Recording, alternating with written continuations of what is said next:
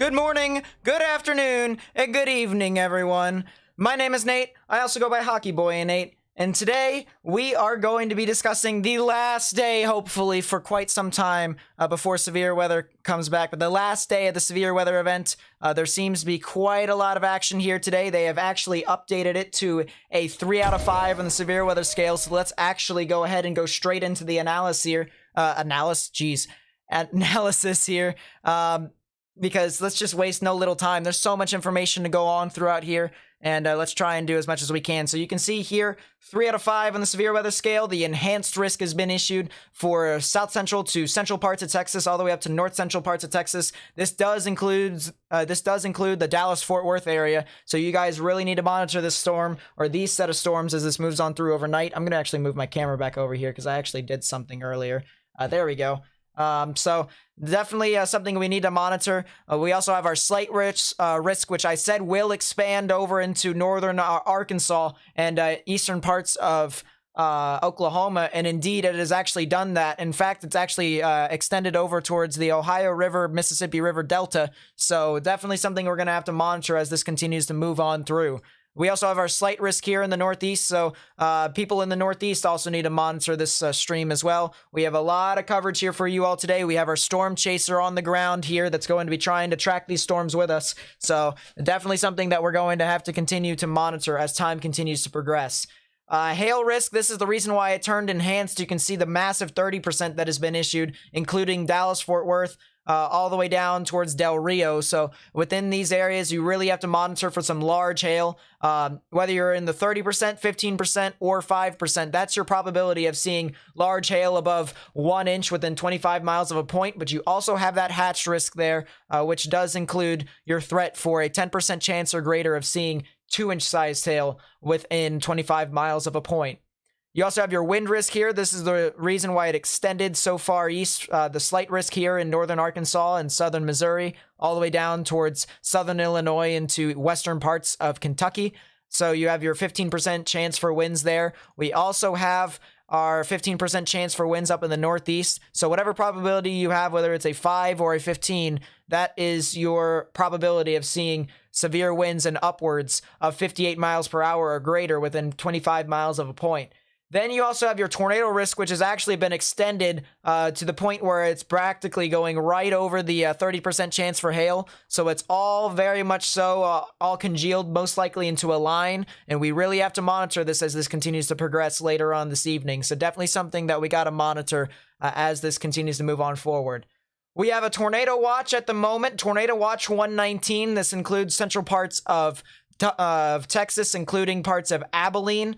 This also includes Stephenville in the tornado watch, as well as San Angelo.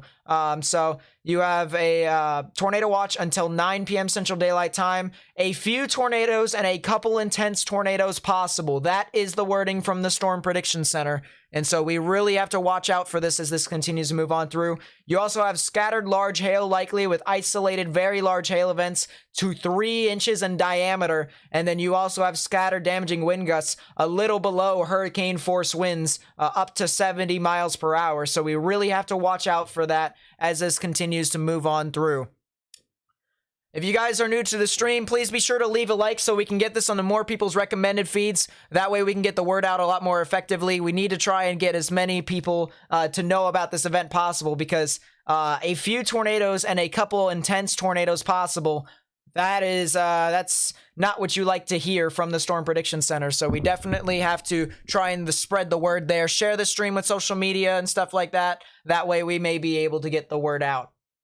Let's take a look at the storm here that is off to the north and east of San Angelo, just almost to the south of Abilene. Here is your storm that's near Winters. It currently has a severe thunderstorm warning, but it is moving out of the warning. But this warning basically has a severe thunderstorm that is capable of producing quarter-sized hail. Just by looking at the actual presentation on this thunderstorm, you can see the hook characteristic right within here with the inflow coming in. And so right about here is where the rotation would be, just to the south of Winters, moving off to the north and east. So if you live near Winters, Bradshaw, as well as Goldsboro and Lawn in Texas, you guys really need to monitor the storm for some large hail events as well. This is definitely something that we're going to have to monitor as time continues to progress. The environment is favorable for this type of activity, so we're definitely going to have to monitor this as this moves on through. So I'm going to move my screen back over here. I'm going to try and fix my Discord thing here real quickly, so that we may be able to just get Matt here with the chase stuff. There he is. There's Matt. He's up top, and he's going to tell us where he's heading here today, here in a second. So yes, as I said, we have a storm chaser on the ground with us. He's going to try and help us out and to where these areas are going to go. So if you guys would share the stream and help get the word out as effectively as possible, that would be greatly appreciated. This thing also has a history of producing a wall cloud too, so this is definitely something we're gonna have to watch out for 100%. We also have a severe thunderstorm warning over in Kansas City, so I'm gonna move. Well, we don't have a severe thunderstorm warning in Kansas City. It says 30-mile-per-hour winds in Kansas City, so there isn't really a whole lot that's happening. I'm gonna see if I'm going to let's see what's happening over here. Let's see what's happening with this with these Kansas City cells that you guys want me to see. While we're at it, we might as well get Matt on the call here. He's gonna tell us exactly where he's at. So give us a second here. All right, so I'm back on here, Matt, and first off, thank you for coming back on here today. I want to ask you as to where your current coordinates are, where you're currently driving to. So I actually just perfect timing. Honestly, that's all I can say. I applaud you for that perfect timing. So right now I'm sitting at the intersection of State Highway 36 and 283, right at the four-way. I'm on the what is this? The southwest corner, I guess you could say, of the, because it's a four-way stop. I'm on the southwest side, pointing off to the southwest, actually, where that severe thunderstorm warning is located, to the southwest of Abilene. But right now, I'm just kind of sitting here waiting, and I'm gonna watch it. It's too far away. You're not gonna be able to see anything now, but I'm just kind of waiting for it to move this way. But I actually have a really good view right here, so I figured I would just stop right here and kind of point in that direction. So, but again, I'm on. Go ahead. So you're at what, the intersection of 283 and I'm assuming State Route 36? Yeah, 36 and 283. I'm at the four-way right here. Okay. On the southwest side of the four-way. Yeah, I'm just sitting here facing southwest. So. Yep, and this storm is moving off into your general direction, although it could try and become a right mover soon if it gets its act together, so I'd definitely watch out for that as well. Well, that's the whole reason, and that's why us chasers, we like to sit at an area with a getaway route in all four directions. I couldn't think of what I wanted to say, but if I need to get south or if I need to get north, anything like that, I can just turn around and quickly get moving. So that's kind of why I chose this area. It's also got a really good vantage point. You can kind of see over the hills and whatnot. So right, that's kind of why I chose this area. So for those who don't know, if you're interested in storm chasing or anything like that, or if you're not interested per se in taking up storm chasing, but you just are curious in learning, what storm chasers do is we tend to try to find getaway routes in all four directions, as I was saying, because Mother Nature is unpredictable. There's no way you can guarantee 100% that a storm is moving in one direction. It could be moving due northeast and then take a right turn and start moving due east. And if that's the case, you could put yourself in a bad predicament. So, we storm chasers like to put ourselves in a predicament where you can have access to all four directions. And that's exactly what I have. As a matter of fact, this right here, right in front of me, this is State Highway 283 right here. And then back behind me, this road right here paralleling, or not paralleling, but intersecting, this is State Highway 36 right here. So I'm literally in the four-way. The stop sign is sitting behind me back here. That's the stop sign for it right there. So that's the four-way that I'm sitting at. So that's what I was talking about when we say we like to sit at a four-way or some sort of street where you have a getaway route in all four directions. That way you don't put yourself in a predicament you shouldn't be in. Right. So. And the thing that's interesting about what Matt's doing here is that, as he said, he's staying at a distance just to try and figure out where the storm is moving. But then even after that, you also have to think about what he has to do to try and to get into position as well. And so it's not more or less about it's not always about escaping the storm, because that's, I feel like, the thing that is more or less popularized by most storm chasers is like, okay, they got the shot, now how do they get out? And it's, I feel like most people have to try and realize, how did they get there to begin with? And what Matt's trying to do right now is he's trying to figure out where this storm is actually going. Yeah, so I don't have to worry about getting away. There's also the fact that I do just want to point out real quick. There's also the fact that right now I'm in the hill country. This is not the same terrain as North Texas. This is not the same terrain as the Panhandle. This is the hill country of Texas. This is essentially miniature Dixie Alley, I guess you could say. There are tons of hills. There are tons of trees that block your view. So that's kind of why I'm sitting at a good vantage point right now. But there's also the matter of cell service. Cell service out here is not the best, but you know, um, that's kind of the reasoning behind. You have to take all of these into consideration. Today, I'm not going to really be sitting in the best places per se. I think this is actually a storm chaser right here next to me as well. I believe. It kind of looks like he's looking off to the southwest as well. He kind of parked in a position. I'm pretty sure this is a storm chaser, but definitely this is one of those deals where you have to kind of consider it because of the fact that we're in the hill country. These cells are supposed to be more high precip just like yesterday, but we're in the hill country with hills and trees. Cell service is not as good as it was yesterday, so there's also that. But so you just got to keep those into consideration. Honestly, Matt, just by looking at the radar loop for the past couple of minutes, I think this thing has actually shifted a bit more towards a due east approach, in my honest opinion. So it might be, I'm not saying you have to move or anything. I'm just saying that um, you might want to try and consider looking at the storm, just where it's going and all that. Because just by, the when it was in a dogfight earlier between the two other cells, the rear one that actually looked rather promising, that had the report of a wall cloud, actually lost, and the new cell actually ended up dominating over the other one. So that one actually is formed a lot better, and it also has formed an outflow boundary as well. So something to monitor with that as well. That there could potentially be some activity even behind this storm. And another thing to add that as well, Matthew, is with that outflow boundary, you could potentially get some other cells that can form, because that basically just erases capping inversion in this instance. With how it's creating a lot of cooler air aloft and still keeping the warmer air down at the surface. Yeah, for sure. Mike Scanlon just followed me on Twitter. That's lit. Well, anyways, that's off topic, I know, but I just got a notification. Yeah. If you guys are new to live stream, please be sure to like it, so that way we might be able to get this on the more people's recommended feeds.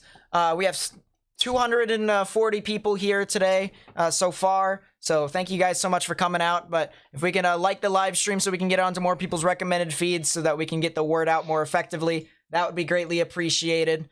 And also subscribe if you're new, because we do live analysis of these severe storms. We don't discriminate to just Texas. We do other areas too, but it just so happens that for the past couple of days, this is where the severe weather has been, so we got to be able to cover all severe weather for the most part. So, as I said, please be sure to like the live stream, as well as subscribe if you are new. I'm actually getting a report on the severe thunderstorm warning from the partner I was with yesterday, Jacob. He's on the severe thunderstorm warning right now. He says it's a high precip, low base with inflow picking up on it, is what he said. So, And that that's would make just a sense report because from of that. the outflow boundary, honestly. Yeah. So Outflow boundary that's is a report really I just. ramping up. Yeah, I noticed that. I was actually just looking at that. That's what I kind of turned away for a second for. I went to go look at it, but definitely, it's definitely picking up.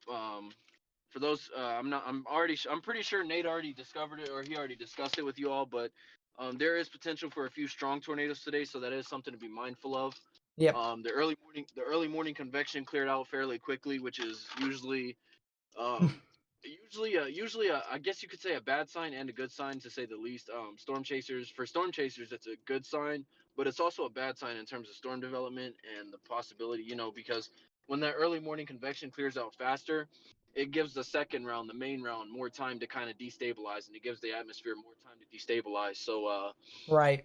definitely something to pay attention to.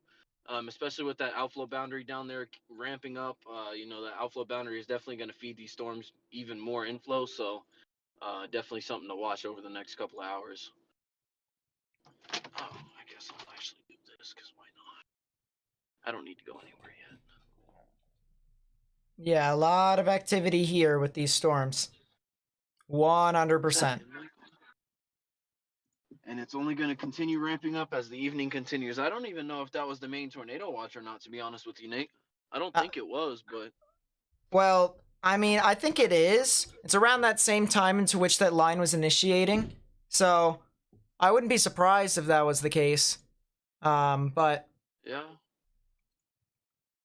a lot of I'm storms that are almost forming on through here. I will say that much. I'm almost 100% positive this is a storm chaser behind me. Let's try and pull this satellite imagery here. Because I am curious as to what all is happening within the area in regards to satellite imagery. I will go right there. We'll pull up long wave IR, and we'll see what these thunderstorms are firing up. So it seems as if, yeah, the cell went full right. So you might have to drop a bit further south, honestly, Matt. I mean, that's fine. I can do that. Yeah, I did actually just take a right turn. Um, that's also, not really a good sign. I'll be honest. Right For those who moving. don't Yeah. know, for those who don't know, whenever you have supercells that make a right turn, they tend to be more tornadic producers. So this is definitely going to be a storm to watch. There's Oh a yeah. ton of chafing down there. I guess I'm gonna go ahead and just get south towards like Coleman then. I'd probably like wait in between that, and then I think that there's a road that there's actually a east option. Let's see. Once you get in the path of it, I think. Um, Well, I guess let's see. Let me see.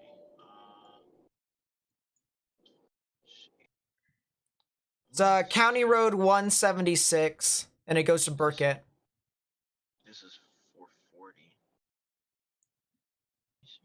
Unless if you feel more confident to go to Cross Plains and then wait for the storm that way. But You said County Road 174? County Road 176. Oh, 176.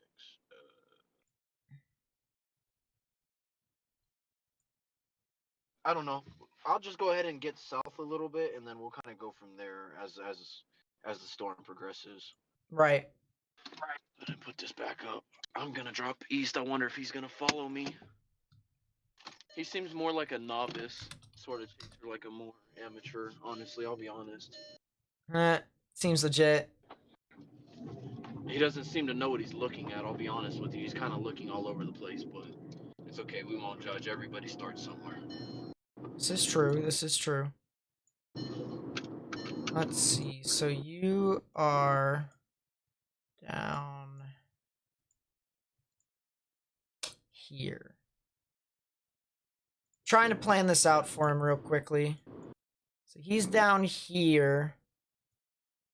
He's heading towards Coleman. See, I need a view just like this all day long. This is what I need right here. This is what I need right here.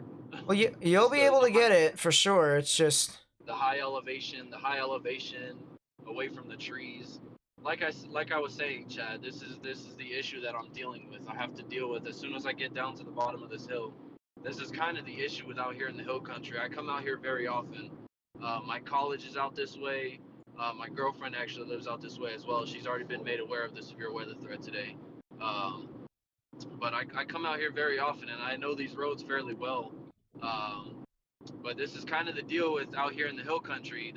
They don't call it the hill country for no reason. You deal with these trees, you deal with the hills, you deal with a whole lot of things that kind of obscure your view. I guess it's like I said, this is definitely not North Texas. This is not the Panhandle. The terrain is not the same, and the cell surface is not the same. So this is going to be an issue I'm fighting all day, but we'll get it done. there's also no paved roads here besides the main ones. So Yeah, yeah. A lot of these are dirt roads, and I will not be going down a dirt road today. I can guarantee you that. Right. I learned that lesson the hard way on March 13th, and I will not be doing it again. New tornado watch just got issued. Makes sense. I thought so. Let's see. This is, I'm assuming, for Del Rio, and it is. So we'll have to talk about the tornado watch here in a second. But, yeah, there's a lot of stuff that's moving on through here for sure. I'm gonna move Whenever you're talking about the watch, DYX. can you like not deafen? Because I want to hear about it. I want to hear like the probabilities and stuff. Okay, that's fine. Nice. I'm gonna move all my radars over towards. Can't find a comfortable temperature for my AC to be on. Let's see. Site, select.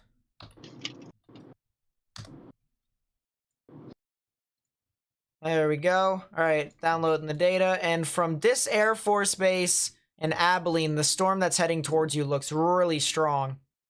So yeah, moving south is probably the best option. So if we can get the tornado watch probs here in a second, then we will be good to go. Self-service. There it is. Next watch. Probs are 60-20, 80-30, 90-80. So, Oh, wow. Yeah, so here's the new tornado watch. Wow. This is in effect until 11 p.m. Central Daylight Time. A few tornadoes likely, as well as widespread large hail and scattered very large hail events to 3 inches in diameter. So very large amounts of hail that will easily damage cars and even outdoor appliances, even hurt pets. Yeah, definitely something that you're going to want to bring a lot of your valuables that are outside inside. So a lot of activity there. You also have widespread damaging wind gusts likely, with isolated significant gusts up to 80 miles per hour possible, meaning that you can get potentially some hurricane force winds from these storms here, and there isn't even a hurricane moving on through. So that's how intense these storms are actually pushing on through within this general vicinity. So I'll zoom this in here for you all so that you guys may be able to read the text a little, but I'm going to update this on my scroll text here.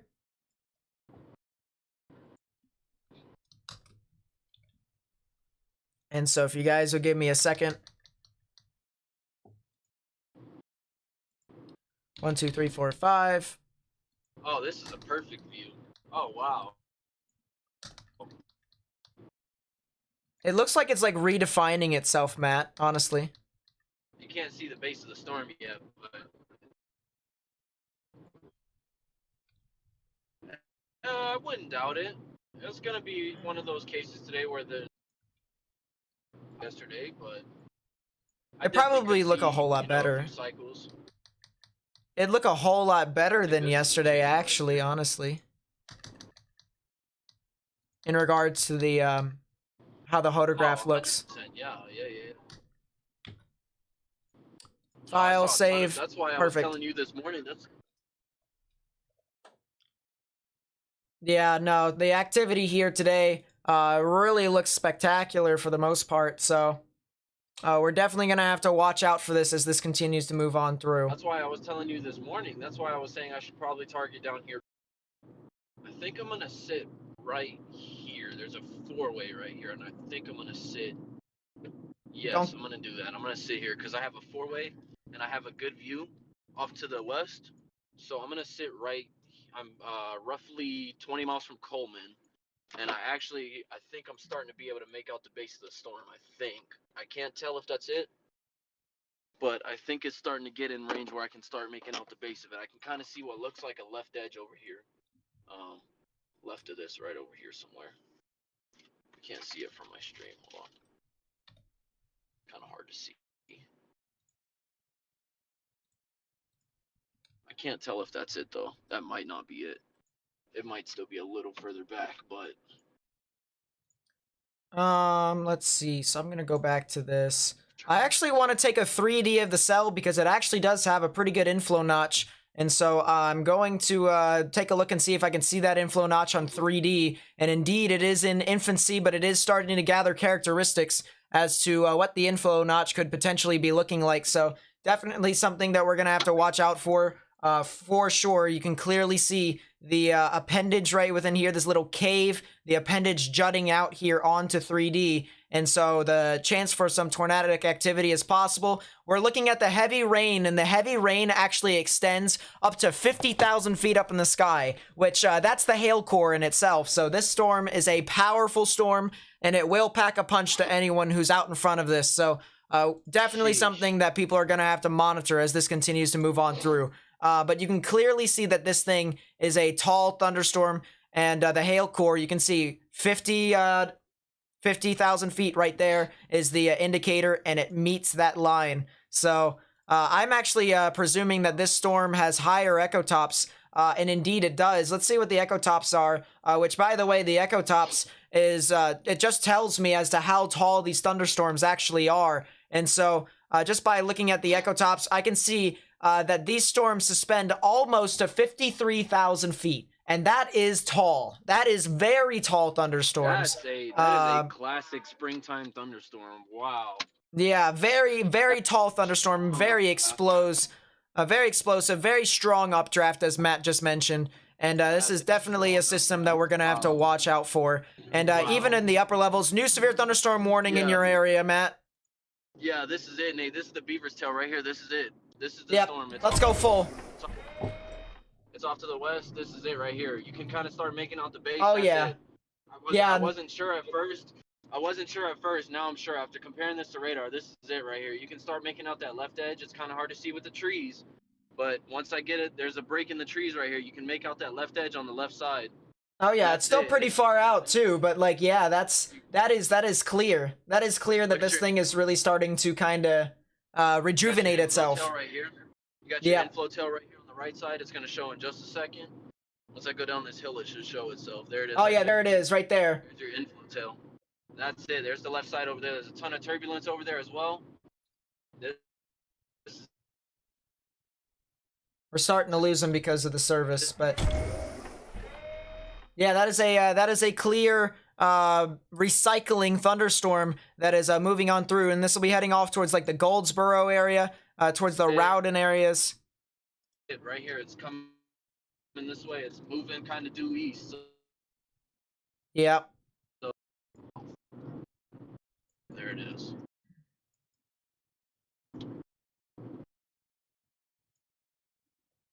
This is definitely a cell that we're gonna have to continue to watch. Matt, I probably would like sit anywhere that you have an open spot, the best view available. Just somewhere there. Okay. I'm actually gonna turn around back on the hill. Let me find somewhere to turn around real quick. I'll get on the hill just now. That was a good view on that. Oh, there's a lot of scud feeding into it now, Nate. Also, I just checked radar. It's intensifying. It's intensifying 100%. Yeah. So this is around, hold on 1 second. I can't see. Yeah, this is a dangerous storm here that's been showing some tornadic characteristics. So if you live near Goldsboro, if you live near Novice here in Texas, just to the north and east of Ballinger, just to the south of Abilene here in Texas, you guys should probably get into your safe space now because this storm is trucking on through and it could potentially be tornadic. So let's get some timings out here for you all. It'll be crossing over US Highway 84 in about 15 minutes, and then it'll be heading off eventually towards Matt's general vicinity in about, say, a half an hour, maybe a little bit after that. So it's really something that we got to watch out for. Some severe hail. This is a severe thunderstorm warning for Callahan, Coleman, Taylor, and Runnels County. This will be in effect until 4 p.m. Central Daylight Time for quarter-sized hail. So this is definitely a cell that is severe 100%, and it looks like the velocities have actually tightened on this cell significantly. So we're going to have to really watch out for this storm as this continues to move on through. If you guys are new to the live stream, please be sure to share it with friends and family and on social media, as well as like it so we can get onto more people's recommended pages. by liking the live stream, that actually does get onto more people's recommended pages, and it spreads the word out more effectively then and there, so that we can continue to get the word out. So that would be greatly appreciated if you guys could do that all for me. And we'll continue to cover this cell, this very powerful cell here, as this continues to move on through. Oh, work with me, please. Actually, if I can find somewhere to pull in right here, I can watch it from here. You might be able to, actually. I just have to find somewhere to pull in because there's no emergency lane to pull over to, so Right. I might have to just kind of pull into the grass a little bit. Find a better view real quick. As long as it isn't overly saturated, you probably will be fine. Yeah. That's what I did the one time. I actually pulled over to the side and I was just like, alright, there's nothing really anywhere to pull over. Let's just go in the middle of the field. Right, yeah, no, definitely. I'm going to turn around, actually. Actually, there's a clearing right here. Let me see, there's a clearing. See if there's a good view right here. Yeah, this is a good view. Yeah. It's very high precip. It's like extremely high precip, Nate. It might. I think it's recycling further, Matt. You're about to see something that isn't going to be very high precipitation based. As of right now, I can't really make out the base anymore, but it's definitely all rolled down the window. And it'll definitely move into your area pretty soon. 100%. I can already start to see the rain curtains. I'm already able to see them from right here, so I definitely might have to get a little further south, just a little bit, maybe about another mile or two, and I should be fine. After that, I can watch it cross the highway in front of me. But definitely, it's very humid outside, to say the least. It's very warm and humid. I can definitely feel a lot of moisture in the atmosphere. There's also a ton of scud feeding into this over here. So definitely, this is a powerful storm. It means business. I do know people out here. I'm actually about to get in contact with a few people and let them know that this thing exists. Yeah, so, no, I would do that. 100%. That's actually what I'm gonna do now because I have a few people out here that I know and they need to know about this. So. Yep, take your time. Take your time. Let's see. This storm currently is south of Abilene by a good, I would have to say, 30 to 35 miles. This is near Goldsboro. This is just to the north and west of Coleman here in Texas, or just to the north and east of Ballinger. And so if you live near places like Goldsboro and Novice, you guys really need to get indoors because this is a very strong supercell that is producing hail in upwards of quarter-sized, maybe even larger in some areas. So if you guys live over there, you really need to take your proper precautions and get into a sturdy structure because you do not want to deal with that much hail moving on through your area. Meanwhile, somewhere else here in the United States that has a pretty strong risk of some sort of weather is this this activity over here in Arkansas and Missouri. There is a lot of flash flood warnings currently. Some water has been dumped in upwards of almost 6 inches in some areas. So if you are in a flash flood warning, you guys need to heed my words very carefully. Turn around and don't drown. Don't drive into flooded roadways because the actual roadways could appear a lot shallower than they actually seem, than they actually are. So please do not drive into flooded roadways. That's the actual reason as to why you see it on the news as to these water rescues. Look at the rain curtains. Wow. So a lot of flooding across the board here in Missouri and Arkansas, and you guys definitely need to monitor for this. I'm also watching for some tornadic potential that's heading towards Fort Smith later on this evening, towards the 6 or 7 o'clock hours. So we really need to watch out for that as well as this continues to progress later on this evening.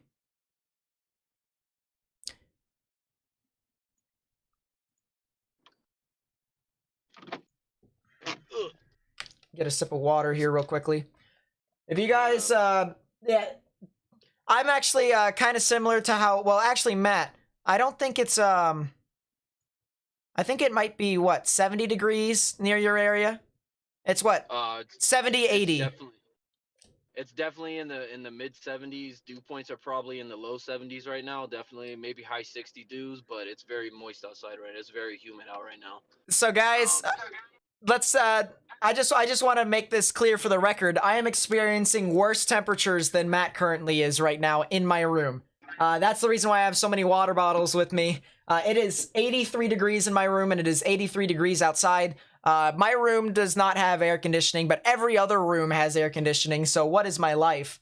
But oh well. This is it right here, Nate. This is it. Brian right Chase with the $5 super chat. chat. Brian Chase with the $5 super chat. Thank you, my friend. Says, Nate, keep up the good work, and Matt, stay safe. Yeah, Matt's got to stay safe with this one, 100%. Yeah, I appreciate that. Yeah, definitely. I appreciate that. I will.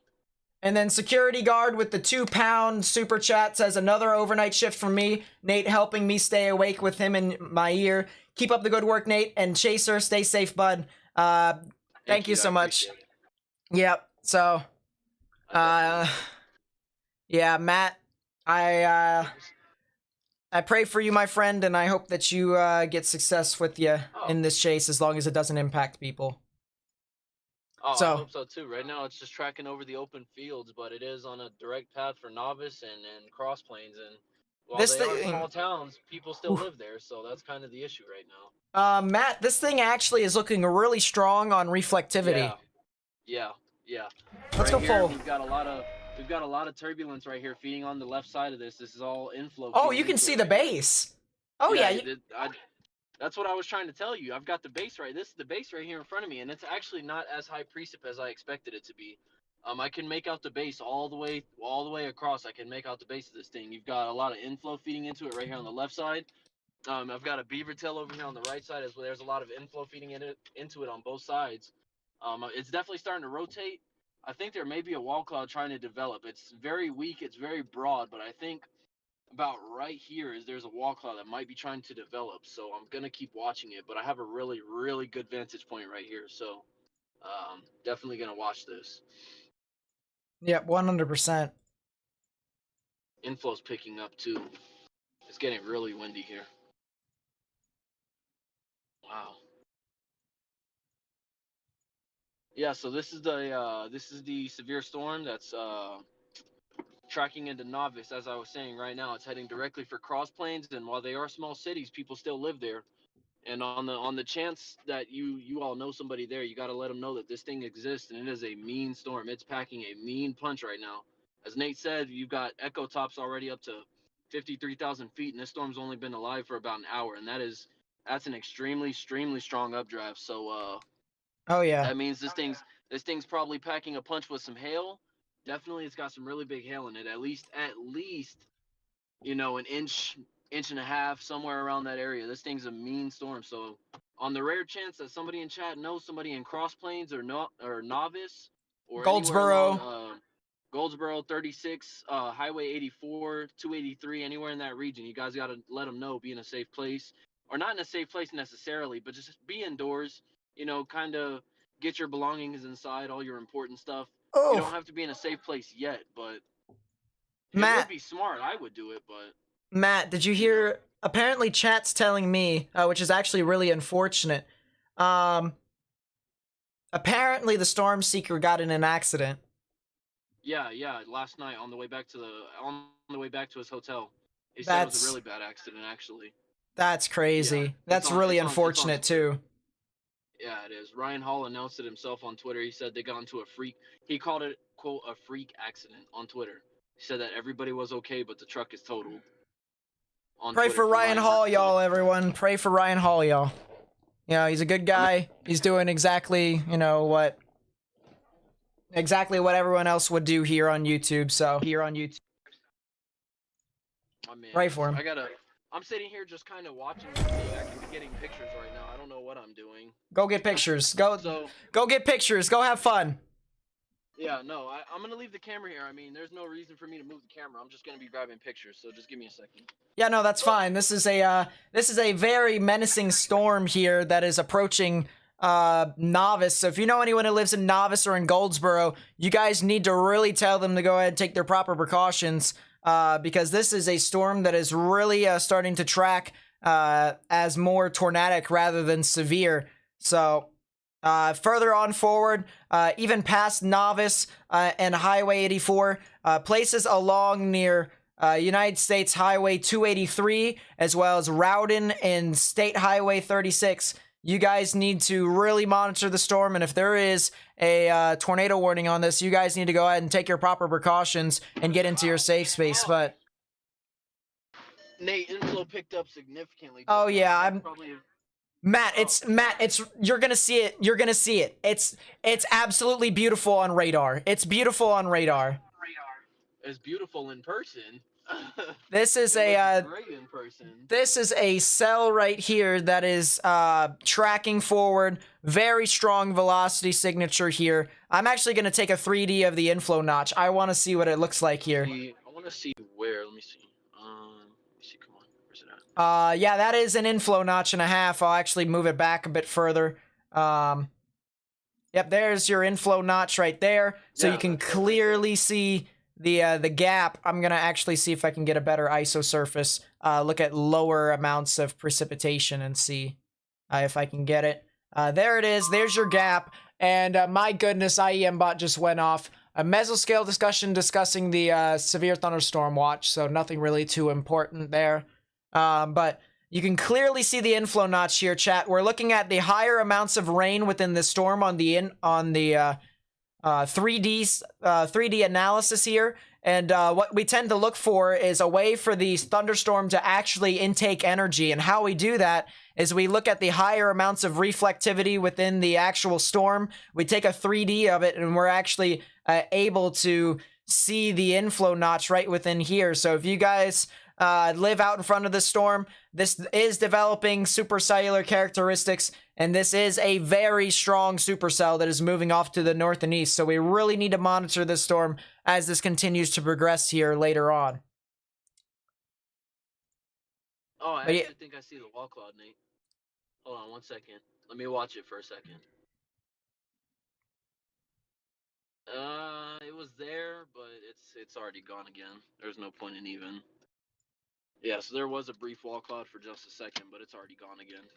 Right in here, it's you can kind of see it starting to lower back here. It's trying to lower back there, but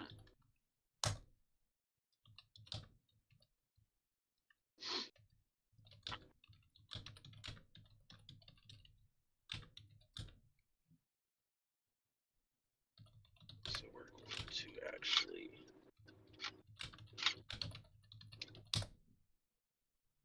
some more pictures of this thing. Yeah, this is a really interesting storm. There's nothing else happening across the board here in Texas. There's actually another cell that's forming off to the north and east of it, but it's actually moving north because it hasn't rooted into the ground yet. But this is definitely a system that is really concerning and is producing some very strong rotation here with velocities and reflectivity. Let's go back full to Matt's screen.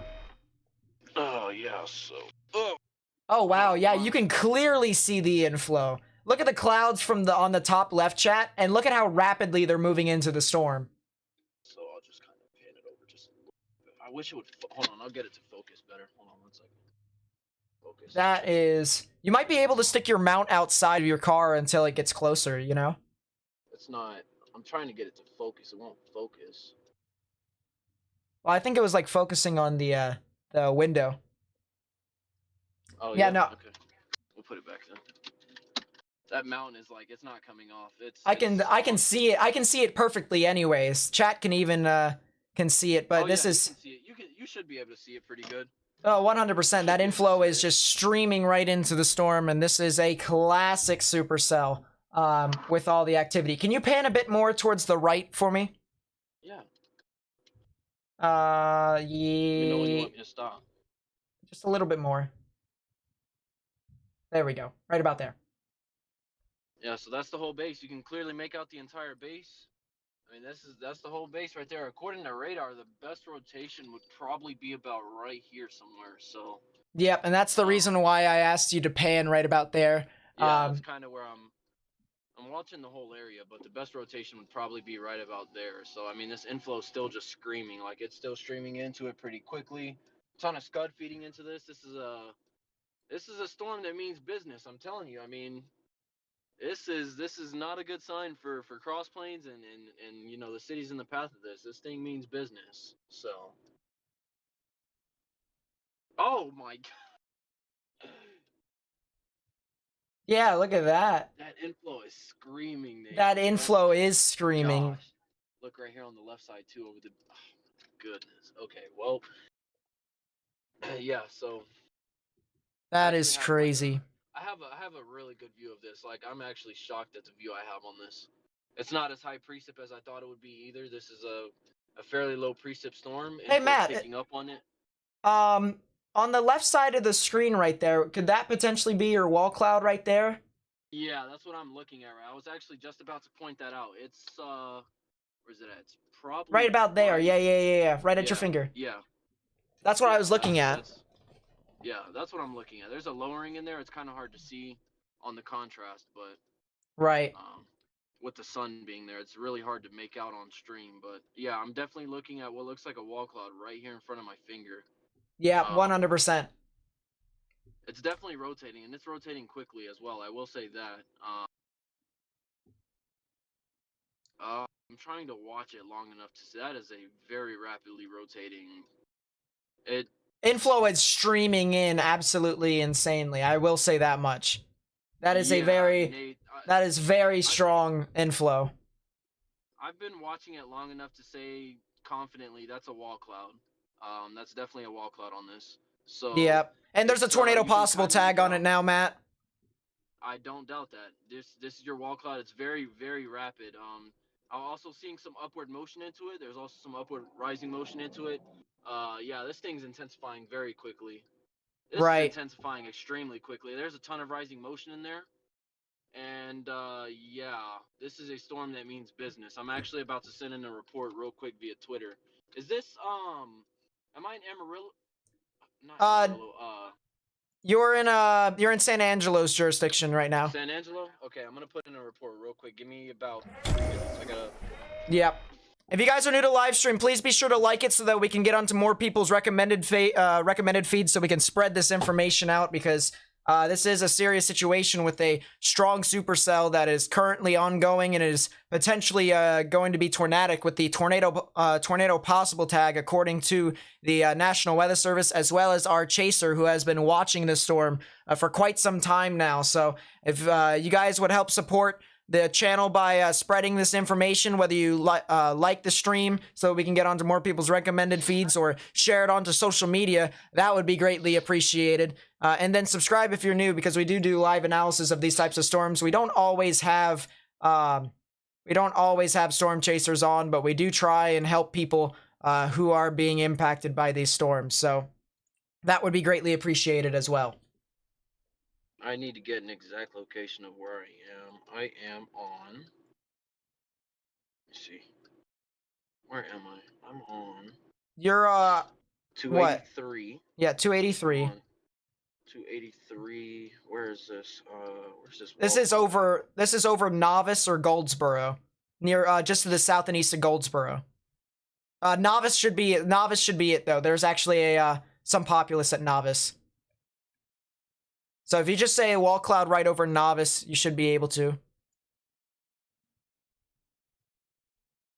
But yeah, very interesting storm. As I said, we do have a chaser here.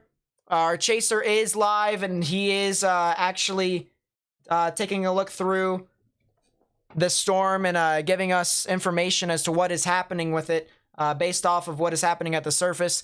And we really need to watch out for the storm as time continues to progress here today.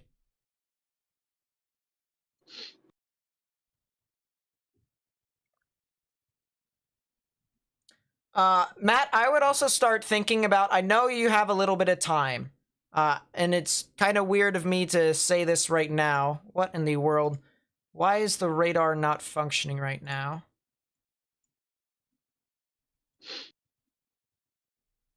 I'm going to go back towards Abilene. Um, I would start thinking about an eastward escape so that you can try and parallel it as best as you can. Okay, give me just a second. Let me put. You still have a little bit of time, but it's always good to prepare and stuff like that. Yeah, definitely. What the heck? I don't want this. What the heck is this? Is Abilene just going to be down for me here, or is it? Hold up. If we go over here, move this back up over here. I definitely might have to get just a little bit more south, honestly. I'm sitting here watching it still, and hold on once. Oh, that's why I didn't add an empty layer. Okay. I'm sitting here watching it though, and that wall cloud is definitely still there. It's kind of wrapping in the rain now as this thing's starting to intensify a little bit more. It's not as strong as it was. It's not as rapid as it was, but it's still there, kind of back in the rain, and it's hard to see. But new mesoscale discussion just got issued by. Oh crap! I wasn't trying to do that. I don't know why my radar data is not working. Are you getting stuff out of this Air Force base? Or Let me see. here, actually, let me close Out all of my GR2. Abilene. Yeah, I'm not out of getting Dias Air anything. Force Base. What in Yeah, the world? All right, then let me open up my tabs again, guys. and the wall cloud's back.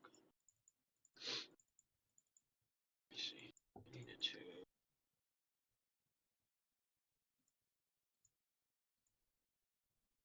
Yeah, there's a clear hook on that cell. Regardless, lot of rotation. Any core, hail core? Yes, there is a hail core in this cell. If I had names as Oh to my where it was god, that at. rotation is rapid. Yeah, it looks like it's heading closer Oh, and closer to you. A lot of chasers are actually a lot further south of you now, so you're actually the only guy really on this, with a couple other chasers, no, of course. yeah, I have a few behind me that are still here, so I might actually have to drop south just a little bit, just kind of get behind it. I don't want to get caught in the hook, Yeah, just make but sure you have an east option because a lot of these guys are trying to figure out what to do. Unless if you there's can't a find a lot of pave. Nate. There's a lot of turbulence in this. I can also, I mean, it's very clearly the rain current's wrapping around the backside of the mesocyclone. This thing is wrapping up really quickly and it's moving. I'm actually gonna have to. I don't even have time to. I gotta just turn in this report. I can't even watermark it. I don't Yeah, have time. I wanted to watermark the picture because people like to take my pictures, but I don't have it's time. I have to go. I have to get south because this thing's moving in quick. Oh my goodness! Hold on. Actually, 1 second. There's a yeah, ton. There's a lot more inflow. I'll turn this back on. Look at this turbulence. yeah. That is some Look at pretty that intense. racing, Nate. Look. Can you pan back over to the wall cloud real quickly for me? Yeah. So the That wall is an cloud's back intense here. wall cloud. Holy crap. Yeah, it's wrapping quickly. I mean, there's rapid rotation in this. This thing is a monster. It's definitely Yeah, moving pretty quickly. There's a lot of inflow feeding into it right here. This inflow is like racing really quickly. So this is definitely going to be something to watch. 100%. So I actually have to get back on the road. Give me 1 second. yeah. No, get into position. Um, Rather stay safe than sorry here, but that is a very pronounced storm that is surging on through here. Very intense rotation here. It's got a funnel cloud. It's a funnel It's cloud. funnel cloud. Let's It's go got a back funnel full. cloud. It's funnel cloud. You can't see it. It's back in the rain, but there's a funnel cloud with it. I can make it out. It's back there in the wall Yeah, cloud. no. I can see it. It's like right next to the rain base. It's on the left side. It's hard to see it's hard to see kind of, but if you can kind of point it out to chat, there's a funnel cloud on this thing, and it's really starting to Yeah, ramp so up if you can really take a quickly. look at where the light is and to how it differentiates between the bright light and how the rain is, there's a lowering that's a bit more towards the center of it. Yeah, And the wall cloud's becoming more defined too now. I can clearly make it. This thing's a monster. So this thing's a monster, Nate. Oh, yeah, this is a monster supercell. yeah, this is a very strong supercell that is surging on through here. Beast. Um, So, Look at the guys, hail. Oh, this thing's a monster. yeah, this is definitely a cell that is This thing's a warranted for a monster. tornado warning. 100%. Would not be surprised if they surged on that one. This thing's a monster. This is 100% a cell that people need to watch out for. I gotta get pictures really quickly, and then I gotta go. That's fine. Yep. This is a very powerful supercell here that's surging on through here. So if you guys live anywhere along United States Highway 283, just to the south of Rowden, just to the north of Coleman, if you guys live in Rowden, if you guys live in Cross Plains, you guys need to get into your safe space for the most part, because this is a supercell that has a wall cloud and most likely has a funnel cloud within it as well. So we need to monitor this. If you know anyone in these areas, you need to tell them what's happening. Either share this live stream with them so that they have confirmation, because we do have the chaser here, or like the live stream so that it can get onto more people's recommended feeds, so that way more people can get the information out, because this is a very serious situation that is unfolding here with these storms. I don't know where my lens cap went. I don't know where my lens cap went, but Nate, it's still got a funnel cloud on it. It's rapidly rotating. It's still got a funnel cloud back there in the rain.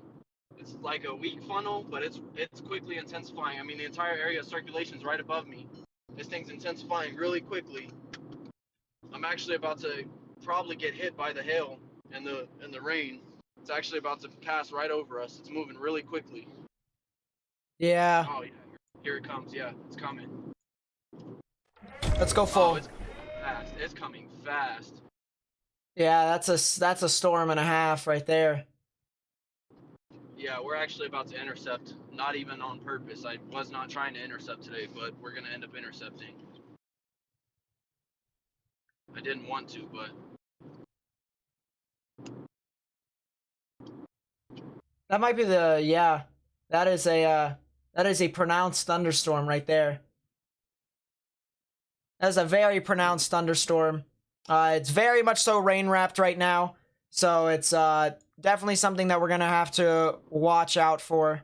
yeah, winds are picking up, Nate. It's getting really, really strong, really quickly. I actually just had some debris fly at me. That was interesting. It was like small leaves or something, but it was still debris. So. How far? Let's see. Yeah. About how far away from you are you from the storm? Like about a couple miles? Nate, I'm in it. I'm in it. I'm in it right now. I'm in the bear's cage. I'm in the bear's cage. Yeah. You can see the bear's cage right here. You can see the rain currents. I'm in it. Oh yeah. Need to watch out for this 100%. It seems the rotation is a bit more towards your east, and it's going to be well, not your east, towards your west, and it's going to be a bit more moving off towards your north. So most likely you're just going to be experiencing the RFD, and so once you can get around that, you can potentially head towards Burkett. If you can be able to head towards Burkett, you might be able to escape from the storm. There's people driving straight into it too, and I just don't understand why. They're pulling a full Reed Timmer. Fair enough. So, just to look back on the reflectivity again, Matt is right about here.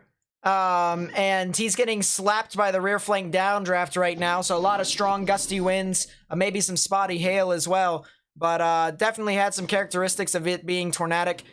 He's going to try and see if he can relocate towards the Cross Plains area. See if he can be able to parallel this storm that way. But right now he's trying to get out of its way just in case if it does produce a tornado. And it looks like he actually has successfully gotten out of the outflow boundary. Yeah, I had to. That was intense. So that moved over very quickly. That approached, I mean, extremely quickly. So 100%. That was a storm that meant business, and I can't even see anything anymore really back there. Everything is so high precip, you can't see anything. So oh yeah, definitely this is a storm that means business. Actually, let's move my fan here because I did save my.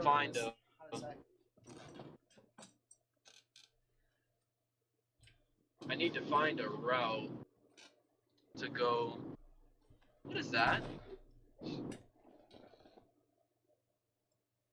Let's see. If you guys are new to the channel, please be sure to Is that subscribe for more content similar to this, because we do live analysis for these storms.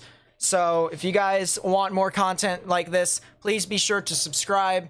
Our end goal, it does not say in the live stream, but our end goal for April is 7,000 subscribers after you smash the 6,000 and 6,500 total. What is that? You guys are you looking behind you? I think that's the outflow boundary. No, there's like this. I don't know what this is. It's just got a ton of upward rising like scud. It looks like, but it kind of looks like a funnel cloud, and it's so weird. I've never seen anything like it before. It's so weird. Also, please be sure to like the stream so that we can get onto more people's recommended feeds, so that we can spread the word out more effectively that way. You wanted me to go to Burkett, right? Yeah, go to Burkett, Cross Plains, or something like that, or even Rising Star. Rising Star is not a bad idea. Okay, I got about 20 minutes to Burkett, so. Okay. You're probably going to be getting into some chaser convergence here pretty soon. But I mean, that's okay. yeah, this thing, it's definitely looking really interesting. I'm actually going to take a 3D of this cell here real quickly, because the structure in itself looks more like a hail producer more than anything. And just by looking at it, yeah, I'd have to agree that this storm is starting to turn a lot more into a hail supercell. So this is definitely something we're going to have to watch out for as this continues to move on through. But this supercell does indeed look pretty strong for the most part.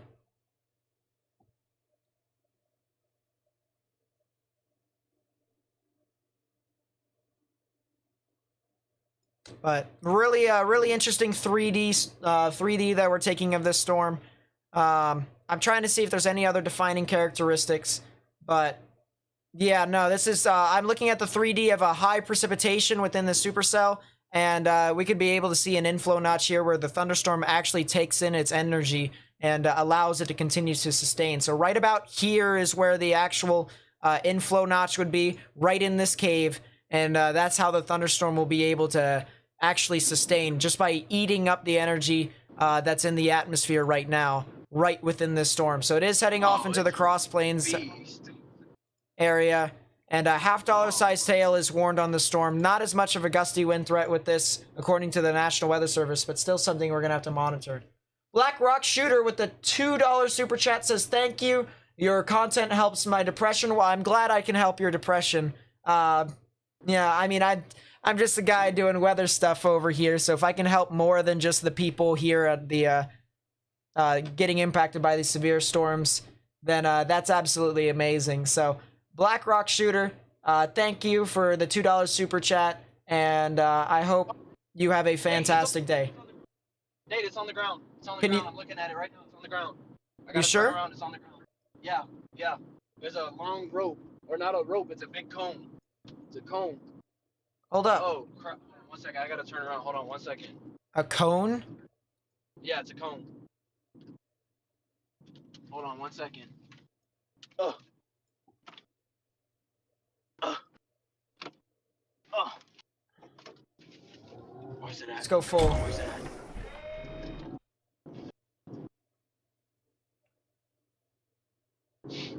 Hold on 1 second. Where's it at? It was right back here in the. It was right back here somewhere. Right back here. You sure it's on the ground? I mean, it was all. It was below the tree line. I couldn't see it I couldn't see the funnel on the. I mean, it was behind the tree line, but yeah, it was definitely at least. I mean, it was really close. Where's it at? I think it's back in the rain now again. So maybe an attempt as to it trying to become more consolidated into a tornado. Definitely something. Yeah, no, that's really interesting. There was a cone funnel. It was a cone funnel below the tree line. It was sitting below the tree line. Oh, where did it go? It's probably back in behind the rain now. It definitely has some stronger amounts of rotation with this. I will say that much. Here at the lower levels, it's not as strong in the upper levels, so maybe a brief spin up. But yeah, that's a It was. that's a supercell and a half. Anyways. It's definitely still strong rotate. I mean, it's still rotating really strong. So you can literally sit here and watch it. I mean, if you think you can get out in front of the storm again, then by all means try and head towards I'm gonna have to go to Burkett probably and just follow parallel, I guess. Yeah. Burkett or Rising Star once you get up to Burkett. So go up to like Cross Plains, head over to Rising Star. Oh, that's frustrating. It's trying. Way too quick. That was, I mean, it was at least a funnel. I really don't doubt it touched down briefly. It was below the tree line. I don't doubt that at all. Yeah. I saw it in my rearview mirror. That's how I knew it was there. I saw it in my rearview mirror when I was looking back. I saw a long cone funnel. It was a long white cone funnel, and I looked back, and it was below the tree line. Mm. Yeah, no, still something that, regardless, Cross Plains and Rising Star, as well as Brenton and Romney, you guys need to go ahead and get into your safe space, or get indoors, underground or innermost part of your building, particularly a bathroom or a closet with no windows, so you can put as many walls between yourself and this very strong storm as possible. It has hail and upwards of $50, maybe even ping pong ball sized hail, and there is the potential for some tornadic activity within this as well. So we really need to monitor this as this continues to move on through.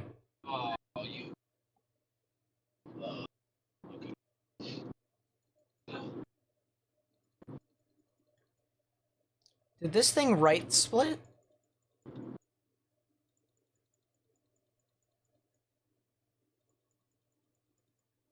No, it was that storm that moved on through earlier. Huh. Really interesting to say the least. Is this gonna be just like yesterday, where we're gonna have that one main cell that kind of does it, and then the rest don't? Like, is that what we're gonna have here? Like, hello? I mean, it's really trying to organize itself for the most part. It's just the only issue is that it's more or less taking the shape of a hail type supercell rather than a tornadic type supercell. See, the thing is, it's not even dropping hail anymore. That's the thing. It's really like it might be dropping a little small hail, but it's more so going linear, I would say, than anything. Let's see. Funnel. I really do. I wish I would have gotten that funnel on camera. That would have been great. Jeez, that flooding in Arkansas. See, this is what I mean by turn around, don't drown, guys. You do not drive into flooded roadways because it could definitely appear a lot shallower than you actually think it is. And in this case, these people did not. They 100%. They 100% underestimated how deep the floodwaters were, and they got caught. So it's unfortunate to hear what's happening over there with all the flooding in Bentonville and stuff like that. I hope people are able to get to higher ground, but do not drive into flooded roadways. 100%. Do not. I'm looking at the cell over here in Mexico that's heading towards Del Rio, and I said that Del Rio is most likely going to get some action here soon, and I'm pretty sure it will, 100%. These thunderstorms have actually exploded over the past couple of minutes, so I would not be surprised if we started to see something out of the Del Rio thunderstorms here soon. But, yeah, that's definitely an area of concern here. And I think it actually just took a left split. So I think this storm might have actually is now starting to become a bit more supercellular. I don't know where my lens cap went. I'm really sad about it, actually. I actually need that lens cap, so Oh, there it is, right there.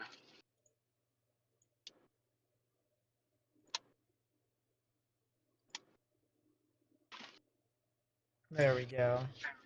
All right, I'm going to move this radar over here to San Angelo. I'm going to go back to Abilene's radar here real quickly. So then we're going to go... Ugh. It looks like something might be trying to form in the upper parts of the atmosphere of the storm, but as of right now, the actual rotation in itself is kind of folding, and it's becoming a bit more of a hail maker, more than anything. It's definitely still got a wall cloud to it. It's really low to the... It's like a ground scraper wall cloud, kind of. Oh, yeah. It's definitely got a wall cloud still to it. Hold on 1 second. Guys, we are 1 subscriber away from 6,800 and 201 subscribers away from our subscriber goal. Can we get to it by the end of this live stream? I hope we can. We also have almost 1,000 viewers here on YouTube. For any of you guys who are new, we do live analysis of severe weather whenever it does get bad. We have a widespread area here today that people can be impacted. We'll actually go to the convective outlook here real quickly for you all. And so here is our risk here for today. The dark green is indicated as your 1 out of 5 on the severe scale. Your yellow is your 2 out of 5. And your orange is your 3 out of 5 on the severe scale. So pretty widespread for the most part. A lot of states here in the United States could see some severe weather all the way up into places in the Northeast. So definitely something we're going to have to monitor as this continues to progress. But we have a lot of activity, including within the 3 out of 5 and the severe, the enhanced risk in Texas. So if you live in Texas, you need to monitor this storm, especially Dallas-Fort Worth later on tonight. You guys could easily be impacted. And then Oklahoma into Arkansas, Missouri, all the way over into the delta of the Ohio River and the Mississippi River. You guys could potentially see some tornadic cells. And then something that could be happening up here in the Northeast, the chance for tornadoes, hail, and wind is there. Speaking of hail, this is the reason why there's a 3 out of 5 on the severe scale. You can see the red risk right here is your 30% chance. Your yellow is your 15, and your brown is your 5. So if you had a 30, a 15, or a 5%, that is your probability of seeing 1-inch sized hail within 25 miles of a point. You also have this pesky hatched risk right here, which is this black circle with dotted lines in it. You can see how it actually goes out into the yellow, so it just basically covers over the red risk for the most part. So what that indicates is that there is a 10% chance or greater probability of you seeing 2-inch size hail or larger within 25 miles of a point. So very large hail that could be impacting areas here in Dallas all the way down to Del Rio. And we really need to monitor this storm as this continues, or this storm system as this continues to move on through.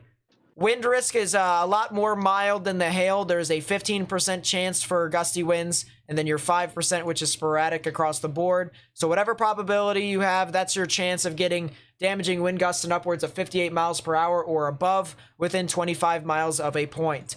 You also have your tornado risk here. This is the main reason we are streaming today. You have a 5% chance for tornadoes here that is extended all the way over into Oklahoma. You also have your 2%, which is extended all the way over into the Mississippi River Delta with the Ohio River. And you also have your 2% chance for storms here in the Northeast into the Ohio River Valley, into the Doosier Alleys area.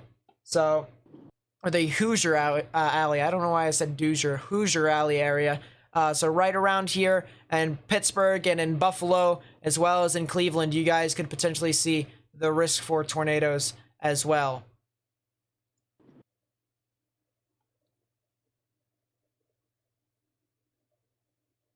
Let us see. I'm going to go back over to the cell here. It's now starting to approach cross plains. I'm looking at the maximum expected hail size indicator, and it actually does say that hail is pretty strong within some of these areas, actually above 2 inches in some spots. So you could have hail in upwards of that amount, and that is some very strong hail for the most part. So we really need to monitor this as this continues to move on through, and it's definitely something that we're really concerned for the people of Cross Plains. So if you know anyone who lives in Cross Plains, Texas, either tell them to get indoors or cover some of those areas, get to cover in some of those areas, or share this live stream with them so that they may be able to get information out. If you guys could also like the live stream so that we can get onto more people's recommended feeds, that would be greatly appreciated so that we could spread the word of this stuff happening. If you guys are new to the live stream, we do have a chaser here.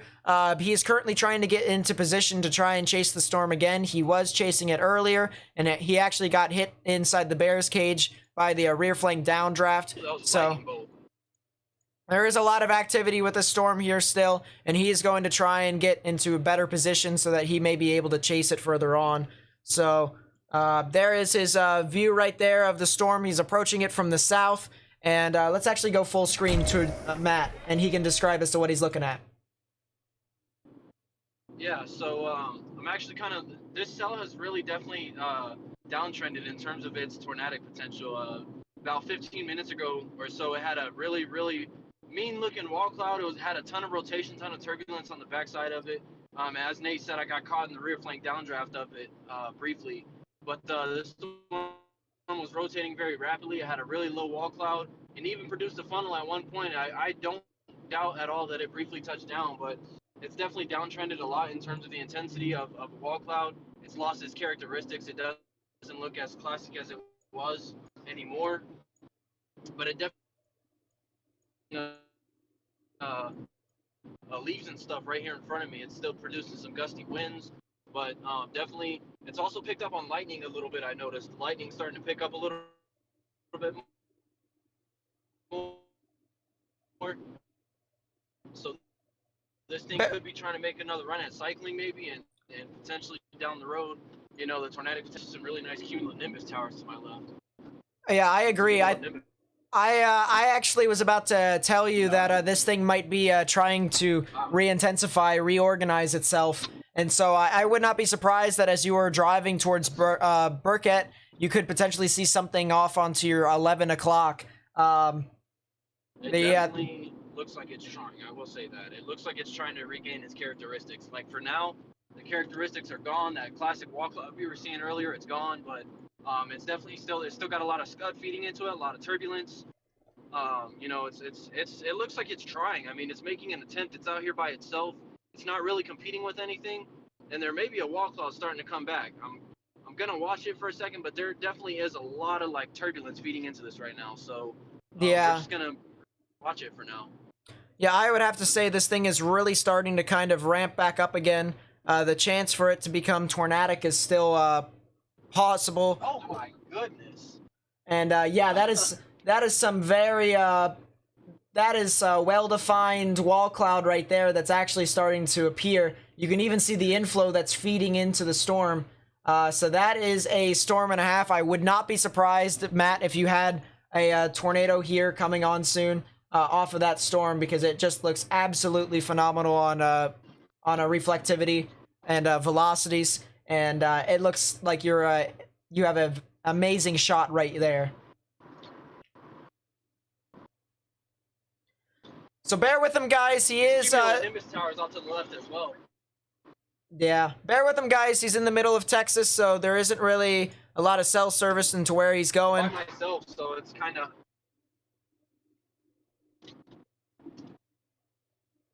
I didn't realize I lost service. That's unfortunate.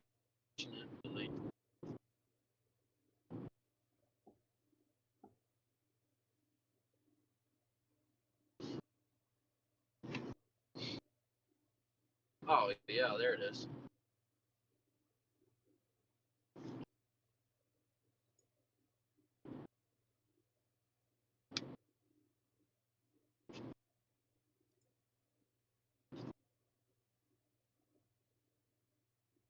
Gary Horsfield with the $5 super chat. Thank you, my friend. I really do appreciate it. Believe me, I really do. Anytime someone can actually contribute to the live stream, it's always greatly appreciated. So thank you, my friend. I really do appreciate it.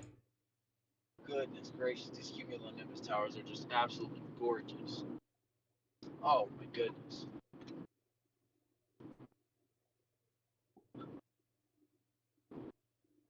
Yeah, this is still a very strong storm that's moving on through here. We're actually gonna play the loop of this storm, and it actually looks like Oh, yeah, Nate, it did look, do it. look, you can Oh see wow, the hold heavy up. rain right back here on the backside. You can see the rain curtains right here on the backside. That's some really Jeez, intense rain back there. Wow. that's some And then you very got intense rain. these cumulonimbus towers on the backside with that envelope top. It looks like there might even try to be an overshooting top out of that.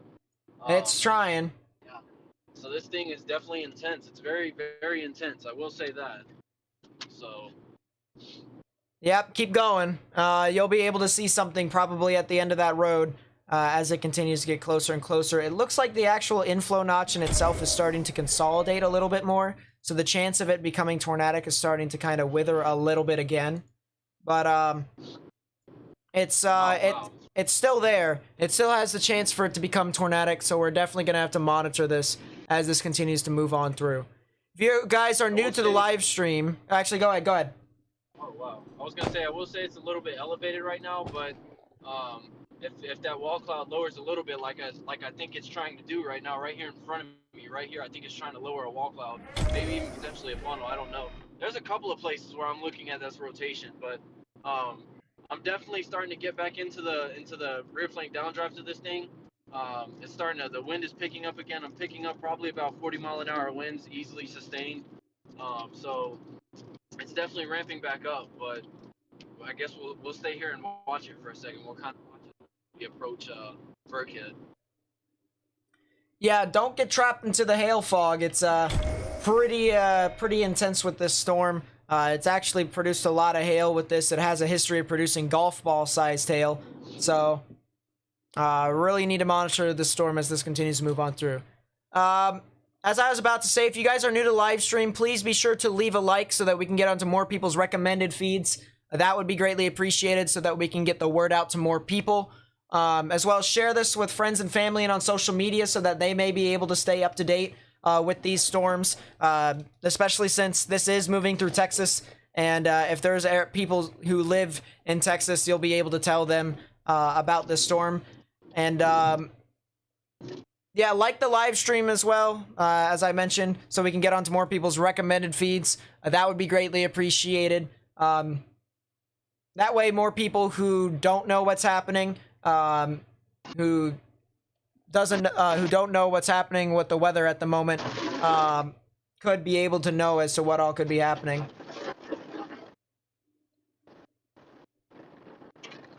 Matt just got slapped by the rear flank downdraft. Yeah, I'm gonna let it pass. I'm gonna let it go. I don't want to. Yeah, I would have to agree with that. You'll be able to catch up with it again if you go up to Rising Star. If you go up to Rising Star, and then it's like just to the it's just due east of Cross Plains. If you go to Rising Star and then go north that way, you might be able to get back up with that storm.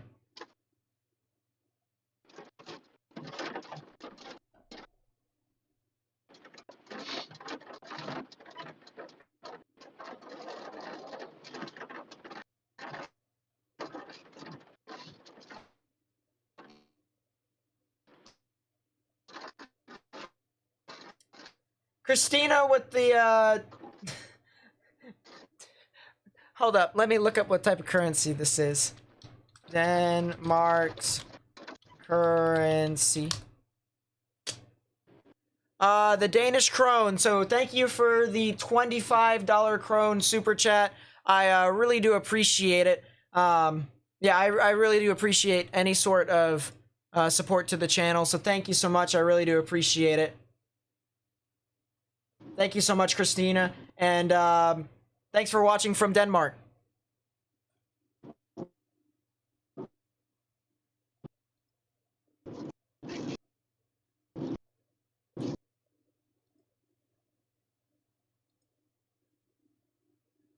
So he's kind of experiencing some technical difficulties at the moment. So I think the best thing for us to do right now is to trying to figure out where this is going. So it's still going over cross plains at the moment. It's heading towards the Pioneer and the Branton areas, as well as the Rising Star areas.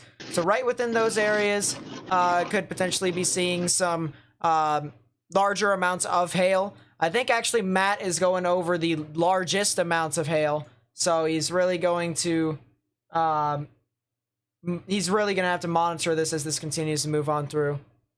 Unfortunate that he can't hear us at the moment, but there is a lot of precipitation. Yeah, the largest amounts of hail is actually right where you're driving through. It's not anywhere as bad as what the warning says. Maximum expected hail size is an upwards of about almost an inch. It's a little bit less than that to more or less a little over 3/4 of an inch. So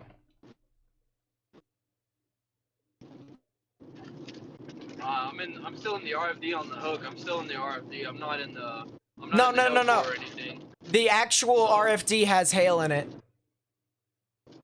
Oh, okay. I mean, that's okay.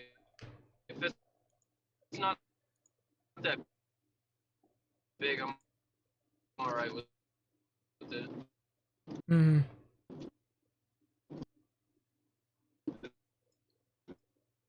Regardless. That big, that's fine.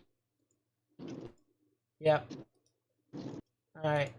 Real quickly here, we're going to talk about where this storm could potentially go. So as I said, Rising Star, Pioneer, Romney, Branton, you guys could potentially be impacted within the next, I'd say, 15 to 20 minutes.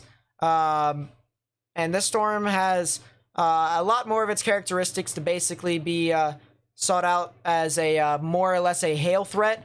There is a little bit of something tornadic on the rear part of the storm here, but it's not looking all too prevalent at the moment.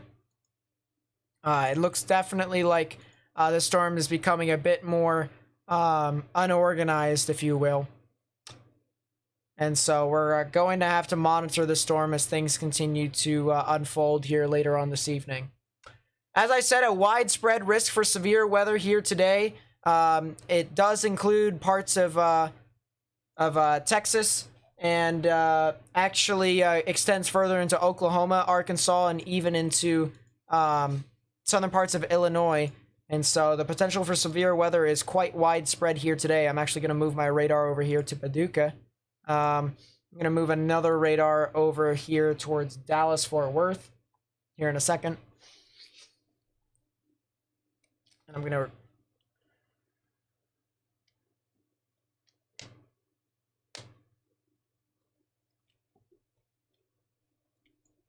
So we'll get the radar over there. And I actually want to take a look at this storm that's been approaching Del Rio and see what's happening here with this. So it definitely looks like it is producing a lot of hail with this storm.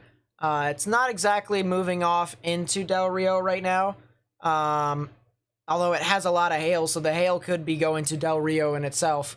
But I'd say it's a little bit south of Del Rio is where this supercell, the tornadic part of it, will head. But I'm not saying that Del Rio is out of the risk right now. This thing could shift off to the north if it doesn't root completely. Let's see. How does a land spout tornado form? Similar to how a tornado forms. When you have warm air rising and cold air sinking, you start to get little spins in the atmosphere, and then boom, tornado. Basically.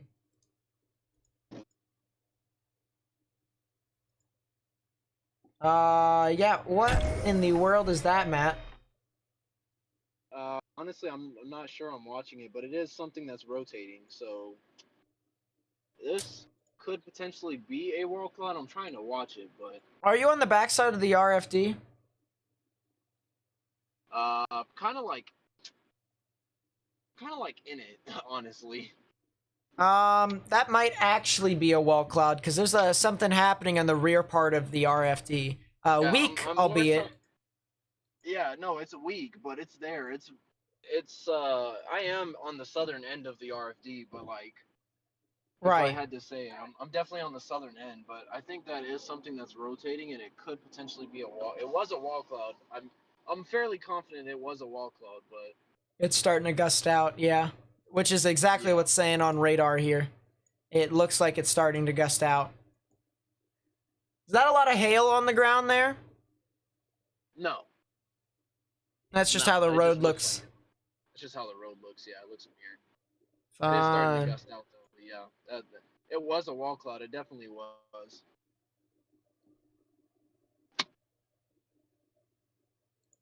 I want to look real quick at radar.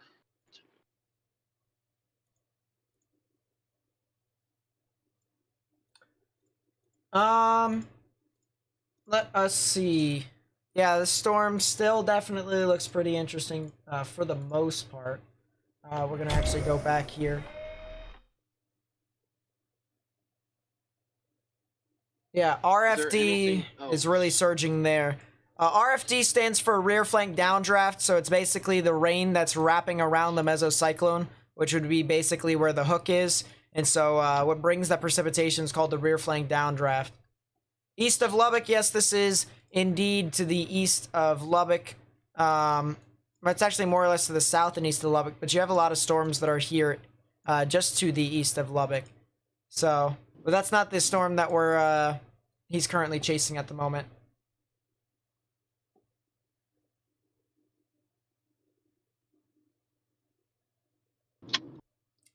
Let us see. If you guys also want another place to get more information and stuff like that, we do have people in our Discord server that's helping out. So if you have Discord, you want to enhance your weather skills, or you want to just chill out, or if you even just have a Discord account in general, then join my Discord server. I'm sending the link in chat. But yeah, I run the Discord server. It's a fun place to talk about. We have over 650 people in that server, and they're all talking about practically anything and everything that happens there. So if you guys want to communicate with them as well, then feel free. so I just saw another chaser turn around, Nate. Can you hear me first? Yeah. Okay, I just saw another chaser turn around. I'm trying to turn around like back towards like South of Cross Plains. I'm trying to understand like just give me your thoughts. What do you think they see that they're turning around for? I'm just curious. They I might be can't really look looking. at it. They might be looking at these other cells that are forming near Bollinger, but it's not exactly. It's not exactly looking all too prevalent. I'm actually going to take a look at the satellite imagery just to see what all is happening within this area. There's not really a lot of storms that are exploding, if you will. It's kind of just a lot of the Q fields are really kind of modest right now. But I'm definitely going to have to watch out for this as things continue to progress here later on this evening. Road is terrible. Yeah, I can tell, honestly. Horrible.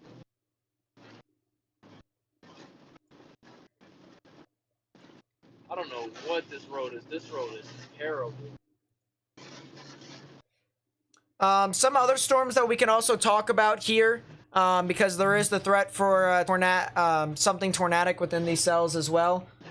Is there is one just this on the in extreme southern parts of Illinois.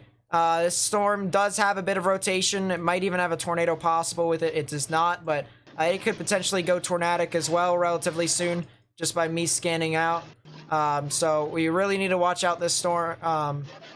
For this storm, for some potential tornadic rotation.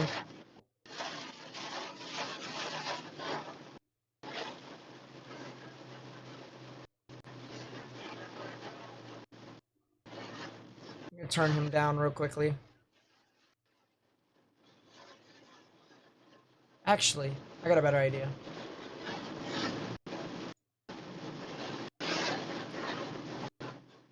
There we go. But yeah, southern Illinois, you guys could potentially see something tornadic, so we really need to monitor this system as this continues to unfold.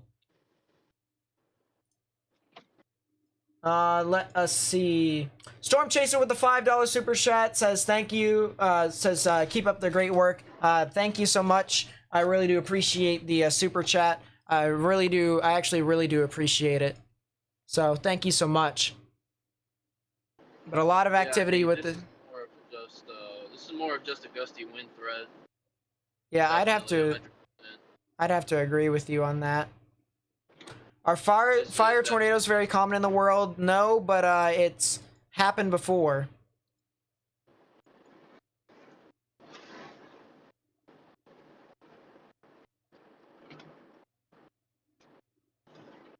A lot of people are saying Big Spring, Texas. Hold up. Let me pull up Google Maps real quickly. Is it this cell? Or is it this cell? It is that cell, so we're going to go over to Odessa. And you guys are saying Big Spring, Texas. Is this the viewer record? No, it is not. We got to 1,475 viewers the one time.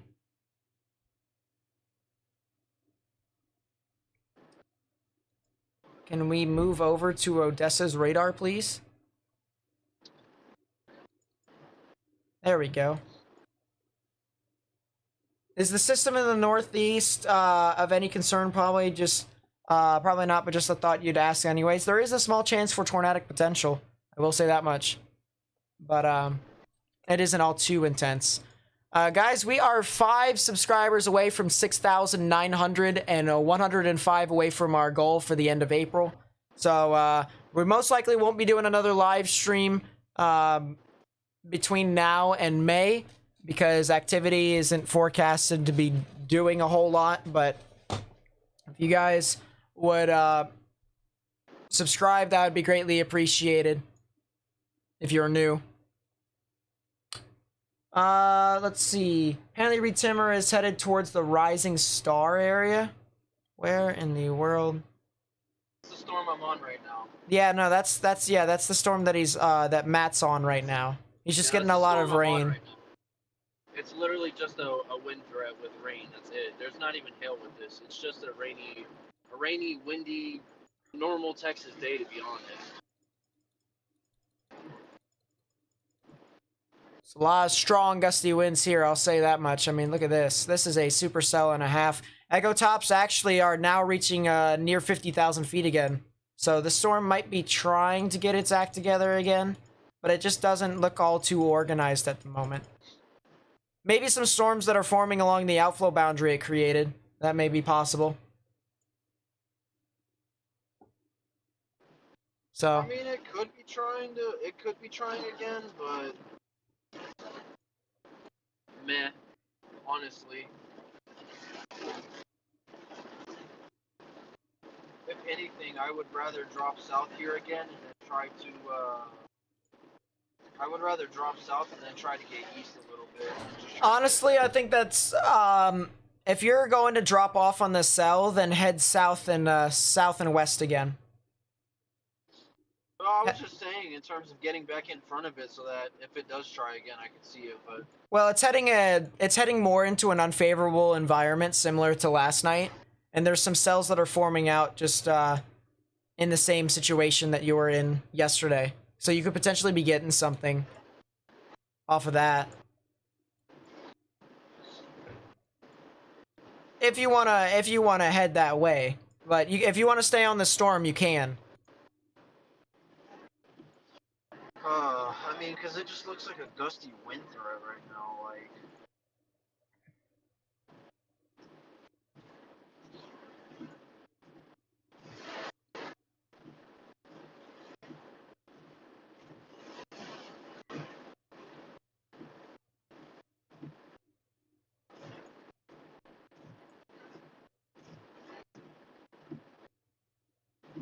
Risk for San Antonio, 15% chance for severe weather within a 25-mile radius. It'll be later on tonight, though, in my honest opinion. Let's take a look back at the cells that are heading towards Del Rio, because this thing is a monster. I mean, look at this hail. Look at this hail. I mean, this is crossing from Mexico into the United States. And this is a very strong supercell that's producing hail in upwards of almost 3 inches. That's what the maximum expected hail size says here. And really something we got to watch out for as this continues to move on through. So we'll check back up with this again. But if you know anyone who lives in Del Rio, you need to tell them to kind of get indoors because some very large hail is moving off into your area. The probability of the hail with this storm is actually 97%, which is pretty significant. So, very strong storm as this continues to move on through. Let's go back over to Kentucky. A lot of widespread thunderstorms here. I think the main risk in regards to it being tornadic is going to be more or less along this line. So it basically just crossed over I-55 and it's heading a bit further east. So it's heading into western parts of Kentucky. So if you know anyone who lives in western parts of Kentucky, tell them to monitor this threat. It doesn't seem to be all too tornadic at the moment. But there is the threat for, or there is the chance for tornadoes with this cell as this with these storms, I should say, as this continues to move on through.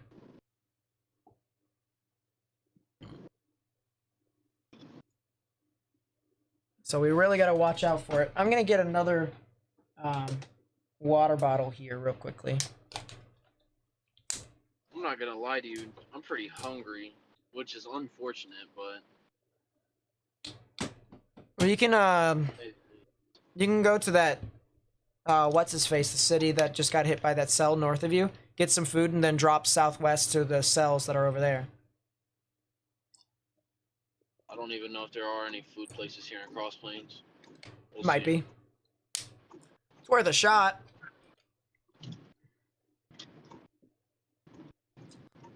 But yeah, a lot of severe storms across the board here.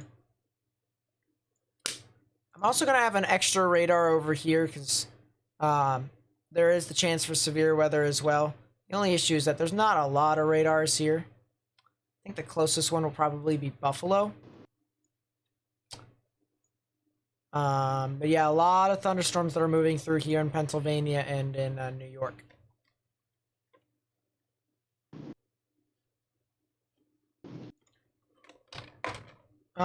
They just put a severe thunderstorm warning on the cell for Del Rio, so a really strong storm here with some very large hail. Yeah, this is a strong storm. This is a lot of hail with this storm.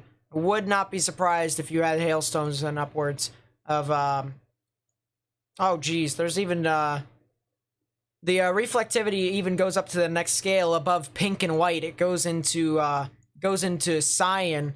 And so you have some very high reflectivity values coming back, and that is telling me that there is a lot of hail with this storm. So I would not be surprised if it got an upwards of about maybe even 2 inches, maybe even 2.5 up to 3 inches. That's what the maximum expected hail size says. So we really need to watch out for this as this continues to move on through. We really do. 100%. come on, brother. Come on, brother. Come on. You just... What do you mean? It's not to say Discord kind of just made it really unfortunate for you.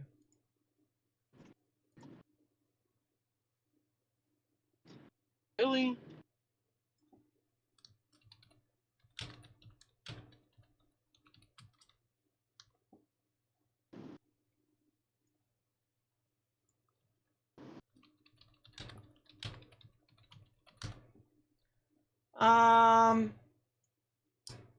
Yep, they just re-severe warned this cell, Nate. They just re-severe warned it.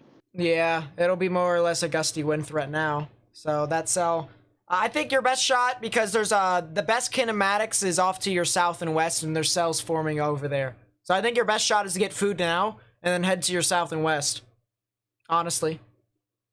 Well, let me turn around then, because I was really about to go core punch this thing for no reason.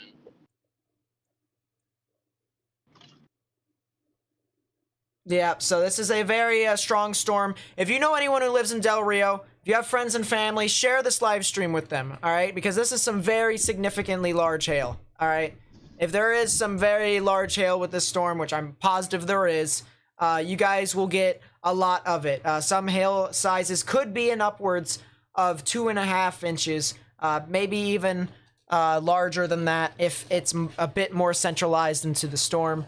But in my opinion, Quarter-sized all the way up to potentially 2-inch size hail is possible with this storm in Del Rio. So if you know anyone who lives in these areas, first off, tell them to get indoors. And second off, tell them that there is this strong storm moving on through here. Yeah, very strong storm. I actually want to take a 3D of this cell real quickly before we head off to the new severe thunderstorm warning. 3D of this cell here. And yeah, that is a strong supercell here. Okay, not exactly a more or less tornadic supercell. It'll be more or less a hail maker with this storm. But you can see how the hail core extends almost up to 50,000 feet again, more or less I'd say about 45,000 feet. So a lot of activity with this storm as this continues to move on through. And as I said, if you live in Del Rio, or if you know anyone who lives in Del Rio, you really got to tell them to watch out for this system.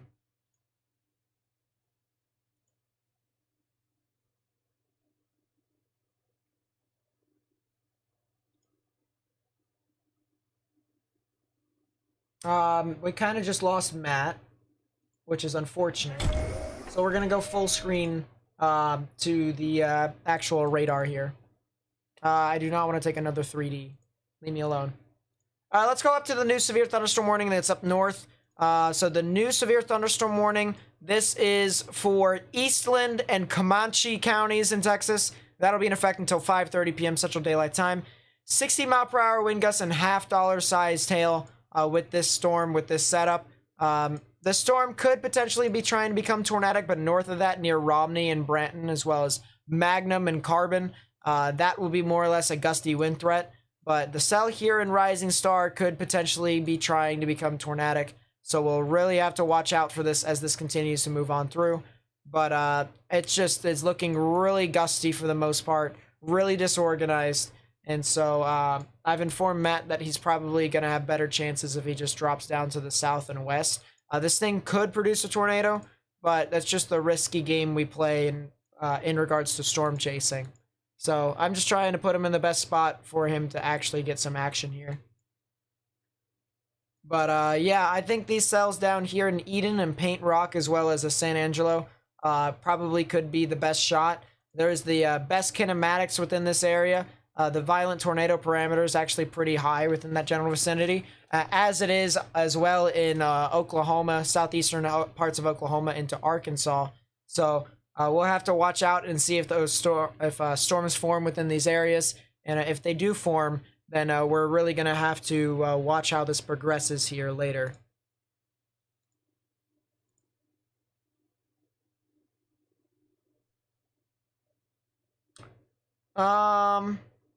Let's see. Someone asked about the CAPE values. Surface-based CAPE around the highest, the violent tornado parameter of 5 near like San Angelo is around 3,500 joules per kilogram. So that's a lot of energy within that general vicinity. Near Del Rio is the same, maybe a little bit more than that. And then some areas here in Arkansas into Oklahoma, it's up to 2,000 joules per kilogram, maybe even 2,500 in some spots. So there is plethora amount of energy currently live right now.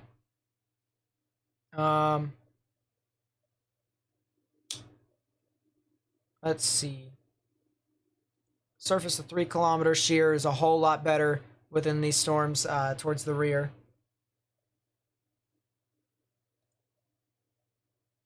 Yeah, no, I'd definitely watch out for these storms just to the south and west of that.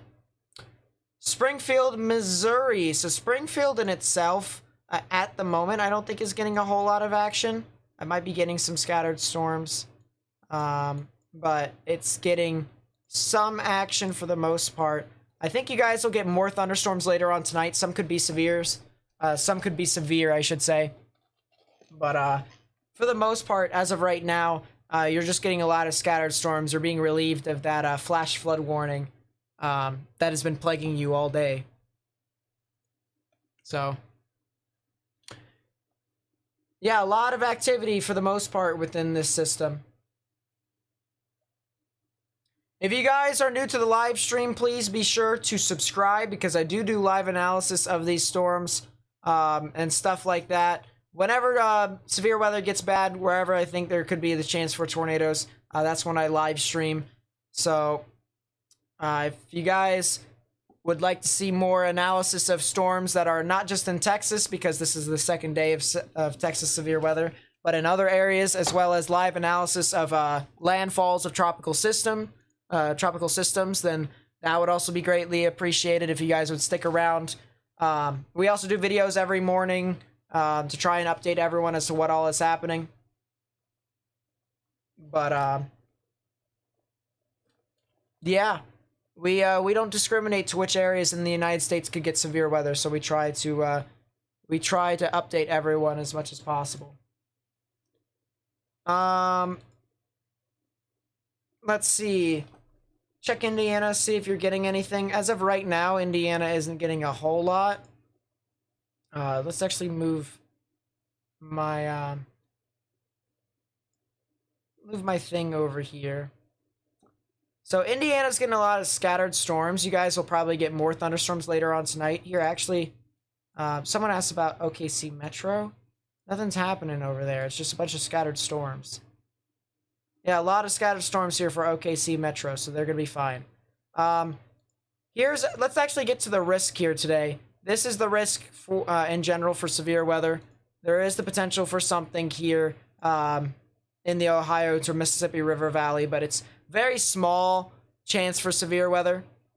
So we're really going to have to watch out for this as this continues to move on through. But I definitely think along the line, places like Dallas, places like Austin, places like San Antonio could get severe weather later on. But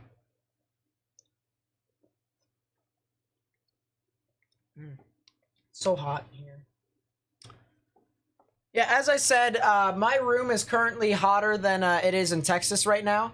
That's because it is 85 degrees outside at the moment. I don't know if my air conditioning just decided not to function, but it is very hot in my room right now. And I might have to actually call my little brother downstairs, get me some more water. Because I'm getting a lot of stuff here. A lot of water bottles.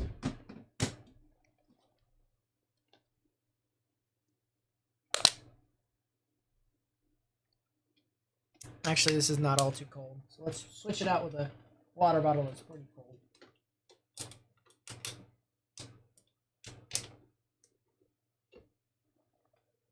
Yeah, if you guys are curious, it is currently 86 degrees in my room. And for whatever reason, the air conditioning is just deciding not to function today. So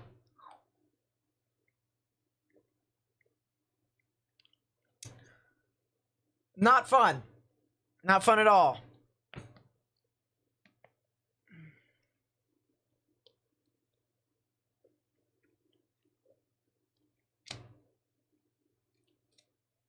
Whew. Really hot here. Really hot. Am I from Gettysburg? No, I'm not from Gettysburg. Too far east. Very strong storm that's still impacting Del Rio. Over 3 inches of hail could be possible with this storm. Over 3 inches of hail is possible with this storm. So that is pretty crazy, if I do say so myself. If you live in Del Rio, you really have to be able to get into some sort of shelter. Yep, tennis ball sized hail is warned with this storm, as well as 60-mile-per-hour wind gust. So a very strong supercell here that's currently moving through southern parts of Texas. Real quickly, I'm gonna go yell at my family to fix the air conditioning, because this is ridiculous.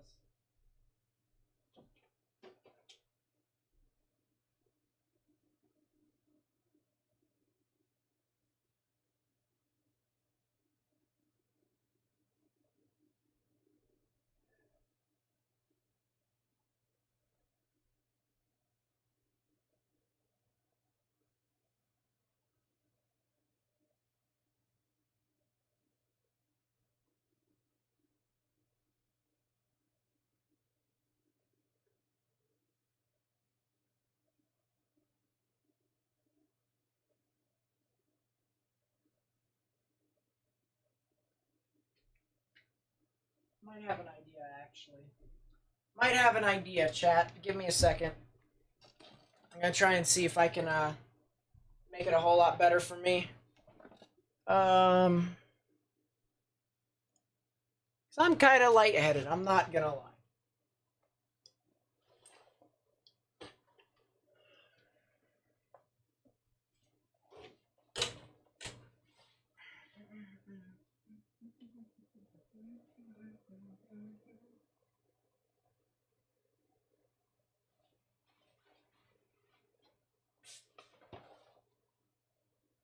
Might be a lot brighter here, but honestly, it doesn't really matter a whole lot.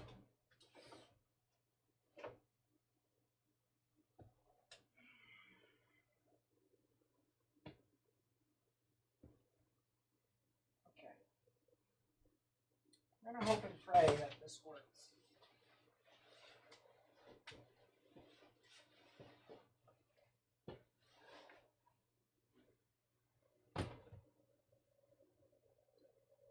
Oh, jeez. Lot. Very, very hot in my room.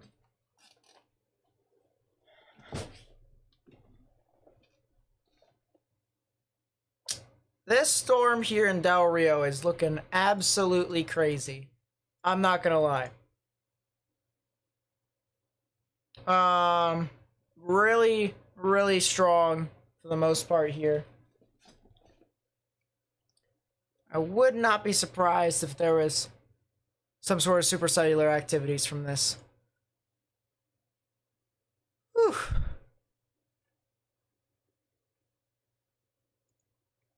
But really crazy to say the least from this this band of storms.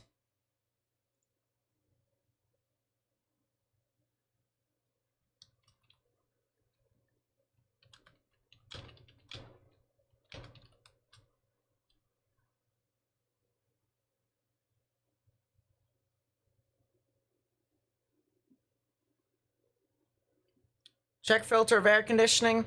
See, we could do that, but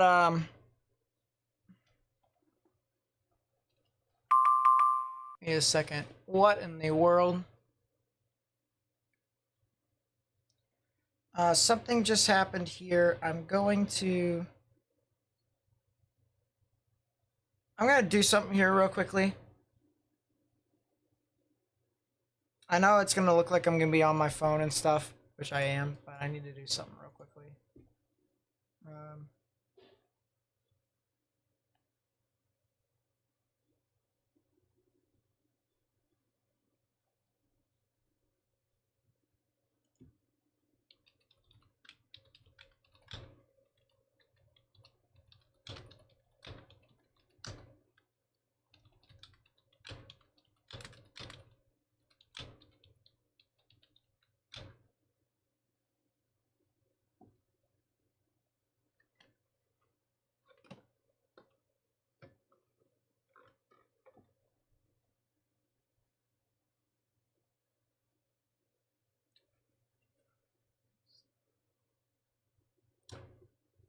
But yeah, a lot of very much so a strong storm that's moving on through here.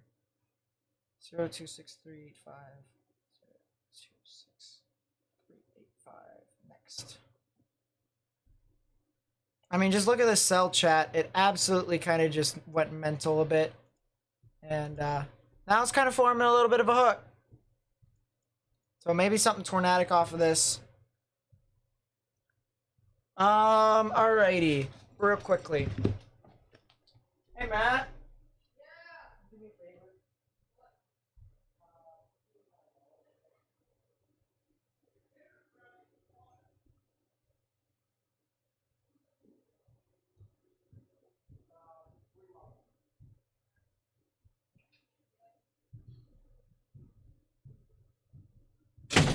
Jeez.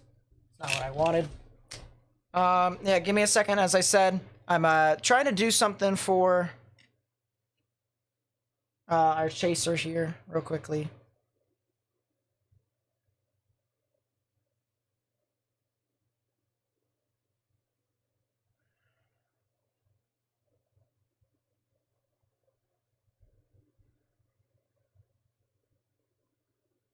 Let's see.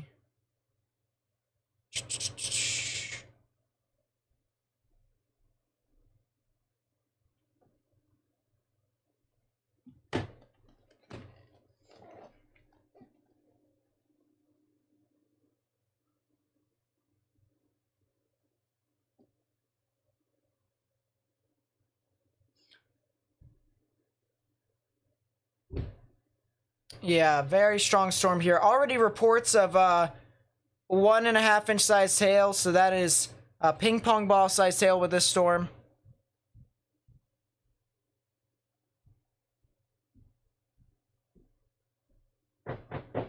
Yes, come in. Thanks. Just put it right here. It's really hot here. I don't know why. Can you tell mom and dad to figure out what's happening with it?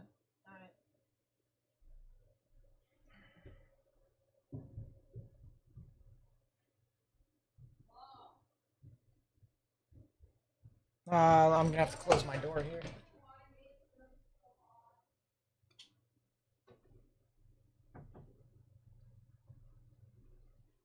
Whew. All right. So besides the fact that my room is sweltering hot, and there's a storm that's moving through Del Rio, everything should be totally fine. Everything should be totally fine. I'm gonna be putting a bit of my water into the cooler that I have. Hopefully, I'll have some more water. But yeah,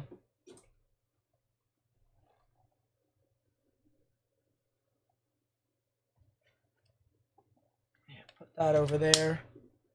Put this in here. Put that in there. There's basically a resupply of all the essentials.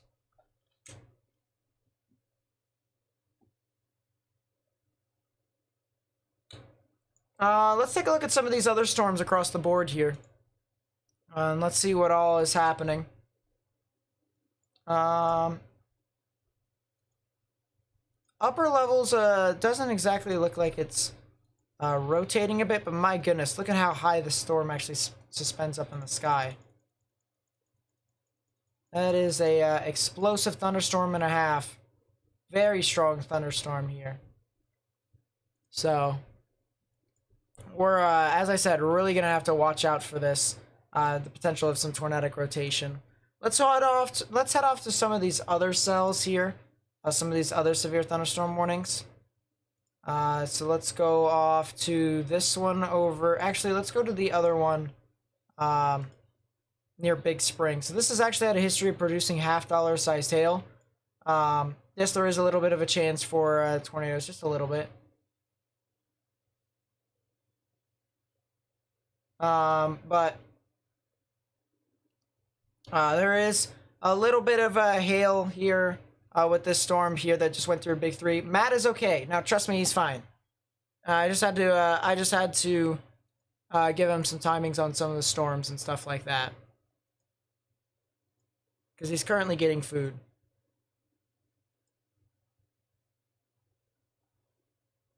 I'm currently doing all right. I mean, it's still really hot in my room.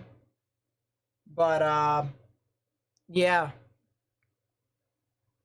There's a lot of hail in this storm. It's basically going to be paralleling Interstate 20 as it continues to move towards Coahoma into the, I think that's the Layton or the Iton areas, into the Westbrook and the Colorado City areas. So if you guys are in the path of the storm, you guys need to seek shelter because some very strong gusty winds and some large hail could potentially be with this storm.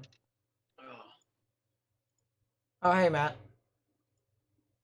I'm working on it. It's loading. I don't know why it's loading as long as it is, but it's loading. It's all good. I'm actually... I'm trying to see... Huh. I'm trying to see...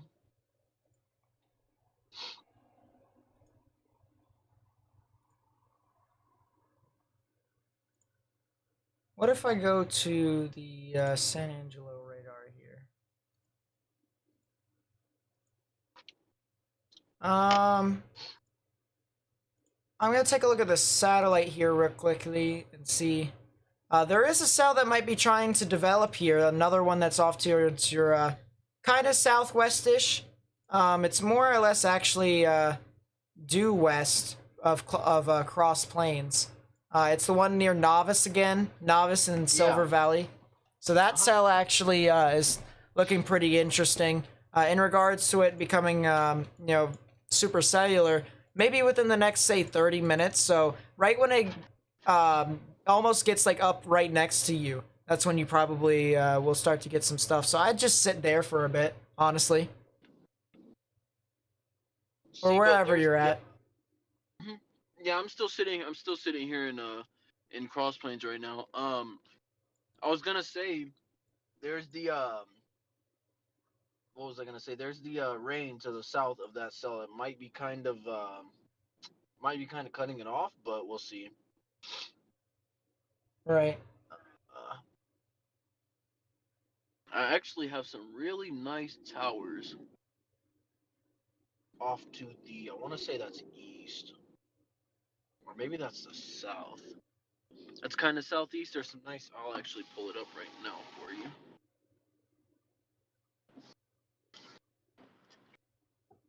Yeah, so this is off to like the southeast. There's some nice towers out there, definitely.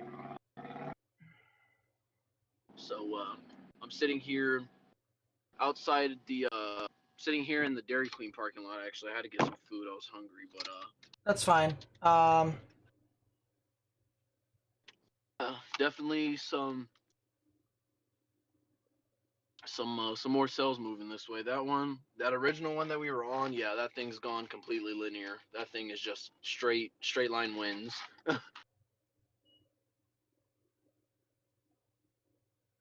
It's actually starting to. That original cell we were on is actually starting to form what looks like a bow echo, honestly. All of these look to be going linear. All right. I just sent something your way. Um, Okay. Mm. so you'll be able to see some Mm. stuff off of that. But yeah, that app that I talked to you about. If you So guys are new to my channel, um, please be sure to subscribe. Even though it's pretty quiet right now, severe weather's supposed to amplify later on tonight, and we're actually most likely going to be live streaming up to midnight, maybe a little bit past that. Especially since this will get closer and closer towards the Dallas Metroplex. Um, and we also are going to be covering the cells that are going to be moving into San Antonio all over to Austin as well. So we're really going to have to watch out for those storms. Um, but if you guys are new to my channel, I don't discriminate. I do live stream on some other areas as well. So if you guys want to see coverage within your general vicinity, if severe weather does get bad, I will definitely do it for you. And also be sure to like the live stream so that this live stream can get onto more people's recommended feeds. That way, you guys may be able to help me spread the word out of this severe weather event. Because let's be honest here, Matt, it's just starting.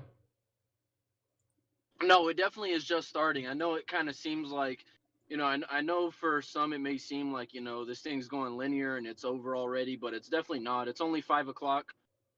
This event is supposed to also go into the night as well. Actually, my house is expecting some severe weather around 9 o'clock, so it's only 5. That's still 4 hours away up into the Central Texas region. So it's just starting. So it's definitely not over. Oh, excuse me. Yeah, 100%. But I'm gonna watch this. I'm gonna be watching this cell to my west, novice, the novice area, kind of where I just was. I'm gonna be watching this. Um, for any further development. Like you were saying earlier, the better kinematics are down that way, so it's definitely starting to produce a lot more lightning, which is showing me energy. It's showing me a lot of energy and strength, I guess you could say. So it could be starting to try to strengthen up a little bit better. And I actually might start. I might drop a little bit south just to kind of get a better position on it, so that I can look out west because I can't really see anything from here, but definitely. So let's talk about where this area in general is going to be impacting. Just a widespread area here for severe weather. This is the official convective outlook from the Storm Prediction Center. So your green right here is your 1 out of 5 on the severe weather scale, or your marginal risk. Your yellow is your 2 out of 5 on the severe scale, or your slight risk, and then your 3 out of 5 is your orange, or other known as an enhanced risk. So this is your widespread level of severe weather here. We are expecting a lot of lines of storms to kind of move on through, and we really need to watch out for this as this continues to move on through later on tonight. Large hail is expected with those storms in Texas. Some decent gusty winds, and the chance for tornadoes cannot be ruled out, especially since we do have a tornado watch, or a couple tornado watches right now. So would not be surprised if that continues to move on through. And get this back up for you.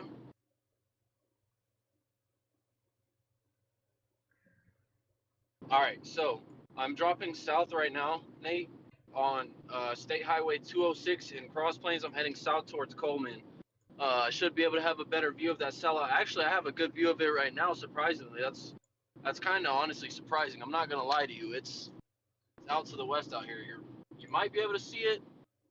You might not be able to, but it is out there. It's out to the west. I can kind of make out the base of it, and it is a little ways out, but it's out there, and I can see it.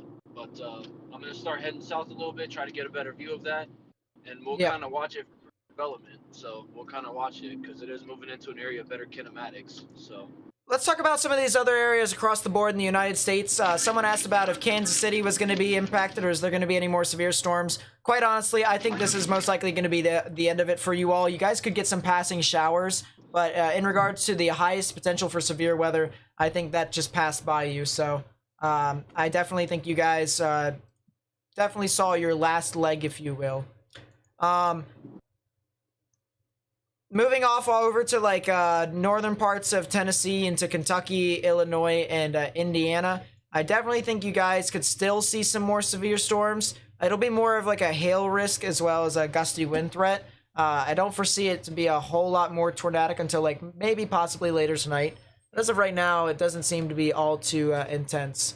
So we'll have to really monitor development of these set of storms as time continues to move on through. Actually, I should totally move this radar. Let's see. This Air Force Base and this Air Force Base. So let's actually move this radar up here towards Fort Smith. Let's see. There hasn't been any tornadoes here yet today, which is the good news. But there still is most likely going to be a higher chance as time continues to progress tonight. I'm putting my radar here at Fort Smith as precautionary, because if storms do form there. Real quick.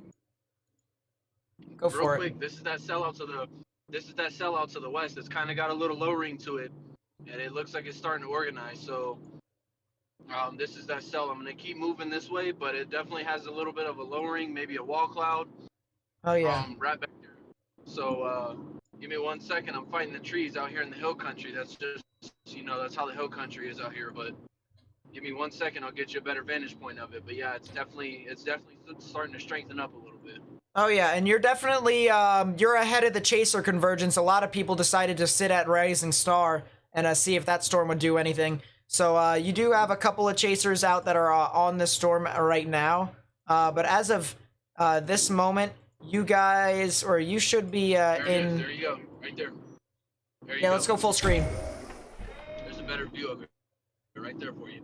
Oh, yeah. So it is starting to intensify. It is starting to intensify. I apologize. I'm kind of eating right now because I'm starving, but it's definitely... I can definitely make out rotation on the left side. There's kind of two areas of rotation in there. There's one back there in the rain, and then there's the one on the left side. That's really it really looks like the prevalent wall cloud, I guess you could say.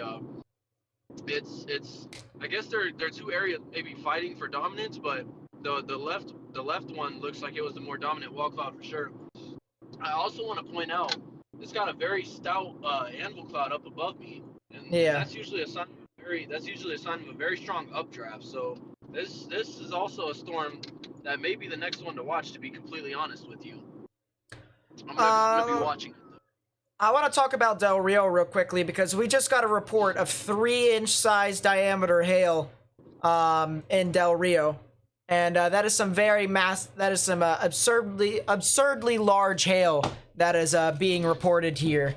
So massive amounts of hail that's being dumped at the moment, larger than baseballs. So we're going to be, if you guys could just imagine real quickly, baseballs, like ice chunks the size of baseballs or even larger than baseballs moving on through and doing damage, then that is, you know, pretty intense in regards to what all we're seeing here with the supercell. There's also another supercell more into Mexico. This actually has a higher chance of producing a tornado, in my honest opinion, than the one that's near Del Rio. It's starting to become really intense in regards to its organization, but you know, and both of them are really kind of just not being a whole lot tornadic at the moment. But yeah, let's move on through here.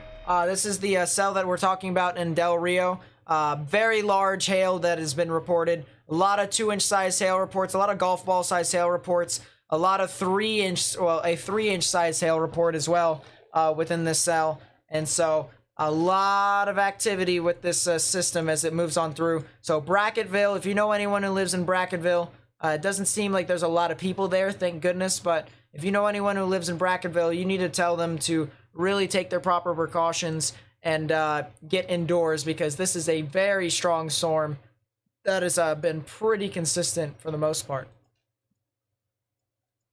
I do want to take a 3D of this cell now. I want to take a 3D of it before we move on. And this is a very strong storm here. Look at this. This is a clear inflow notch as to where the thunderstorm would be. The reason why it cuts off like this at an angle is because the radar can only see so high if you get so close to the storm. So the good news about that is you see better resolution data at the lower levels, but you aren't able to tell as to how high the storm actually spans up into the atmosphere. But you still have some pretty interesting inflow notch characteristics within this storm, and so we're really going to have to monitor this as this continues to move on through. Definitely looks like a hailer as of right now, but a strong supercell nevertheless. A lot of you guys are saying Big Spring, so we're going to go over to the cell over here. Pretty interesting thunderstorm for the most part. There's actually 2 storms here. One near Garden City and another near Big Spring. Both are producing some larger amounts of hail. One actually has a severe warning with a history of producing $half sized hail. And so if you guys live out in front of these storms near Sterling City and Colorado City, as well as Spade and areas along State Highway 163, you really need to kind of get indoors and take proper precautions with all of these storms. How come your 3D is red but mine is green? That's because I actually edited what I can look at. So a good way to do that with this new severe thunderstorm warning, let's take a look with it by taking a 3D. So we'll take our 3D here, and you can see the storm pops up with this. And so the reason why I have it on red is because I've set it to ISO surface, and then what I actually did was I hit this button up here that has a little graph, and then it pulls up this graph right here. And what I do is I actually go to this little arrow down at the bottom of the graph, and you can actually move that and differ your precipitation and stuff like that. So you can actually see there's some overshooting tops on this new cell here, this new severe thunderstorm warning, and really something we're gonna have to watch out for as this continues to move on through. But definitely some larger amounts of hail being produced with this storm, and the areas that I mentioned out in front of it, Sterling City, you really need to watch out for this 100%. We are 3 subscribers away from our April goal, guys. Can we get there to 7,000 subscribers? I think we can. To all the people who have subscribed this stream here today, I just want to thank you all so much. I really do appreciate it. You know, all the support that you guys have been giving me over the past week, is absolutely phenomenal. So thank you so much for all the support that I've been getting. And it's just absolutely amazing. So thank you so much.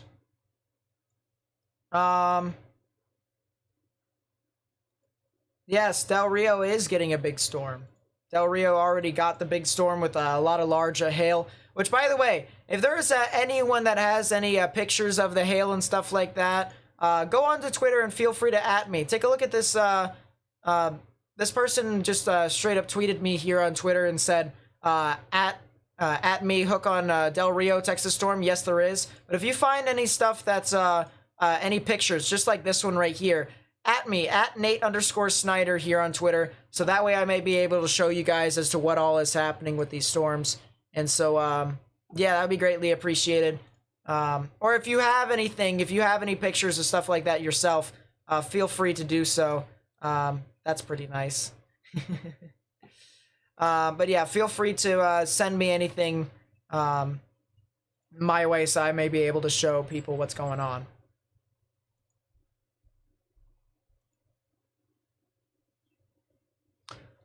Let's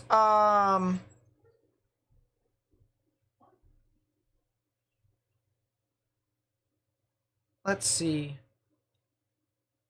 Yeah, by the way, with 3D analysis, you can potentially see a tornado if it is lifting up debris, so that is something. Please look at the Del Rio storm. Yeah, 100%. We can look at the Del Rio storm. So Del Rio in itself is out of the risk for right now, but you guys have another storm that's moving on through. So, hello, sir. Yeah, the air conditioning's not working very well. Well, I kind of figured that much. I called him. Thank you so much.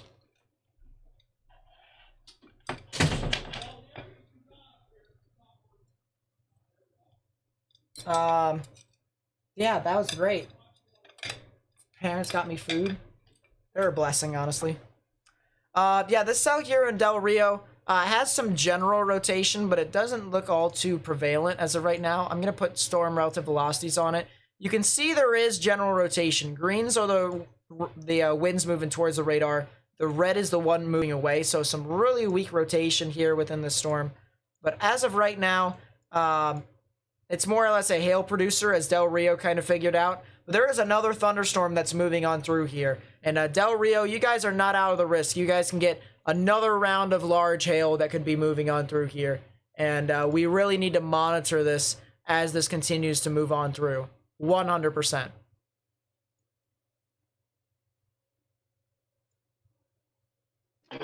All right. Now that I finished eating. Yeah, so right here in front of me, Nate, I don't know if you can hear me.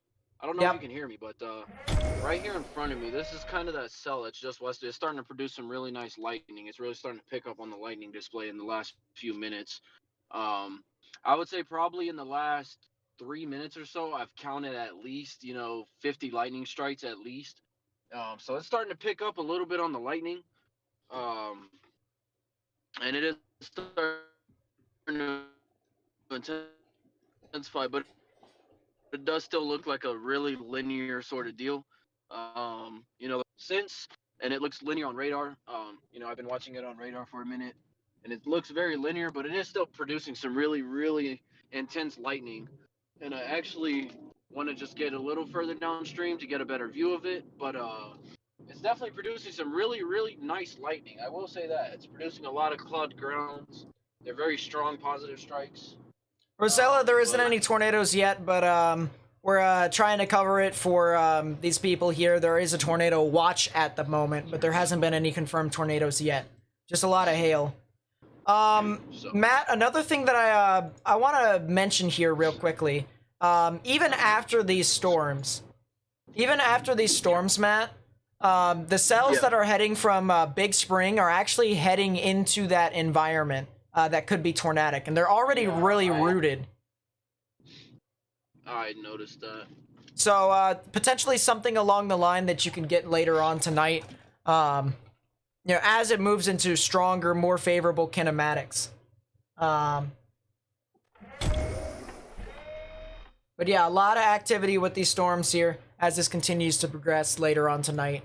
It's still here. You still have your severe weather, and this will continue all the way through later on tonight into places like Dallas, Fort Worth. towards the midnight hours. So we really gotta watch out, 100%.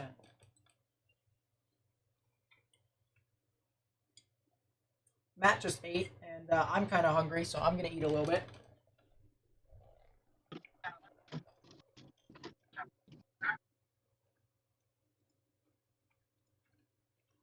This is a good spot. I can sit here and watch.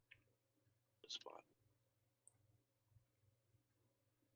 Yeah, I think those cells that you're on right now, I think that one's probably the best one as of right now.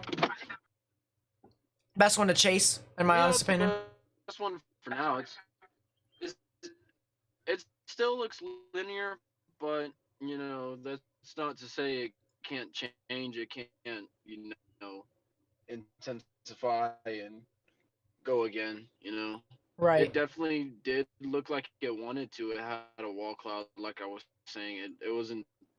It was rotating. It had a wall cloud to it. Definitely look, try at least, but it's just there's something holding these cells back today, and I don't know what, but it's a good thing. So I definitely don't want it to seem like it's a bad thing. It's a good thing. These ecotops are really starting to kind of explode. They did mention the possibility for a few strong tornadoes, and that's not out here. Yeah. Right. Chat, I know he was like going in and out a bunch, but you just said that you said that the threat for strong tornadoes is possible tonight because there is a tornado watch that says it. That is officially from the Storm Prediction Center, so we're really gonna have to watch out for the system, especially as it goes overnight. Let's go back to the Del Rio cell down here. This other one that's heading towards Del Rio is really starting to kind of become a little bit more organized, the one that's heading towards Del Rio. The other cell that's heading towards Bracketville is, well, doing what it's always been doing, producing a large amount of hail. So, if you guys live near Bracketville, or if you know anyone who lives near Bracketville, they could get hail in upwards of 3 inches, and they need to really take their proper precautions. There also is a tornado watch in this area as well. The environment is not primed as of right now yet, but it's starting to move into that general vicinity, so you might start to get something tornadic here pretty soon with some of these thunderstorms.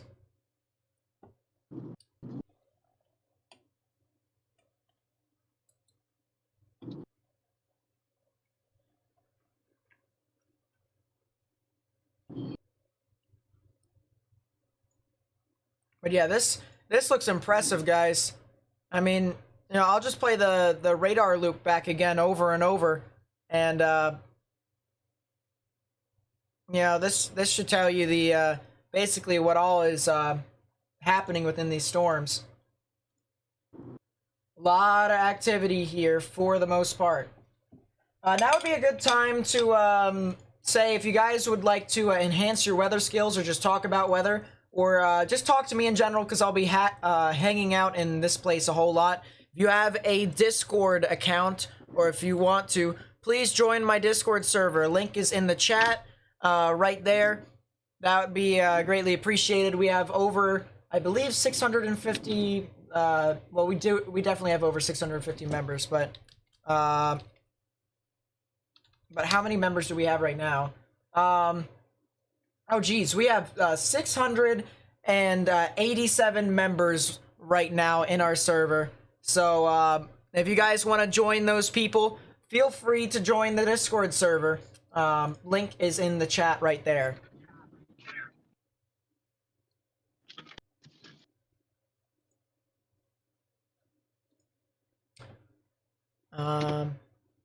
Is this heading towards Pennsylvania? This is over in Texas right now, but Pennsylvania is going to get some other severe weather. Actually, if I switch over to Buffalo, you can see these storms right over here.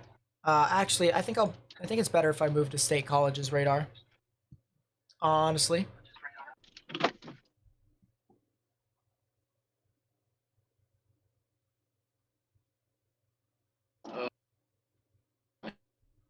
Yeah, so here's the severe weather that's in northern parts of Pennsylvania right now. Not a whole lot. A lot of scattered storms. You're in a marginal risk for severe weather as you get further south. So, I mean, the potential for severe weather is there, but it's just not as high as over in Texas at the moment. We did reach 7,000 subscribers. As a matter of fact, we reached 7,040 subscribers, I believe. That's absolutely insane, you guys. Thank you so much. Mental. Thank you so much for all that you guys have done. You know, over the past, week, we've gained almost 2,000 subscribers. And so, thank you so much for all that you guys have done. And there's also more storms that are forming over here in Ohio and Pennsylvania. This is more or less going to be your threat for severe weather. This initiation right here, south of Erie. But yeah, thank you guys. Thank you guys so much for helping my channel out so much. And now who knows? We might be able to get to 10,000 subscribers by the end of May. Can we do it together? Can we expand our community to try and become one giant team? Try and get word out and stuff like that? I think we can. But regardless, you guys are amazing. Thank you guys so much. I need to get south, but I don't want to go due south. I need to go like southeast. Let's take a look back at these storms here in Abilene. Yeah, so I'm gonna say there's a rotation developing on the southern end of this line, Nate. Yeah. There's actually two areas. One of them had a donut briefly. These chasers are all going north. I'm trying to see why, but it makes sense, I guess, because this storm's about to squash me. But I need to go southeast pretty much. That's what I'm trying to say, and I gotta figure out how to get there.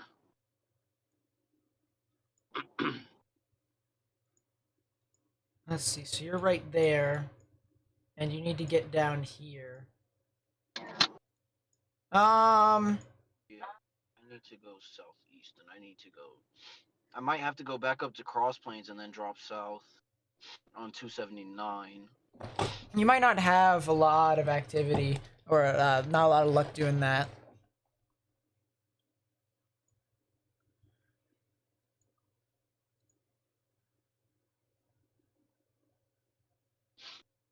Let me take a look at the live mesoscale analysis again. I mean, because it's either that or I got to get smacked by this thing and just drive south, because... see. Oh, it's starting to rotate a lot back in there. It's really hard for me to say on radar right now, because radar isn't exactly saying a whole lot. You know what I mean? I'm trying to go through all sorts of different cells at the moment, and it's just, it's not saying a whole lot based off of the data here. I'm using GR2 Analyst, guys. If this is actually what the Weather Channel used with Dr. Greg Forbes. Dr. Greg Forbes actually used this radar a lot. And so, if you guys want GR2 Analyst, 21-day free trial, but then it shuts off unless if you purchase a stream, unless if you purchase a key. And as long as you have the key, you can use it on as many devices as you want to. You don't have to pay another $250 later on the year. No, you can use it many times as you want. So, I personally love it. I can take 3D and stuff like that. I don't know what to do here. Oh, man. Let me take a look at the models for you real quickly. See what, see what's happening with this. I know that, because the southern end of this line is going to be the most likely to do anything, if at all anything, you know, if anything is going to happen. I will say this thing looks nasty, though. This thing looks mean. Good lord. Yeah, I'm gonna take a look at the models. Back north to Cross Plains. I'm gonna go back north for a second and then try to get south. No, I'm just gonna go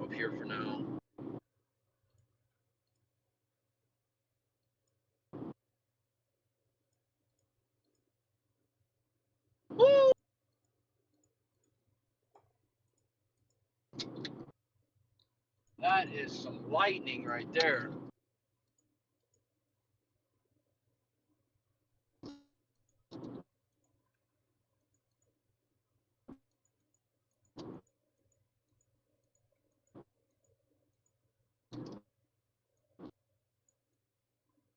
Yeah, this is really really interesting to watch out as within the system here. I'm gonna take a look at the significant tornado parameter, see what all is happening with this.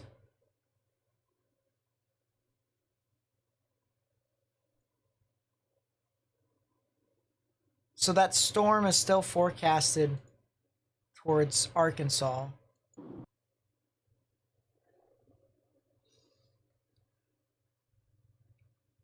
Nope, we don't have any tornadoes just yet. Just yet. It could happen, but as of right now, nothing, thank the Lord. Look at this, Nate. That's a beaver tail. What in the world? Mesoscale discussion concerning the severe watch 118. Why is there no mesoscale discussion concerning the tornado watch?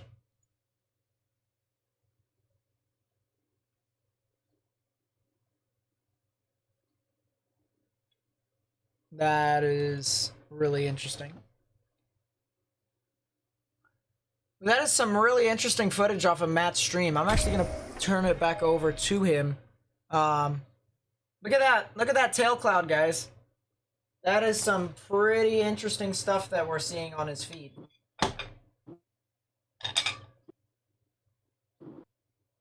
That's all super cellular. As soon as I switch over to his thing, then of course the stream cuts out. But really interesting to say the least with these storm I'm in a bad area.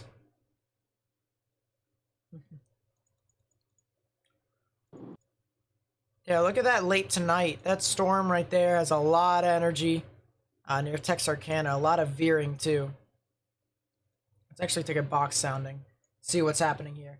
You're in Bowling Green, Kentucky. We literally haven't had one severe storm this year. Could Central Kentucky have storms later, like Bowling Green area? Yeah, let me see if you guys could.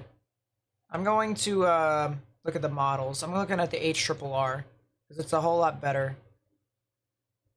So in regards to severity, there is some storms that are going to be moving through Bowling Green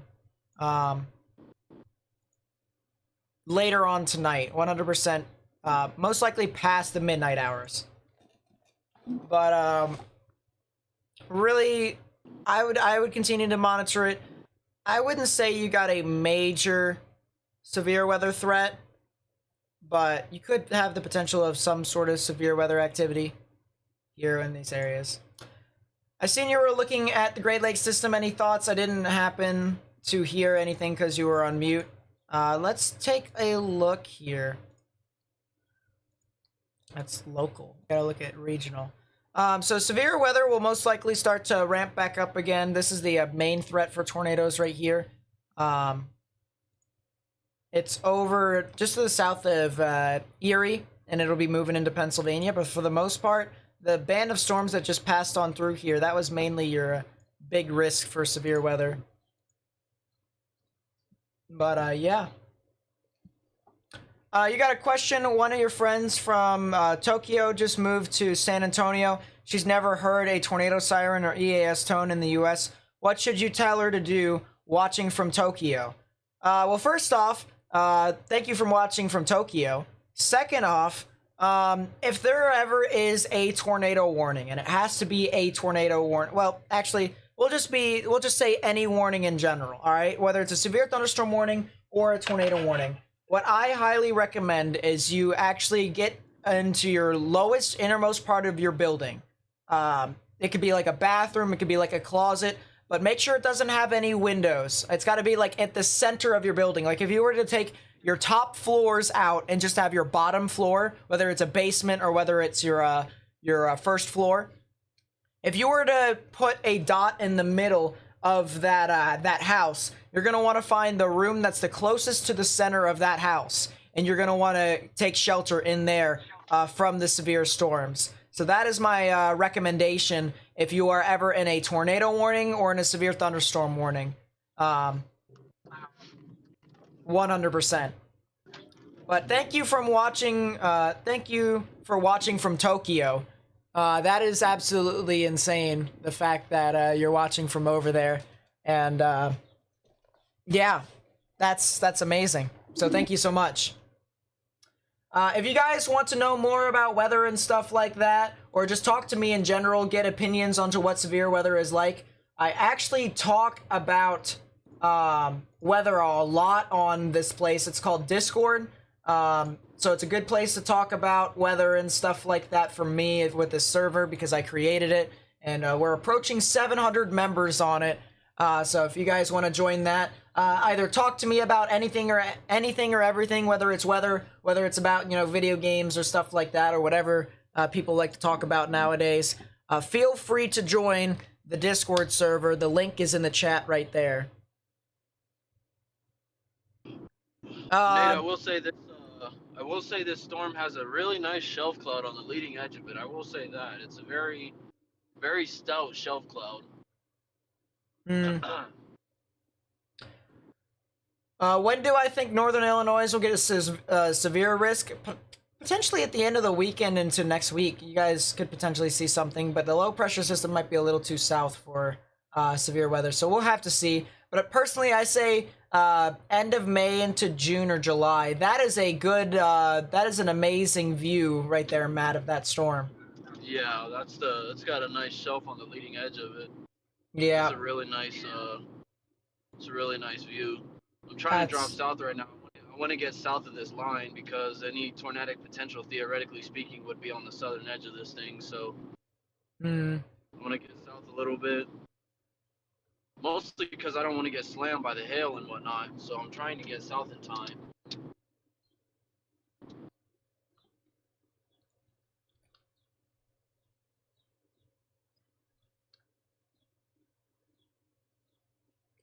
Yep, no, we're going to do as much as we can to try and inform people as to what all is happening with the weather. So if you guys would like to stick with us for the rest of the evening, we're going to try and keep you guys safe and inform you all as to when these storms will be pushing on through your general vicinity.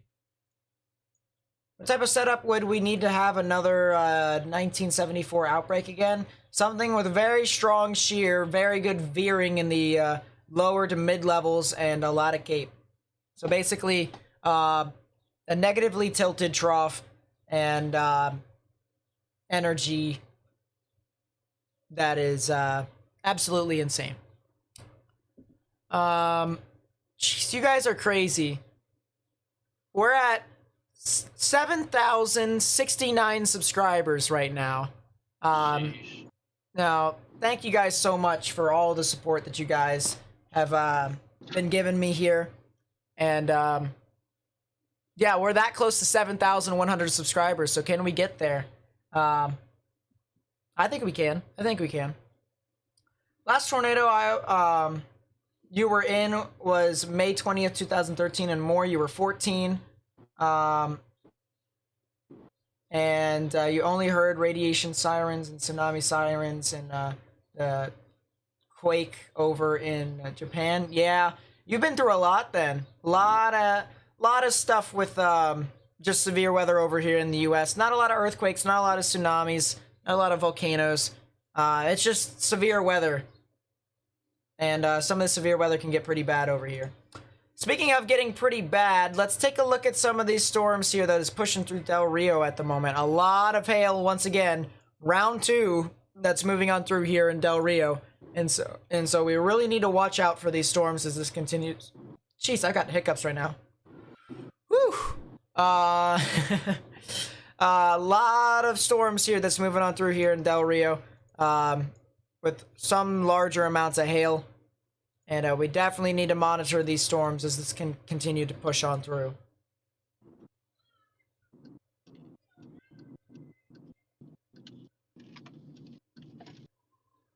Yeah, I was looking at that Epic Skies with Jake. I actually mentioned that at the end of my video this morning, which, by the way, I don't just do live analysis of severe weather. I also do videos every single morning for people who are new to my channel. So I actually uploaded a video this morning. It was a little bit later than I actually was supposed to upload it, but I actually mentioned the potential for some severe weather at the end of this weekend into the beginning of next week. And so I'll continue to update you guys as to where that will be as this continues to move on through. But obviously my priority for this morning's video was the severe weather event and what is all happening. So, yeah. I'll be able to update you all as to what the weather could be like across the United States, as well as who can get severe weather.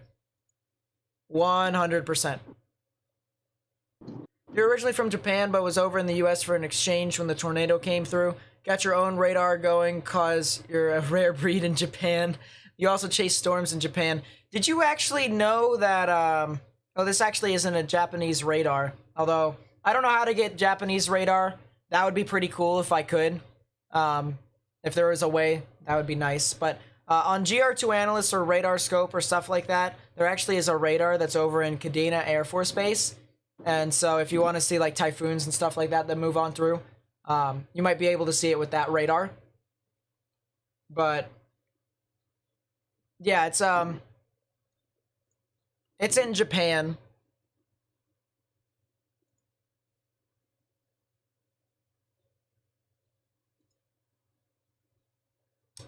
Do I think May will be rough? I think May will be a lot more active than April. How active? Probably not as bad as I thought it was. Honestly.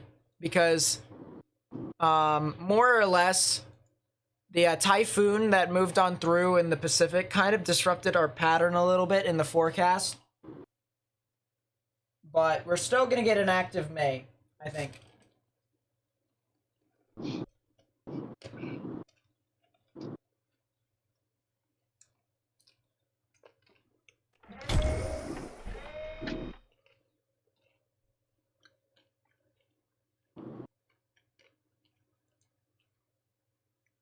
So real quickly, I do want to mention this because I said that San Antonio is probably going to get severe weather later on tonight.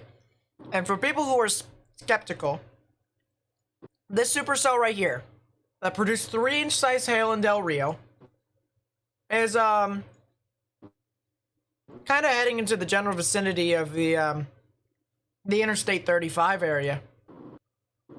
And so it's heading off into the general vicinity of San Antonio and possibly Austin, these areas. So if you can get some more storms that form along the line here, you could potentially see some severe weather later on tonight. And we'll continue to monitor this as this continues to move on through. What's the chance for tornadoes in Denton County area? I think you guys might be in, what, a 5%? Are you guys in a 5% chance for tornadoes? Yeah, you guys are in a 5% chance for tornadoes. So 5% chance for tornadoes according to the Storm Prediction Center.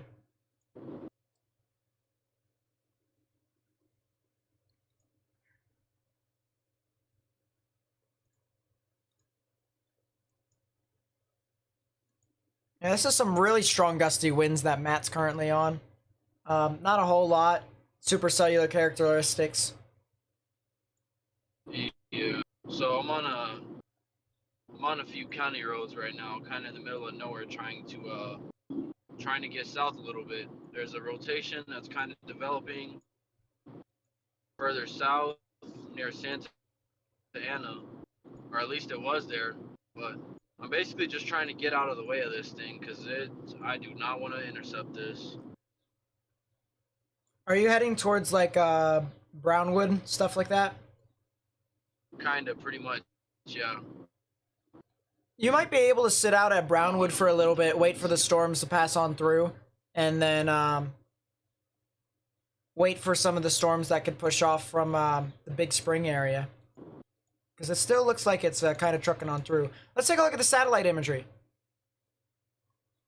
And it actually looks like the cells south of the ones that you're on, Matt.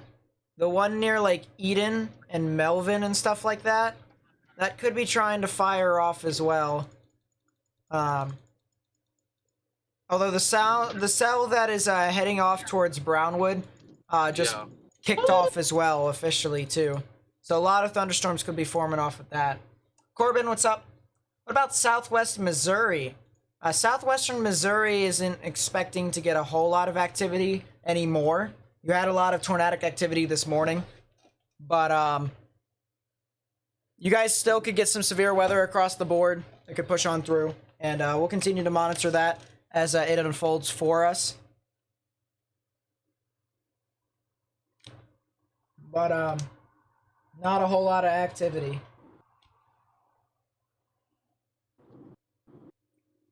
My room is still hotter than it currently is in Oklahoma. Let's actually see if my room is hotter than some spots in Texas. Because if my room is hotter than most places in Texas at the moment, it is 86 degrees. Our air conditioning is kind of gone, and I'm currently melting. Been sitting here for 3 hours, but you know what? Worth it. I've got fans here. Actually, let's see if I can resituate this fan.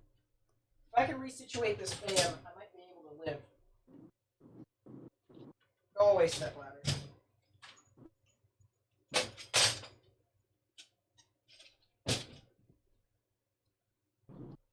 There we go. There we go. There we go. We should be able to function now. Let's see.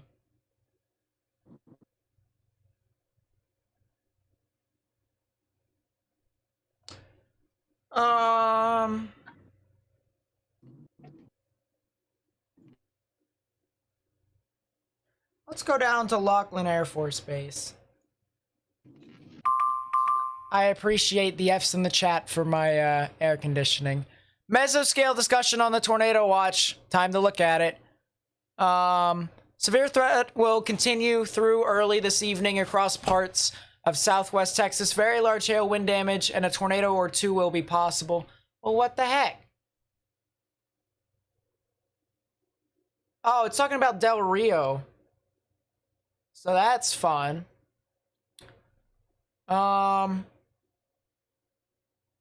As low-level flow strengthens early this evening, a tornado threat is expected to develop, which that kind of makes sense. As it starts to move into more of a favorable environment, it is starting to move into areas that are more conducive for tornadoes. So we're going to watch out for this as this continues to move on through. Totally Aiden with the $2 super chat says, how's the storm in PA/New York? Curious. Let's take a look. The ones in northern PA into northeastern parts of PA towards Scranton is actually kind of meh at the moment. There is some wind damage here. 1-inch tree limbs broken, so not exactly all too crazy. But this cell over here is the cell that we were talking about, and how there's going to be initiation and how that continues to move on through. And so there could potentially be something that is severe that can manifest and even move on through towards the south and east. So Oil City and Clarion really need to kind of monitor this cell as this moves on through. Hey, Nate. Yeah.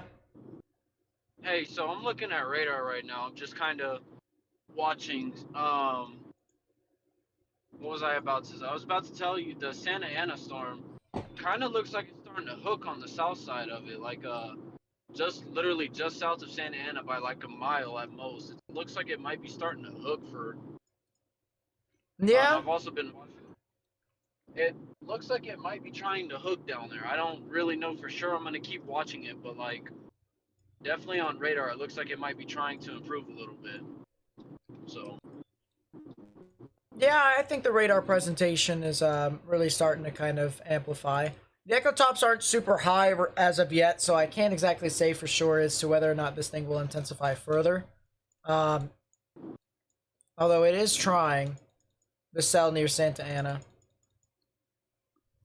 I will say that shelf cloud is like hauling. It's like right behind me. I'm trying to get away from it, but it's moving.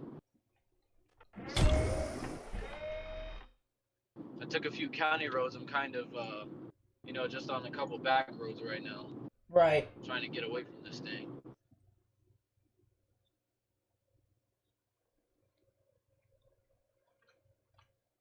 Is Plano going to get hit by hail? Most likely.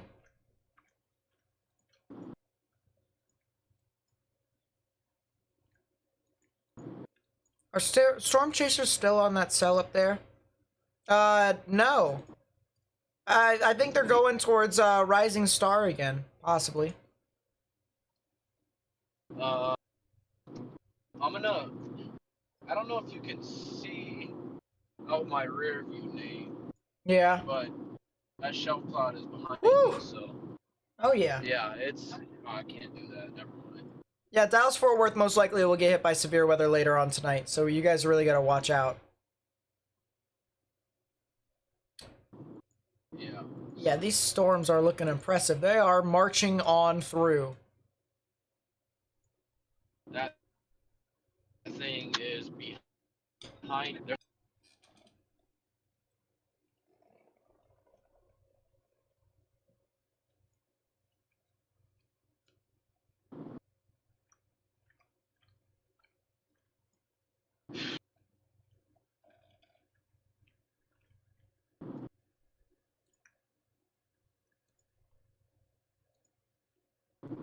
Let's see.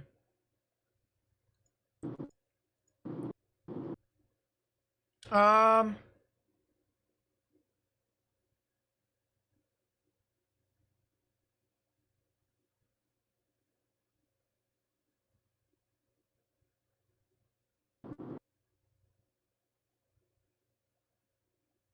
I can't tell if this is a chaser or not.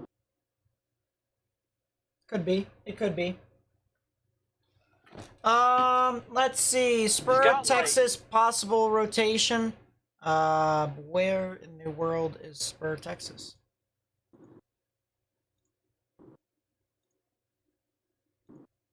Is it this one? That's I Spade. think that's down in the southwest. I don't know.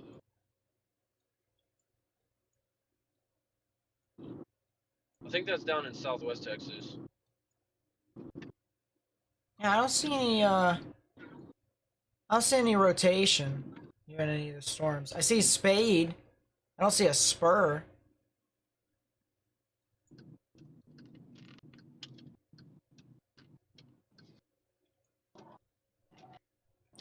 I also see a severe thunderstorm warning in Oklahoma, so let's take a look at that, because those storms might be starting to fire off. So the only unfortunate thing... The only unfortunate thing is that we're really far away from the radar. So we can't exactly tell which ones are popping off extensively, but yeah, this cell over here is the one that we've been watching for. We really need to watch out for, well, with the models, I should say. We mentioned in the models that there could be some storms that could form along here on the border of Oklahoma and Texas, and there is a cell here that is formed just to the north and east of Medill, which had the, what was it, the EF2 tornado last year, so a lot of activity with this storm, but for the most part, pretty tame. Very much so tame as of right now.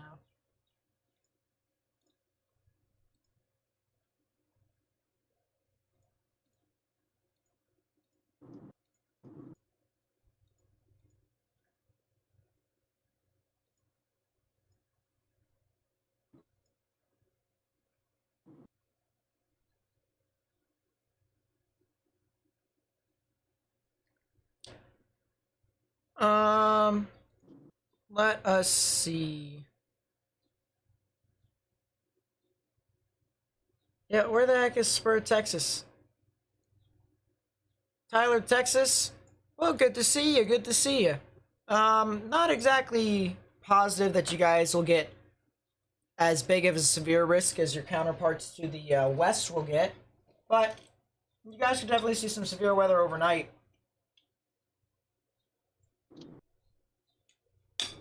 but nice of you to drop in.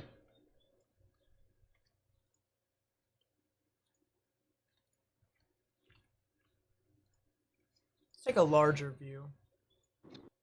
There we go. Look at these storms here in Del Rio, guys. Look at how explosive they became. Look at that. Spur, Texas is all the way up there.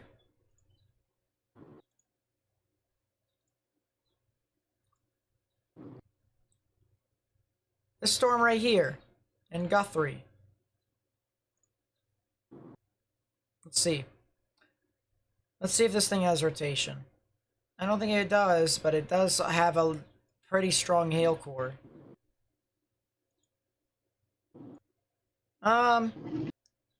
It has a little bit of rotation, but nothing too serious. It has a pretty strong hail core, though. I will admit that. Let's actually take a look at that. That's some pretty bonkers hail right there. Really bonkers hail. Oh, yeah.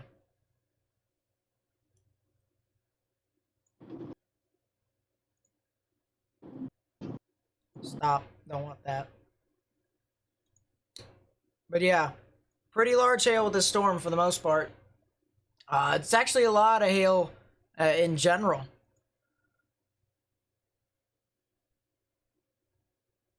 With a lot of these storms. So, still a chance for severe weather here. With it being tornadic, is it going to be tornadic as of right now? Probably not. Probably not. But it could definitely be tornadic later on tonight.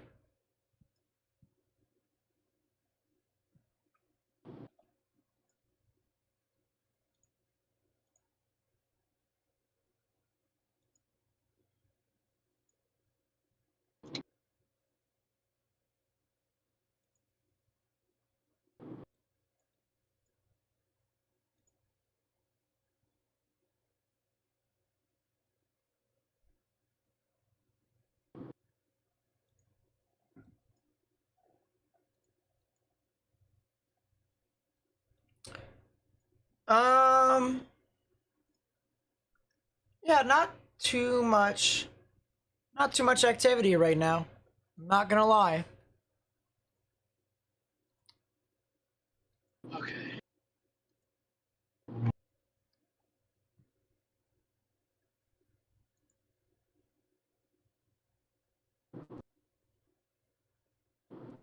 Let's see. Gonna take a bite real quickly. Start munching on my food again.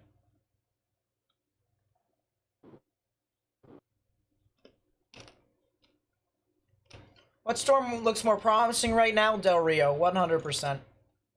Let's go down to that. Look at that stuff.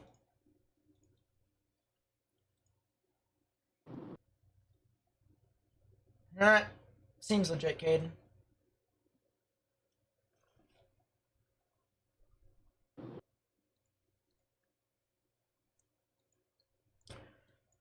Could be something tornadic that could try to form on this cell, too. We might be talking about tornado warnings here pretty soon, chat. I would definitely watch out for this storm. Is Del Rio out of the woods yet? I wouldn't say that just yet. There's still a lot of thunderstorms that are forming off here in Mexico. So some could easily kind of push on through and impact you. But a lot of storms here across the board in Texas, mainly Del Rio. A lot of storms producing large hail. And Bracketville is going to get hit again by another supercell.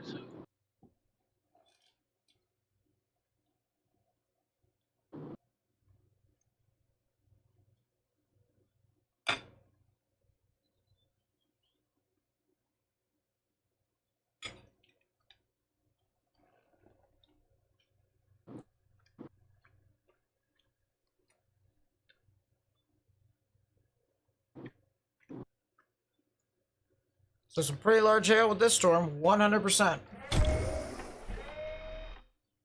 Nighttime tornadoes are the worst? Yeah, that's what you could basically expect in today's event. Probably won't be like nighttime tornadoes, but it'll be nighttime thunderstorms. Nighttime severe thunderstorms.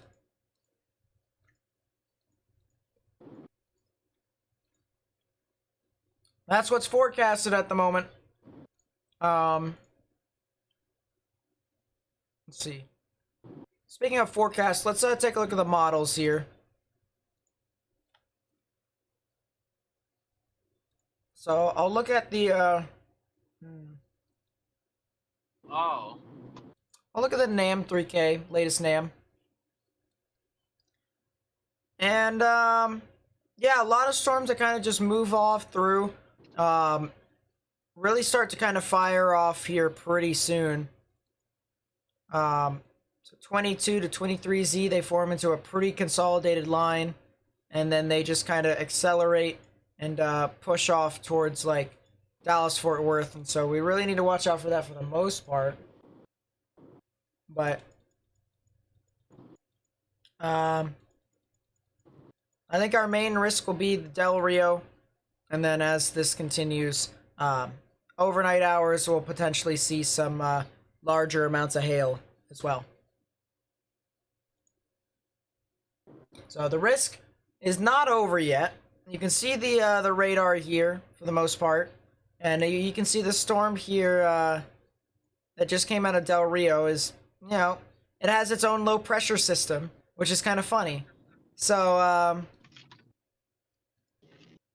you know, we can't really disregard this storm. Massive veering with this, I will say that much. So we really let's watch out for this cell as it continues to move on through. It still looks like a hail type supercell.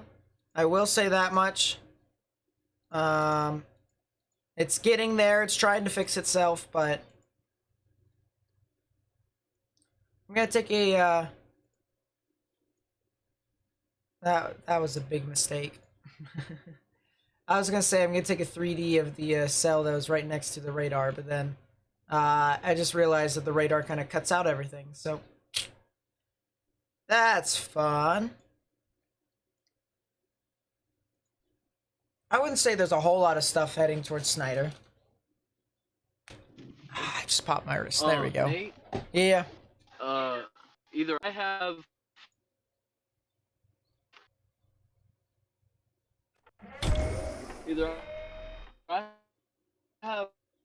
a really low wall cloud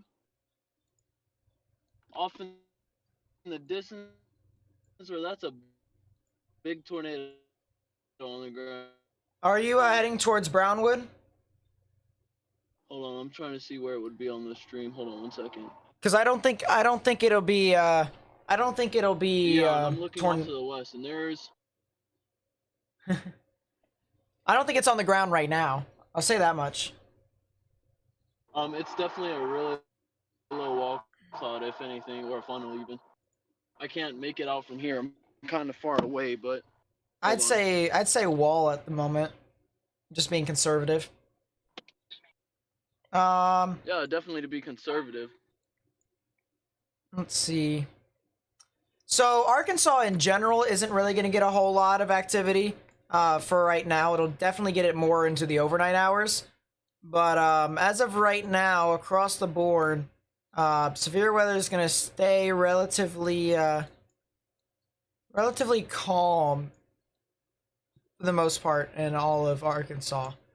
Trying to see what storms could potentially be tornadic, but it's pretty half and half.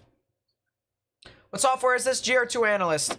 21-day free trial, but then after that it'll shut off unless if you purchase a key, which you can use it on as many devices if you want. But the key costs $250. You can customize it however way you want.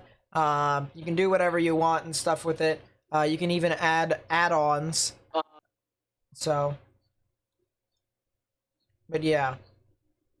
Dallas, what's Dallas Fort Worth's main risk is hail and wind. What? It's got a debris cloud. It has a debris cloud swirling around underneath it. That's a tornado. It was a brief tornado. Maybe a land spout of some sort. Possibly. But you're looking at near like Some sort. you're like what, near Brownwood, right? I think we might have lost him again.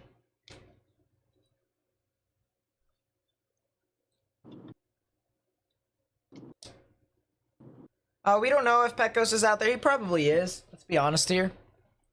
He probably is. I don't know where he's at right now.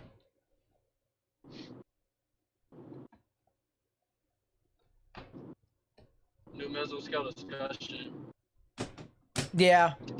It's for the Del Rio stuff. Guys, we just got over 7,100 subscribers. You guys are crazy. Thank you guys so much. Thank you guys so much for the support that you guys have given me. It's absolutely insane. Yeah. The US internet has been bad over the past couple hours. Had sun flares lately. Yeah, that explains a lot. New mesoscale discussion discussing new watch probs.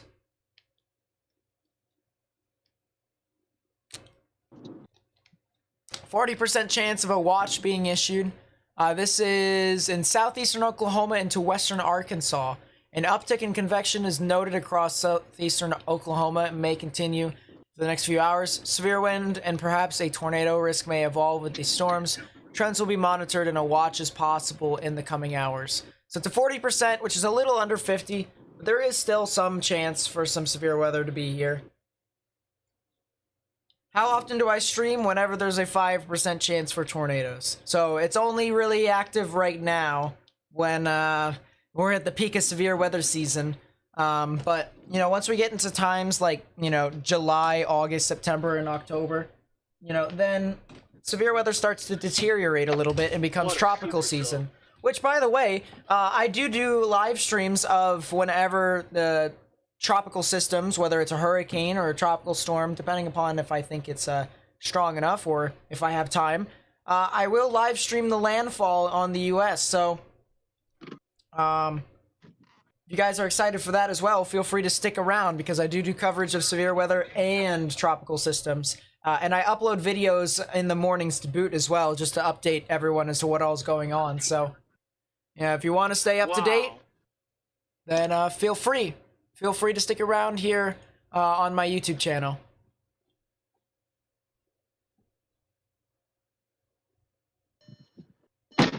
That is a pretty interesting storm for the most part. We're going to go full screen to Matt. I'm assuming he's off here near Brownwood, which does have a little bit of rotation and maybe trying to develop a little bit. So we'll have to monitor this, but yeah, this Wow, that's a supercell and a half. Oh, look at that ooh, lightning. yeah, we just saw that lightning there. This is a supercell. Can you please tell me where the wall cloud is? Don't want to tell your fellow storm chasers. This is over near like Brownwood-ish. Yes, this is just west of Brownwood. It had some really good definition to it just a second ago. Well, I mean, it's kind of getting wrapped. it's in infancy right now. It's getting wrapped back there in the rain too. That's kind of Monka S. That's kind of yeah, Monka dude. Yeah, pretty much.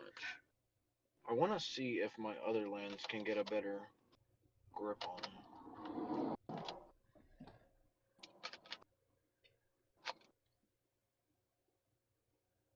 Check northwestern Tennessee. Oh boy, let's see. Let's see what northwestern Tennessee is doing. Yeah, that could potentially be a supercell. That could potentially be tornadic as well, actually. Good call, chat. Good call. The potential for some severe weather here. So let's actually pan back over. We'll have the Matt's live stream above my face right here, but you can clearly see here in northwestern parts of Tennessee. You know, just for reference, right here with this arrow, that's Paducah, and just down here is Memphis. Over here is also Nashville as well, and this is where this cell is, right at this arrow near Paris.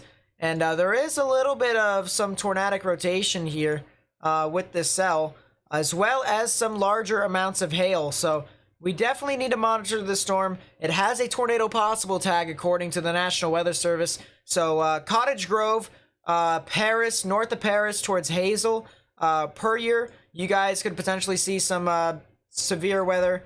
Let's see. I'm actually going to load some of my shape files here of Tennessee and Kentucky. So if you guys would give me a second. So add Kentucky. Perfect. And add the Tigers Road. Import. Perfect. I think that's good. And then we're going to go over to Tennessee. We're going to add Tennessee as well so we can have our roads just in case if this thing does go tornado warned. Which it very easily could. But yeah, we got our roads here so that if this does go tornado warned, we can definitely pan to it and try and figure out as to what all is happening with it. Let's go back to the storm here in Del Rio. It does look a bit more disorganized. There is a little bit of rotation here on this back cell over here near Bracketville. A little bit of rotation on the southern end of the storm. So, can't exactly say if this thing is actually producing a tornado. I'd highly doubt it as of right now. Just by looking at a presentation, you can see this kind of bowing characteristic, meaning the rear flank downdraft is kind of surging in behind the storm, creating a lot of strong gusty winds here.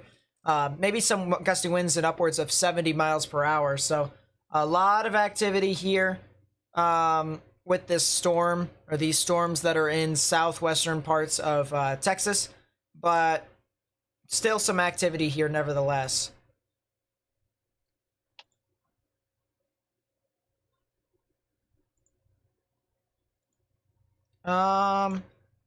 Let's see. What if I actually go back over here? Woo! Sheesh! Yeah, this is a supercell. Oh yeah, that thing is starting. Oh yeah, Matt, it's starting to hook up. It's starting to hook. It's got it's got some rotation on the upper parts of the atmosphere. I'm actually curious where the chaser convergence is now. I would say eastbound and down, but they're not going east. They're going westbound. They're coming here, aren't they? Yeah, they kind of are. They're actually going towards Rising Star a bit more, but there are some that are coming down to Brownwood. So westbound and down, loading up and trucking. Yeah, pretty much. I'm literally in a decent spot right now, honestly. I'm not gonna lie to you. Yeah, I think you're perfect, honestly. You got this storm right on the bag. I think this storm is really starting to form some tornadic characteristics. Just by looking at the ZDR, there is a hail core near Lake Brownwood, so this is definitely a maturing supercell. And, geez, Matt, you've been on fire so far this past couple of days with your placement. Yeah, no, I'm telling you, like, I gotta give you a hand, too. You're kind of helping me get there, but definitely I'm proud of myself. I've been putting myself in a good spot, especially dealing with this high precip stuff. So right now I'm just kind of watching. Yeah. I want to actually look. I'm gonna look real. Actually, I'm not gonna look because it looks like there may be a funnel slipping out of there on the right edge. Let's go full. I can't tell for sure. It's pretty rain wrapped right now. Looks like it is, but it looks like over here, right? It's kind of hidden behind this little fence post right here, but actually, it looks like back there may be a funnel trying to come out of that. Maybe I might be lying. I don't think it's actually rain wrapped. I think it's just the distance from the storm, just how it's. Yeah, because I'm pretty far away from this thing, and what I might do. Hold on one second. I'm gonna actually take a look at radar really quickly. It's starting to organize. Don't get me wrong. I would not be surprised if they issued a severe thunderstorm warning on this cell really soon. But yeah, I wouldn't doubt it either. I actually really need to get a little bit further south before this thing crashes into me. So Are you I at got my Brownwood, pictures. or are you? No, I'm still a little bit north of. I'm still north of Brownwood. Actually, I'll give you an exact. I'm Well, still north of downtown by like 7 miles. So. oh yeah. No, if you go on, if you go on, Woo! Wow. if you go on to United States Highway 67, you'll be able to parallel it all the way up to Comanche.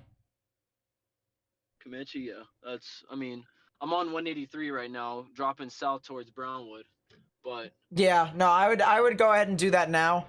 It'll be off into your general vicinity within the next 15 minutes, and might be even less because you're driving towards the RFD. So if you just try and get down there.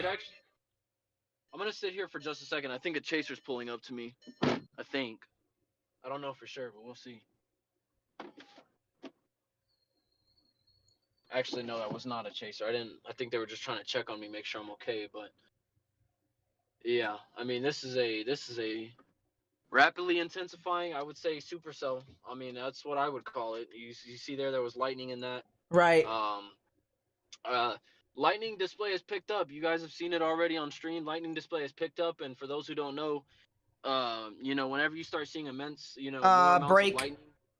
I'm gonna have to cut you off there because there is apparently reports of a new tornado warning here in Tennessee for the cell that you guys called out for. So tornado warning for Henry and Weakley counties. That'll be in effect until 7 p.m. Central Daylight Time for a tornado and quarter-sized hail. So if you guys live near Cottage Grove, if you guys live near Puryear, as well as north of Paris, you guys need to go ahead and take your proper precautions. Get underground and get in the lowest innermost part of your building, particularly a bathroom or a closet with no windows, so you can put as many walls between yourself and the tornadic rotation as possible. You can clearly see here with the hook rotation, you can see how this thing is actually wrapped around a bit more. Your inflow coming in a bit unimpeded, so you have some really good supercell characteristics with this storm. So let's get some timings out here for you all. Right about here is where the rotation would be, right at the tip of the hook. And so if we get some timings out here for you all, it'll be moving over the Cottage Grove area in about 5 to 10 minutes. So basically, anywhere over Highway 140 towards Cottage Grove, you guys need to get into your safe space now. Then it'll be moving on through towards Highway 69 north in about, I'd say, 15 minutes. And so if you live over there, you have a little bit of time, but not too much time. You need to get into your safe space as well.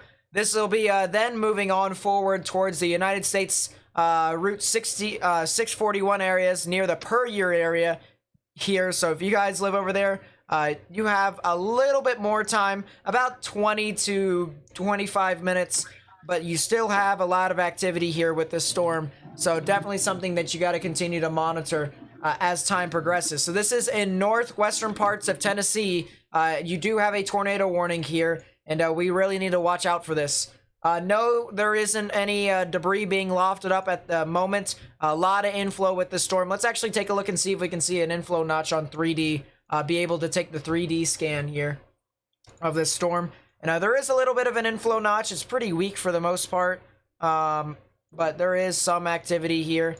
There is your inflow notch. You can see how there is this classic cave characteristic that we would look for. So we're looking at specific amounts of rain in the atmosphere according to our radar. And if we just only channel it to moderate rain, we actually can see the inflow notch as to where the supercell would be able to ingest all the energy. And so right within here is where the supercell could potentially be taking in most of its energy and allowing it to potentially sustain further along the line. So if you live in northwestern Tennessee near Cottage Grove, Puryear, or north of Paris, or if you know anyone who lives near Cottage Grove, Puryear, or north of Paris, you guys got to go ahead and take your proper precautions. Get underground or get into your lowest innermost part of your building, particularly a bathroom or a closet with no windows, so you can put as many walls between yourself and the tornadic rotation as possible.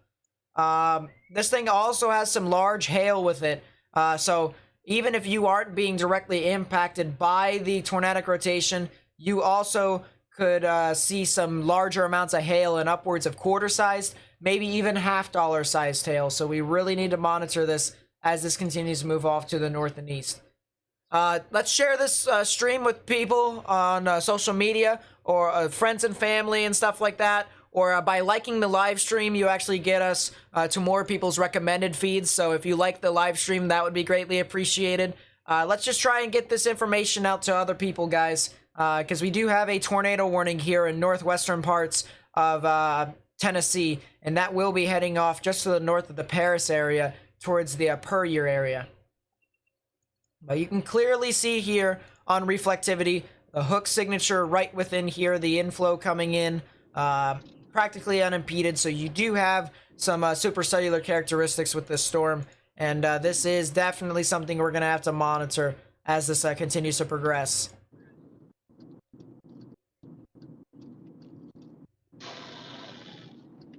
Why do I call it tornadic rotation? Because it's currently not on the ground right now, but in regards to this storm, it definitely could produce a tornado later on.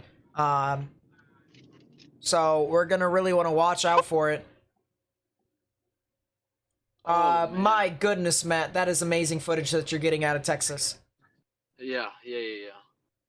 Definitely. It lost its. It definitely looked a lot more, textbook. But I mean, you can see the lightning display. I mean, the lightning display is just impeccable right now. I don't even know what else to say about it. This thing's moving at a pretty fast clip. I just wanted to get a quick view of it, in a better spot. I'm actually, for those of you who may live in this region in the hill countries of Texas, I'm out here. This is actually the oh wow, look at that. I'm out here. I just pulled into the Brownwood Regional Airport. This is that road that goes to the airport. You got the planes right there on the right side. This is actually the airport right here that I'm sitting at. I'm actually about to back out and get further south, but it definitely lost its characteristics in terms of the textbook, cloud. Yeah, the lightning's just immense right now. It's definitely showing a lot of lightning. As I was saying earlier before that tornado warning came in, what was I saying? Oh yeah, lightning. Whenever you see a ton of lightning like this storm is showing right now, that's usually a sign of intensification. And it usually means that you have a really strong thunderstorm, and there's just absolutely insane lightning right now. Constant, what are those, negative strikes? I can't remember. I'm losing my mind. I believe it's right positive. Now.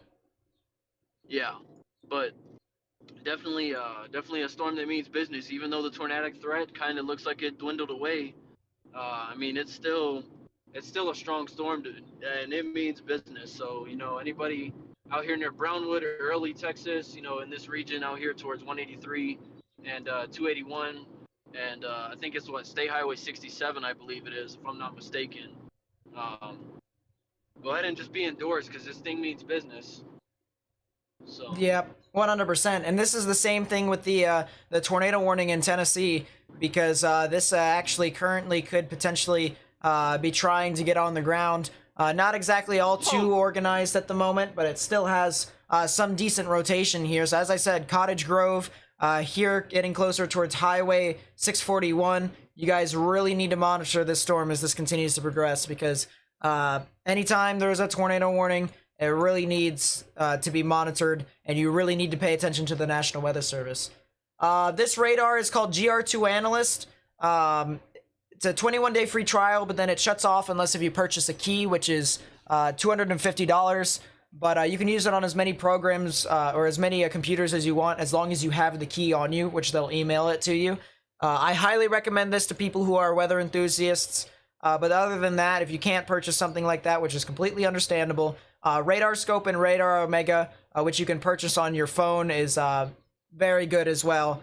But yeah, if you're a weather enthusiast like myself, then definitely you're going to want to think about investing in GR2 Analyst. And if you want to learn more stuff about what you can do on GR2 Analyst, or more stuff about the weather and how you can enhance your weather skills, our Discord server is the place to be. You could definitely go try and join our Discord server and be able to talk to countless other people who are in the server. We have so many people in the server here that are willing to communicate, and we're trying to better each other in our skills about the weather. So if you would, if you are considering a place to actually try and enhance your skills or just want to know stuff about the weather, or you just want to talk to me, that Discord server is the way to go. So, link in the chat. We have over 700 members now in our Discord server. That is absolutely insane.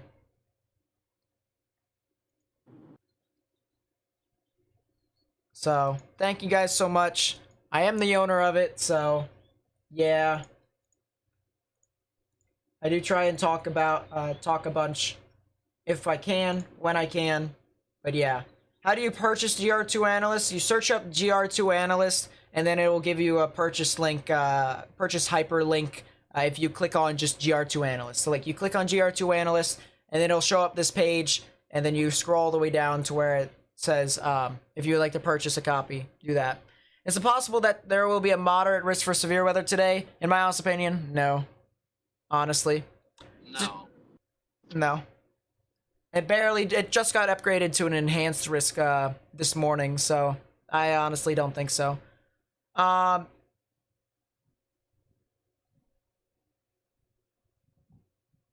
us see. Is it just me, or does it look like the rotation moved the track right? It is moving right, actually. It's moving.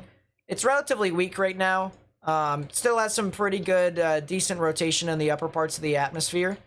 So it might be trying to recycle more or less, but it's more or less a right-moving supercell. That's what happens when a supercell roots into the atmosphere. I can actually play the radar loop of the past couple of minutes, and you'll actually able to see that these storms move up this way, this storm moves this way, and so basically when a supercell roots to the ground, roots in the atmosphere, you actually have a supercell that moves the opposite or a different direction from the other passing thunderstorms that aren't as significant.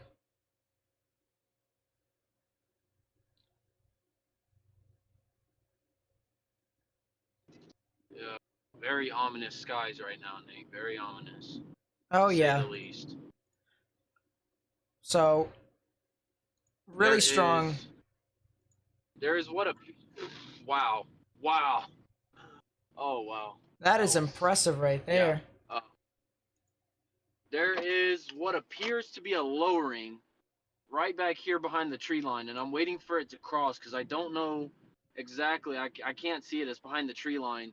I'm gonna wait for it to cross the road, but there's what appears to be some sort of a lowering right back here behind the tree line, and I can't exactly tell for sure what it is, but we're gonna see once it crosses the street right here in front of us. Oh yeah. No, that is a lot of ominous clouds right there. 100%. This is what James Spann would call scary looking clouds, or CLCs, creepy looking clouds. And this cell is the one to be on too. Echo tops are actually breaching above 50,000 feet on this cell. So this is the one to be at within your general vicinity, and you're on it. There's also, as you mentioned, a lot of lightning with that storm, so I would not be surprised if that thing starts to intensify a bit more. It's trying to get its act together on radar. I think it's intensifying right now. Winds have picked up in the last minute or two. I think it's trying to pick up right now. Where are you at right now? I'm sitting in early on the north side of early on 183. I'm sitting here in kind of facing back to the north. I'm just kind of creeping along right now. But yeah, this is definitely what you may have to do, honestly, is that you may have to start going onto Highway 377 now to try and parallel with this storm. Because if you get that's right at early, it's the east road, the eastern way. Okay, so then I have to turn around then. Okay. Yeah, so you're basically going to Comanche. You're paralleling this cell. That's just basically what I'm thinking right now. There is a tornado possible for this cell actually. So let's let's take a look here. A lot of wind damage from this storm too. Here in Pennsylvania, we're actually going to talk about this real quickly. Which one? It's Pennsylvania. It's heading towards Scranton right now. Oh. But yeah, this storm has consistently been producing some wind damage. There even is a little bit of rotation on this storm, so definitely something we're gonna have to watch out for as time continues to progress. I would not be surprised if this thing, well, actually, it's looking kind of weird, honestly. It's not exactly a storm that just screams tornado, if you know what I mean. Just based off of the characteristics, it seems a lot more like a gusty wind threat right here. You can see right here the surging line that it creates, and right at the top of this kind of bow, if you will, right about here is where you can experience your strongest gusty winds, and that does indeed confirm it here on radar. There is winds in the upper parts of the atmosphere. Well, not so high. It's looking up 4,000 feet up in the sky. That has an upwards of 57 miles per hour on it. So there is some strong gusty winds. This thing has had a history of producing wind damage, trees on roadways across the board, trees down, you know, in general. And so if you guys live in these areas, further out, basically here at I-84, you guys really need to monitor these storms as this continues to move on through. This is really mountainous too, so the thing about it is that the winds could actually be channeled, and the winds could intensify that way, so we really need to monitor this storm as this continues to move on through. But a lot of strong gusty winds here with this cell here in Mount Cobb, and I'd highly recommend, if you're in Hamlin, Lake Ariel, Newfoundland, and Tafton, I'd highly recommend you guys get indoors. Let's look back at the tornado warning here, because we're going to constantly come back to it. But there is some general rotation with it still. It's not all too organized, but it still has some general activity here. It's not all too bad, actually. Jeez. What in the world was that? Well, anyways. Lot of activity here from this storm.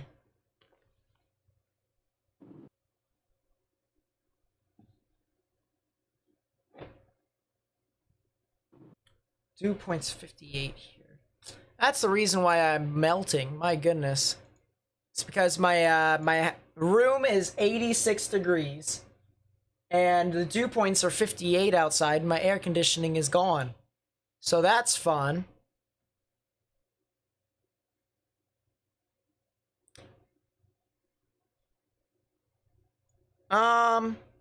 Let us see.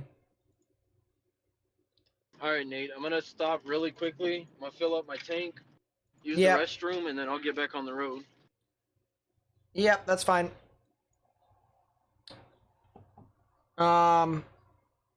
Hey guys, can I ask you all to do me a favor while Matt is gone? Matt works really hard to chase for us, and I love him to death. So if you guys could do me a favor, okay? If you have Twitter, go follow him on Twitter. All right, I'm gonna put a link here in the chat. But Matt here has a Twitter account, and I'd like you guys to go follow his Twitter account. He does post content of whenever he chases and stuff like that. So if you guys could do that, that would be greatly appreciated. Go follow our Storm Chaser here on Twitter. And yeah, that would be phenomenal. I'm sure that would make his day, seeing all the seeing a bunch of followers and stuff like that. But yeah, if you guys could go follow him, that would be greatly appreciated.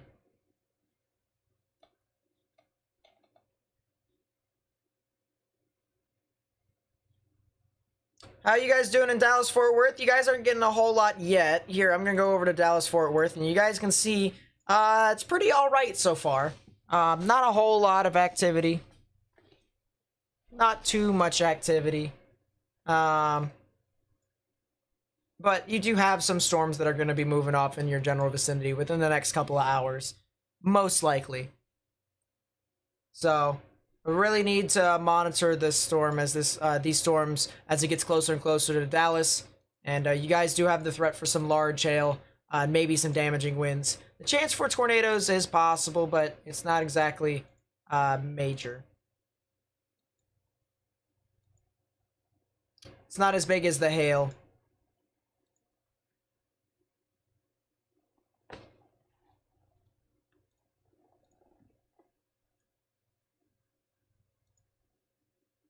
Let us see. More hail reports coming in from these storms that are moving on through in Del Rio, or near Del Rio. There's actually another supercell that's coming from Mexico, so that's also interesting. Helicity's starting to spike in some of these areas, so the potential for it to become, for these storms to become tornadic is coming relatively soon. Any in Bucks County, Pennsylvania? Kinda-ish. It's, here, let me see if I can go over. Where is Binghamton's radar? There it is. And then Bucks County. So it's heading off into your general vicinity. It'll be more or less an overnight threat for you all, but it won't be like, you know, all too big. So I think Bucks County will be, getting some activity, but not all too much, honestly. It'll be getting something. 100%. Let's go back to the tornado warning here, guys, in Paducah. This storm is moving really slow. It's actually moving east at 25 miles per hour. So there is a lot of activity here with these storms. It actually seems to be trying to intensify. So we could potentially be seeing a storm here that could be forming off of this hook. And we're really going to have to watch out for it as this continues to move on through. Someone asked if this was heading towards Bowling Green. And it'll eventually be heading off towards Bowling Green. Whether it will be severe is the real question. But still could be seeing some stuff later on. How's Austin, Texas looking like? Austin, Texas, as of right now, is not seeing a whole lot, but they're going to see some storms later on tonight. So I definitely monitor that. JC Cardwell with the $3 super chat with the sticker that says, how's it going? It's going good, JC. Thank you so much for the super chat. I really do appreciate it. Yeah, thank you so much. Let's see. Look at Emporia, Kansas. Kansas isn't going to get a lot of severe weather, but I will definitely check it out here in a second. Arizona isn't going to get anything either. That might be more of a fire risk than a severe weather risk, honestly. So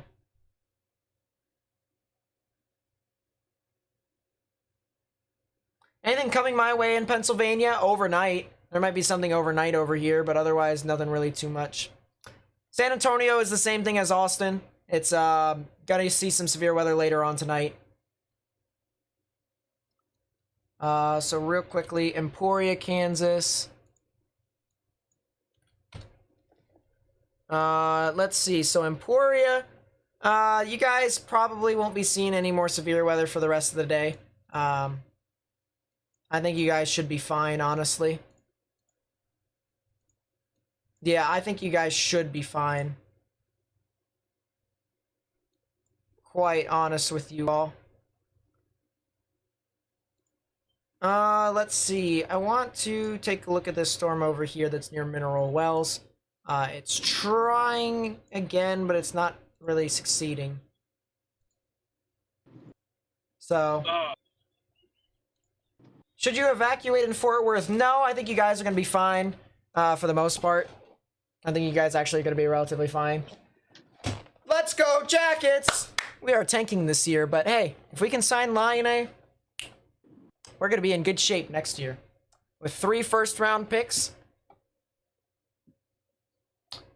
We'll see. You'll see. You'll see. Let's go, Jackets. Anyways, Columbus, you guys could potentially be seeing something later on tonight. I don't think it's going to be all too strong, per se. I think you guys could get something. but nothing really too much. Zach Copley with a $5 super chat says, I'm in Hazel, Kentucky. Intercepting now. Talk to me on Discord. Your packet. Where are... What? Who?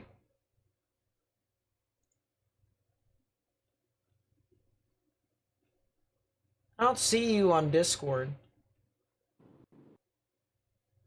Well, I can just tell you right now what's happening in Kentucky. Let's see. Hazel, Kentucky. Oh, it is. Yeah, it's consolidating again. It's trying to wrap up again. It's trying to. Okay. I'll do the. Looks like it on radar too. Yeah, could be something that's happening there. So Let me see. don't go completely south into Hazel because this thing is. Don't go south because this thing actually could be intensifying a bit more. But really need to monitor this storm as this continues to move on through. Am I closer to Philadelphia or Pittsburgh? Neither. I'm closer to DC. I'm closer to Baltimore. I'm actually closer to Baltimore than I am to DC. So, whoever just said bust in the chat, you can't call a 5% chance for tornadoes a bust. If it's a 10% or a 10% significant chance for tornadoes, then you can use the word bust, but it's a 5% chance for tornadoes, so you can't call it a bust. It's a really low chance. You can't really. Yep. Doesn't make sense. Doesn't make sense to really call it 5% a bust. Yeah. It's already a low enough chance.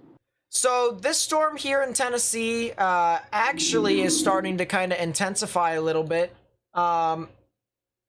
There's a lot stronger velocities with this storm. You can see the greens are the winds that are moving towards the radar. The reds are the ones moving away. And right in the middle is where the rotation would be. Right about there is where it would be. So if you guys live north of Paris, south of Puryear, here on Highway 641, or if you live in any of these areas around here, like Rose School Road, as well as Old Paris Murray Road, that general vicinity down near Highway 69 North, you guys need to go ahead and take your proper precautions. Get underground or get in the lowest innermost part of your building, particularly a bathroom or a closet with no windows, so you can put as many walls between yourself and the tornadic rotation as possible.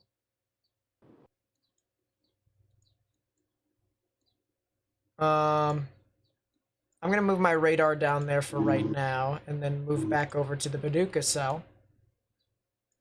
Is there any bad weather heading to New Jersey? There is a severe thunderstorm warning in Scranton, Pennsylvania. That'll be heading off to the northern parts of New Jersey. But not really too significant here. It's had a history of producing wind damage, I will say that much. Could become tornadic if it wrapped around its rear flank downdraft. But we're definitely going to have to monitor these cells as this continues to move on through. Can we just go like 100 miles north, please? That'd be fun.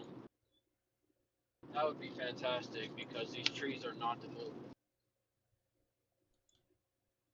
These trees are not to move. Close this and open it again.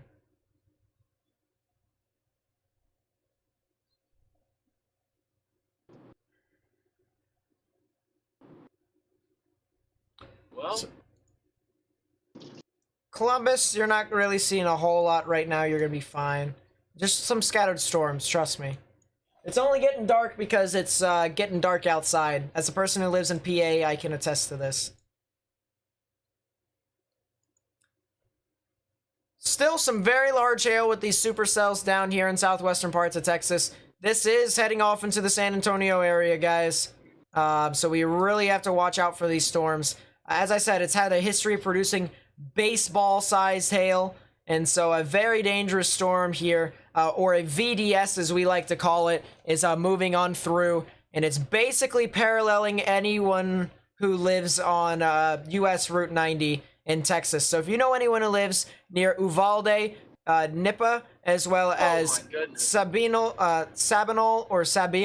as well as Dehanis, as well as Hondo, you guys need to tell them to kind of get indoors because there's some very large hail that is moving on through here. And I mean very large hail.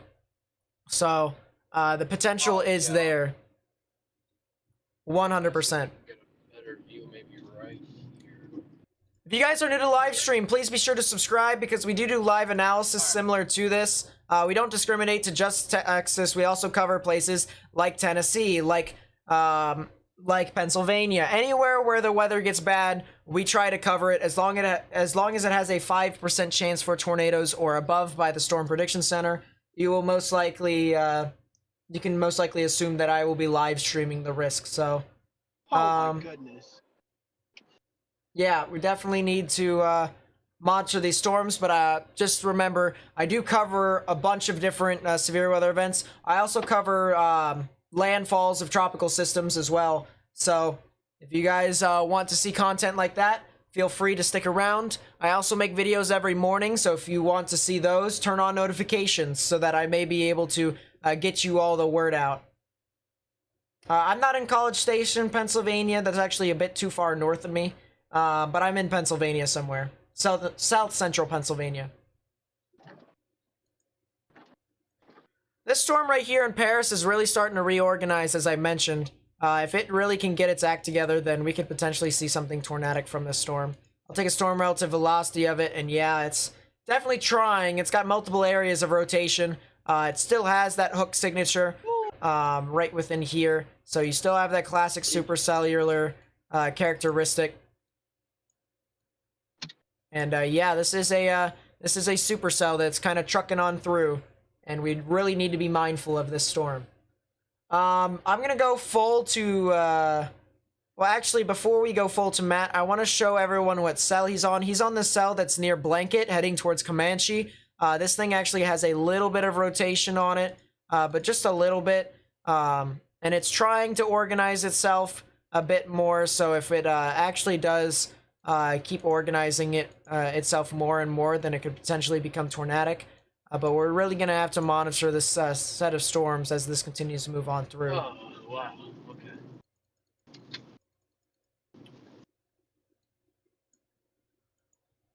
I'm gonna say it's really disorganized. It's really messy. You know, it's definitely shown signs of trying, but there's something holding it back from being tornadic, and I'm not really sure what right now. I'd probably have a better answer for you if I was able to look at mesoanalysis or something. Yeah.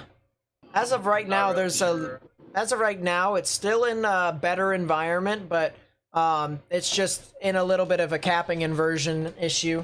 So That would make sense. I mean, it's not major capping inversion, but there is some. Evidently it's been enough to keep these storms from producing, which is a good thing, but you know, Yeah.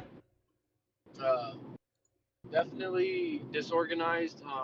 You know, it's shown signs of trying a few times, but as of right now, it doesn't really look like much of anything. So, just kind of maybe some rain, wind, some hail on the front side of it.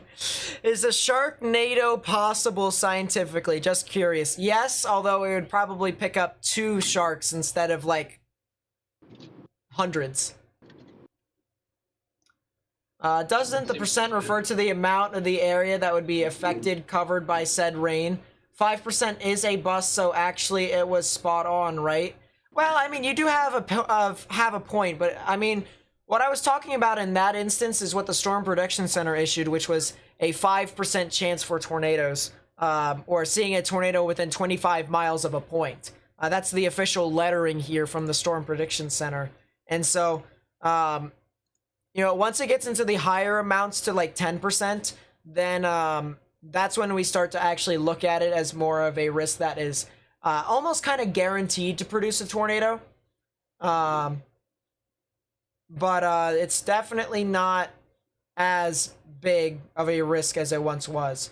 NHL question, what team do I follow? The Columbus Blue Jackets. I used to follow the Washington Capitals, which I still do. It's my second favorite team, but the Columbus Blue Jackets, don't ask me why. I vacated over to Columbus, but I did. It's a lot more entertaining, though, I gotta say, because the Caps keep making it to the playoffs over and over and over again, whereas the Jackets, you don't know if you're gonna make it. Although this year we're not going to, so that's fun. Y'all suck. Yeah, we do. Hello, Morgan.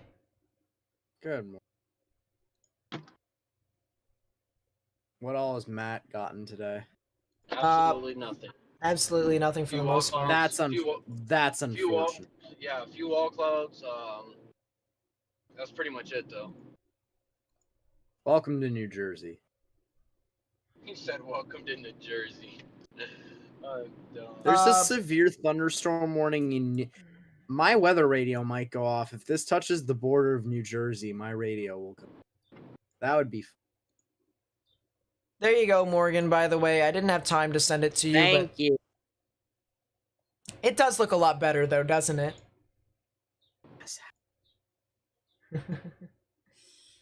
But yeah, still some severe weather going on here. Guys, we are at 7,100, and as Morgan would say, 69 subscribers. So 69. Yeah, 69 and still no room tour. I know, He's right? got a, Oh, Morgan, take a look at staff chat, by the way, but don't say anything. Just go up a bit more towards like what happened this morning. What is this morning? You just take a look. What is this morning? What does that mean? just Take a look at what I posted in staff chat this morning. You got pinged in there for a reason, forehead. Just go look. Just go look. You can't say it out loud. Just Yeah, go you can't look. say it out loud. Just go look. This will result in it. But like, look further up. Look at the reason as to why you got pinged.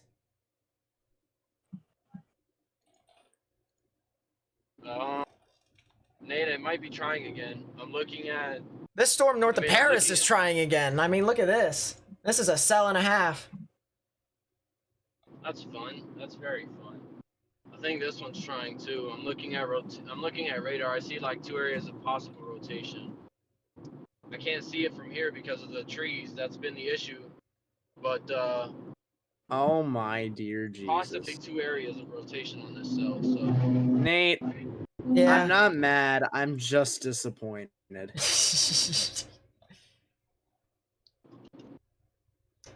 LOL. Anyways. Also, Yeah, are we going to talk about the fact that there is a nice supercell in Tennessee right now? Oh It's yeah, the I'm looking at it. This is a very fine, very well defined hook echo. This is a very strong storm that's trucking on through. land spout. Maybe. But we're definitely gonna have to watch out for these cells as this continues to move on through here in northern Tennessee. Well, actually northwestern Tennessee, and even further along through. Even though some of these storms kind of dissipated already, some of these other storms here in Kentucky could be severe. New Del Rio severe. Yeah, that's gonna be heading off into San Antonio soon. That's the thing that I'm concerned about. No, I said Del Rio. Well, yeah, no, like these cells in general. Look at it. Oh, why is there a VDS warning? What is this? Because it's had a history of producing baseball-sized hail.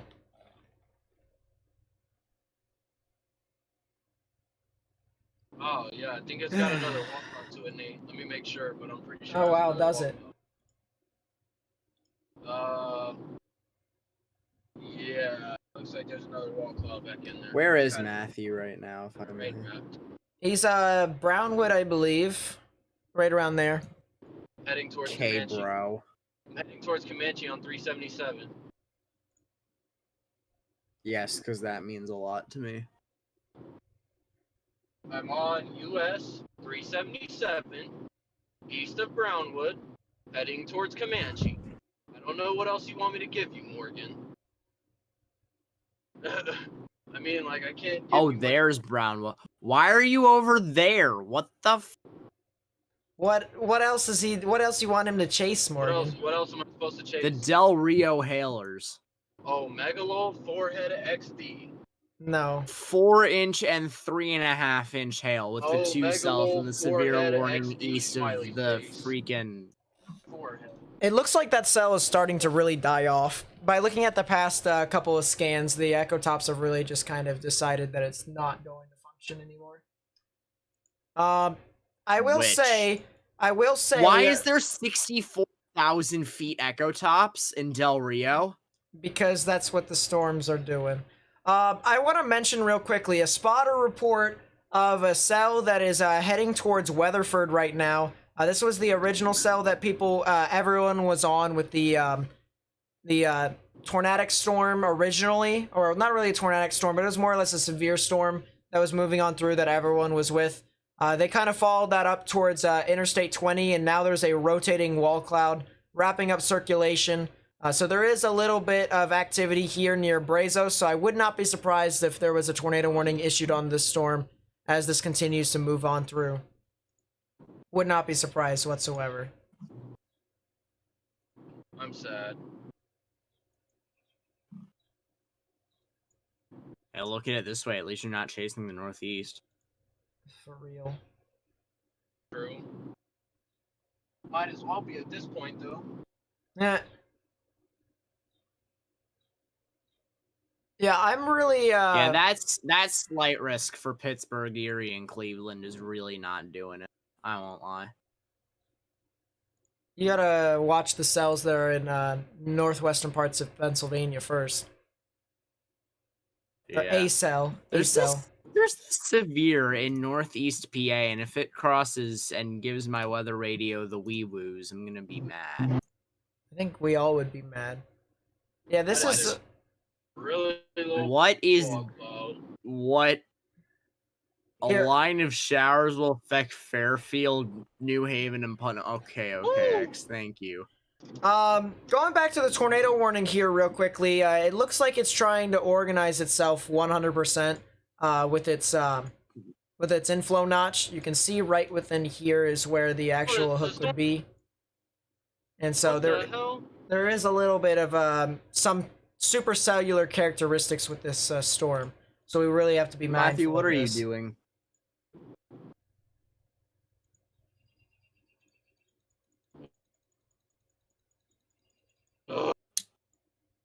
I can't get any good vantage point.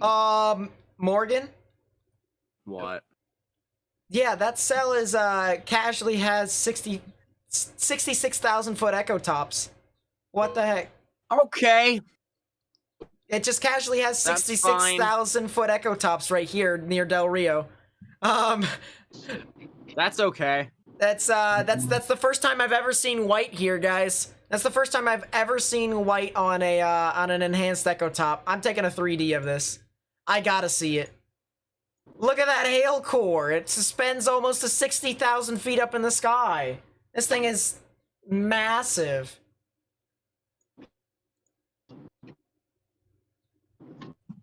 Yeah, that is a tall thunderstorm and a half. Let's see if we can get some specific values here. By the way, also Nate, on the more eastern severe Uvalde, watch there for a potential tornado coming soon. That's possible. All right, Nate, I'm about to get you a really good vantage point of the cell I'm on. It's still, I mean, it looks kind of messy, but it's, I mean, hold on 1 second. It is what it is. Yeah, Matthew with the Walmart freaking lanyard. Yeah, look at that, guys. That is some pretty interesting structure right within this storm. I mean, look at this. Look at this storm, guys. Look at this storm. This thing is crazy on 3D. Nate, break. Yeah. A severe thunderstorm warning remains in effect until 7:15 p.m. Central Daylight Time for western Medina, southwestern Bandera, Uvalde, and southeastern Real. At 6:51, a pair of severe thunderstorms were located 8 miles northwest of Uvalde and 13 miles northeast of Uvalde, moving east at 40. These are very dangerous storms. Softball-sized hail and 70 miles per hour wind gusts per public report. Softball-sized hail. That's 4 inches. 4-inch sized hail with these storms.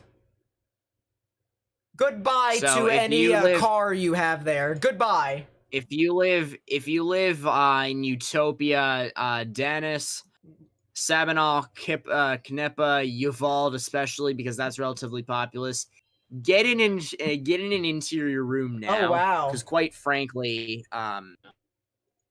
you don't want to mess around with this because you might concuss yourself if you're found After, outside. here, I'm going to take the floor here real quickly. This is some interesting footage of a possible funnel cloud here in Henry County, Tennessee, and they've issued a new tornado Yeah, warning. there's a new tour. But you on can it. clearly see the funnel cloud here, or possible funnel cloud, extending towards the ground. Maybe something that could be tornadic here with the storm. Mary Mays, this is her content on Twitter, so go follow her for the stuff right here. But that is a funnel cloud and a half, 100%. That could be there. Actually, I don't think it even is. There's so many people that have posted this. So, yeah, it may not even be Mary Mays itself, but let's see. When did this person post this? 14 minutes ago, and it posted this 17 minutes ago. So this actually might be a Low Sky Warden's stuff rather than this person. So Low Sky Warden, this person possibly sees a funnel cloud here, and we'll actually go over to the new tornado warning, which is for Henry County in Tennessee. That'll be in effect until 7:45 p.m. Central Daylight Time. If you guys live over here, you guys really need to monitor the storm for some tornadic rotation. It is starting to uptick significantly, I will have to admit. It is starting to actually form a lot more of a well-defined hook signature, a lot stronger velocities, and we've been monitoring this for quite some time as this continues to move on through. This is now starting to move over water, which I actually have no clue as to what river this is, if this is a river. But if you guys live along United States Route 79 or anywhere near Highway 140, you guys need to go ahead and take your proper precautions. Get underground or get into the lowest innermost part of your building, particularly a bathroom or a closet with no windows, so you can put as many walls between yourself and the tornadic rotation as possible. Because this is some pretty big time rotation here from these storms. Thank you guys so much. This might be a problem. Yeah, it is. It is. Thank you guys so much for the subscriptions. We are so close to 7,200 subscribers. So keep it up, you guys. You guys are absolutely insane. If you haven't already, please be sure to subscribe, as well as like the live stream, so that we can get onto more people's recommended feeds and share this information out with more people. And share this with friends and family and on social media as well. That would also be greatly appreciated. And thank you very much for helping me get the word out with these storms. I am not a Bengals fan. I am actually a AFC North rival fan. Baltimore Ravens. Fun. Nate, break. What? Entertainment value. The National Weather Service of Binghamton has issued a severe thunderstorm warning for Sullivan, Wayne, and Pike County. It'll be till 8:30 p.m. Eastern Daylight Time. At 7:56, severe thunderstorms located along the line, extending from near Hawley to near Peck's Pond and near Skytop. 70 miles per hour wind gusts and penny-sized hail. Radar indication: trees and power lines continue to be reported to be blown down with this line of thunderstorms. Oh, yeah. So, would just like to note areas along the northwestern New Jersey border with Pennsylvania. That would include areas north of East Stroudsburg along United States Route 209, Bushkill, Dingman's Ferry, Milford, maybe Port Jervis as well, quite frankly, Pond Eddy, Berryville, Greeley. If you guys are in these areas, you need to take your proper precautions, as there is rather strong winds with this line of storms. So just take your proper precautions, get into some sort of sturdy structure near and available to you. Guys, there is a wall cloud reported with the cells that are heading towards San Antonio. Oh, no. Yeah. So these storms might... I think they're starting to move into the more enhanced amount of energy as well. A lot more, lot stronger, lot more activity. Well, near Sabinal, Echo Tops just hit 60K, so there's actually a good chance that it might be. Plus, there is a rotational couplet of 73 on 46. Granted, part of that is likely inflow. But at the same time, I think it's too tough to tell right now, honestly. It's very much so, really... Oh my CC, jeez. Yeah, the inflow notch is actually kind of insane. as well as the hail The spike. inflow notch and the hail spike. Yeah, inflow notch and the hail spike kind of just said, yeah, fun times. So a lot of activity here with these storms as this continues to move on through. And both of these storms here have really strong thunderstorms. As a matter of fact, let's take a look at the satellite imagery here real quickly. We can show you these thunderstorms. Actually, the thing about it is this thunderstorm down here in particular, down here near Del Rio, has actually had temperatures go into the grays. We actually haven't seen that in a while, but you can see a lot of these reds here. This is the temperatures in the upper parts in the atmosphere, and this actually can tell you how high these cloud tops are. And so usually when it gets into the reds is when these thunderstorms actually get pretty high up in the atmosphere, and it actually gets to whites and gray in some of these areas in these overshooting tops. So we have some pretty significant... Are you looking at satellite? Yeah, I'm looking at satellite, and it looks absolutely... Oh, jeez. Looks Holy absolutely insane with this storm. So very large storm here for the most part, pushing on through here. San Antonio for that cell by Sabinal. Yeah, so this is the same exact storm that we've been talking about, and because they have had a report of a wall cloud with this storm, we are not exactly all too surprised that this is exactly happening. So tornado warning here for Medina and Uvalde counties in Texas. That'll be in effect until 7:30 p.m. Central Daylight Time.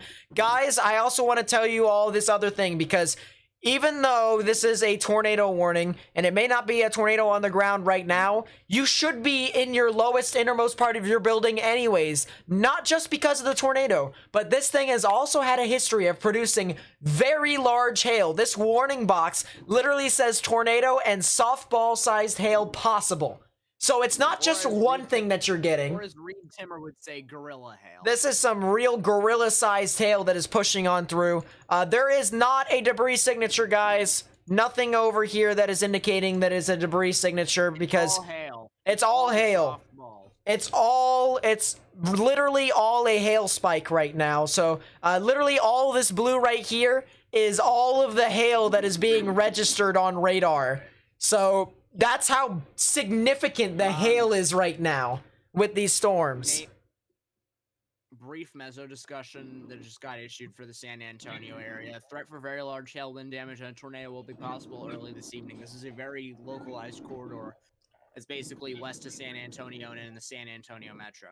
Latest radar show the clusters of thunderstorms about 60 statute miles to the west of San Antonio. Ahead of these storms, the RAP is analyzing a pocket of strong instability with mid-level Cape valleys near 4,500 joules per kilogram, like you were mentioning, Nate. And 0 to 6 kilometers. Morgan? This environment will be very favorable for supercells with large hail greater than 3 inches. Morgan. Thus exceeding 65 knots in a tornado. Break. The cell in Tennessee might be on the ground right now. We might have a debris signature. We might have a debris signature. Yeah, it's not hail. That's on the ground. I'm circling it just to make sure. Velocities, yeah, that looks good. And yeah, that's probably a tornado on the ground, most likely. So I told you all, if you live near United States Route 70, that's what, 79-ish? Yeah, Highway 79. I told you guys you need to be in your safe space, and this storm is now most likely on the ground right now. So if you guys live over here, you guys need to go ahead and take your proper precautions as well. Get underground or get in the lowest, innermost part of your building, particularly a bathroom or a closet with no windows, so you can put as many walls between yourself and the tornadic rotation as possible. I would not be surprised if this thing is on the ground right now, and this is a very concerning situation as this continues to move on through.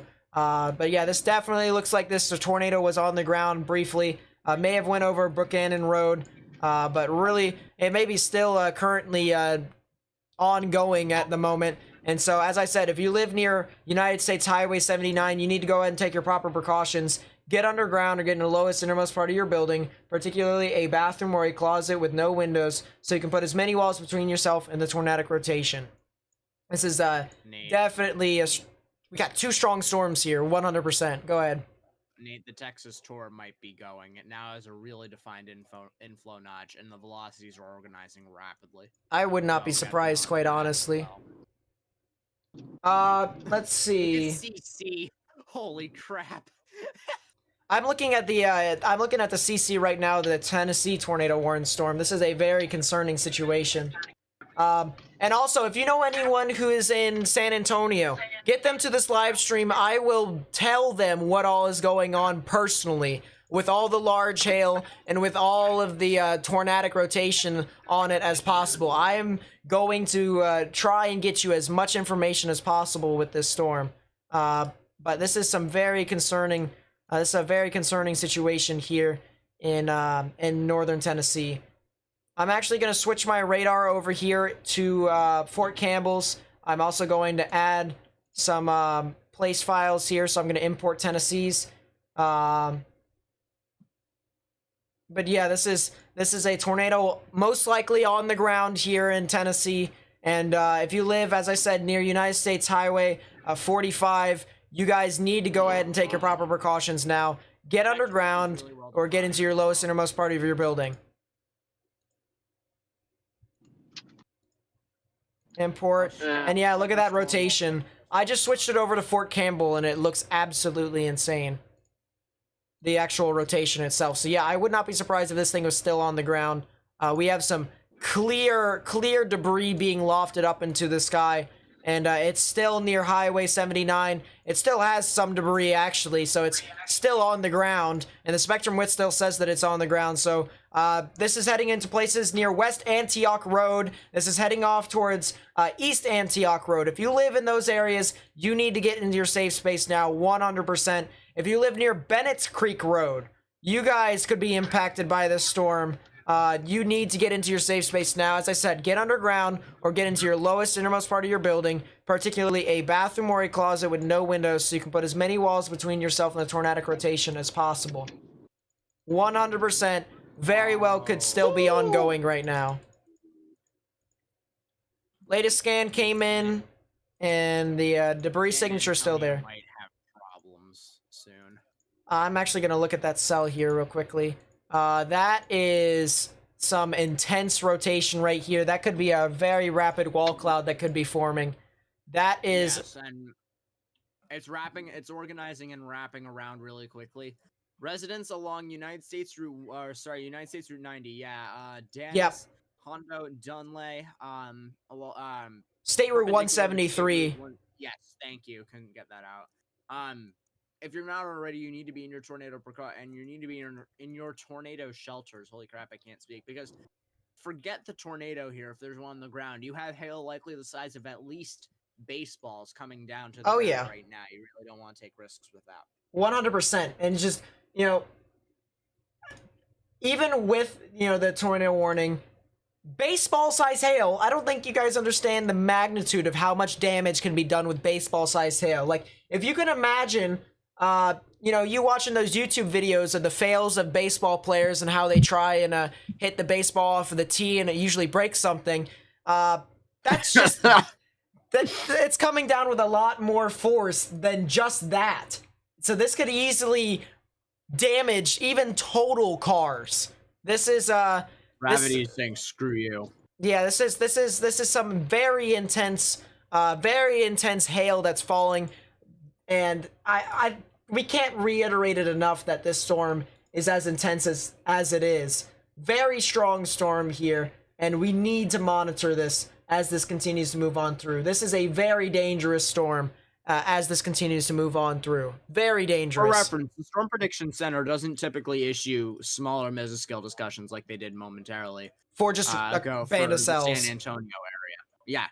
Yeah, no, this is... They seem to have some sort of confidence, as well as us, that there will be the threat for some very damaging severe weather hazards going into the San Antonio metropolitan area. If you're taking a look at the Kelly Air Force Base METAR observations just southwest of San Antonio, you're talking about temperatures of 90, dew points of 73. Very favorable in of itself for the enhancement of thunderstorm development. Yeah, no, there is some very, very strong storms here. 3.5-inch hail in Del Rio. Jeez. Yeah, there's so many of these thunderstorms down here in this environment that can do stuff like this. That's the issue. There is so many of these storms that can do so many of these same characteristics, these similar characteristics, And that's the reason why there is as big of a risk as there is in southwestern parts of Texas. So we really need to watch out for this storm as this continues to move on through. Go ahead. On the topic of stuff like this, check DMs. That's by Del Rio. Are you thinking what I'm thinking of? It might actually do it. I think that's more or less a hail type. I don't think it's going to be more tornadic until... It may be. There's a new tornado warning downstream in Tennessee, although it is not confirmed, which I don't understand. This rotation is still pretty significant. From people producing a tornado is located near Paris Landing State Park, moving east at 30. So they are continuing to indicate that there is some sort of tornadic rotation with this. The CC, maybe it's not on the ground, I don't think, anymore. I think it lifted for right now, but I think it's going to recycle really quickly, and it could definitely produce a tornado really soon. Guys, the environment was 60 knots of shear. So. Oh yeah, guys, if you want to help us get the word out, please be sure to like the live stream as well as share it with friends and family and on social media. That way, they can be able to warn people downstream of this storm. This is going to be impacting places like Dover in Tennessee, north of McKinnon, north of Tennessee Ridge. It's going to basically be paralleling Highway 79, U.S. Highway 79, and it's going to be moving forward into northwestern parts of Tennessee. So if you know anyone who lives near Dover in Tennessee, you need to tell them to get in their safe space now. Share this with friends and family and on social media. By liking the live stream, you guys actually get this onto more people's recommended feeds, so that way more people may be able to actually understand what is happening, and so they can help us spread the word of what this is, what this severe setup is happening, what it's doing, and potentially we can try and inform people downstream of this, these storms, because one has had a history of producing a tornado, and so most of you have already noticed this is a new tornado warning. This is for Stewart and Houston counties in Tennessee. This will be in effect until 7:45 p.m. Central Daylight Time. It has some spotty hail with it, but for the most part, this is going to be a tornado risk. It has had a history of producing a tornado, in my honest opinion. So if you guys live in these areas, you really need to get into your safe space right now. 100%. Oh my Dallas isn't going to be impacted until later tonight, so we'll get to that in a bit. Here, we'll even show you Dallas here, and you can see there is a severe thunderstorm warning for the cell, but it's not anywhere near Dallas at the moment, so you guys will get your severe weather set up later on tonight. This will be heading off into your general vicinity in Fort Worth in about an hour, so I would continue to watch out for that cell. I'm going to actually save an image of this cell right here because it absolutely looks phenomenal. File, supercell, there we go. Yeah, a lot of activity that's really starting to ramp up right now, and we need to monitor these storms as this continues to move on through. Nothing happening over there, so I think we're good for right now with those storms. Let's see.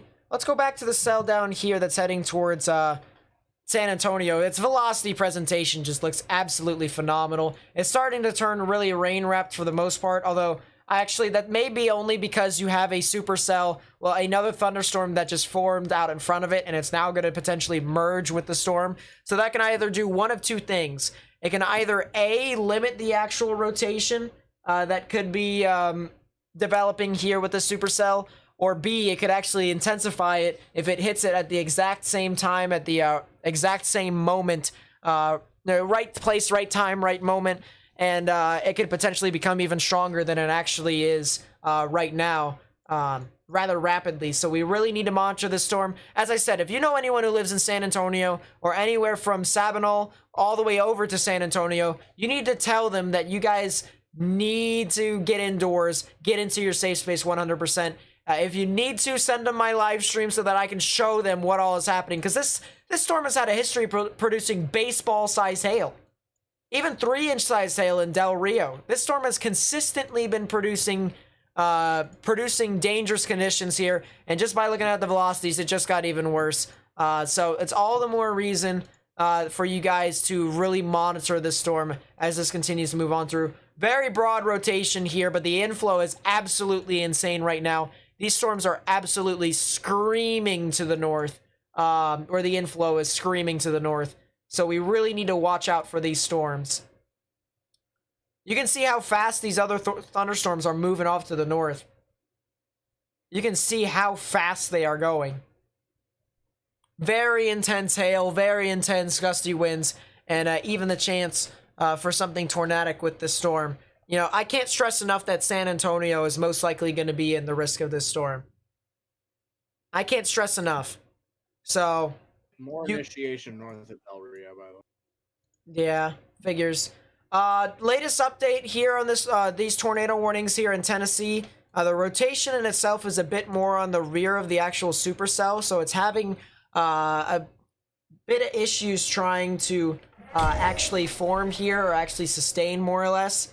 But this is a very still a very tornadic cell that's still ongoing. So we're really going to have to watch out for this as time continues to move along, but it looks really, really prominent here on velocities, and I would not be surprised if this thing produces a tornado again.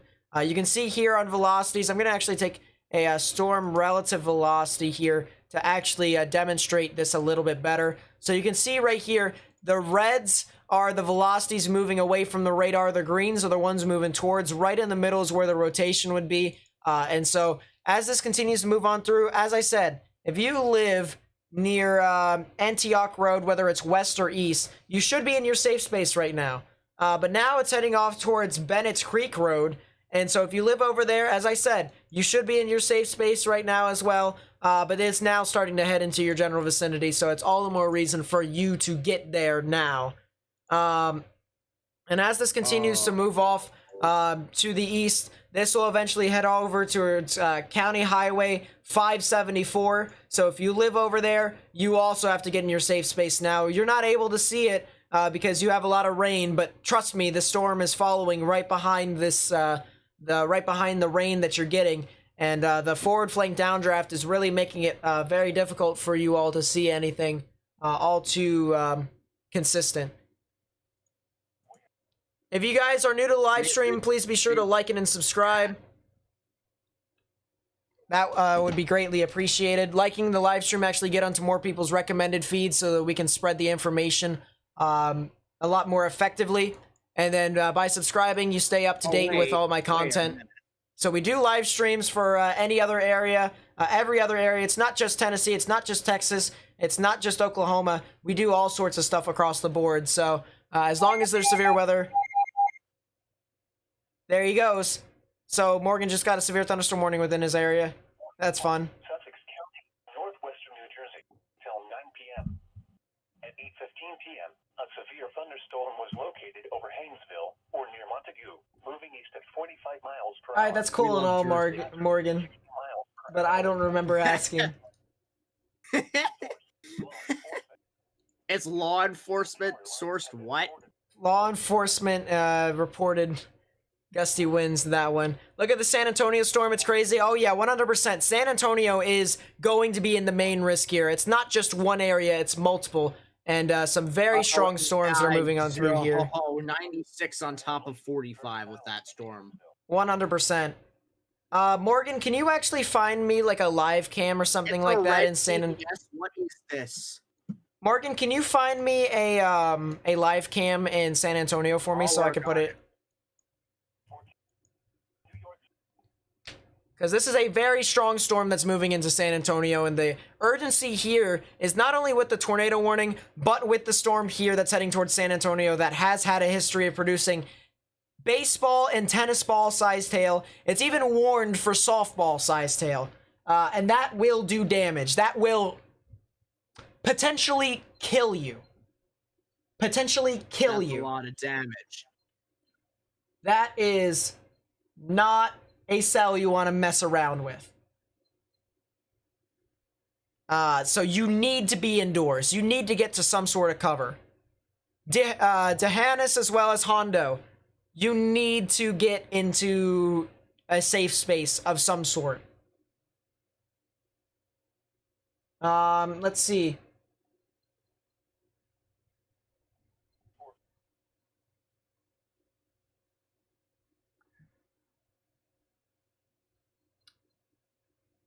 Um, I should probably look Hondo, right?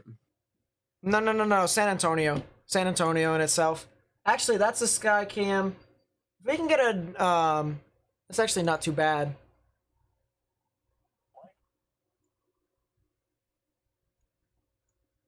Yeah. That can work. I'm actually gonna push this off up here. Oh no, the velocities are rendering out. And then what I'm gonna do here. Folks, anyone in D'Hanis, Hondo, you need to be in your underground shelters now. This storm 5-inch hail behind this. And what in all likelihood could be a tornado on the ground near D'Hanis. Heading up towards Hondo, Dunlay, Castroville, really going along United States Route 90. Heading up towards San Antonio. Anyone in these areas needs to be in your safe space. All I ask. That's currently San Antonio right there, and that's an amazing shot. That is an insane storm. This is an insane storm. This is a storm that is not only producing some very large hail, but could potentially even have some tornadic rotation within it. Yeah, D'Hanis, Hondo, and Castroville, you need to get indoors now. 100%. Do not go outside for any reason whatsoever. This storm is producing very large hail. Large hail. Like, yeah, this is softballs. Almost a 5. Wait, was it confirmed? Nope. Nope, Yeah. it's just maximum expected hail size, right? Yep. Yeah. So 4.94 on yeah, MEP 4.94 on maximum expected hail size. My goodness. So and just to think of it as this way, this is a widespread storm. This is widespread confirmed. large hail. Confirmed. On the Weather D'Hanis. spotters. At 7:21, a confirmed tornado was located over D'Hanis or near Hondo, moving east of 45. Weather spotters confirmed with tennis ball-sized hail. Anyone in the warning polygon, including United States Route 90 and State Route 173, needs to be in their tornado shelters now. There is no room to take this lightly. There's no room to delay here. This is a monstrous storm headed off towards Tornado San Antonio reported. area. That's an insane. 5-inch hail. Guys, this is the thing, all right? I don't think you guys understand the magnitude of the severity with this storm. Because, you know, in any situation, you know, a tornado warned storm would be dangerous. But this thing on top of the tornado that's currently on the ground, if you're in D'Hanis and Hondo, Dunlay, if you're further south, no, I'm gonna tell everyone here, D'Hanis, Hondo, anyone along State Route 173, anyone along United States Route 90, anyone in these areas, you need to get underground or in the innermost part of your building, even if you're not going to be directly impacted by the tornado. This hail is absolutely massive. This is a multi-widespread risk. This is a worst case scenario that is not by any stretch of the imagination what we want here. And you can see on the northern, this is your screen up here. That's San Antonio right there. That's San Antonio. This storm is heading to San Antonio. So if you are in San Antonio, you need to you need to be prepared with the storm ahead of this, because this storm will produce some very large hail. You need to really get your cars, all your stuff that's outdoors, and bring it inside. You need to bring it inside, bring it to some sort of cover, because it will not last outside. It will not last outside. If you have any cars that are not in a garage, it will be totaled most likely. That's how significant the hail is. And so, it's all the more reason right now for you guys to heed our warnings. This is a very powerful storm. This is a very dangerous storm.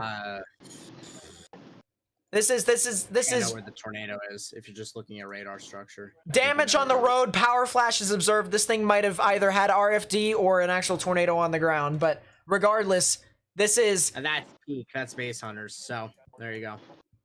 Yeah, this is very This is very unbelievable. This is actually unbelievable. I might actually believe it if it could be RFD. Look at spectrum width. It's absolutely mental. Somebody said observe large tornado. This is Uvalde right here. Look at this hail. Look at this hail, guys. Listen to the thumps. This is not your average Joe hail. Look at it. ADI, that's your content over there. You need to monitor the storm, guys. This is a very concerning. Spotters. I would not be surprised. I actually would go further and say that this entire ball right here is the tornado right here. I would not be surprised if that is the tornado. And this is a very concerning situation as this continues to move on through. Jeez. Okay. This is a new tornado warning downstream for areas east of the current warning, not PDS but observed. So there's a tornado warning for Medina, Badera, and Bexar. That'll be in effect until 8 p.m. Central Daylight Time. A confirmed tornado located over Johannes or near Honda, moving east to 45. This is weather spotters confirmed with tennis ball-sized hail. However, the hail, in all likelihood, is larger than tennis ball size. Locations impacted by this include, and you need to listen here if you happen to be around this area, you need to listen for your location. Morgan. Honda, Devine, Castro... What? Go ahead, just keep going. Hondo, Devine, Castroville, Lytle, Natalia, Lacoste, Lake Hills, Cliff, Tehanis, Noonan, New Fountain, Queehee, Dunlay, Miko, Berry, Pearson, Rio Medina, Bader, Government Canyon State Natural Area, and San Geronimo. If you are in those areas or hell around those areas, so areas like Yancey as well, Pipe Creek, you need to be in your tornado shelters because forget the tornado threat in the main warning box. You also have the winds and the hail, which are all likely exceeding severe parameters. Morgan, take a look at my live stream real quickly, if you can. That chat is one of the most insane supercell I have ever seen here on Radar. You can see the anvil cloud here. You can see the anvil. This structure in itself is a weather enthusiast's wet dream, if you will. And this is a look at this. Look at the towering cumulus, the overshooting cloud tops above it, and even the ventilation ahead of the storm. You can see how intense the actual hail core is. I'm actually going to go to the ISO surface. This is the hail core in itself right here. The hail core goes into almost upwards of 60,000 feet up in the sky. That is a very, very strong supercell here that we are seeing that's heading towards San Antonio. So this is a very concerning situation with this storm, and especially with how you can clearly see the inflow notch here. This is what we typically look for this for the supercellular characteristics. We look at a specific amount of radar within this storm. And I'm looking at heavy rain only specifically. And what I'm able to see here within this is a cave. And right within that cave is where the supercell can actually get energy and be able to fuel itself. So if it continues to fuel itself, which there's a lot of energy out in front of this storm, I just want to say that much. This thing could sustain for a while, potentially be a long track supercell. And we could be talking about areas just to the north of me, just to the top of me right here in this camera. San Antonio could potentially be impacted by these areas. So if you know anyone who lives in San Antonio, you need to tell them to get into a safe space now. Just be prepared. Be prepared from these storms. San Antonio, maybe prepare like helmets, mattresses, stuff like that. 100%. You know, guys, let's share this live stream out on social media and stuff like that. Let's try and get the word out. And even by liking the live stream, this actually gets it to more people on people's recommended feeds. That way, people who might be watching this live stream, they may be able to know what exactly is happening here, and they can also warn people in San Antonio because we need to get the word out. This is a very strong supercell, all right? in itself, you know, even if it were to already try and produce a tornado, this would be a strong supercell. But this is even more intense than that because of how intense the hail is falling within these areas. This is a very strong storm. Very strong storm. I cannot emphasize this enough. Exactly. And be reminded, the SPC issued a mesoscale discussion concerning this corridor here. They're mentioning that this little area, new severe warning for 2-inch hail.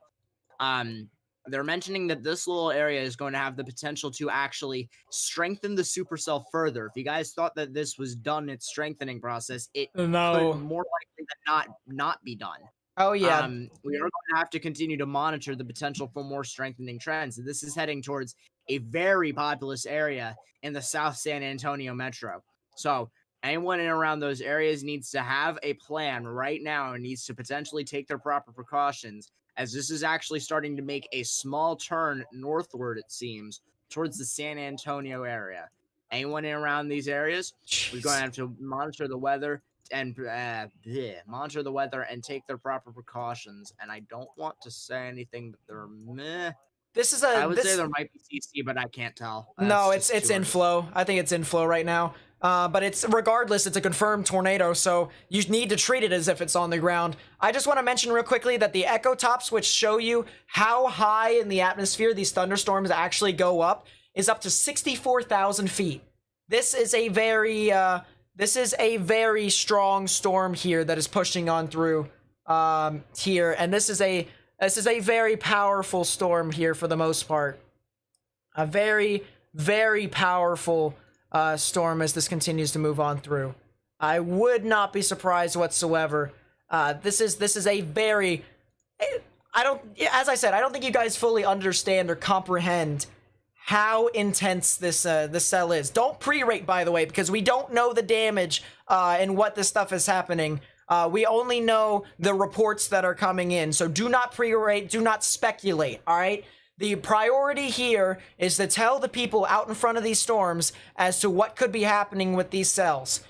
Just because I know that this area is not getting a lot of love, because this is a current tornado warning as well. We've been talking about the cell near San Antonio. We need to talk about the other tornado warning, the one that has had a history of producing a tornado as well. So north of McKinnon, south of Dover here in Tennessee, south of United States Highway 79. If you live over there, if you live in any of these areas along County Highway 574, near Upper Standing Rock, near County Highway 943, you need to go ahead and take your proper precautions. Get underground or get in your lowest innermost part of your building, particularly a bathroom or a closet with no windows, so you can put as many walls between yourself and the tornadic rotation as possible.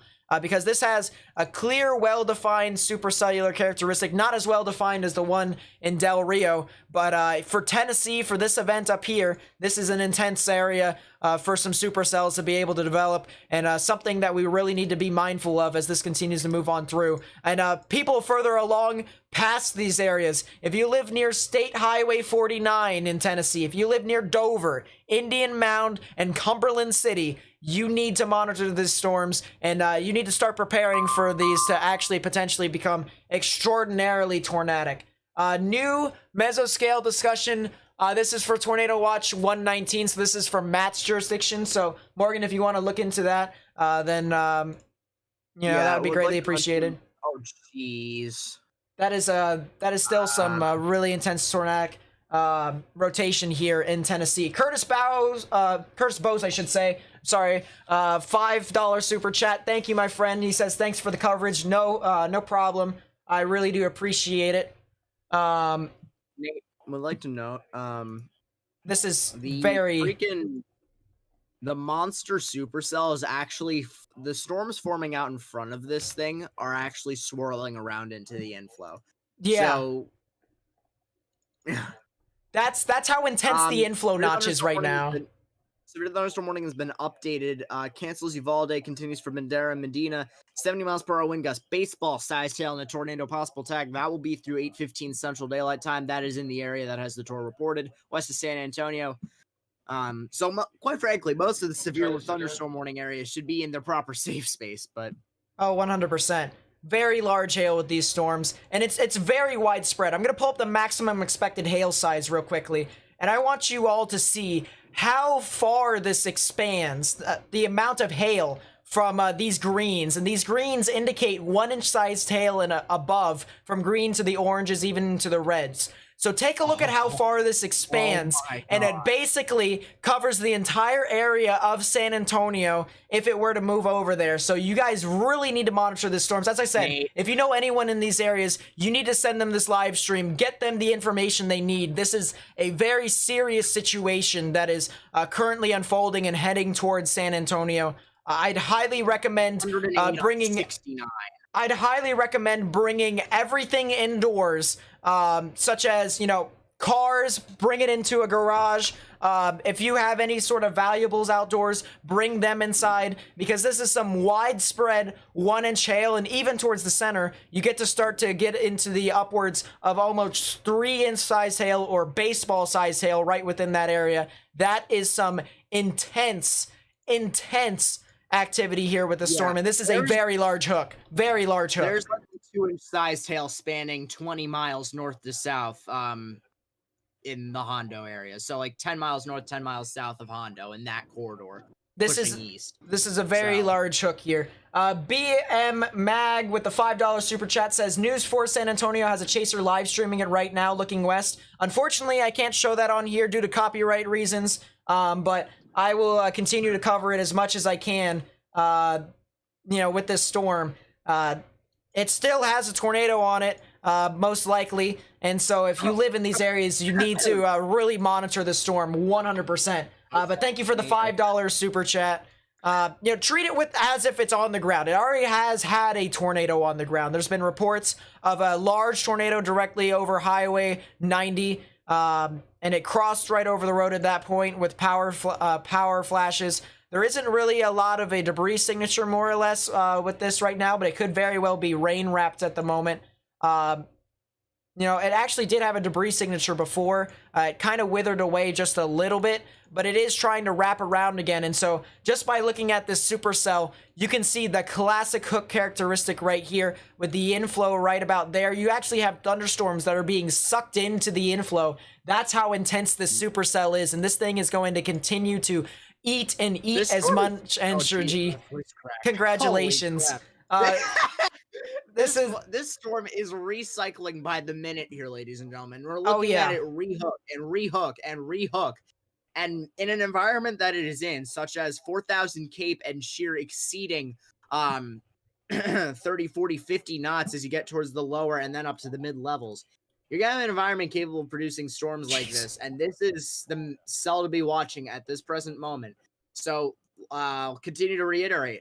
Castroville, Lacoste, McDonough, Von Ormy, my apologies, Somerset, Thelma, Earl, Southton, and then San Antonio. You need to be monitoring the weather very closely and taking things indoors as you prepare to take your proper precautions, because, oh my goodness gracious, you do not want to be outside in this. You could end up dead if you get caught in this. So guys, just be safe. I'm sorry. It's that serious, because baseball-sized hail can kill you. And just by looking at this is the 3D imagery of this this supercell right here, and it just looks very impressive there.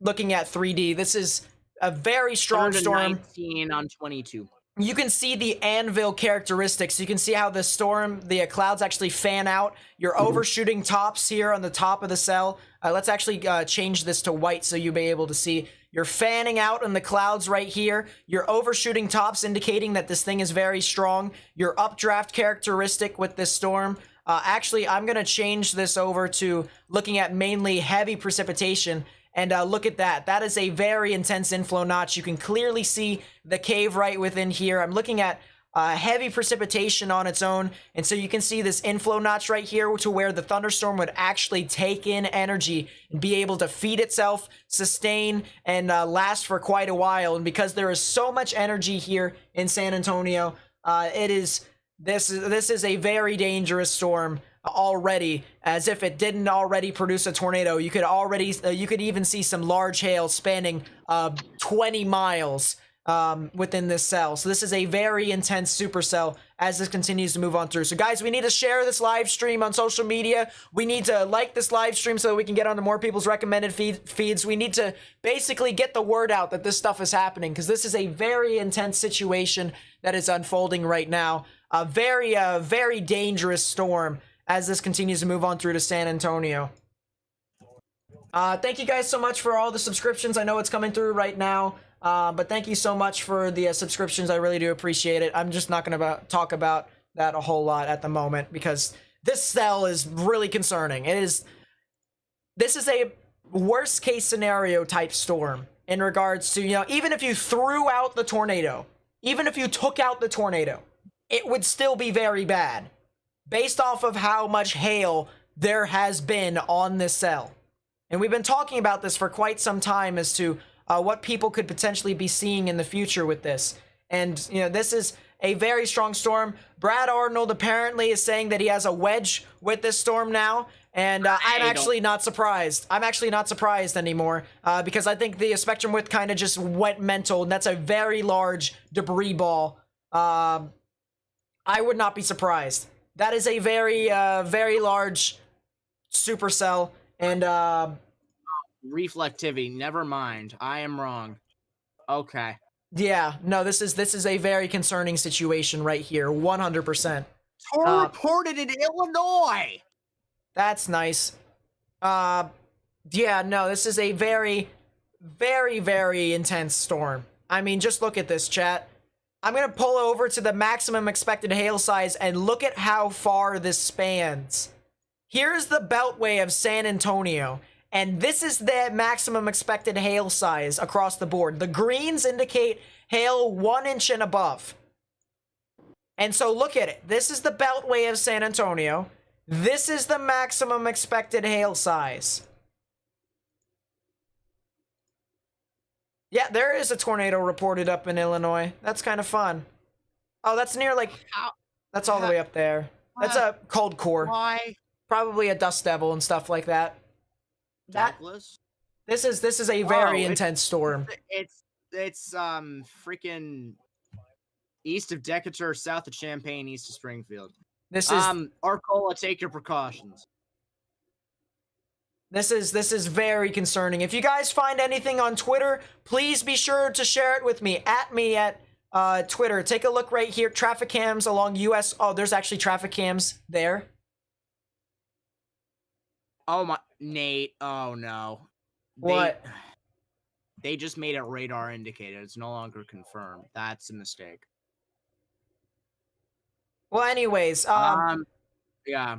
Yeah, if you guys find anything on Twitter of what's happening, if you guys find anything here that's on Twitter, do exactly what Felicity did. At me, at Nate_Snyder, so that I may be able to show it here on stream so that I can get the word out. This is, Please put your chat in slow mode, because I can't read it. I can't put it on slow mode. I don't think I can. Why not? Yep. You're the owner of the channel. I can't. Oh, wait, you're talking about what? Discord? Just... No, YouTube. No, I don't know how to do it. I actually don't. Somebody, anyone in the freaking VC or in YouTube chat, tell this man how to do it. And I don't know where there's a tornado reported on this Illinois thing, so I'm just going to X out of it. Morgan? Morgan, look at the velocities on the cell. It's, this thing Are is... we using San Antonio radar now? I'm using... yeah, it's heading towards San Antonio. I'm using it. I don't want to say anything. I don't want to infer anything, because I'm going to be completely honest with you. I don't think it's to this level. I actually don't... I know for a fact it's not to this level. But with how large the storm is, and how large the hail is, and, you know, how well pronounced this hook is, this is giving me vibes of when I was studying radar analysis with the El Reno tornado. It's just, it looks very similar in regards to characteristics, not exactly with the velocities. I don't think the tornado is as strong as that, per se. But it, you know, it's still a tornado regardless. And it's still producing some very large hail. This is a very dangerous storm. and we need to get the word out, people. We need to share this live stream. We need to like the live stream so that we can get onto more people's recommended feeds. This is a very dangerous storm that's heading towards San Antonio. Let's get some timings out here for you all, because a lot of you are like, well, where is this going to head off? Well, the actual tornadic part of the storm is actually going to head a little bit further south towards Somerset and Thelma. But the actual hail part of it, the stronger amounts of hail, could actually get to the western to southern parts of the San Antonio metro area. And then the 1-inch size hail parts could even get into the central parts of the San Antonio metro area. So this will start to get into your time frame in about, I'd say, 30 to 35 minutes. 30 to 35 minutes is when I'd say that this storm would really start to move on through. What? I would turn off your weather radio for right now, Morgan. Just as this continues to move on through. Multiple power flashes to your southeast again. So that's near Hondo again. This is a very concerning storm. All right, I cannot stress enough how concerning this storm is. And you can see above me, the footage, the camera above me, that is San Antonio. So we're going to be monitoring the storm really closely as this continues to get closer and closer. But a very strong storm as this continues to move on through. And we have a lot of people in our Discord server talking about it. So if you have Discord and stuff like that, then feel free to go ahead and join it. The link is in the chat that I'm about to send on here for you all. So if you guys want to talk to a bunch of the people that are currently tracking it in chat as well, feel free to do so. But right there in chat, that's the Discord link. If you guys want to communicate with more people who are going to be looking at this storm, because there's a lot of activity. This is a very strong storm that is moving on through. This is very well pronounced mesocyclone, very well pronounced supercell. I'm going to take another 3D of this storm. I'm going to take another 3D imagery of this storm. And you can see this is a very strong storm. You can see right here, this is actually, this is really interesting here, because you can actually see the rain wrapping around the actual mesocyclone here on the actual 3D. And so what I mean by that is there is the actual tornadic rotation right within here. It would be right here and right here. That is where the tornadic rotation, it is really rain wrapped at the moment. And just something really interesting to note on 3D, that is exactly what we can see from this storm. And this is a very intense situation, very dangerous situation as this continues to move on through.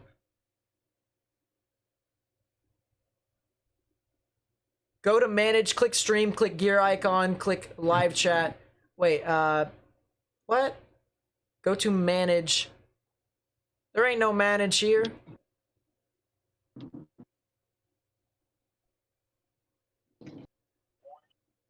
There ain't no manage.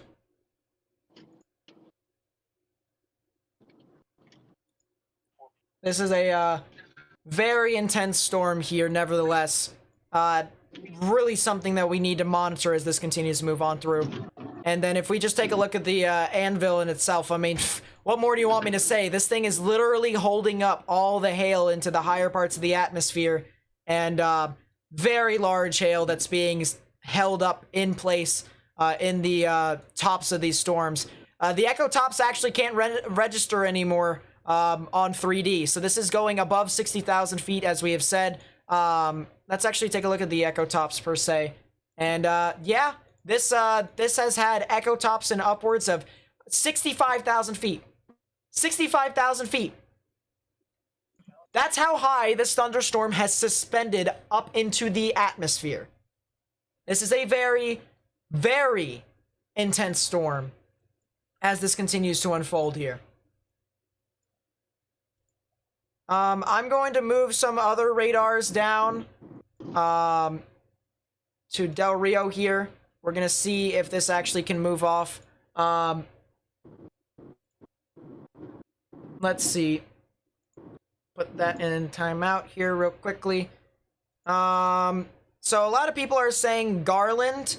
I don't really see anything or a whole lot. There's actually a severe storm that's approaching Dallas-Fort Worth right now that has a maximum expected hail size of 3 inches as well. So there's so many storms that are moving on through here. Ping pong ball size hail is warned with this storm. So if you live on the northern parts of Fort Worth here, I'm gonna list some some towns, some cities, and stuff like that. So, Lakeside, Lake Worth, White Settlement, River Oaks, Saginaw, Eagle Mountain, Azle, Pelican Bay, Watauga, as well as Keller and Haslett. If you know anyone who lives in these areas in the northern parts of Fort Worth, you guys need to tell them to go ahead and get indoors, because this is a very powerful supercell as well that is producing some very large hail here. Ping pong ball size hail, although the maximum expected hail size actually says that hail could be in upwards of 3¼ inches. So we really need to monitor this storm as this continues to move on through. A lot of people here need to basically take proper precautions. There isn't a tornado on the ground in Illinois anymore. That tornado warning has been canceled. So not that big of a priority anymore. But this is a very concerning situation here with these storms here. This is approaching 2 metropolitan areas. There is one that's approaching northern parts of Fort Worth, and there is another cell that is approaching San Antonio. What now? Yeah, do take a look at the cell that's producing ping pong to 3-inch size hail in Fort Worth. Oh, really? That's...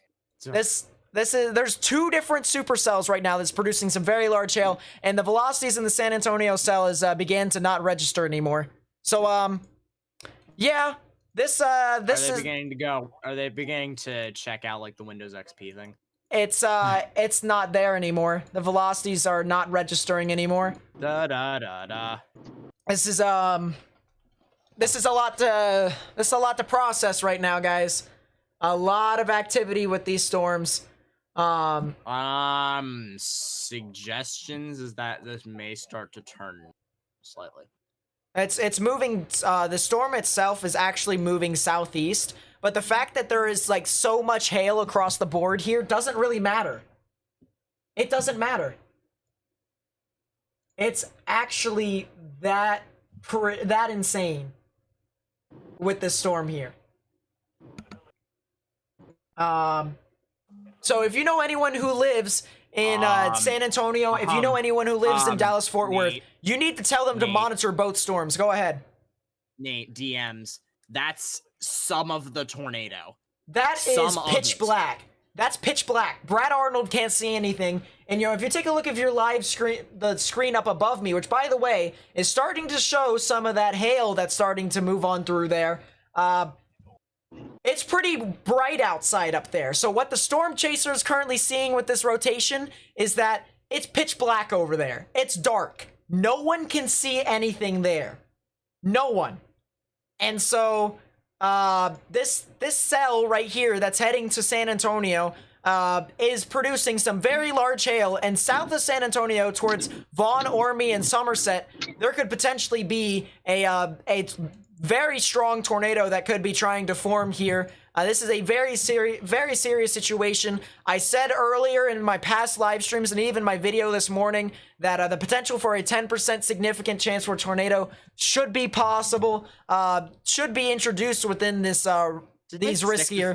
And they had the 5 for the most. They haven't issued a new day 1 yet, actually. Well, yeah, but like it's been a 5% chance for tornadoes all day. And it's not 105 on 57, by the way, and the spectrum width is starting to get larger, or stronger, rather. So let's take a look at the live stream. If you need any cam. more convincing, ladies and gents, that this is on the ground, this is on the ground. Yeah, I mean, this is.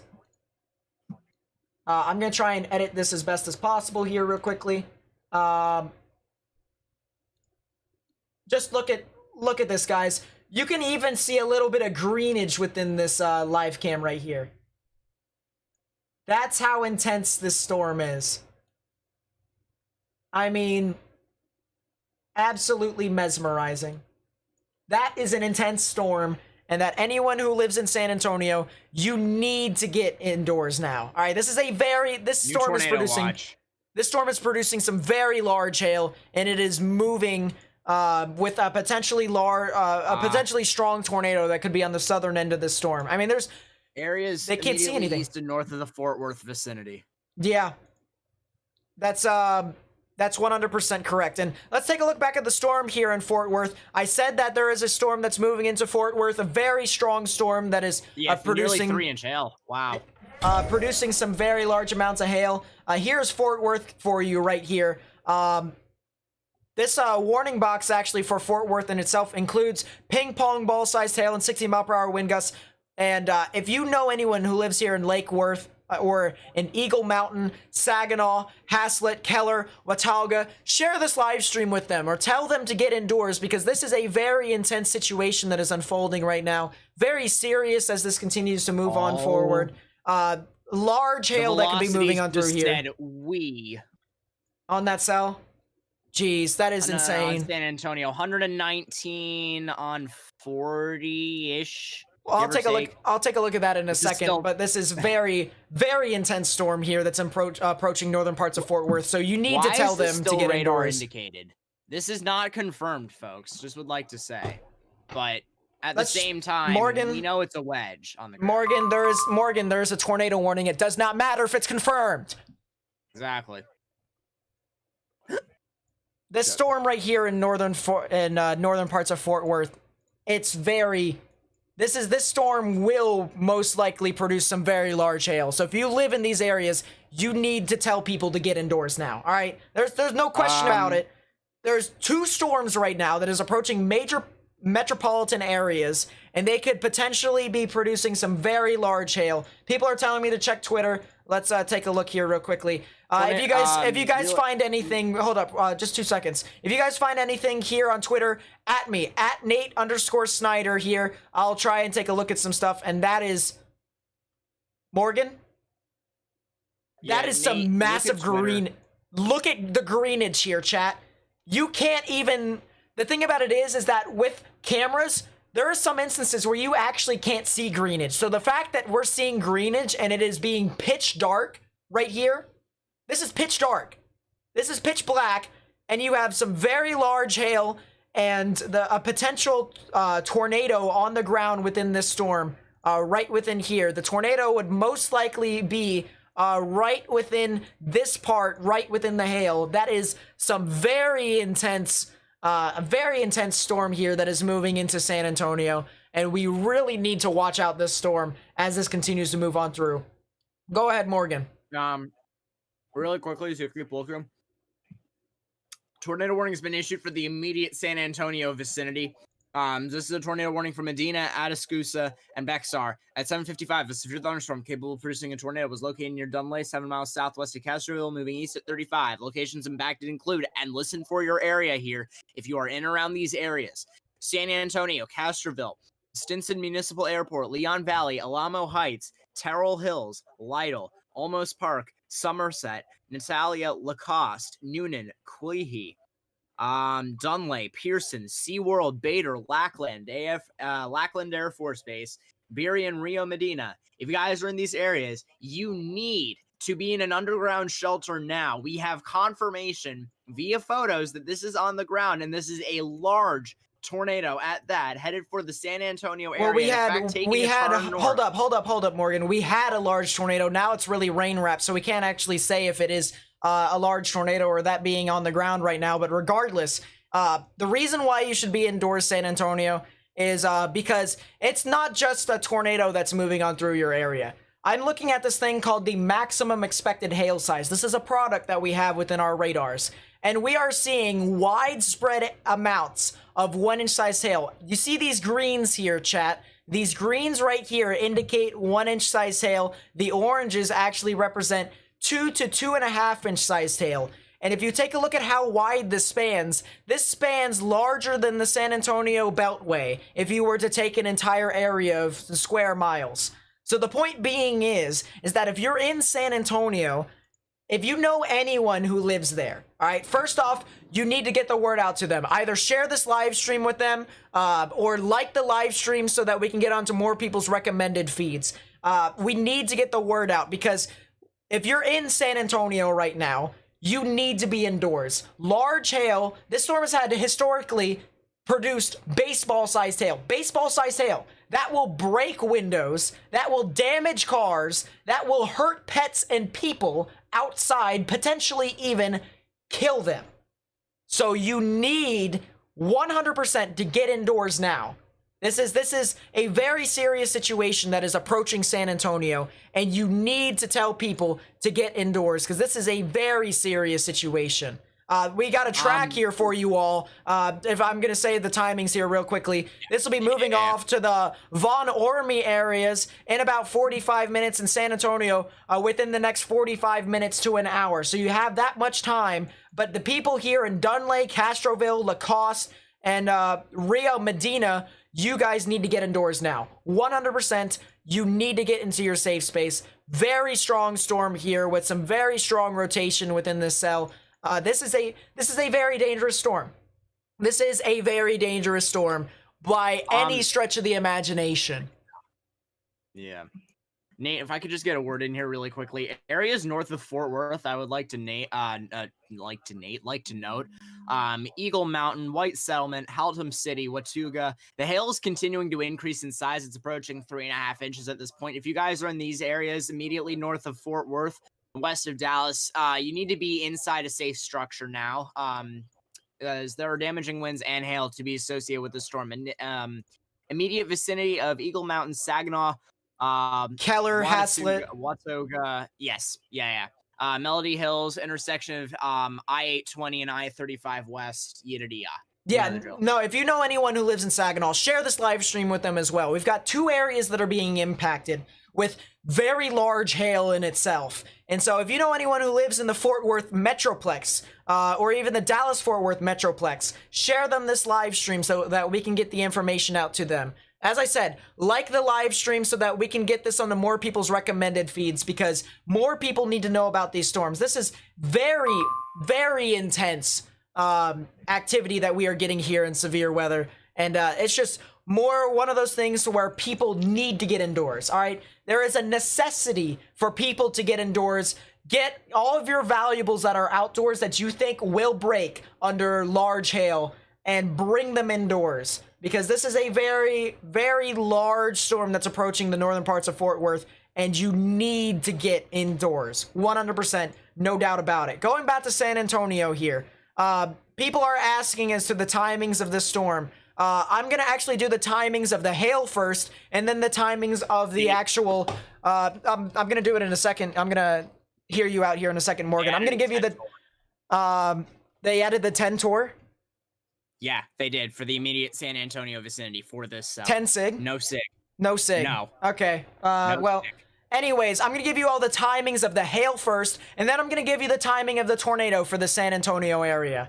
So the timings here of the hail when it starts to get to 1 inch. If you live anywhere, I'm actually going to add a shape file here real quickly to Texas so that I can give you all an idea as to what roads will be impacted specifically. It'll you guys will have to give me a second, but this is moving into the San Antonio Metroplex. So if you know anyone who lives in San Antonio, if you know anyone who lives in Dallas-Fort Worth, you need to tell them to get into their safe space now because this is a very intense storm that is moving on through.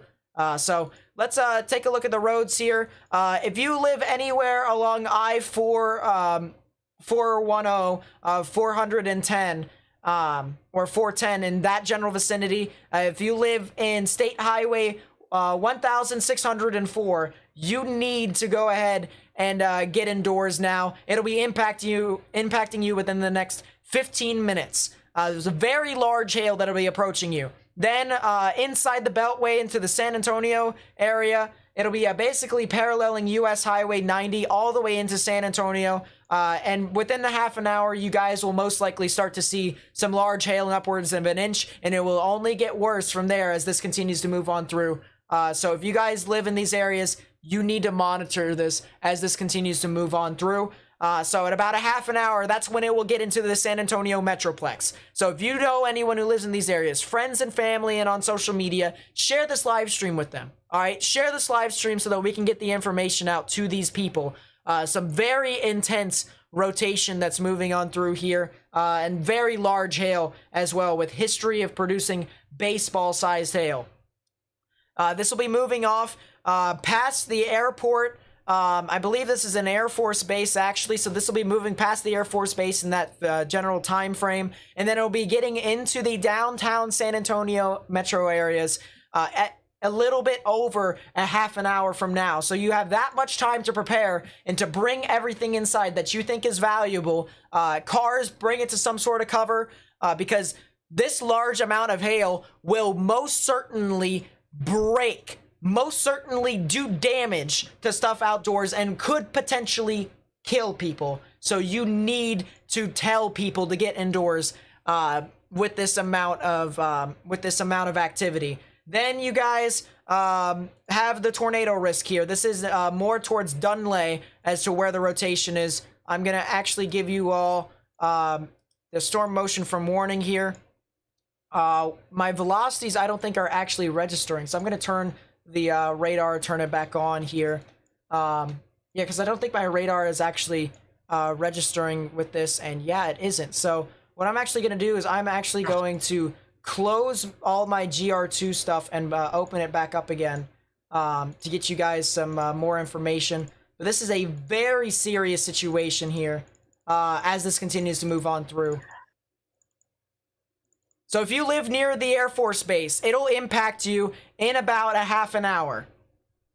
If you are near the airport on the southwestern side of San Antonio, it will impact you in about a half an hour, and you need to be in your safe space 100%. We're going to take a look at some more stuff here on Twitter, and we're actually already seeing some lightning here in the San Antonio metro area. That is the San Antonio Skycam right within that general vicinity, and so really intense action here that is within these storms. I'm gonna try and get this all up to date here for you all.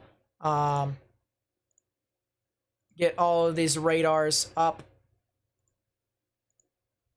here. So give me 2 seconds as I continue to try and get as much stuff here as possible for you all. We're gonna close that, we're gonna close that, we're gonna close that, we're gonna close that. We're gonna move this over to the tornado warning. Kevin Moore with the $5 super chat warning. This is a tornado emergency. I don't think this is a tornado emergency. I don't think it will be a tornado emergency unless if this thing really starts to ramp up significantly. But the people in San Antonio need to monitor this 100%. All right, this is no doubt in my mind a very strong storm that is pushing on through here. And here's the radar. This is a very strong storm here. It's basically paralleling US Highway 90. So if you guys live along US Highway 90, you need to get in your safe space now. This is no question in the matter of, oh, is this thing real or not? You know, this thing has had a history of producing a tornado here, guys, and we need to share this live stream with people who need it. As I said, if you know anyone who lives in San Antonio, I cannot stress it enough. Tell them.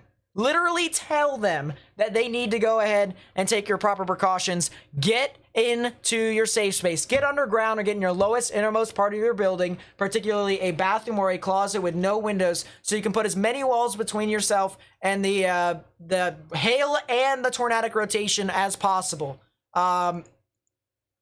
There is some really intense rotation here. I do not have the maximum expected hail size on me because the radar is really struggling with its data at the moment. But there is a lot of activity with the storm, and as this continues to move on closer and closer to San Antonio, we really need to monitor this. You need to really monitor this storm 100%. San Antonio, you guys are going to start seeing some hail relatively soon. I would not be surprised if I would not be surprised if you guys really got some larger amounts of hail as this continues to move on through. I mean, this is a very intense storm, very intense. And the velocities here, we can even see the velocities here on the storm. This is the tornadic rotation, so you can see the reds are moving away from the radar. So here is your winds moving away from the radar. Your greens and dark blues are moving towards, right in the middle is where the rotation would be, right near Castroville, and this is moving due east towards the San Antonio Metroplex. If you guys live over here, this is all the more reason for you guys to get indoors now. I'm going to try and get a radar to Dallas-Fort Worth because there is another cell that's even approaching that general vicinity. And that could even be producing some very large hail as well.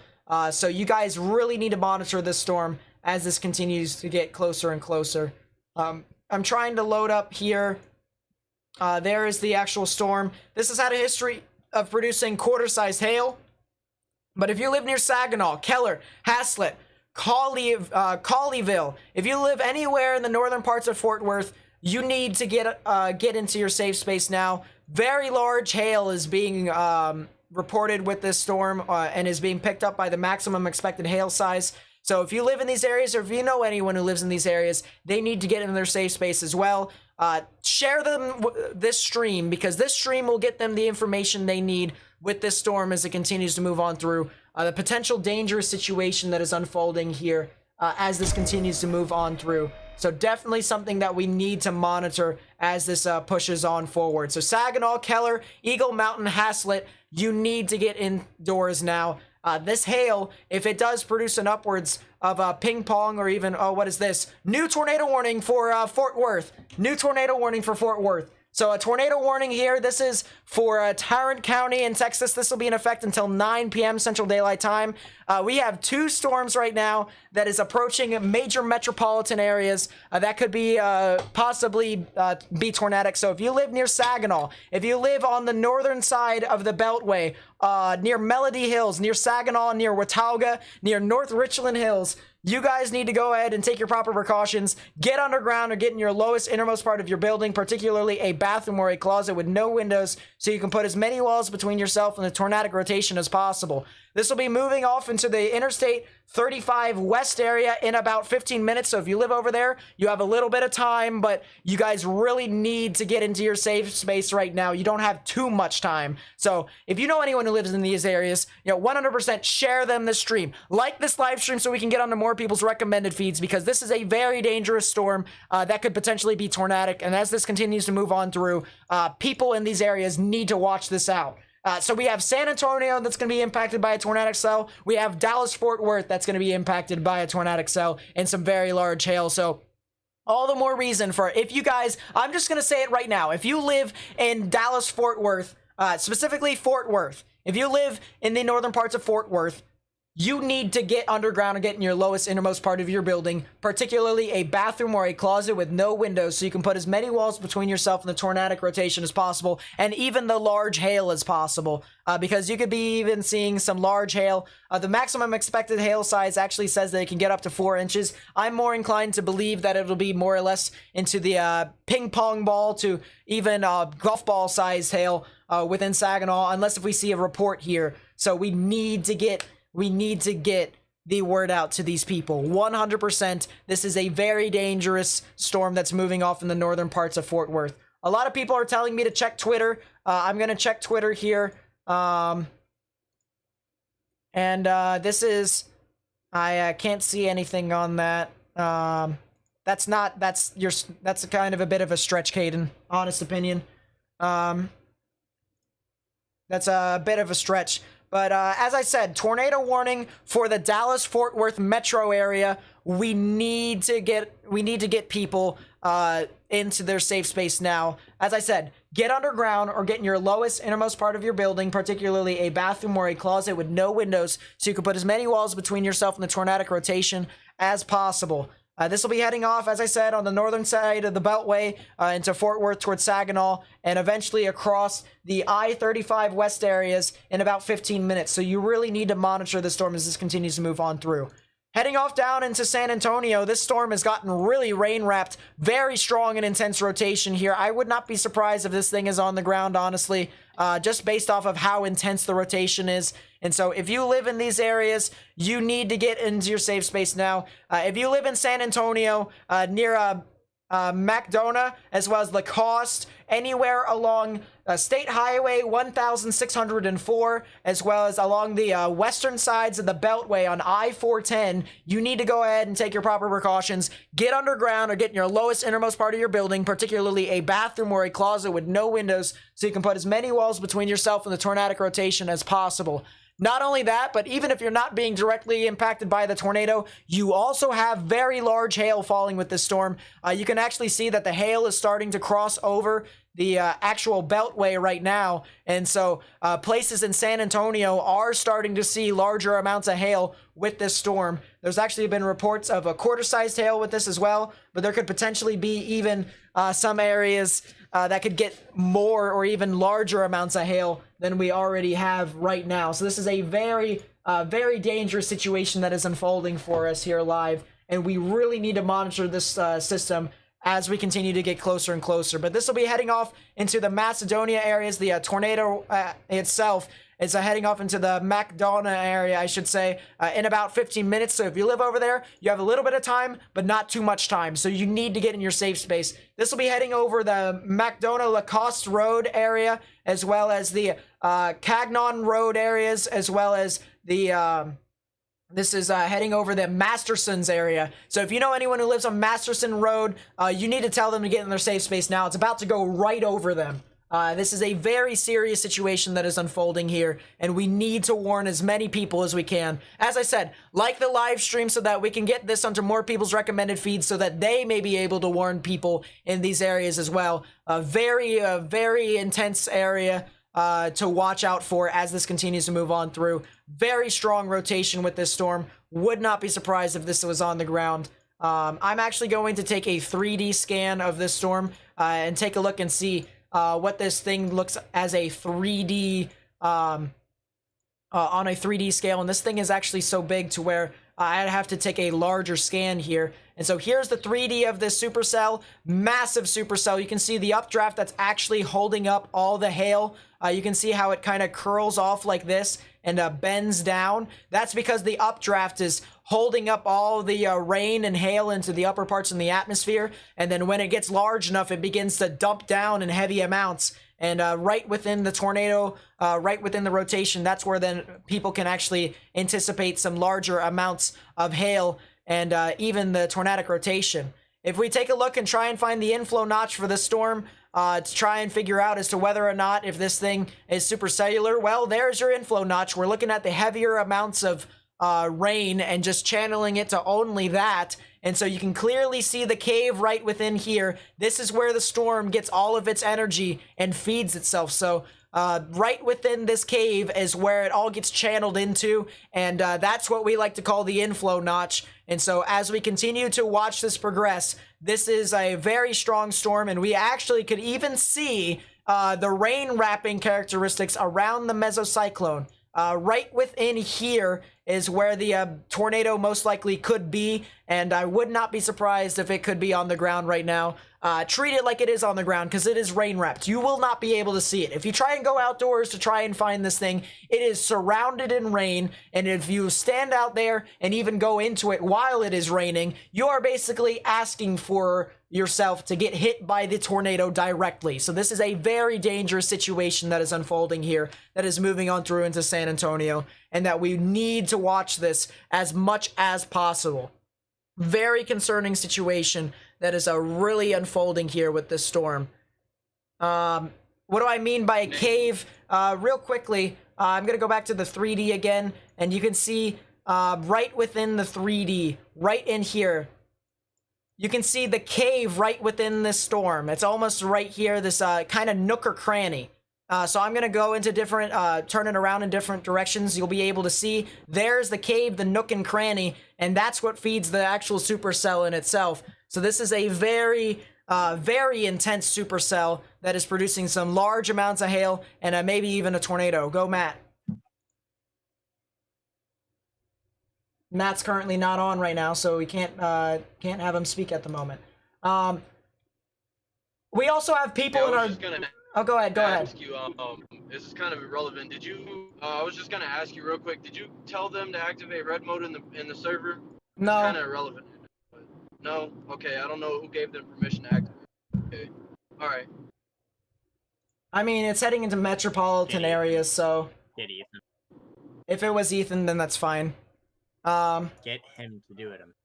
Oh, well, just you tell him. I'm streaming at the moment. I got it. This is a very serious situation. We have two cells that are basically producing some larger amounts of hail, and actually now this storm is now starting to produce even larger amounts of hail as this goes towards San Antonio. So the maximum expected hail size in itself is now almost in upwards of 3.5 inches, which is very intense, very large hail that is being pushed off through here into the metropolitan areas of San Antonio. And we need to watch this very closely. As I said, if you live in these areas, you need to monitor this storm as this continues to get closer and closer. Morgan, I actually think this thing might be recycling a bit. We actually have some upper level rotation here near Von Ormy that is starting to kind of translate towards the ground. Not exactly all too strong right now, but Castroville right now still seeing that tornadic rotation, potentially even a tornado there. So I would continue to, I'm actually going to ask you to watch this cell real quickly, San Antonio, and I'm going to head off to the north towards Fort Worth. As I said, there is more than just one area that is getting tornado warning. There is even a cell up here in Fort Worth. If you live here in Fort Worth, if you live in the northern parts of Fort Worth, you guys need to go ahead and take your proper precautions. Get underground or get into your lowest innermost part of your building, particularly a bathroom or a closet with no windows, so you can put as many walls between yourself and the tornadic rotation as possible. This is a very intense storm that could be producing hail in upwards, according to the maximum expected hail size, almost in upwards of 3 inches. I would have to say it would be a little bit less towards like golf ball size hail, but regardless, some tornadic rotation is possible within the storm. So if you live near Saginaw, if you live near Keller, if you live near Watauga, if you live near Grapevine, if you live in any of these areas along North Beach Street, as well as Watauga Road, you guys need to go ahead and take your proper precautions. Get underground or get in your lowest innermost part of your building, particularly a bathroom or a closet with no windows, so you can put as many walls between yourself and the tornadic rotation as possible. Go, Morgan.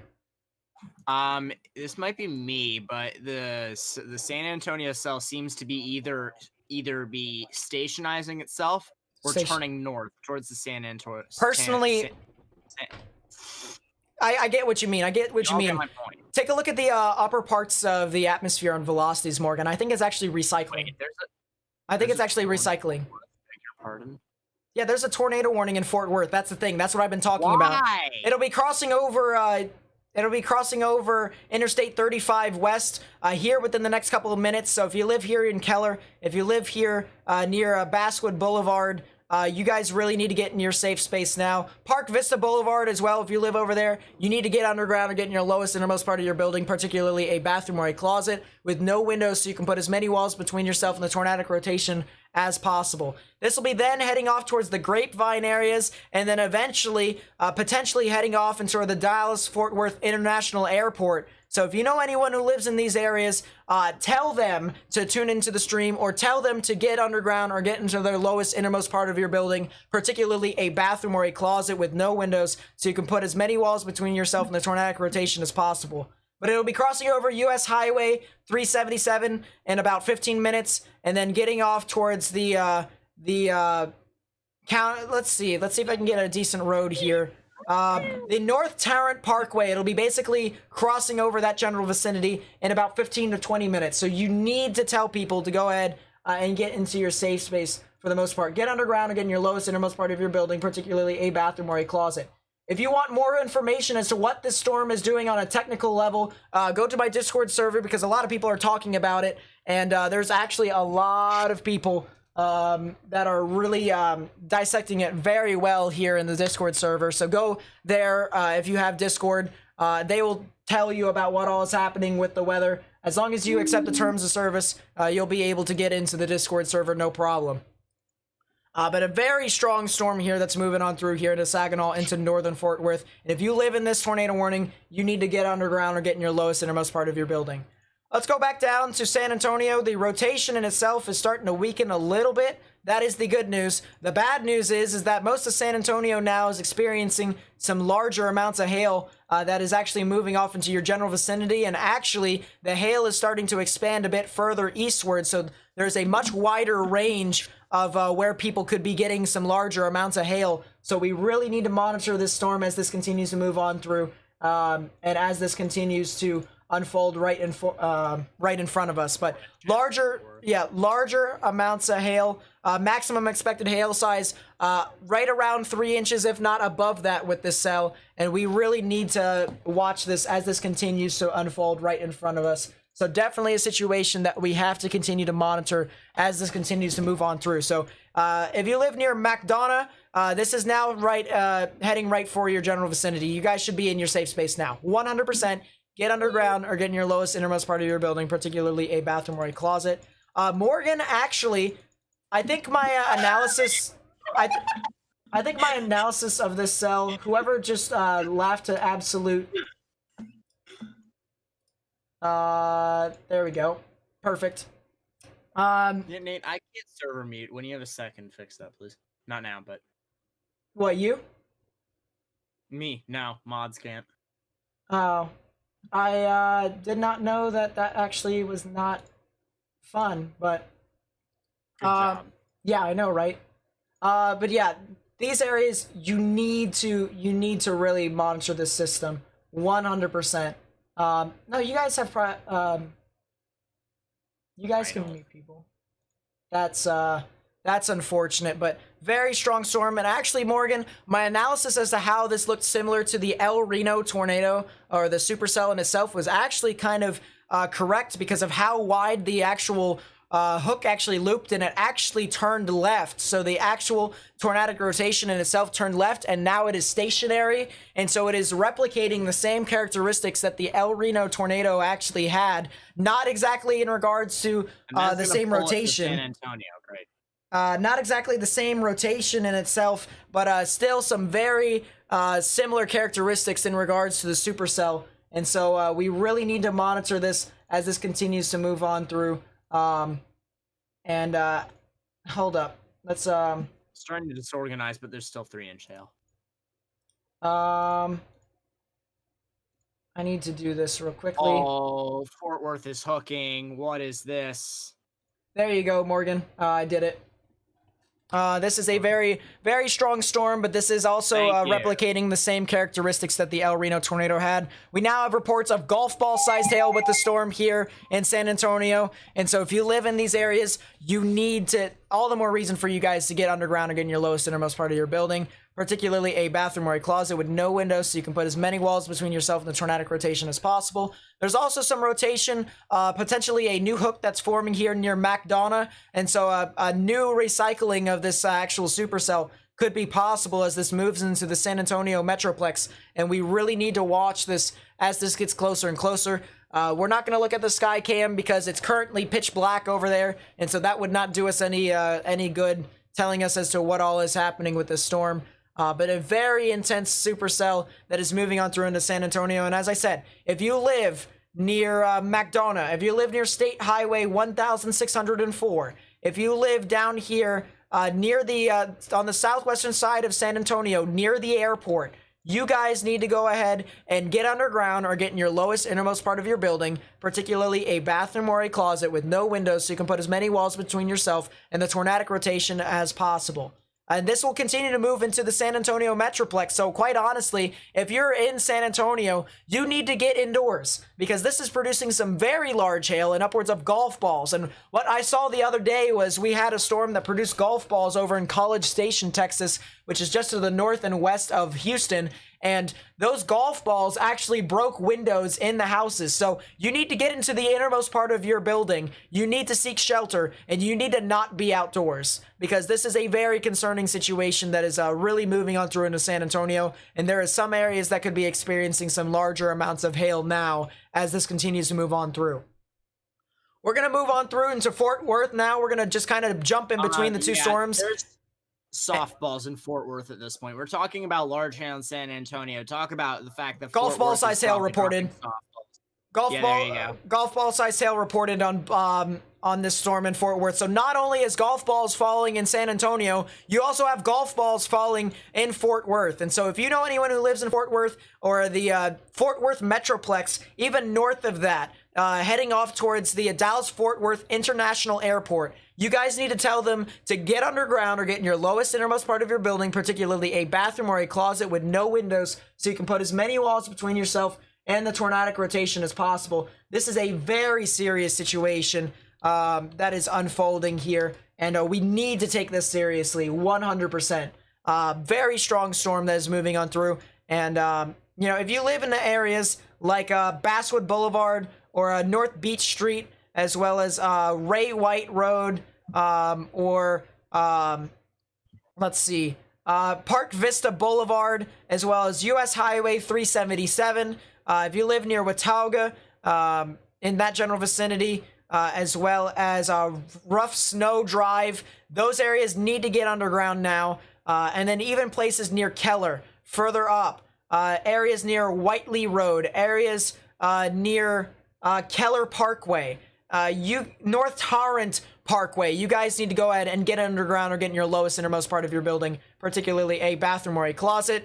This will be heading off into the general vicinity of the Dallas-Fort Worth International Airport, and it'll be crossing over the North Torrent Parkway in about 5 to almost 15 minutes, depending upon where you are. It'll be crossing over, this is Crescent Lane Road, in about, I would have to say, 5 to 10 minutes. So if you live over there, that's how much time you have before you can, before the storm will literally be right on top of you. So this is really something that we need to watch out for as this continues to move on through. People are correcting me and saying Torrent. So Torrent, you guys really need to monitor this storm as this continues to move on through. As I said, get underground or get in your lowest innermost part of your building, particularly a bathroom or a closet. If you know anyone who lives in these areas, share this live stream with them so that I can show them what all is happening live, because this is a very serious situation. You know, large hail is no joke, and a tornado is no joke, and if you combine them together, it is even more of not a joke. So this is a very serious situation as this continues to unfold in front of us, and we need to monitor this with the utmost respect as this continues to move on through. So share this with people. It's pronounced Tarrant, not Torrent. Well, thank you for letting me know, because I don't live in Dallas, so I'm just trying to get the word out for the most part, but I appreciate you for correcting me. So Tarrant, that area, you need to get into your safe space now, 100%. Donut hole on reflectivity for Fort Worth. Yeah, I'm seeing it. I'm seeing it. There isn't a, I don't see a debris signature. It's just a. I know. I'm saying it's reflecting that hole. Yeah.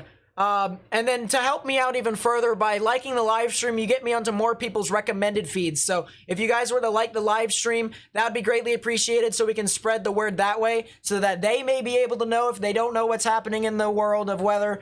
They may be able to know, and if they know people who live in Fort Worth, or if they know friends and family and stuff like that, or they just take the social media, they'd be able to tell people as well. And so if we can get that going, that would be greatly appreciated as well. So this is a very serious situation that is unfolding here with this storm, and definitely something that we are going to want to not take lightly by any stretch of the imagination. It's recycling. It's recycling. San Antonio's recycling. I told you it was recycling. I told you it was recycling. Small spot of the south. Near McDonough, it's basically paralleling US Highway 90 now, and as this continues to move on through into the metro area of San Antonio, I already said you guys should be indoors because of the large sporadic amounts of hail. There's already been ping pong ball sized hail reported with these storms, but now the actual tornadic rotation is actually recycled and is now starting to gain a bit more strength heading towards San Antonio. So if you live in these areas, this is all the more reason to get into your safe space. The time is now. The time is now for you all to get into your safe space. Get underground or get in your lowest innermost part of your building, particularly a bathroom or a closet with no windows, so you can put as many walls between yourself and the tornadic rotation as possible. This storm track, in my honest opinion, isn't exactly correct. It says it's moving off to the north and east, but I think that's only because the actual rotation in itself is more or less moving to the north and east. Well, actually, it might be moving a little bit to the north and east. So if you live here in places like the airport in southwestern parts of San Antonio, you guys will be impacted by larger amounts of hail. If you live in the northern parts of San Antonio, the northwestern parts of San Antonio, you guys need to go ahead and get underground right now. This will be moving, well, get underground or get in your lowest innermost part of your building. It'll be heading right over Commerce Street, It'll be heading right over General McMullen Drive, and it'll be heading just near the North 21st Street, heading into the general vicinity of US Highway 87, as well as the I-10 vicinity. So if you live in these areas, all the more reason for you guys to get underground or get in your lowest innermost part of your building, particularly a bathroom or a closet with no windows. This is a very serious situation. Guys, I'm not pulling the sky cam. You can't see anything. It's pitch black over there. It's pitch black over there. We are not pulling up the sky cam. This is still a very serious situation as this continues to move on through. And so, if you live there, you need to continue to monitor this as this moves on to San Antonio. We're going to flip-flop between these cells really quickly. So, Tarrant, as I said, you guys need to continue to stay in your safe space. North Tarrant Parkway, you guys need to get in your safe space now. Get underground or get in your lowest innermost part of your building. If you're near Keller Parkway, you need to get underground or get in your lowest innermost part of your building. If you know anyone who lives in these areas, you need to tell them to do that as well. Either share this live stream with them or be able to, or just tell them in general. Sharing it is more or less kind of like seeing is believing. So if I can actually tell people that this stuff is happening, they will maybe be able to get underground or get into the lowest innermost part of your building, or their building, I should say. But some very large hail amounts. We can take a look at the maximum expected hail size here, and you can see these reds indicate over 3-inch sized hail, but there's already been golf ball sized hail reported within some spots. So if you live in these areas, you need to tell them to get in their safe space right now. So share this live stream with them if you can, or like the live stream so that I can get onto more people's recommended feeds, so that we may be able to actually inform more people as to what all is going on. If you want more information as to what all is happening within this storm, there's actually people who are dissecting this in my Discord server. A lot more than just me, because I gotta balance 2 cells here between San Antonio and Dallas. So in the chat is the link to my Discord server. If you guys want to join that, please feel free, because they are talking about these storms here. So join the Discord server so that you may be able to get more information as to what all is happening with these set of storms. But some very large hail that is moving on through here. And then Tarrant is actually getting the larger amounts of hail right now. It's actually passing right over you. There's actually been reports of 2-inch sized hail reported by a National Weather Service employee in Saginaw. So all the more reason that you guys need to get into your safe space now. This is a very serious situation as this continues to move on through. And we need to definitely monitor this as this continues to move on through. So Grapevine, further along the line from Keller all the way to Grapevine, from Colleyville north all the way to Flower Mound into Roanoke. You guys need to really monitor this storm. As I said, get indoors, because this is producing some very large amounts of hail, and this will break windshields, this will break windows, this will break valuables outdoors. So you need to tell people to get into their safe space now. As this continues to move on through into their general vicinity. So as I said, underground or lowest innermost part of your building, particularly a bathroom or a closet with no windows, so you can put as many walls between yourself and the tornadic rotation as possible. Because this is a very serious situation as this continues to move on through, and as this continues to uptrend here with these storms. Going back to San Antonio here, because I said we were going to flip-flop between the two. As I said, widespread reports of hail already coming in, and the actual storm is starting to reorganize, potentially becoming a bit more tornadic later along.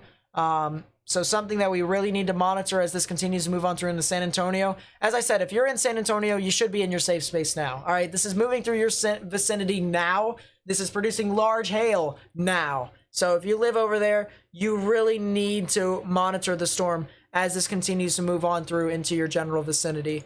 This is a very serious situation that is unfolding right here, right now.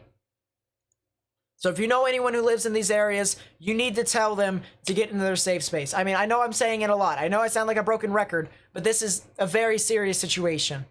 And another thing after that, too, is there's another cell behind this that is producing some large amounts of hail as well. So another round 2 could potentially be coming as well. And it's basically paralleling I-35 from Divine all the way up into Natalia. onto Von Omi and into McDonough. So if you live over there, you guys also need to stay indoors as this continues to move on through, because a lot of hail is moving on through into San Antonio. So if you live in these areas along General McMullen Drive, if you live near Culebra Drive, if you live near Stonegate Drive, as well as areas near Bandera Road, State Route 421 South, and State Highway 345, you guys need to get underground or get in your lowest innermost part of your building, particularly a bathroom or a closet. A lot of people are telling me there is rotation in Oklahoma City now. I don't know why. Let's take a look and see if this storm actually... people are saying Oklahoma City with this storm. So there is actually a severe thunderstorm warning that's heading towards Bridge Creek. And let's see if this storm is actually tornadic. We're trying to figure out right now because it's starting to download as to what exactly is happening here. OKC has weak rotation. Well, then I'm not going to look at it a whole lot. But it does have a little bit of rotation. So if you live near Norman, near Newcastle, you guys need to watch out for this as well. Some very large hail with this storm as well. You guys are now starting to see a common trend as to with these storms. There's a lot of hail. There's actually golf ball sized hail already reported in Bridge Creek, and a 67 mile per hour gusty winds with this storm as well. So we really need to monitor these storms as this continues to move on through. But as I said, San Antonio, you need to get into your safe space now. I don't care where you are in San Antonio, you need to get into your safe space. Underground or the lowest innermost part of your building, particularly a bathroom or a closet with no windows, so you can put as many walls between yourself and the tornadic rotation as possible. So as I said, we need to share this with people. We need to try and get as much information out there as possible. Share this on social media with friends and family so that they may be able to share it with people over in these areas or in these affected areas. Like the live stream so that I can get onto more people's recommended feeds so that they may be able to know what's going on, so that they may be able to share it with people in these areas. Or if they know anyone who lives in these areas and they don't know this stuff is happening, they really need to monitor this storm as this continues to move on through. So really something that we got to watch out for as this continues to move on through here in San Antonio.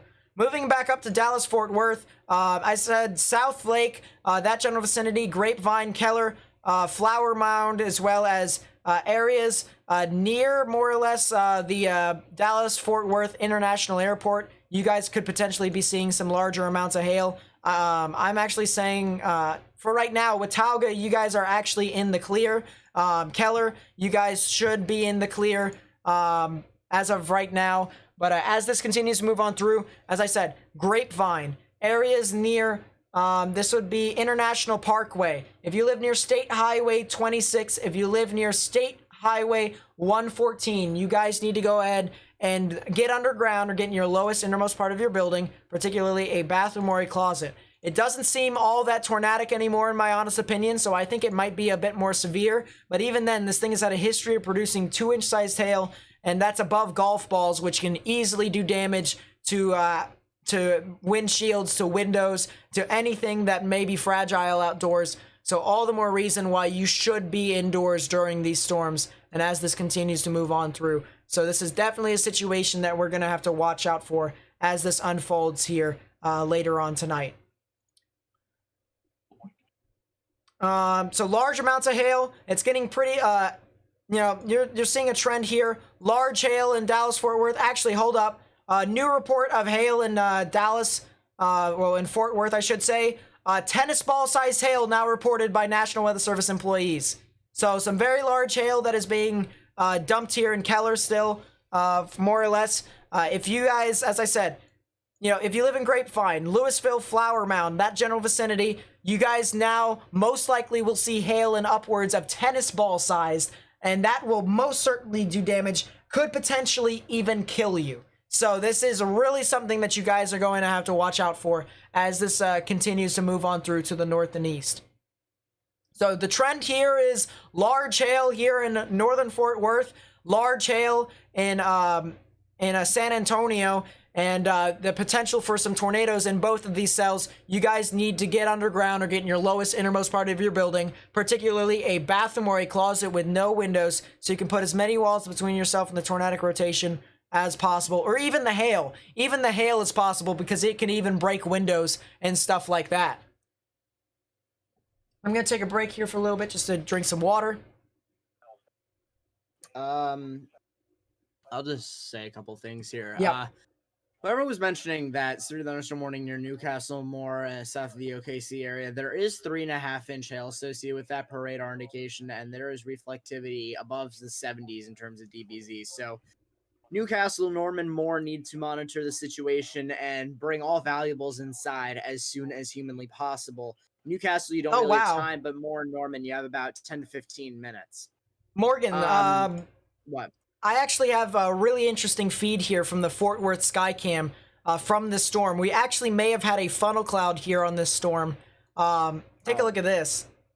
There would probably be the funnel cloud illuminated by the lightning in the background. That is a pretty interesting sight there. So all the more reason why this could be a really dangerous situation unfolding here in Fort Worth. So this is a very concerning situation moving on through here, but that is indeed most likely a funnel cloud there that was there in Fort Worth. Yep, so a large hail in both jurisdictions. As I said, if you live in the northern parts of Fort Worth, you need to get in your safe space now. Because there is no tornado warnings, and I've basically said that these areas are going to get hail over and over again, I'm going to take a second here real quickly. Let's see.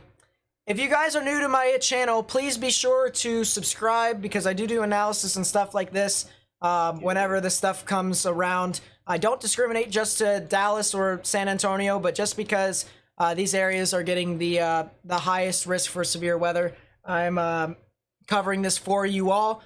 So if you guys would like to subscribe to stay tuned to all of my content, I post videos every morning as well as live stream whenever the event does get bad. That would be greatly appreciated. And then I also do analysis, forecasts and stuff like that. I also live stream tropical weather. I'll live stream whenever there's landfalls of hurricanes and stuff like that. So if you guys are interested in stuff like that, then feel free to subscribe to my channel and turn on notifications.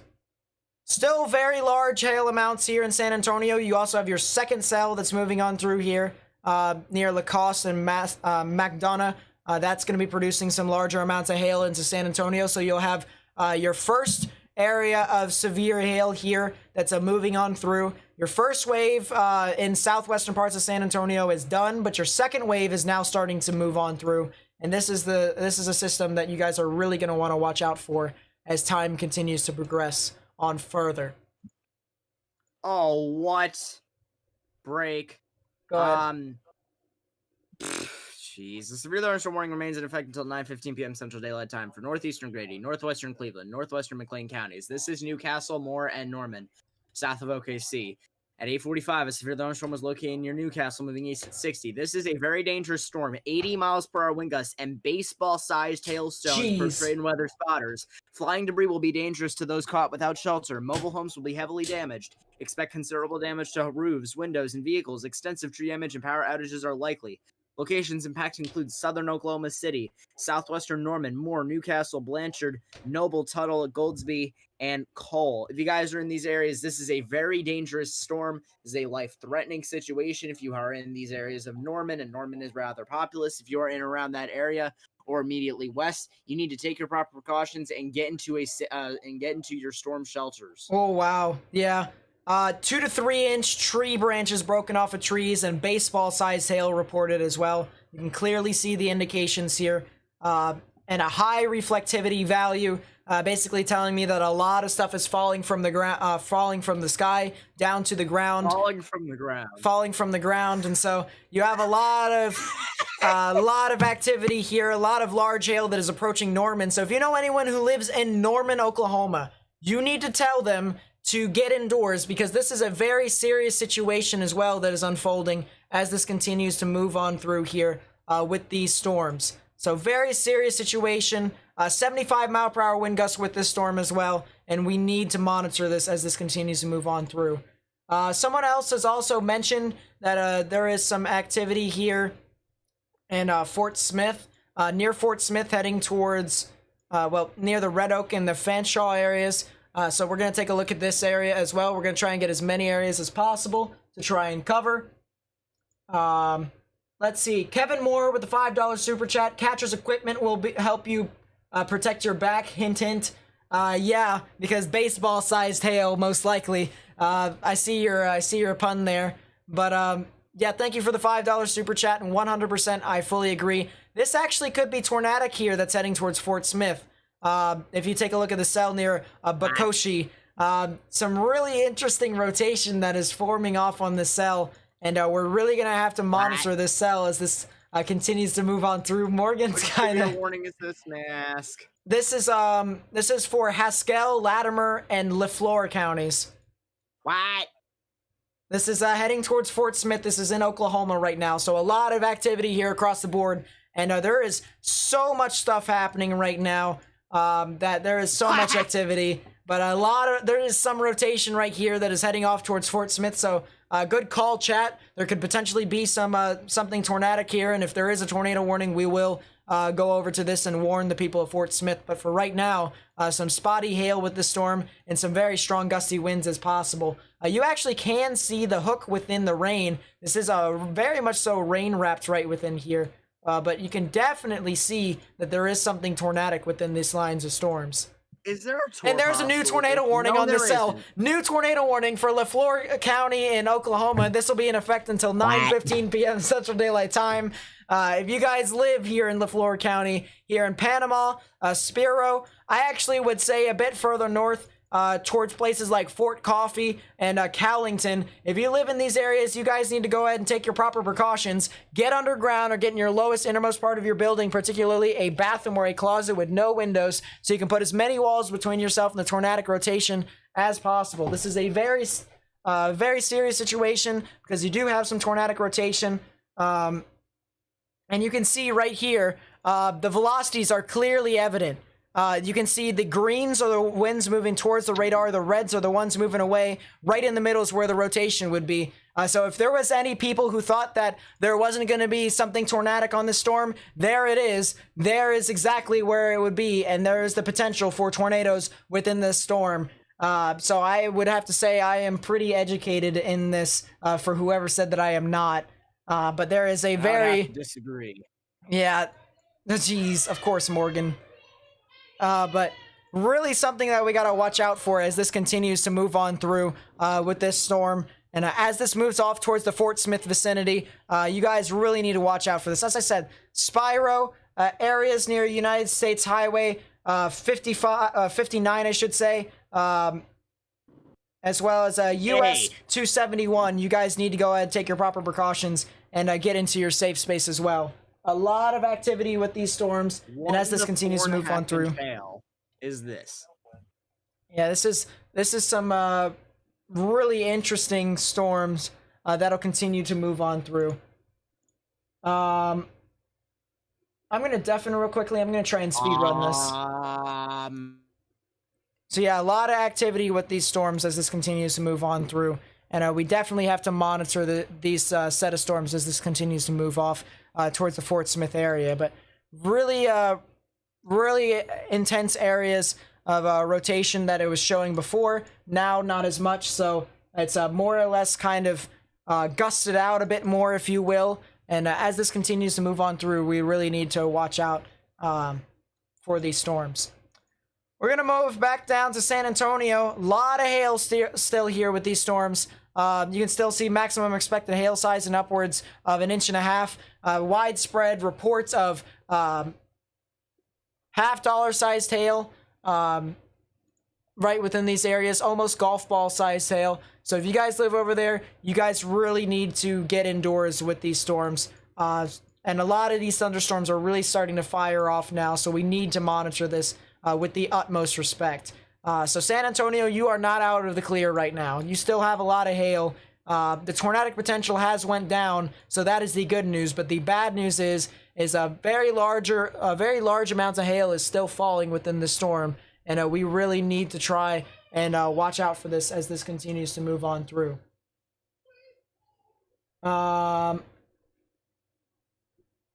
Let's see. Let's go over down towards Dallas-Fort Worth here. The storm here that is went towards the Highland Village in the Louisville area. You guys need to now go ahead and get indoors, as well as the Colony and Little Elm, as well as Frisco. This storm has had a history of producing golf ball-sized hail and larger, even almost up to tennis ball-sized hail. So you really need to watch out for this as this continues to move on through. As I said, very serious situation here in the northern parts of Dallas-Fort Worth. This could easily do damage to people, and as this continues to move on through, we're really going to have to watch out for the potential, maybe something tornadic, but it was a tornado warning before, but not anymore. It's a more or less something that could produce some larger amounts of hail. So Louisville, you really need to watch out for this cell as this continues to move on through. If you guys want more information on it, and you have a Discord, account, please be sure to join my Discord server. They're talking about all sorts of cells right now across the board. So really a lot of activity here. They're talking about Fort Worth. They're talking about San Antonio. They're talking about the tornado warning right now. They're talking about everything they can. So if you want more information as to what all is happening, go join the Discord server right there. The link is in the chat. As follows, because there's a lot of stuff to cover here across the board. I'm trying my best to do to talk about it as much as possible, but there's just so much activity here. So if you guys want more information, the people in the Discord server will definitely help you out as this continues to move on through.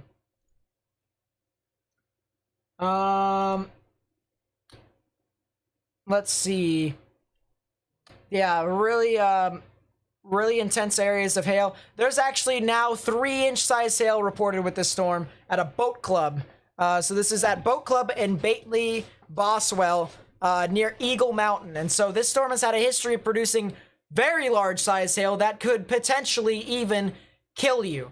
Like over baseball size hail. This is larger than baseballs, and this is impacting the northern Dallas-Fort Worth Metroplex. So we need to monitor this storm with the utmost caution as this continues to move on through. So share this live stream with people who may need it. Like the live stream so that we can actually get onto more people's recommended feeds.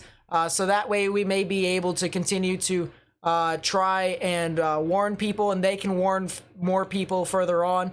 That would be greatly appreciated so that we can get more information out to more people. But this is a very serious situation that is moving on through here with these storms. The tornado warning, the rotation in itself is actually weakened a little bit.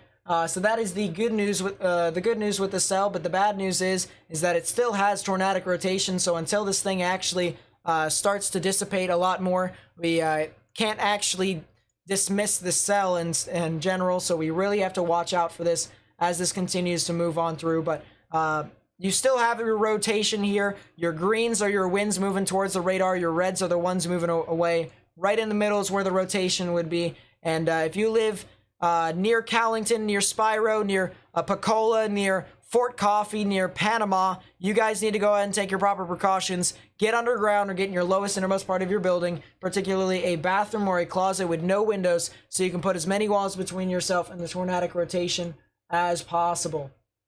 So a lot of activity here with these storms, and as this continues to move on through, very strong system that is, really starting to take shape as this continues to move on into the overnight hours. Let's take a look now over towards Norman, Oklahoma. You guys are now getting very large amounts of hail. If you know anyone who lives in Norman, I'd highly recommend telling them to be indoors because these storms are really moving on through and marching. So if you live near Norman, if you live near Pink, if you live near Shawnee, you guys really need to monitor the storm and get indoors because this could easily produce some very large amounts of hail. This warning text actually says that tennis ball sized hail and 70-mile-per-hour wind gusts are possible. There has been reports of baseball sized hail as well, so the possibility for some strong severe risks here is possible. as this moves off to the east. But really something that we got to watch out for as this continues to move on through. Let's see. This is a cell that was here in Hondo, Texas, from the Monster Supercell. And look at that hailstone. That is a large hailstone. That is larger than softballs. So go follow this guy right here. This guy right here has been this guy right here took the picture of the hail. Very large hail. So go follow this guy. Go help him out. This is a really intense situation that is unfolding here right now.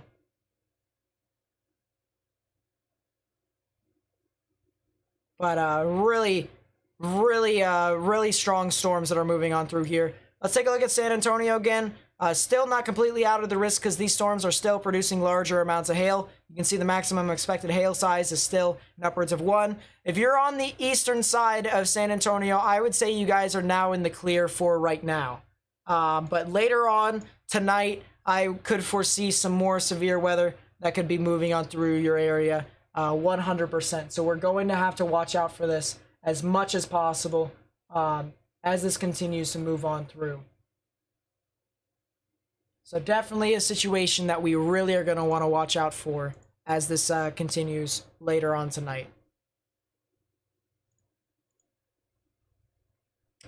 I'm going to want to take a 3D of this cell here real quickly. 3D scan. While I do this, if you guys are new, please be sure to subscribe to my YouTube channel because I do live analysis whenever severe weather does get bad. So if you guys do get severe weather again here within these areas, I'd be happy to cover it for you all. Oh wow, this is an amazing 3D scan of these storms. But yeah, I'd be happy to do the analysis for you all. I also do videos every morning to update everyone as to what all could be happening, and I also do live streams of whenever tropical storms or hurricanes actually make landfall. So if you guys are into that, please be sure to subscribe to my channel. That would be greatly appreciated. But look at this supercell here, chat. You can clearly see the anvil structure that we have here, where the ventilation of the storms, the clouds actually span out just like this. You have your overshooting tops right here, signifying that this is still a strong storm that is currently ongoing with very large amounts of hail. That's a white screen there. That's my apologies. But you still have some very strong storms here, and this even does have an inflow notch on a couple of these storms. So definitely something we're going to have to watch out for, especially the southern cell as the time continues to progress. But a lot of activity here as this moves on through. I am from the USA, for people who are wondering. So yeah, Christina, I am from the US. What's this app that I am using? This is GR2 Analyst, 21-day free trial if you want to download it, but then afterwards it turns off. Unless if you buy a key, which costs $250. If you're a weather enthusiast like me, then I highly recommend investing in it. But if you're just someone who wants it just for fun, and it's not even a weather person, I wouldn't recommend getting it. I'd recommend getting something on your phone called either Radar Scope or Radar Omega. It costs $10, but it's basically gives you what I have on here, except not as much activity, not as high definition, and yeah. So really something there. But really strong supercell here that is still moving on through into San Antonio.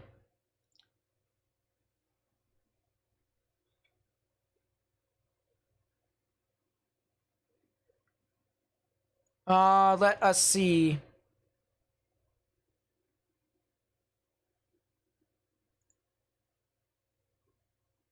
Let's actually take a look at the Dallas-Fort Worth area again. See if we can get see where the severe weather is.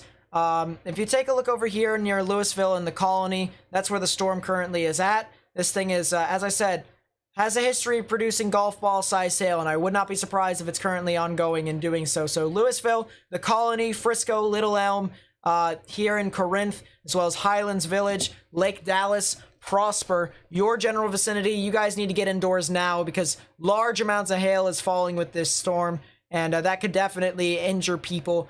Pets, I'd highly recommend bringing your pets indoors as well, because this is a very serious situation that is currently ongoing with these storms. So we really need to watch out for these these set of storms as this continues to unfold here later on tonight.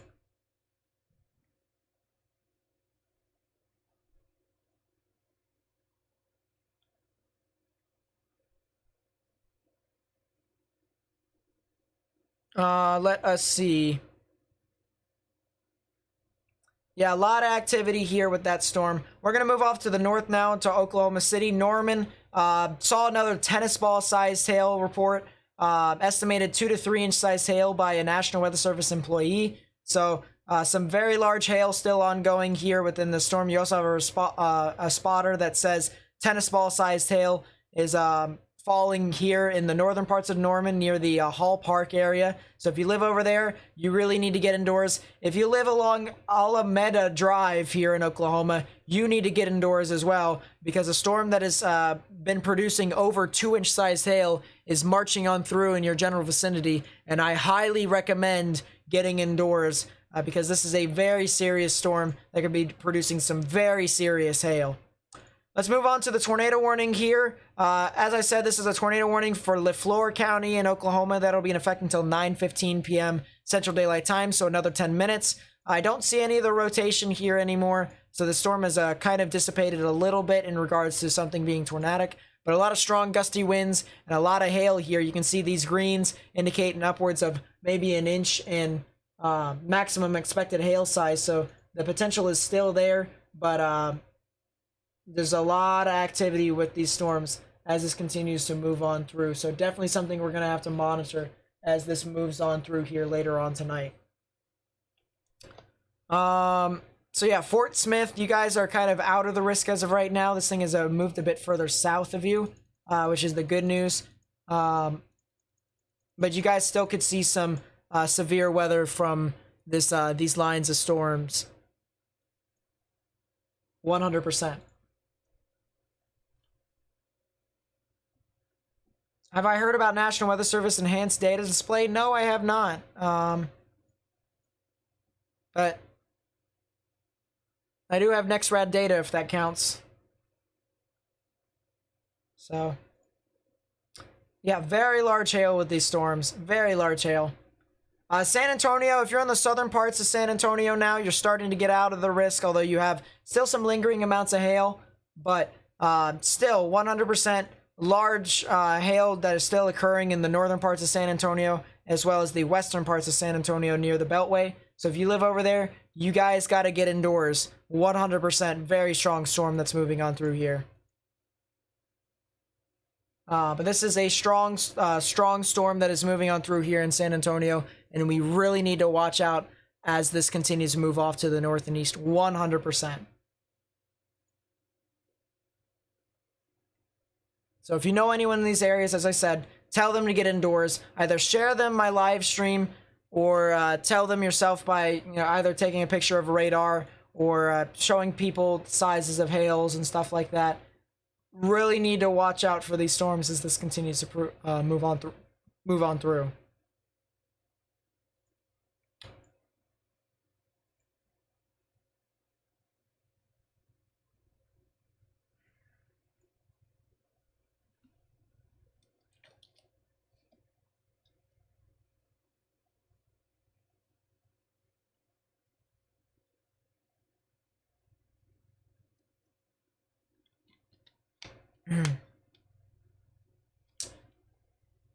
Jeez, this is crazy. Is there any rotation in the storm near San Antonio? I didn't see a whole lot of it.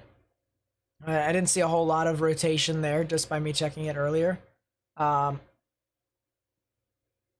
If we take a look here at San Antonio, we can see there's even someone in the chat that said they're in San Antonio and it's coming down. Yeah, there's a lot of hail here that is pushing on through.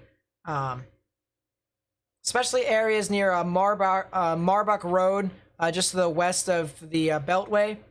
and even near State Highway 151, that general vicinity, there is a lot of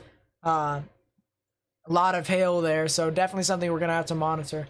Is Dallas gonna get hit by any of these storms? So later on tonight, you guys could potentially get some severe weather. I'm gonna actually show you all a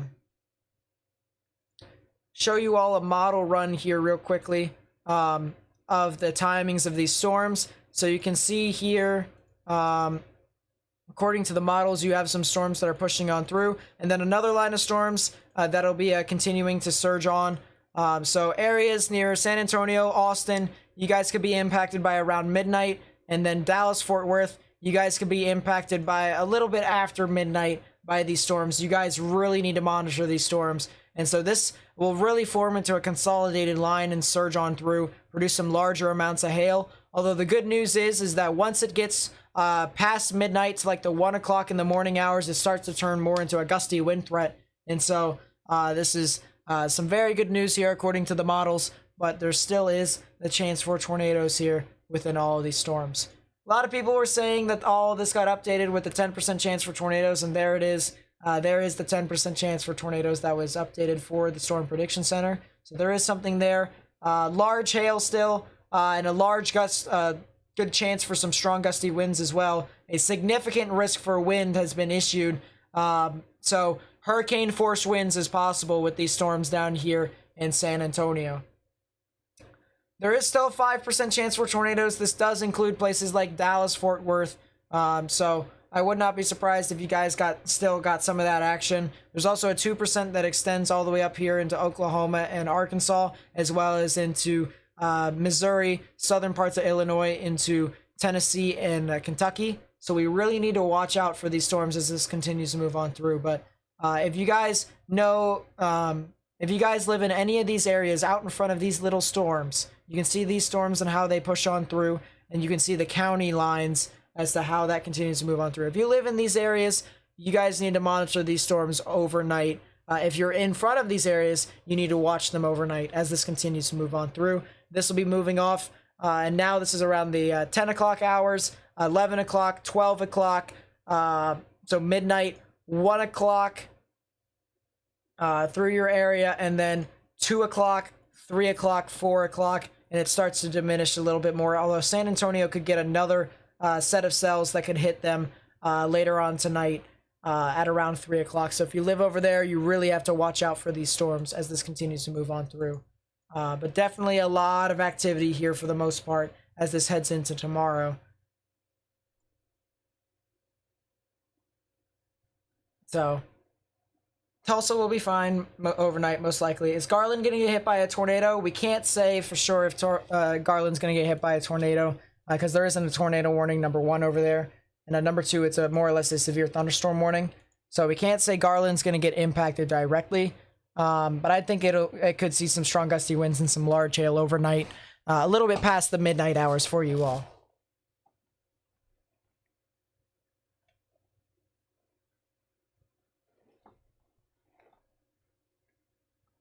People are saying tour possible in Norman. And this actually says that it could, yeah, this actually says that it is a tour possible here. But, the only issue is that I don't see where the tornadic rotation actually could set up. So, more or less, there isn't as much activity here within these storms. But there's still large hail, a lot of hail, strong gusty winds, but no doubt whatsoever. I mean, we had a 69-mile-per-hour wind gust here in Norman, so a very strong cell that's moving through Pink, Bethel Acres, heading over towards the Shawnee area. So if you live over there, I'd definitely get indoors 100%. Another report of tennis ball-sized hail with this storm back in Norman. So widespread tennis ball-sized hail here with this storm. And a lot of activity that's surging on through here.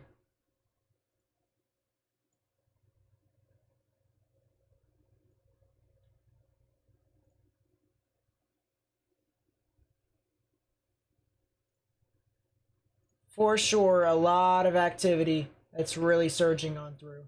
If you guys are new to my channel, please be sure to subscribe because I do analysis or severe weather analysis in more areas than just the ones that we're talking about today. So more than just Oklahoma, more than just Arkansas, more than just Texas. I do analysis for whenever areas do get severe weather that has the capability of producing tornadoes.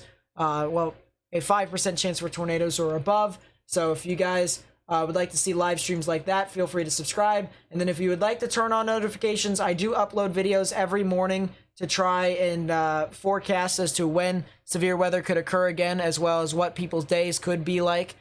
So if you guys would like severe weather forecasts or just any forecast in general, which could include tropical weather once we get into hurricane season, then feel free to turn on notifications once you do that. I also have a Discord server if you guys want to join, because they talk about weather a lot. That's my Discord server. And yeah, there's a lot of activity in there. A lot of people are talking about all sorts of action there. There's actually, I'm actually going to show you guys a picture of what I found in the Discord server here. But take a look at this here. Look at this. This is this person's rent house, unfortunately. This is the hail spike, the hailstone that it got over there, which is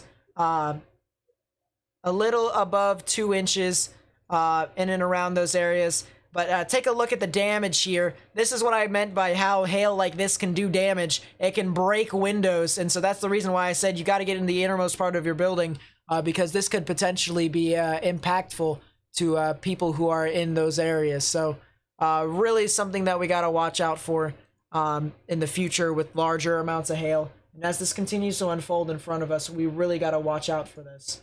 100%.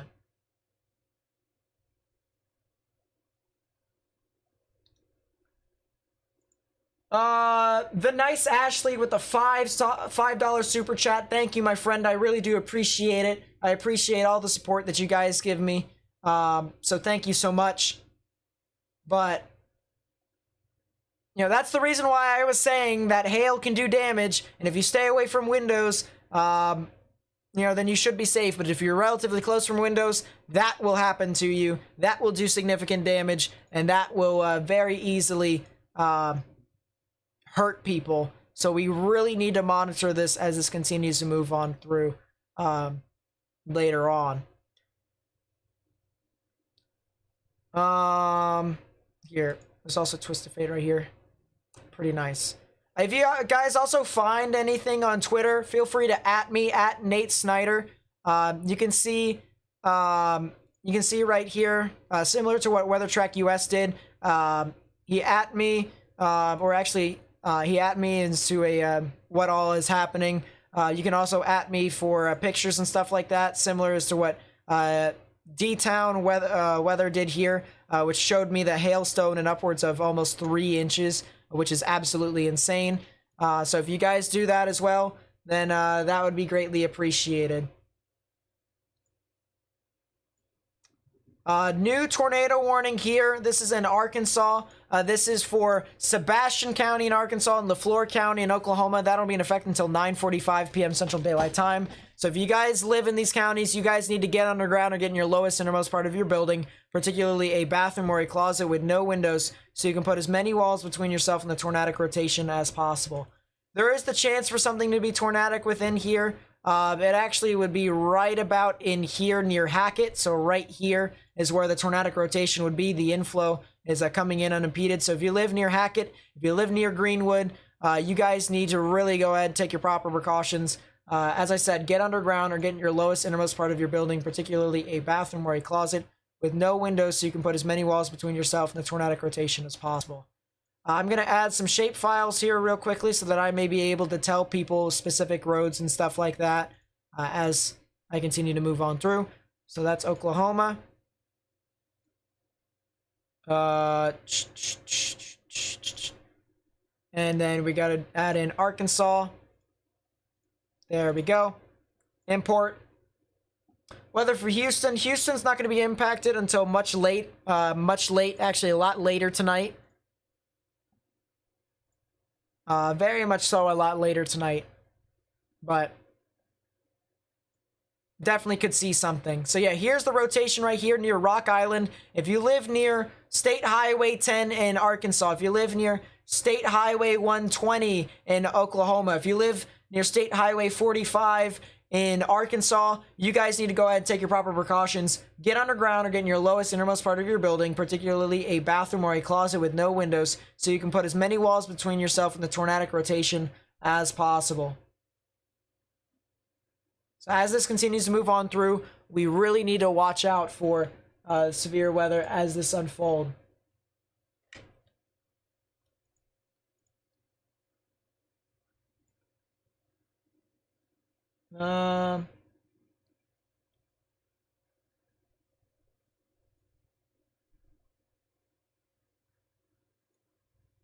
Let's see.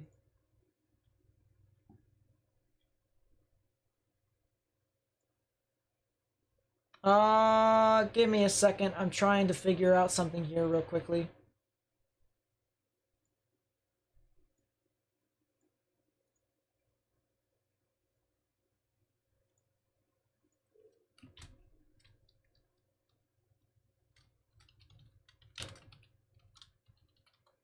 But like a lot of activity here with all of these storms, and as this continues to unfold, we really need to monitor this as this continues to move on through.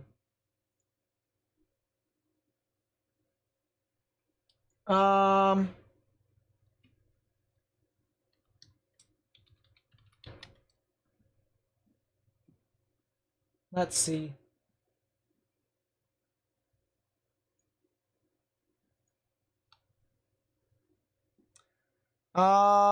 Let's go down to San Antonio. Let's give an update as to what all is happening here. So this storm has kind of merged all into one. This one giant storm that's here in the northern parts of San Antonio. There is a flash flood warning here. So this is for Bexar County in Texas, other known as the northwestern parts of San Antonio, specifically. But if you guys live in these areas, you need to seek higher ground as well. But you also have another supercell that is coming along, so you really need to watch out for this as this continues to move on through. This could potentially even be tornadic as this moves along, but really a lot of activity as this continues to move on through here.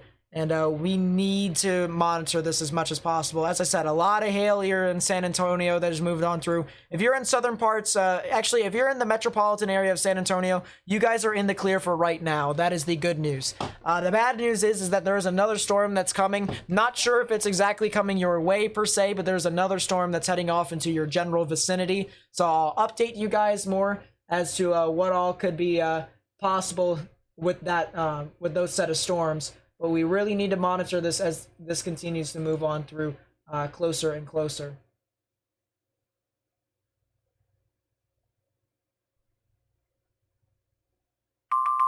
A lot of activity here. New mesoscale discussion possibly concerning Tornado Watch 121. So really active to say the least with these storms. Very strong across the board here. Very large hail. This is actually some hail that's actually here in San Antonio. Look at this. Look at this hail in San Antonio. That's baseball-sized hail right there. Baseball-sized hail. That's absolutely insane.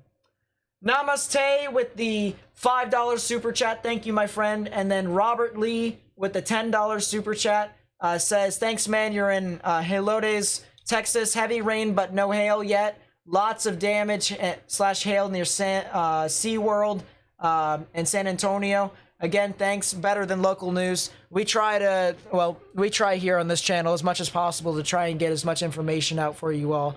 But a lot of activity here. And they saw hail just like this. So Robert Lee with the $10 super chat. Thank you, my friend. I really do appreciate it. And I appreciate all the support that you guys have given me. Whether you've subscribed to my channel, whether you've liked the live stream, you know, whether you shared this with friends and family and on social media, that is absolutely amazing.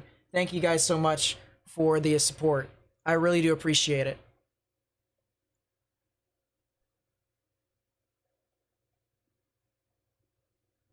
But this is a cell that has produced some very large hail for the most part. Yeah, that's absolutely large hailstone right there. Absolutely crazy as to what we are seeing here.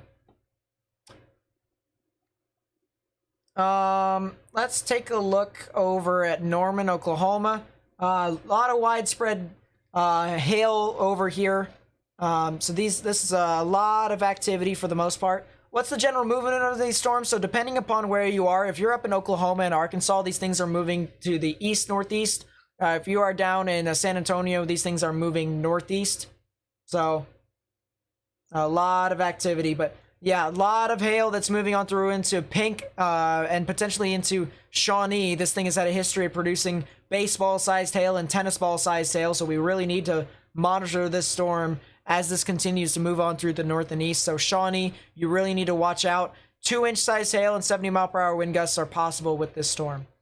Let's move over to the tornado warning over here near Fort Smith. This actually has had a report of 73-mile-per-hour wind gusts. So a lot of activity here as this continues to move on through. And as this continues to push off, we really need to monitor this.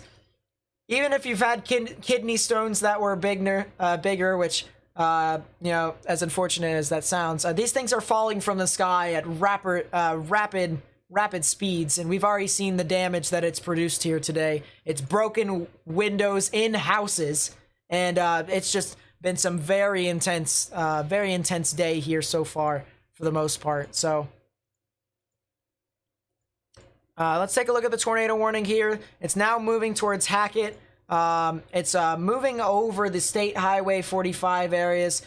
So anyone who lives in State Highway 45, State Highway 253 here in Arkansas, south of Fort Smith, near Greenwood, south of Greenwood, near the U.S. Highway 71, and excuse me, in that general vicinity, you guys need to go ahead, take your proper precautions, get underground or get in your lowest, innermost part of your building, particularly a bathroom or a closet with no windows, so you can put as many walls between yourself and the tornadic rotation as possible. Because there is a lot of activity, and this thing just started to intensify rather rapidly. So Greenwood, your general vicinity, as well as places near U.S. Highway 71, you guys need to really watch out for this as this continues to move on through.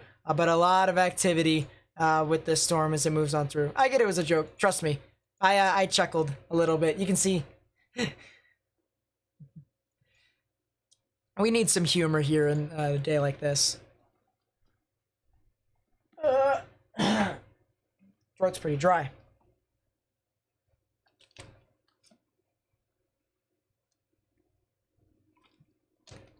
But this is a lot of activity here with these storms.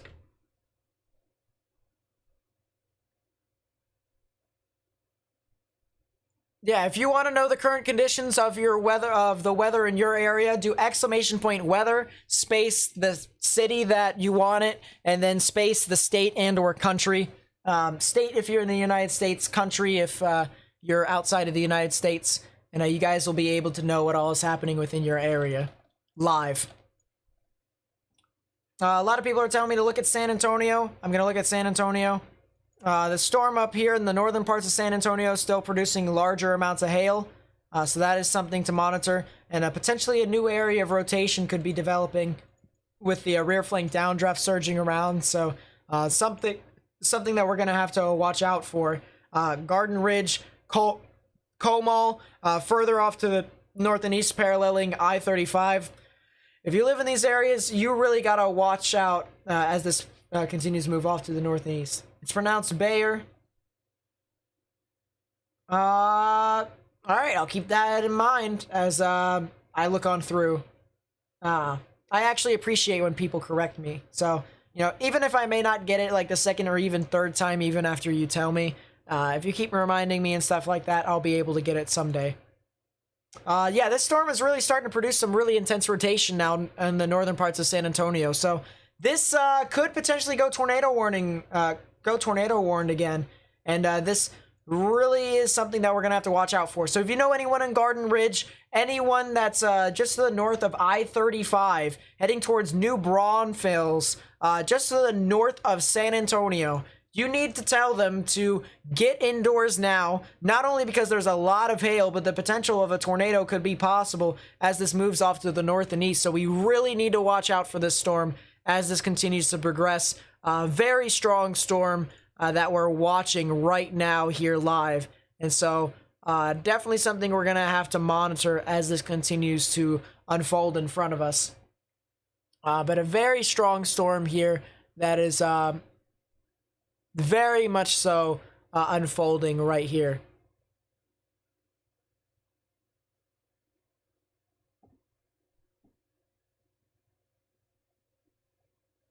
Look behind that storm. Yes, I know. This storm is producing large hail, some tornadic rotation, but I can't exactly say what exactly is happening with this storm, although it does have a tornado possible tag on it.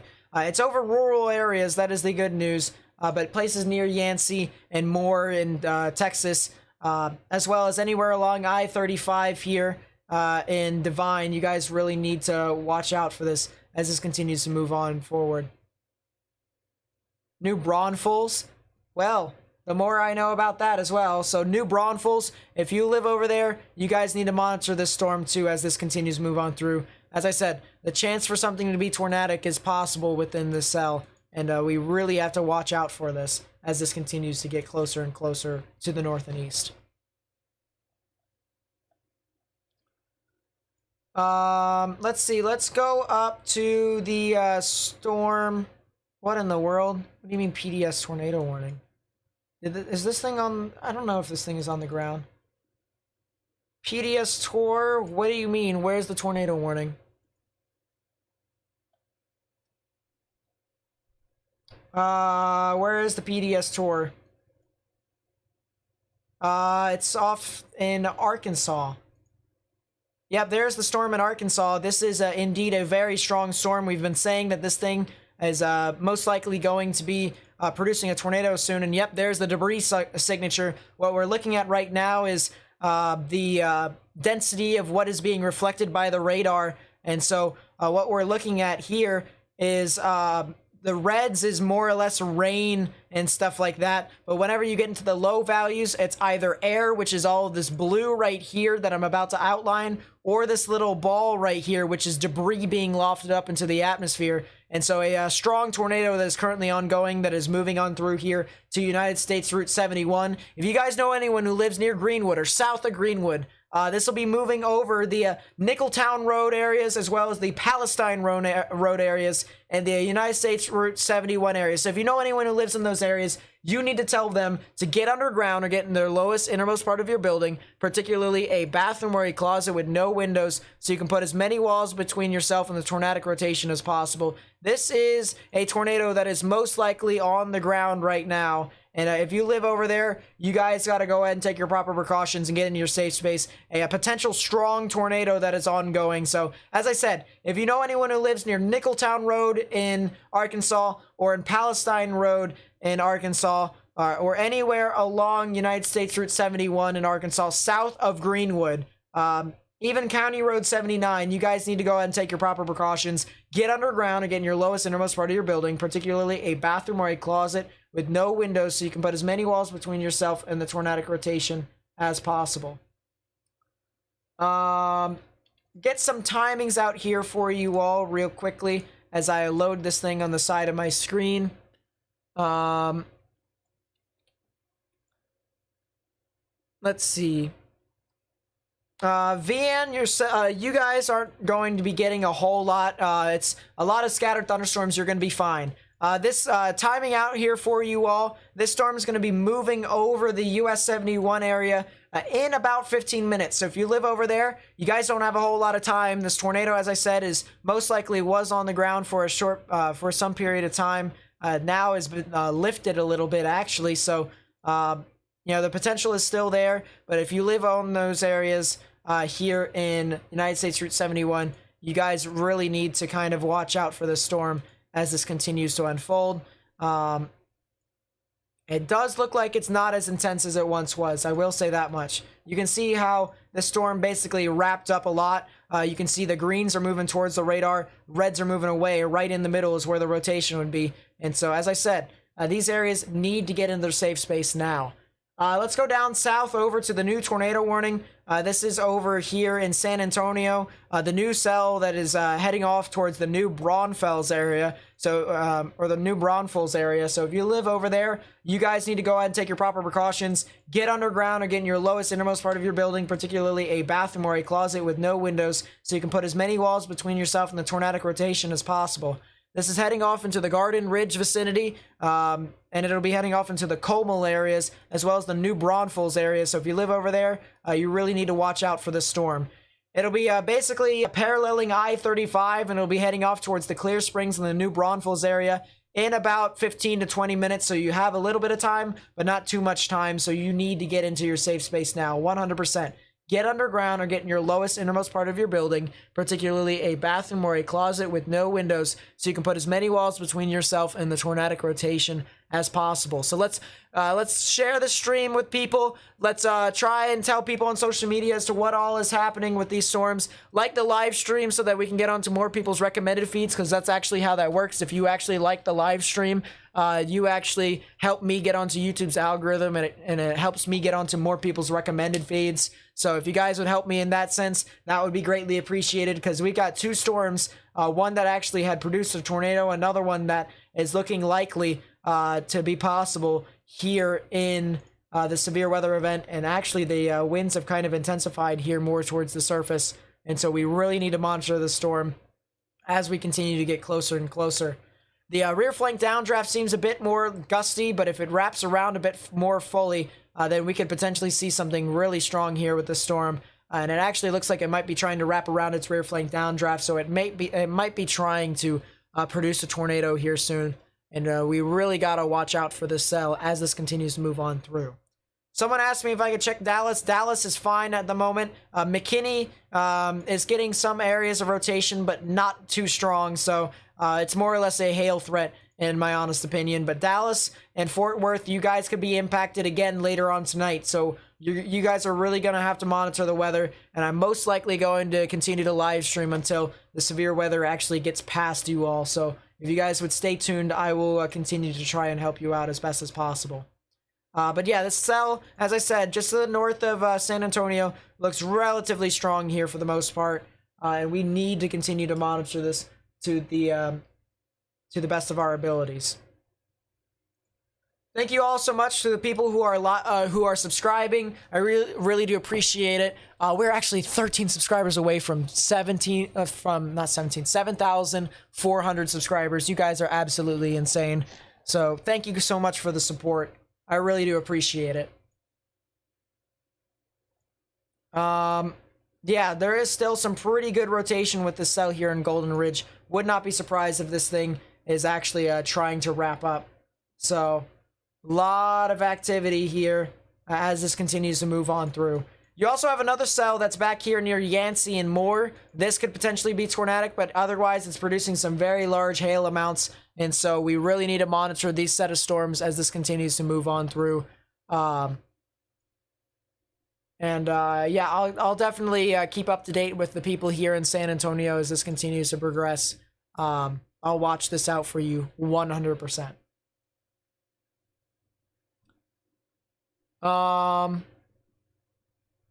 Let's see. I'm trying to see what else we can talk about. I think we should go back to the cell here in Arkansas. Talk about the tornadic cell here, which doesn't look all too tornadic anymore, which is the good news here. Still producing some widespread amounts of hail, I will say that much. But very much so widespread here. As a matter of fact, hail in upwards of almost 2 inches. So I would say for the most part across the board, I could expect some areas that could get hail in upwards of 1 inch, maybe even 1.5 inches. There might be the chance for some to be as high as what the maximum expected hail size said there. But I would say quarter size to maybe even $half sized hail is possible with this storm. If you guys want more information as to what all is happening here in Twist of Fate, well, Twist of Fate is my Discord server, but they're talking about the weather and what all is happening. So if you guys want to have more information and you have a Discord account, please be sure to join my Discord server. The link is going to be in the chat right here. So please be sure to do that. Go join the Discord server right there. So you guys might be able to get some more information as well. So go join the Discord server. Almost 800 people in that server. A lot of them are ready to kind of inform everyone as to what all is going to be happening. But a lot of activity and a lot of severe storms, 100% for sure. What's going on? We have a lot of severe weather across the United States, specifically the central to southern plains.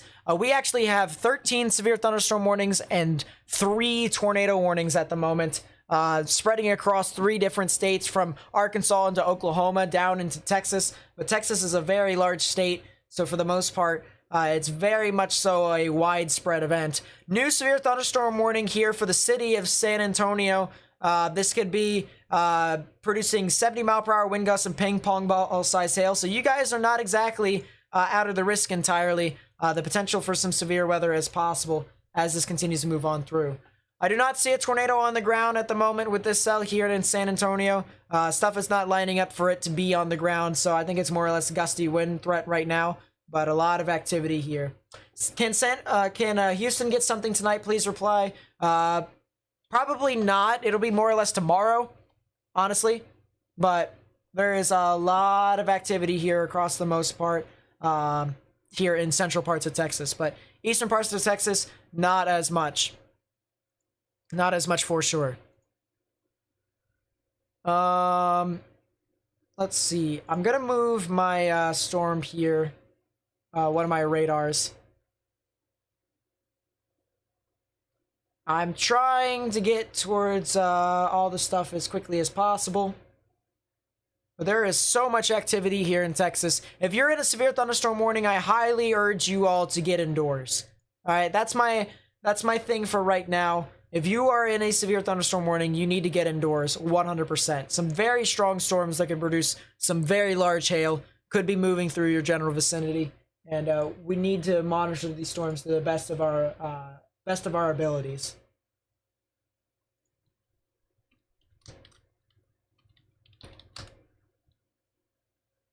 But a lot of activity here for the most part. I'm trying to see what's happening here near Brady and Brownwood.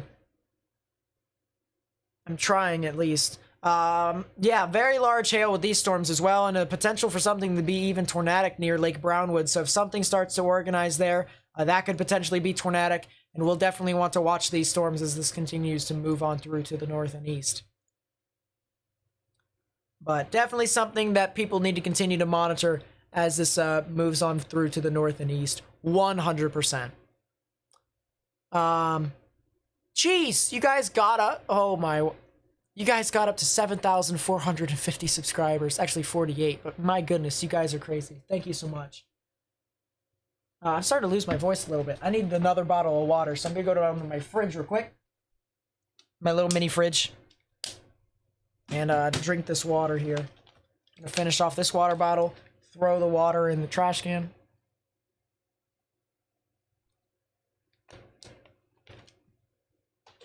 There we go. For those of you who don't know, it's currently 83 degrees in my room. For what reason, I have no clue. But it is very hot in my room, so.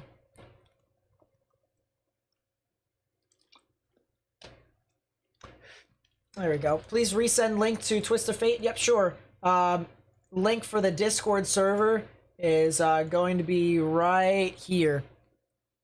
So I'm going to spam it. That link that I just sent there, that's the Discord server link. If you guys want to join that, please be sure to do so.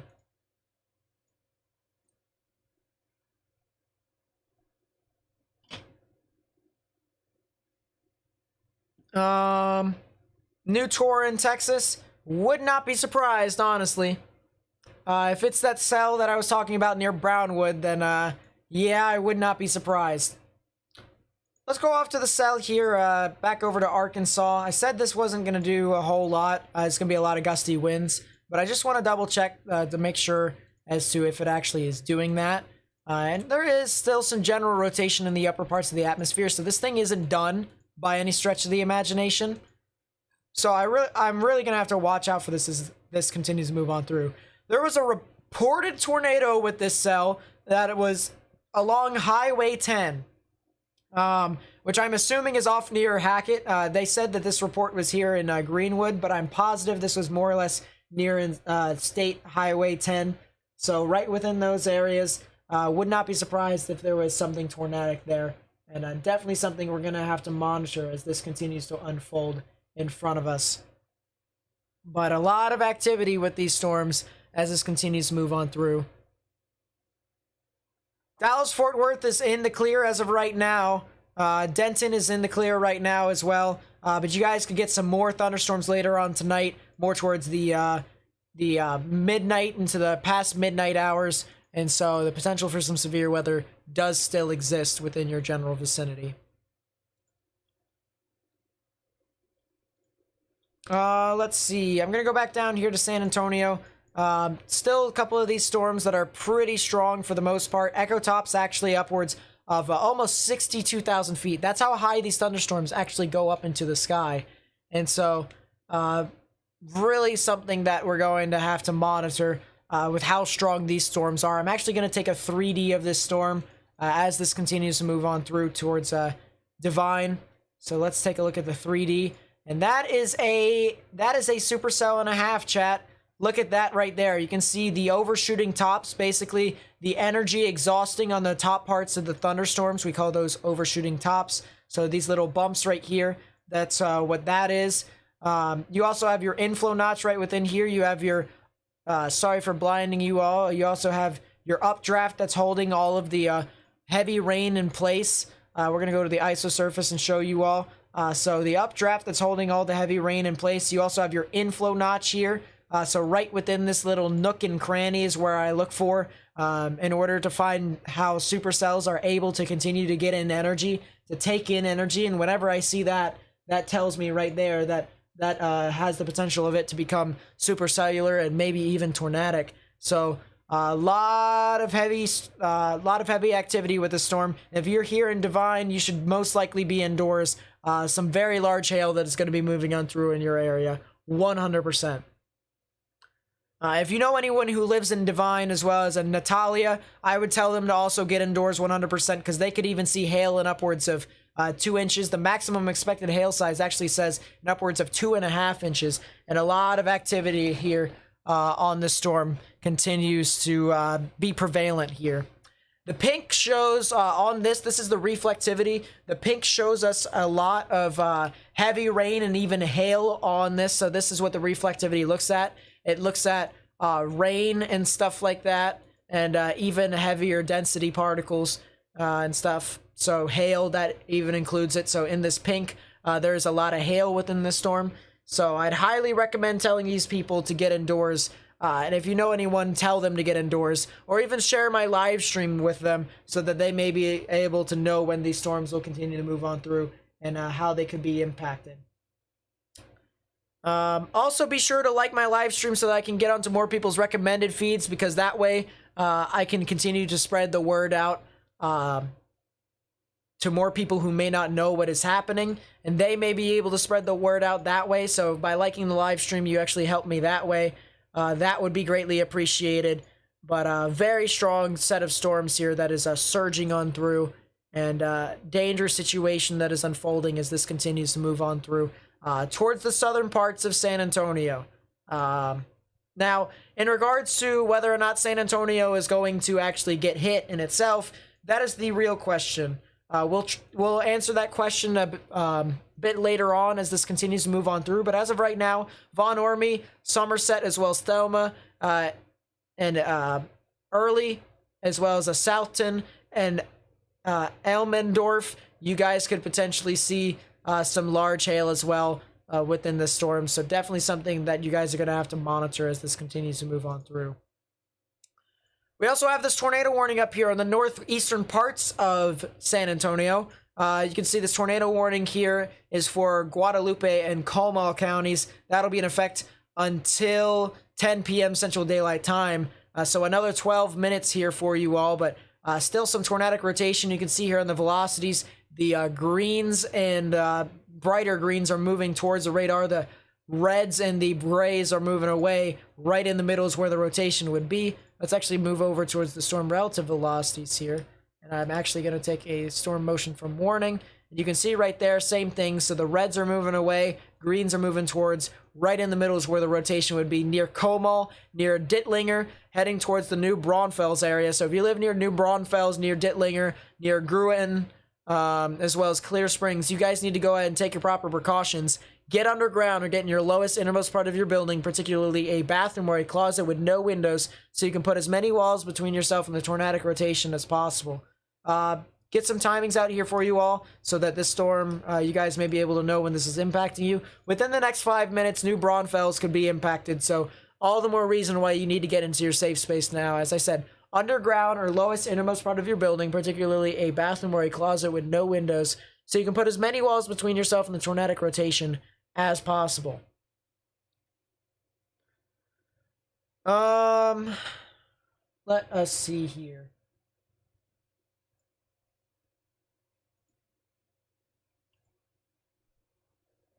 There is a lot of hail, almost 3-inch size hail in Fort Worth. Some actually a little bit less than that, up to tennis balls, but I am seeing a lot of action here with these storms across the board. And so definitely something that we're going to have to really watch out for as this continues to unfold later on tonight. But very strong set of severe storms that are impacting a lot of areas, and we need to watch out. We need to watch out for these general areas across the board. It's pronounced green. Well, the more I know. Green. If you live in green, you need to get into your safe space. 100%. Thank you for correcting me. I really do appreciate that. I really do.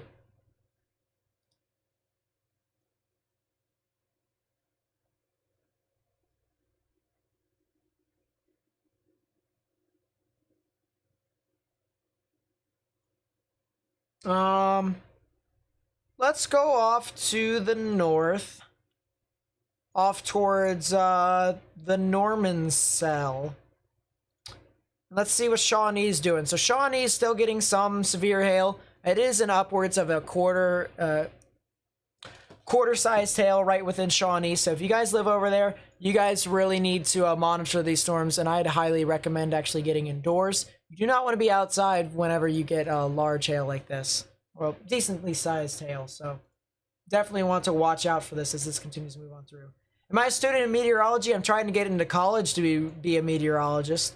But as of right now, no, I am not, although I've been studying meteorology for practically my entire life, and I also have other college students that help me, as well as me doing my own individual research as well. So,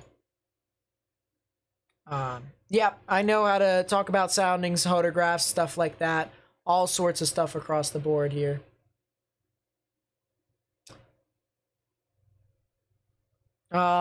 New tornado watch? I don't see that here on IEM bot. But that could happen here.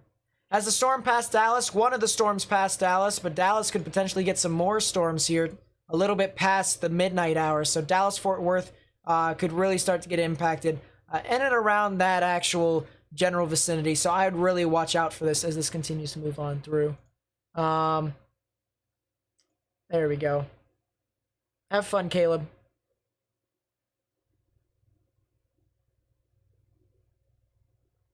Heard of a trailer home being flipped in Saginaw, homeowner taken to a hospital, but is okay. Well, that's the good news, but the bad news is the damage has been done, so it's very unfortunate that this all has been happening to all of these people.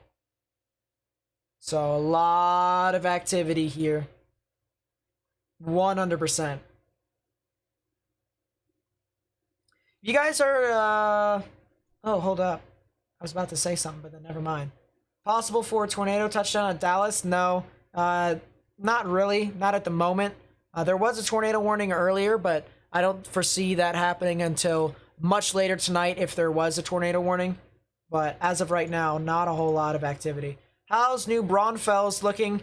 You guys are in a tornado warning. So I'd highly recommend getting into your safe space. As I said, as I typically say, get underground or get in the lowest innermost part of your building, particularly a bathroom or a closet with no windows, so you can put as many walls between yourself and the tornadic rotation as possible. If you know anyone who lives in New Braunfels, I'd tell them to do the same exact thing. So really one of those things where we are definitely going to have to monitor this set of storms as this continues to unfold around us. And if they don't believe you, then share them this live stream. I will definitely get them all the information as much as possible. And so as this continues to move on through, we'll continue to really monitor this. This does have some tornadic rotation right here, more or less near the I gotta find a road here that you guys will be able to know, near Walled Road. So the rotation in itself right here is near Walled Road, and it's heading towards the New Braunfels area. It's currently near Dittlinger. So if you live over there, you guys really need to monitor this. Get underground and get in your lowest innermost part of your building, particularly a bathroom or a closet with no windows, so you can put as many walls between yourself and the tornadic rotation as possible. So it does have some tornadic rotation that's heading near New Braunfels. It's not exactly translating to the ground just yet, but it still has some rotation. So we are definitely going to have to be mindful of this as this continues to move on through. And I will have to look out for these storms as this continues to unfold in front of us. A lot of people are saying look at Fort Smith. Let's go over towards Fort Smith. That's a lot of gusty winds, no rotation. Lot of surging gusty winds here. You can see the rear flank downdraft is very linear here, so a lot of surging gusty winds with this storm. So near Chisholmville, that general vicinity, you guys could potentially see some very strong gusty winds and upwards of 65 to maybe even 70 miles per hour. The potential for some severe weather is there. Which way is New Braunfels one heading? It's coming from the southwest, moving to the northeast. So it'll be heading eventually off towards the Martindale and the Fentress area into the Lockhart area. So you guys could potentially be getting some stuff. Austin, you guys aren't in the risk. You probably won't be in the risk until much later on tonight, where line of storms will begin to develop and really push on through. So you guys really need to monitor this towards the midnight hours, maybe even past the midnight hours, but really got to watch out for those storms as this continues to move on through. Let's go back to the cell here in Divine and Natalia. Still some larger amounts of hail falling here. Decent little amounts of rotation, but not too much, so there is something there within the actual storm, but really something we're going to have to watch out for as this continues to move on through. So Natalia, Little, as well as Lacoste, Somerset, Von Army, as well as McDonough, you guys could potentially see some larger amounts of hail moving on through into your area. And I would definitely continue to monitor the storm as it moves on through into the east. Old retired pathologist, absolutely admire. Thanks, James. Appreciate it. I really do. I really do, actually. All the kind words. All the support that you guys have been giving me. We're almost up to 7,500 subscribers. You guys are absolutely insane. So thank you so much for all the support that you guys have been giving me. It actually is mind-blowing to me as to what all you guys have done. So thank you so much. I'm trying to get to as many people as possible. So if I don't get to your specific area, please don't get upset at me, all right?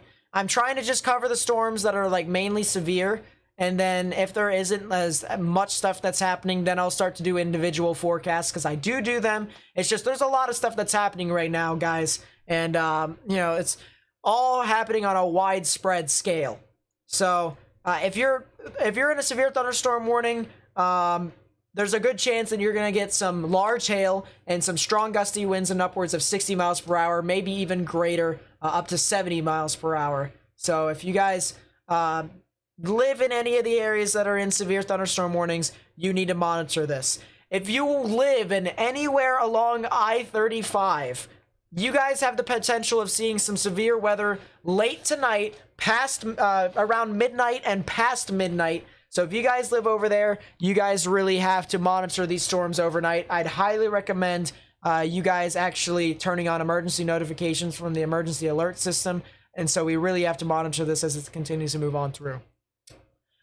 The good news is that San Antonio is out of the risk as of this moment. The bad news is that you have another severe thunderstorm moving on through your area. And so there's been some areas that have been actually flooded. There's been some areas that have produced some very large amounts of hail. And you might have another storm that could do that as well. So you guys really need to monitor this storm. San Antonio is out of the risk as of right now, but you have another storm that's moving on through.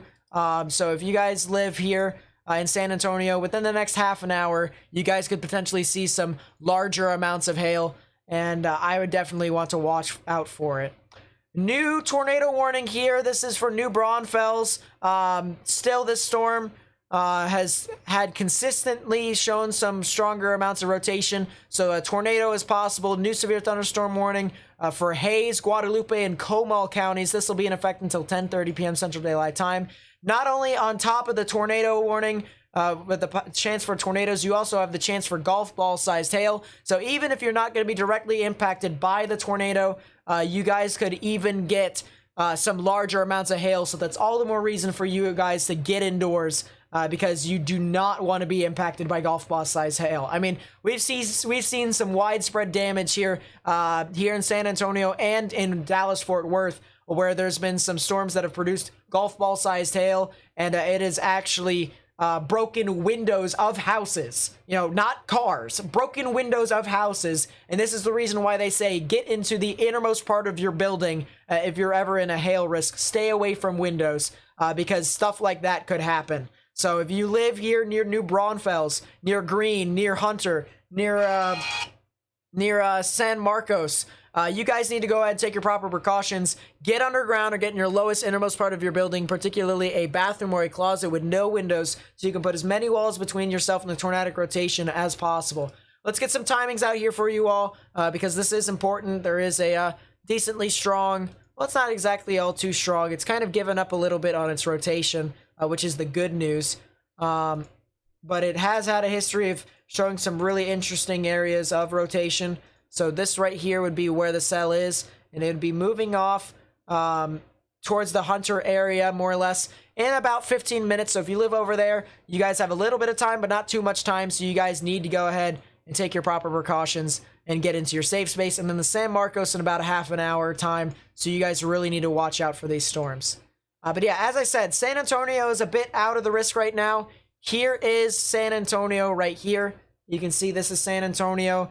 And this is your other severe storm that's moving here from Divine and Natalia, and is moving on through into Little, into Somerset, and into Von Ormy. So if you live in the southern side of San Antonio, you guys could potentially be seeing some larger amounts of hail, and upwards of 1.5 inches.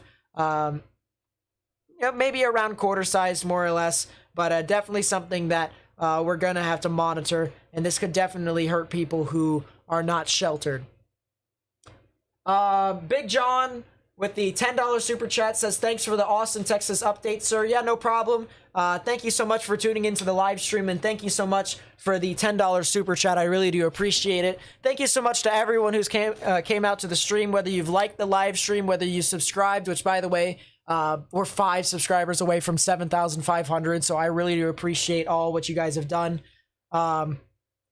Whether you've liked the live stream, whether you've shared the live stream, whether you've participated in it, thank you so much for you guys as to what all you have done here for me. So thank you so much. Let's do a 3D of this cell here near Divine. And I'm going to turn on lit volume, and that is a supercell and a half. This is a 3D of the actual storm right here. And that is a very, very prominent supercell. Look at this. Look at this storm, guys. This looks very impressive. You can see the overshooting tops here, this little bump right here. This is actually the energy exhaust that still tells me that there's a lot of convection still within this thunderstorm, and it still is very strong here. So you got a lot of upward motion, a lot of updraft characteristics with the storm. So very, very prominent supercell here that's producing a lot of hail. Very much so a lot of hail. And this is the hail core, which actually extends in upwards of 50,000 feet. And so a very strong storm here. And, I can't stress enough that within some of these areas. That if I say to get indoors, you need to really get indoors. It's pronounced Lytle. Thank you so much for correcting me. I actually really do appreciate that. New tornado warning here. Apparently people are saying in Arkansas. I'm not sure if that is true, but if that is, no, it is a new tornado warning in Arkansas, so let's jump over to that. This is for Johnson, Logan, and Yell counties. This will be in effect until 10:45 p.m. Central Daylight Time. So if you guys live over here, you guys not only have the chance of seeing a tornado, but even the chance of some golf ball sized hail. So we really need to watch out for this storm as this continues to move on through. So if you live here near Driggs, near Paris, near Subiaco, as well as Scranton, you guys need to go ahead and take your proper precautions. Get underground and get in your lowest, innermost part of your building, particularly a bathroom or a closet with no windows, so that you can put as many walls between yourself and the tornadic rotation as possible. This is moving over Chimsville right now. So if you're in Chimsville, I'm hoping that you guys are in your safe space right now. But this is moving over your general vicinity, and I hope you guys are safe. Then it'll be passing through the Driggs area near the State Highway 109 area in about 15 minutes. So you have a little bit of time, but not too much time. So you guys need to really monitor the storm. Then it'll be heading off into the Subiaco area in about a half an hour. So if you live over there, you guys have a lot of time to plan accordingly. If you get helmets, if you get pillows and stuff like that, if you can put as many walls between yourself and the tornado as possible, then you have a higher chance of protecting yourself from flying debris if a tornado does spawn off of the storm. So, a lot of activity here with this, with these supercells across the board here. And as I said, it's not just limited to Texas; it also includes Oklahoma and even Arkansas. So we really need to watch out for this as this continues to unfold later on tonight. So please share this live stream with people on Facebook, on social media. Let's try and get the word out. By liking the live stream, you actually help me get this out onto more people's recommended feeds so that they can actually help out us share the information that we got here. So a lot of activity here that we could show off to them, and we can be able to continue to spread the word. So by liking the live stream, that actually helps me as well. That would be greatly appreciated so we can get onto more people's recommended feeds.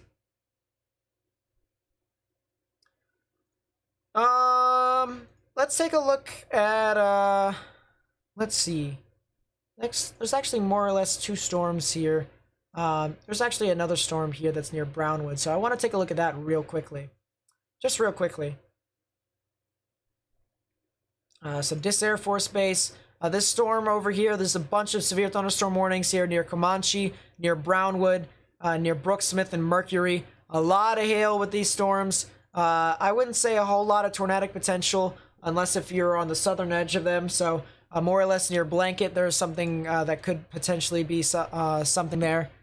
But a lot of gusty winds. Brownwood in itself actually maybe a bit more out of the risk, but a lot of strong gusty winds that are surging in behind this. So Comanche and Blanket, I would go ahead and get indoors 100%.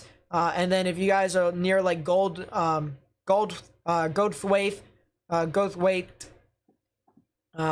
if you live over there as well as in Mullen, you guys need to go ahead and get indoors as well for some strong storms that could be surging on through your general vicinity. Large hail, as I said, some damaging winds. There is the chance for something to be tornadic, but it'll be just more or less to the north and west of, or the north and east of Brownwood. So Brownwood in itself will most likely be out of the risk here. Major hail damage reported in San Antonio. I would not be surprised about that. I honestly would not. There's been so much activity here from these storms that, you know, it's quite widespread for the most part.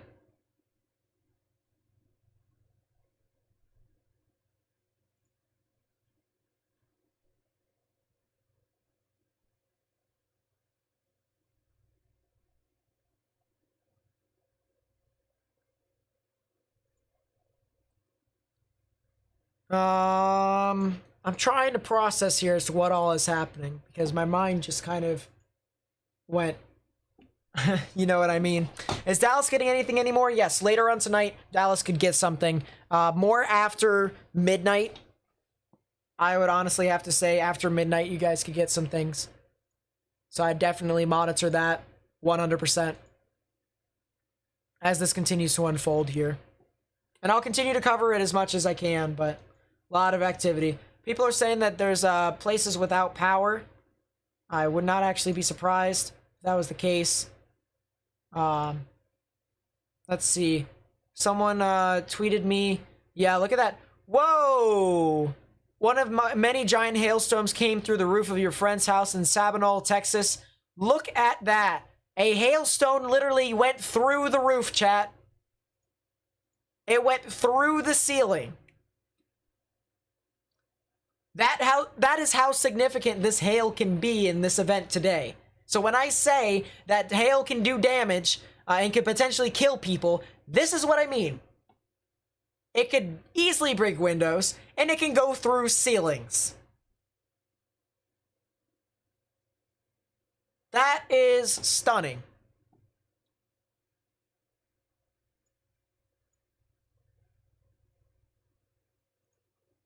That is stunning.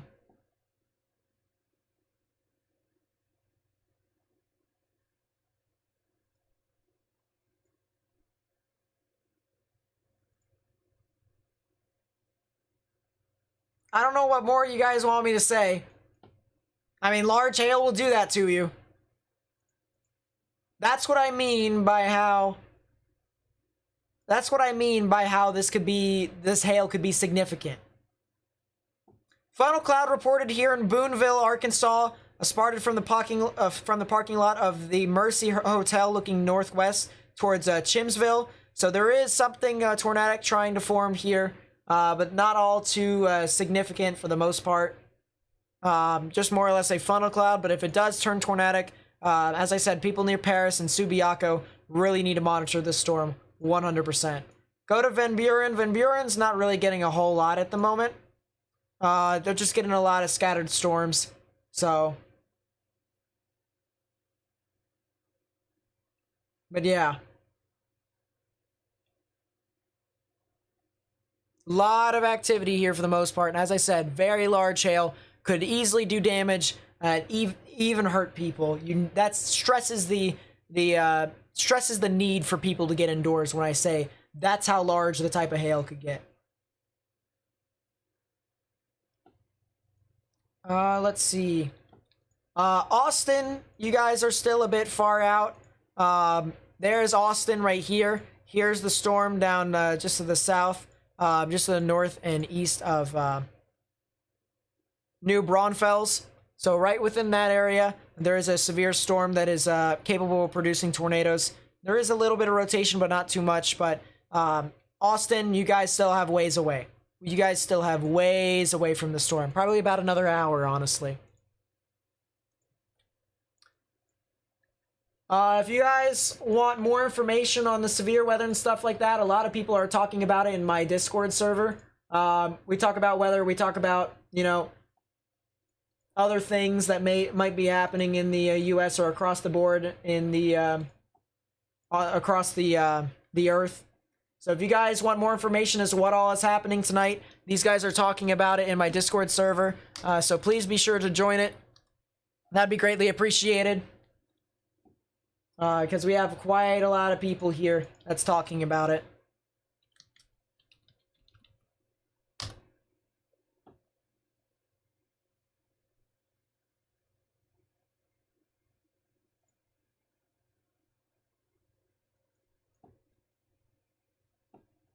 But very large hail here. Reports of quarter-sized hail with some of these storms.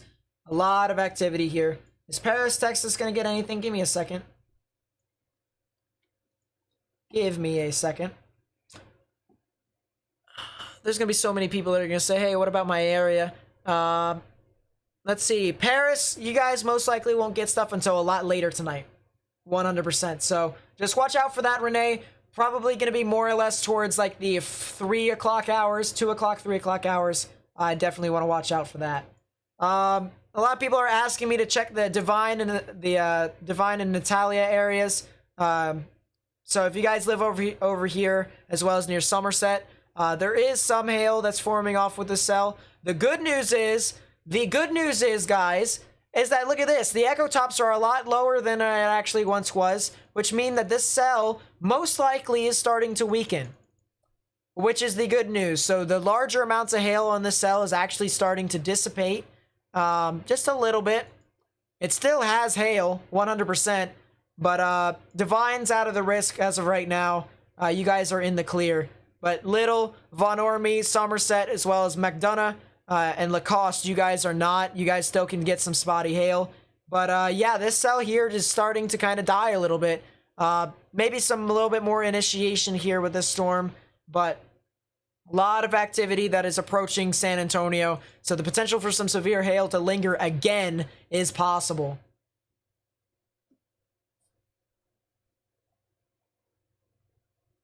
Someone's been asking about Pilot Point a lot, so I'm going to actually entertain that question.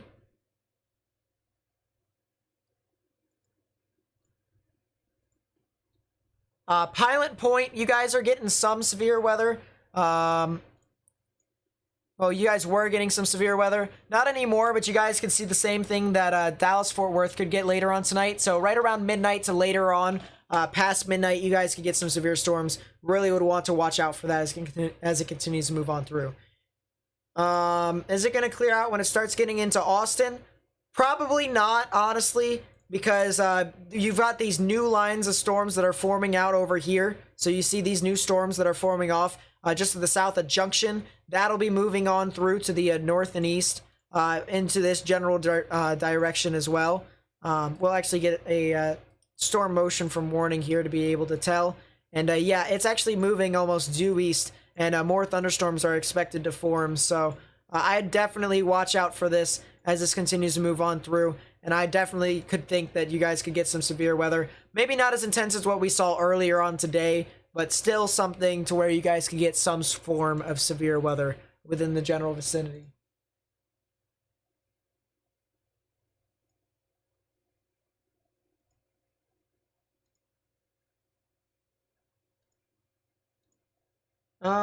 Let us see.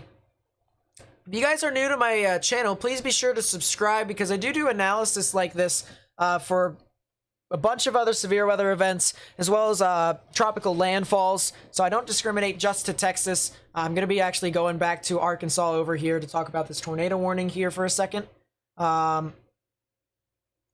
Which still has a little bit of rotation, but I do analysis of this severe weather. So if you guys do enjoy that, please be sure to subscribe. And if you guys also want to stay tuned to my videos that I upload every single morning, then please be sure to turn on notifications as well, because I update everyone as to what all some of the areas could be seeing some severe weather as well.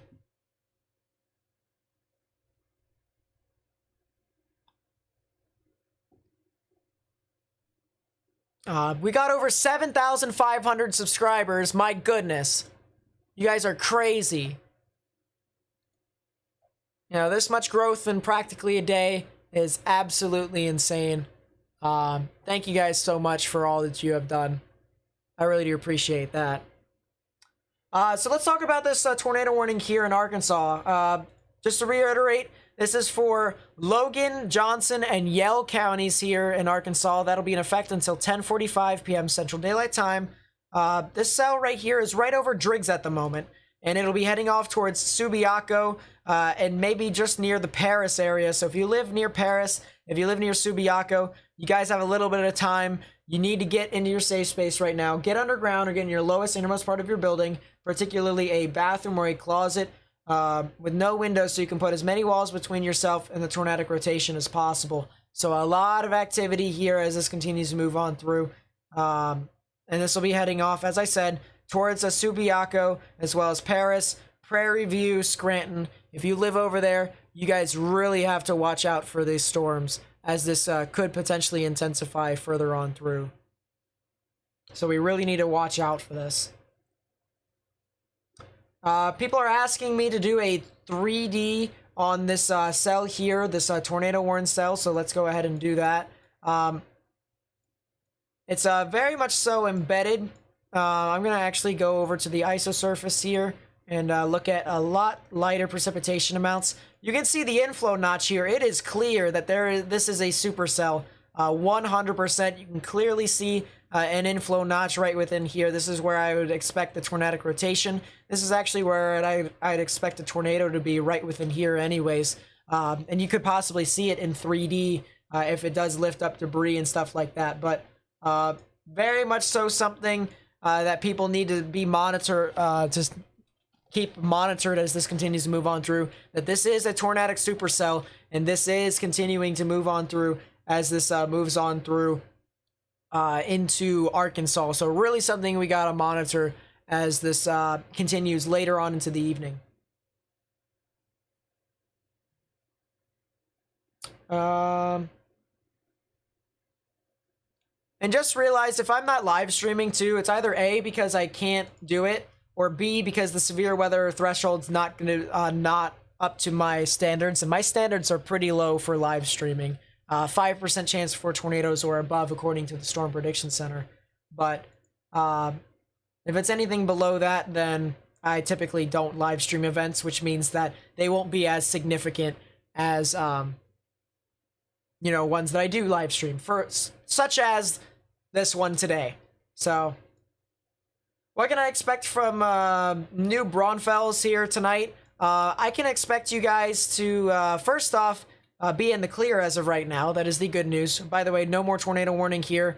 The rotation has died quite significantly, so there is something within something to be said about this storm as to how it's conducting itself. Still has some larger amounts of hail near San Marcos, and it's still heading towards the north and east, but we're gonna have to monitor that storm as it continues to move on through. But New Braunfels, you guys could potentially see some more severe weather later on tonight, even past the midnight hours. But as that continues to move on through here tonight, closer and closer, it will tend to start to weaken just a smidge, just as these other cells here south of San Antonio have done. And that's exactly what it has done. New IEM bot update, and a new tornado watch has been issued. So a tornado watch, this is,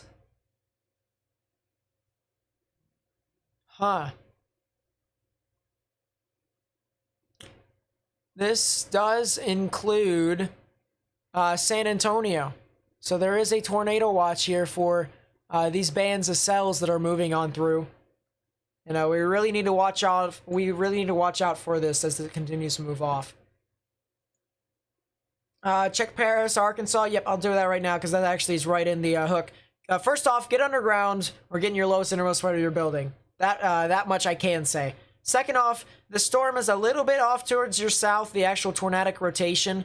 But you need to get in your safe space now if you're in Paris. I said that earlier, but if you just joined, you need to get underground or get in your lowest innermost part of your building as well, because a potentially tornadic system could be moving on through further down to the south of you. It does seem to be pretty weak at the moment. That is the good news. That does not mean that this thing could not re-intensify and potentially produce a tornado along the line. So I'd say as of right now, Paris, you need to go ahead and get into your safe space. Get underground or get in your lowest innermost part of your building. But really something that we got to watch out for as this continues to move off towards Subiaco, Prairie View, and Scranton.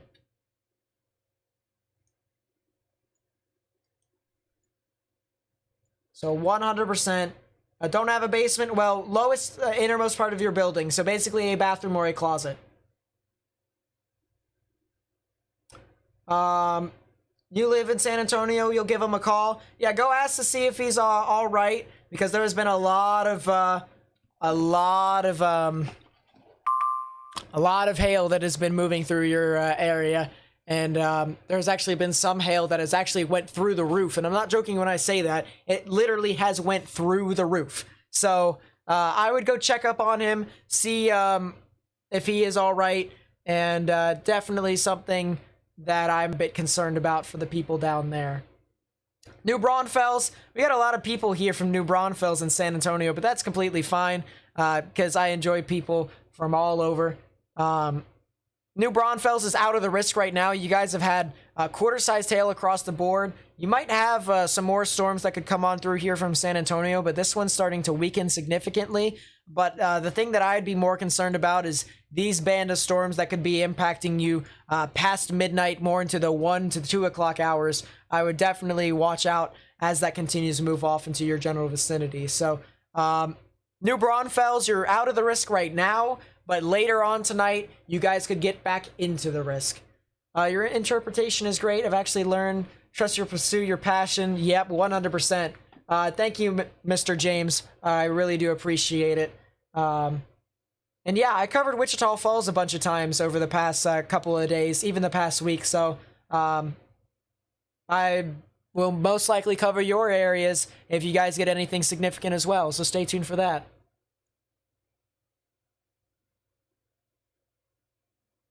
But really a lot of activity as this continues to move on through here.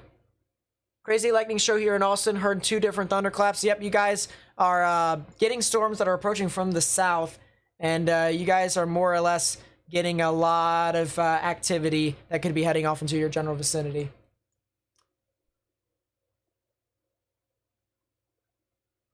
San Antonio is starting to become safe. The storm is really starting to deteriorate, but that does not mean that you guys can go outside just yet. There is a flash flood warning for your area. High water at 410 and Bandera Road, right within that area. So there is some flooding that could be ongoing. And I would highly recommend, if you are driving, do not drive into flooded roadways. Because flooded roadways could appear a lot more shallower than they actually are. And that's how people can get stuck in massive, these massive floods. So really one of those things that we're going to have to monitor as this continues to move on through.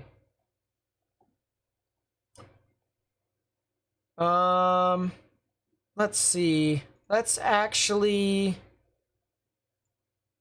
what is this? Someone added me on Twitter, which, by the way, if you guys find anything that's on Twitter, feel free to at me at Nate_Snyder so that I can show it on here, try and tell you all what all is happening. This guy was over here in Oklahoma University's airport, and look at this damage here. Quite the bit of damage. There's clear window damage, some hail that has fallen in, and that's the same thing, some similar things that you guys can see with some of these storms. Most of you are probably, really skeptical that there actually was a storm that actually produced hail that went through the roof. And so I'll show you guys the picture again. This was the hailstone, which is almost up to softball-sized hail. And this is the hole that it created. So when I say that there is large hail in upwards of 2 inches, maybe even 3 inches, this is what you guys could expect. And this is a lot of action that could be, most of you could be seeing overnight. So really something that you guys are going to have to watch out for. Someone asked for Roanoke, Texas.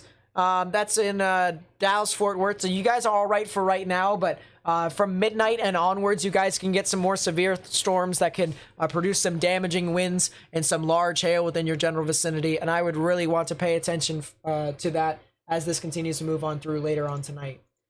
Someone asked for my Discord server link. I'll give that to you guys again. If you guys want to join my Discord server, we talk about all sorts of weather and stuff like that. So the link will be in the chat right there. If you guys want to join the Discord server, please be sure to do that. Will I be live streaming past midnight? Probably, with how much action is happening right now. Most likely will. But, yeah, we've been live streaming for 7.5 hours here. A lot of activity throughout the entire day. And we've been trying to stay consistent as this moves on through.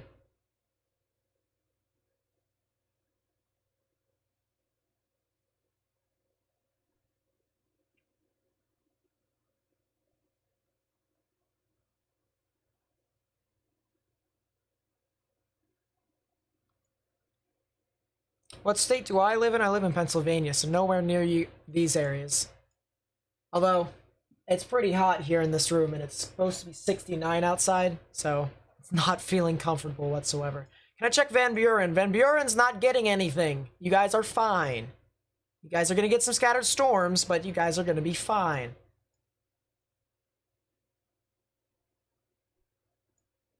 Let's check out some of the severe storms here from Comanche. Comanche could potentially see some stuff. You guys really need to watch out for this as this continues to move on through. Maximum expected hail size and upwards of 1 inch. Even some strong gusty winds as well. So this is definitely something we're going to have to watch out for this as this continues to move on through. Some strong gusty winds as well. Large hail. Not too large, not as large as what you're getting in what San Antonio got, but still a lot of activity here. Is there any storms that can produce in Iowa anytime soon? Usually storms here in Iowa slam us around June and the end of May. Yeah, not anytime soon here right now, but definitely something later on towards like end of May. I can see that happening. Malcolm Ritchie with the $5 super chat. Thank you, my friend. I really do appreciate it. I really do appreciate all the supports and contributions to the live stream because all the money I do get actually goes straight back into either the live stream or stuff that I do with weather in real life. So I might try and put a weather station on my car for whenever I storm chase here. But yeah. Turns out radar scope doesn't de-alias its velocities, hence my insane readings. Yes, no, that's the reason why I don't use radar scope for velocities. There's other YouTubers that use it for velocities, but I know that de-aliasing over-exaggerates the actual velocities, and it can be kind of recognized as kind of a scare factor for people who is hearing that same information. So that's the reason why I use only GR2 Analyst.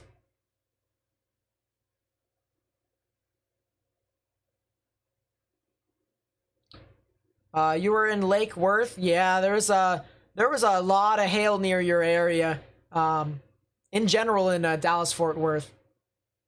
But a lot of storms continuing. Let's actually go to the Storm Prediction Center here real quickly, just to update everyone as to what which areas could seeing what risk. Because a lot of people are asking, specific cities and specific areas as to what could be impacted. So we're just gonna do one giant area here, and say this is what you guys could get. And I would just prepare yourselves as if you are getting those storms. Because I won't always be covering, your specific area. As I said, got a lot of areas to where there's going to be stronger storms, so I'm going to be covering those more than areas that don't get storms. But you can see here, just based off of what's happening with this outlook, there is a dark green area, which that is a 1 out of 5 on the severe scale.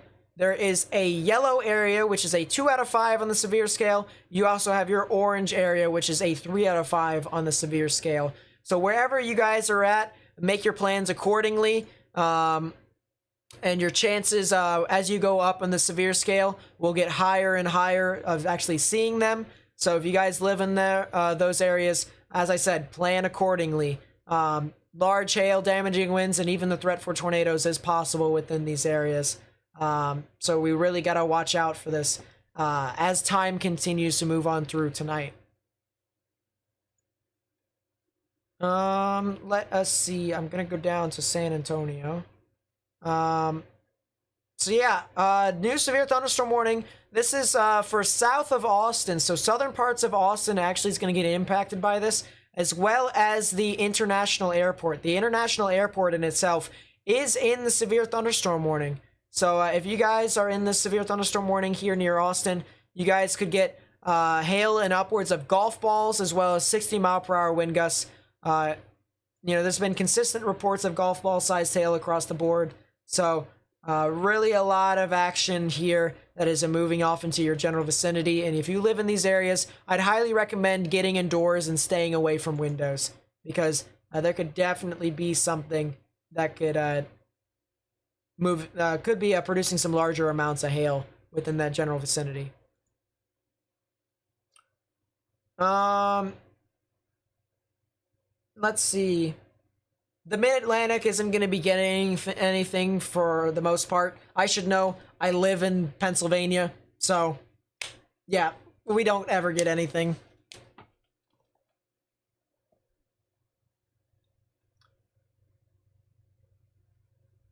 Live in Texas, they said. You'll love it here, they said. Well, I mean, this is a very poor time saying, but everything is bigger in Texas. So, you know, this does include the severe weather.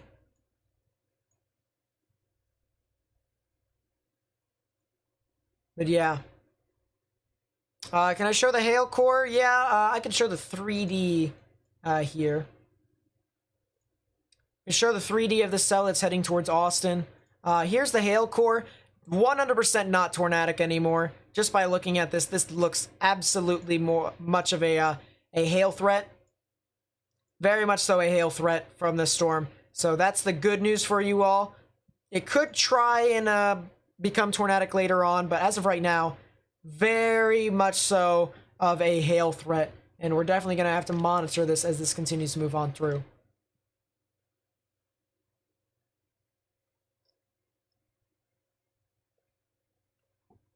Went to the bathroom prior to the stream. I don't need to go now, surprisingly.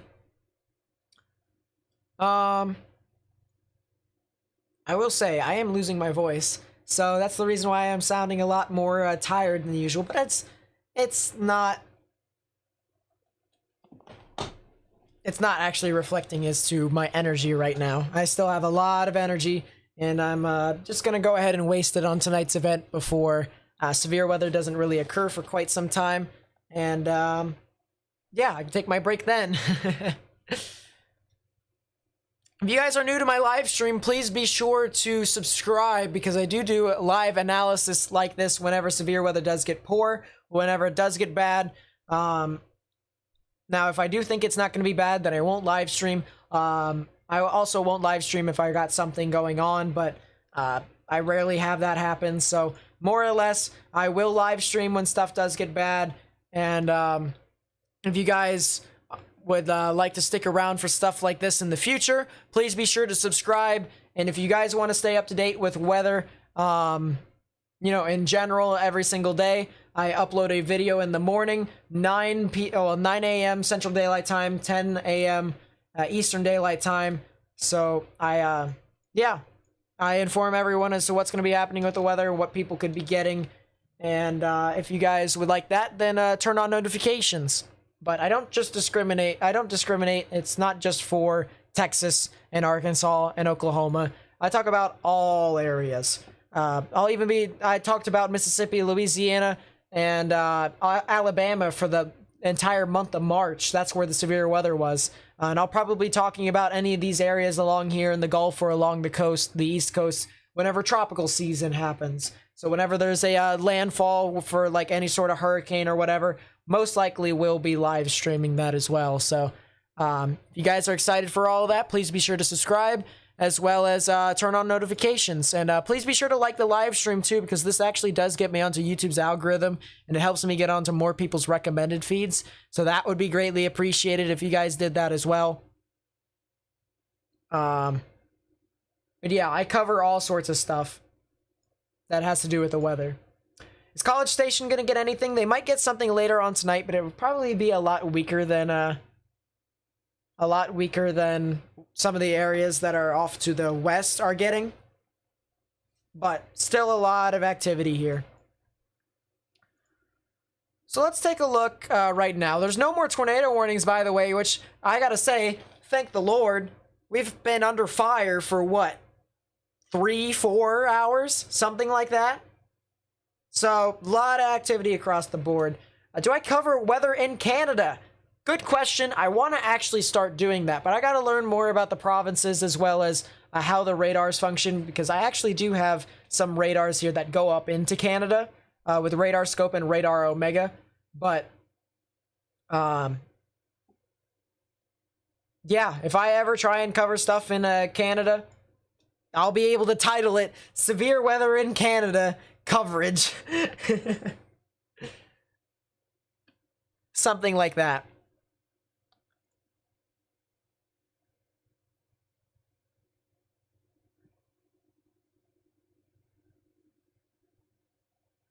So here's the storm up here in Arkansas. It was tornado warned. Now it's not anymore. So the good news is places like Paris actually is in the clear as of right now. They still could get some severe storms, so I'd say stay indoors. But 100% still need to take your proper precautions and stay indoors for the most part. Hail could be in upwards of, I'd say, an inch, more or less, but not all the way. Too much. Can I check the Comanche storm? Yeah, 100%. I could.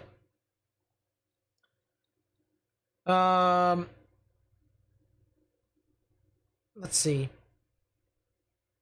I'm gonna find the right radar for it. There's the Comanche storm.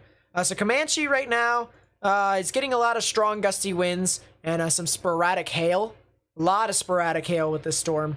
So yeah, I would definitely consider watching this.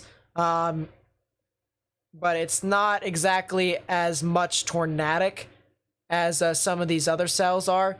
Even more or less not as tornadic as some of the storms were earlier today. So how about Austin, Texas? You guys, depending upon where you live in Austin, you guys could potentially get some severe weather relatively soon. I'll talk about that in a second.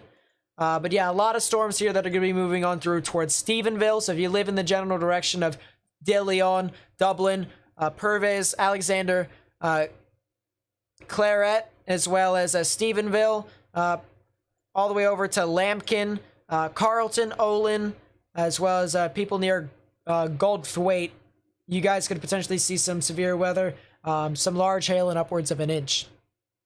All right, let's talk about Austin, Texas here. And here is your storm. All right, this storm has deteriorated significantly, so that is the good news. But you still have some severe weather that could be moving on through here near the Sunset Valley, the Duval areas, as well as the Garfield areas.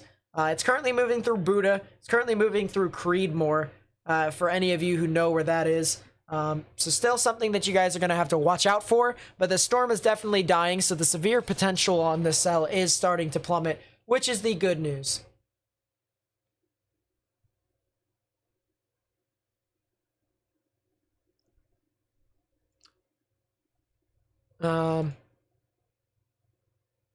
Let's see.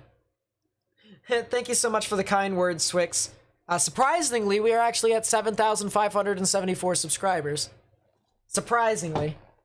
So the fact that you guys have done that for me here today, you know, we were just for reference here, we were at 6,500. Now we're at 7,500. So 1,000 people decided to tune into the live stream and decided to stick around. So I greatly appreciate all that you guys have done for me here today. Okay, can I show Del Rio? I can show Del Rio. I'm not sure if I have, here. Let's see if I can do it. There's Del Rio. So Del Rio in itself is getting a lot of severe thunderstorm. Well, actually, just a lot of thunderstorms in general. Not exactly all too severe.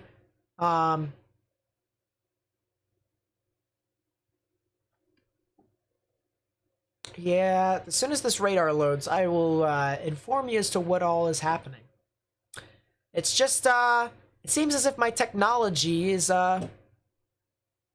you know, has other plans. Yeah, a lot of storms here across the board. Yeah, so there's Del Rio, there's the storm that's currently impacting it. Surprisingly, this is actually not the last storm that you guys will have for today. You guys had 3-inch size hail earlier on, so the fact that you guys are still getting more storms is pretty insane. But right within these areas, you definitely have to watch out for these, this system. And as soon as this last line of storms moves on through here, through Del Rio, you guys should, keyword should, be out of the risk. Knowing you guys, though, you guys will get like some sort of random supercell and it'll produce some more hail, but what kind of radar software do I use? This is called GR2 Analyst. I highly recommend this more than any other software. You know, more than WSV3, more than Radar Scope, more than Radar Omega. 21-day free trial if you want to test it out. As well as, you know, you can easily customize it to however way you like. With, your color tables, your hail, whatever extra stuff. You can get live analysis of what all is happening from satellite and stuff like that. But after your 21-day free trial, it does shut off unless if you purchase a key, which costs $250. So if you're a weather enthusiast, I'd highly recommend it. But if you're not, probably not something to spend $250 on. Because let's be honest, for you people who are not like too interested in the weather, in the normal public community, talking about weather is pretty much like a sin. You know what I mean? Like, it's not publicly acceptable, or like something that actually, something that people really start a conversation with. It's not a good conversation starter. Like, hey, how's the weather? Doesn't last all too long. It's not exactly all too. It's cliche. It's very cliche. So, but yeah.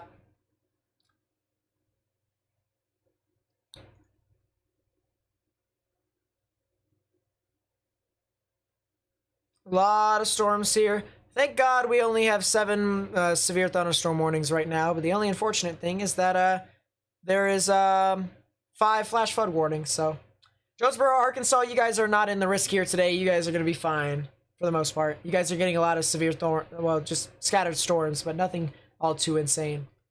Is Hondo, Texas now in the clear? Let me take a look. By the way, I'm kind of like just jumping on through here in the chat, so I can't exactly get everything here for you. Hondo, so you guys could potentially be getting some more severe storms that are forming off near Del Rio. So I wouldn't say you guys are exactly in the clear per se. Oh, well, you're in the clear right now, but you guys could potentially get some more severe weather later on tonight. So I definitely consider that as this continues to move on through later on this evening.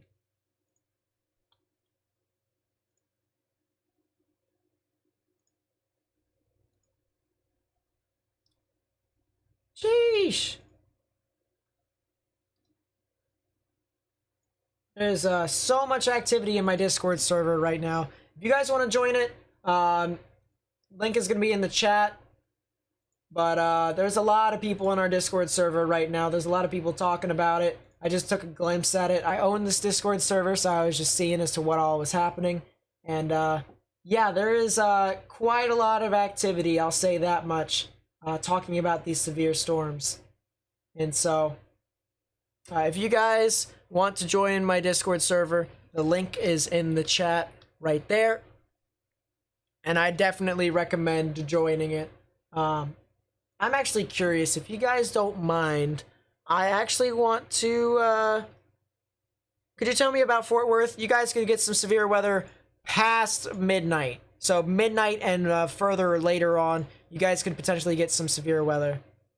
So definitely something I'd want to consider when going to bed tonight. If you guys don't mind, real quickly, I want to see how many we have. How many people?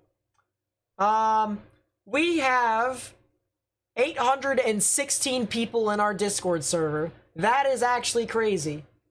So, sheesh. Absolutely insane as to how many people have joined. So, as I said, if you want to join there,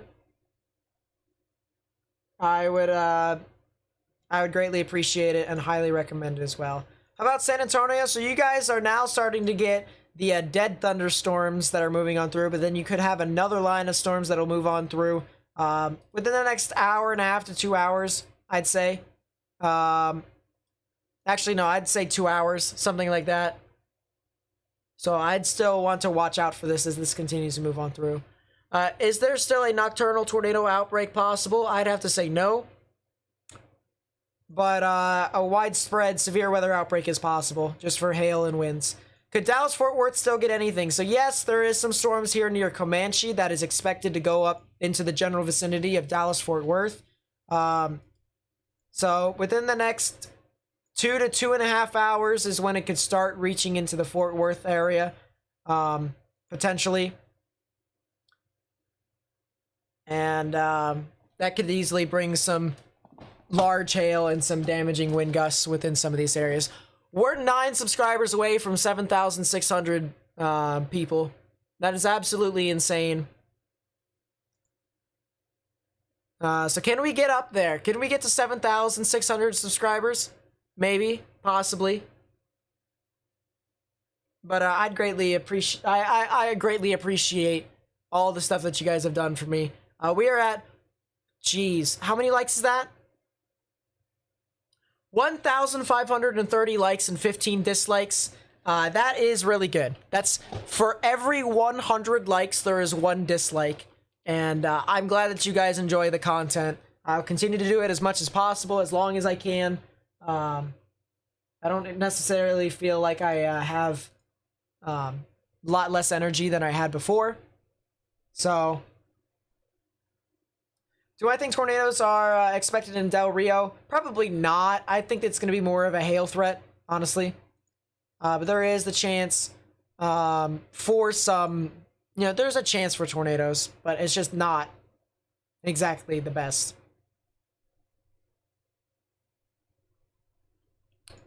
So,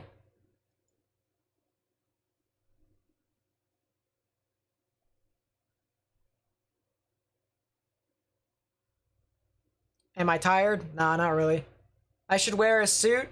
I mean, I could, but I usually don't wear a suit. I usually don't wear a polo. The only reason, well, I can't say the reason why I wore a polo today. I'll have to talk about that another day. But yeah, it's like 82 degrees in here, and wearing a suit would probably melt me, quite honestly, so. But we'll see. We'll see. What can I expect from New Braunfels? So you guys have a lot of scattered storms at the moment, but honestly, I wouldn't say you guys are going to get anything until a lot later tonight, so I'd really watch out. Past midnight. You know, it's midnight my area, actually, my time. It's 11:50. So, but midnight your time, I would start watching when these storms could really move on through. Maybe even a little bit later to like 1 o'clock in the morning. What is the tornado outlook for tomorrow? Any moderate to high threat scenarios? No. It's going to be very low threat for severe storms. Might be a 2 out of 5 on the severe weather scale, a slight risk that could be introduced. But as of right now, it is a 1 out of 5 on the severe weather scale, a marginal. Yeah, no, it's just a suggestion. I might do it. I might. Who knows? Hello from Arizona. Well, hello, Vicky. Well, Miss Vicky. Hello, hello.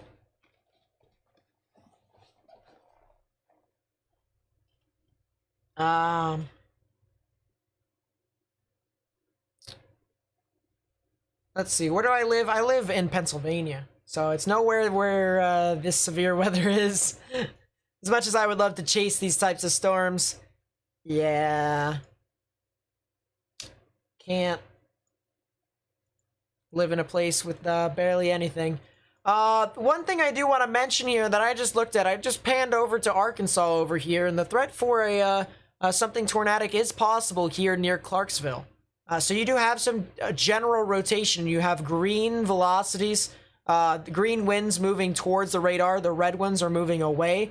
And so right in the middle, right about here is where I'd expect the tornadic rotation. And I would not be surprised if we had, I would not be surprised if this had a tornado warning issued for it soon. Does this program have models too? No, but you can put stuff like storm prediction centers and watches and stuff like that with place files. But, you know, honestly, you can just take a look at something like Pivotal Weather and get your models that way. I use Pivotal Weather. You know, it's a lot easier than going onto like WSV3 and paying $250 per year. Not to mention, too, GR2 Analyst also has the 3D scan, and no other program has that, and I absolutely love that. Fun fact, by the way, for anyone who is curious a little bit more about this radar and is kind of interested in it, Dr. Greg Forbes senior forecaster, well, senior severe weather analyst for the Weather Channel, actually used this software for his severe weather analysis on the Weather Channel. He used this more than the blobby radar that you typically see, just for general analysis.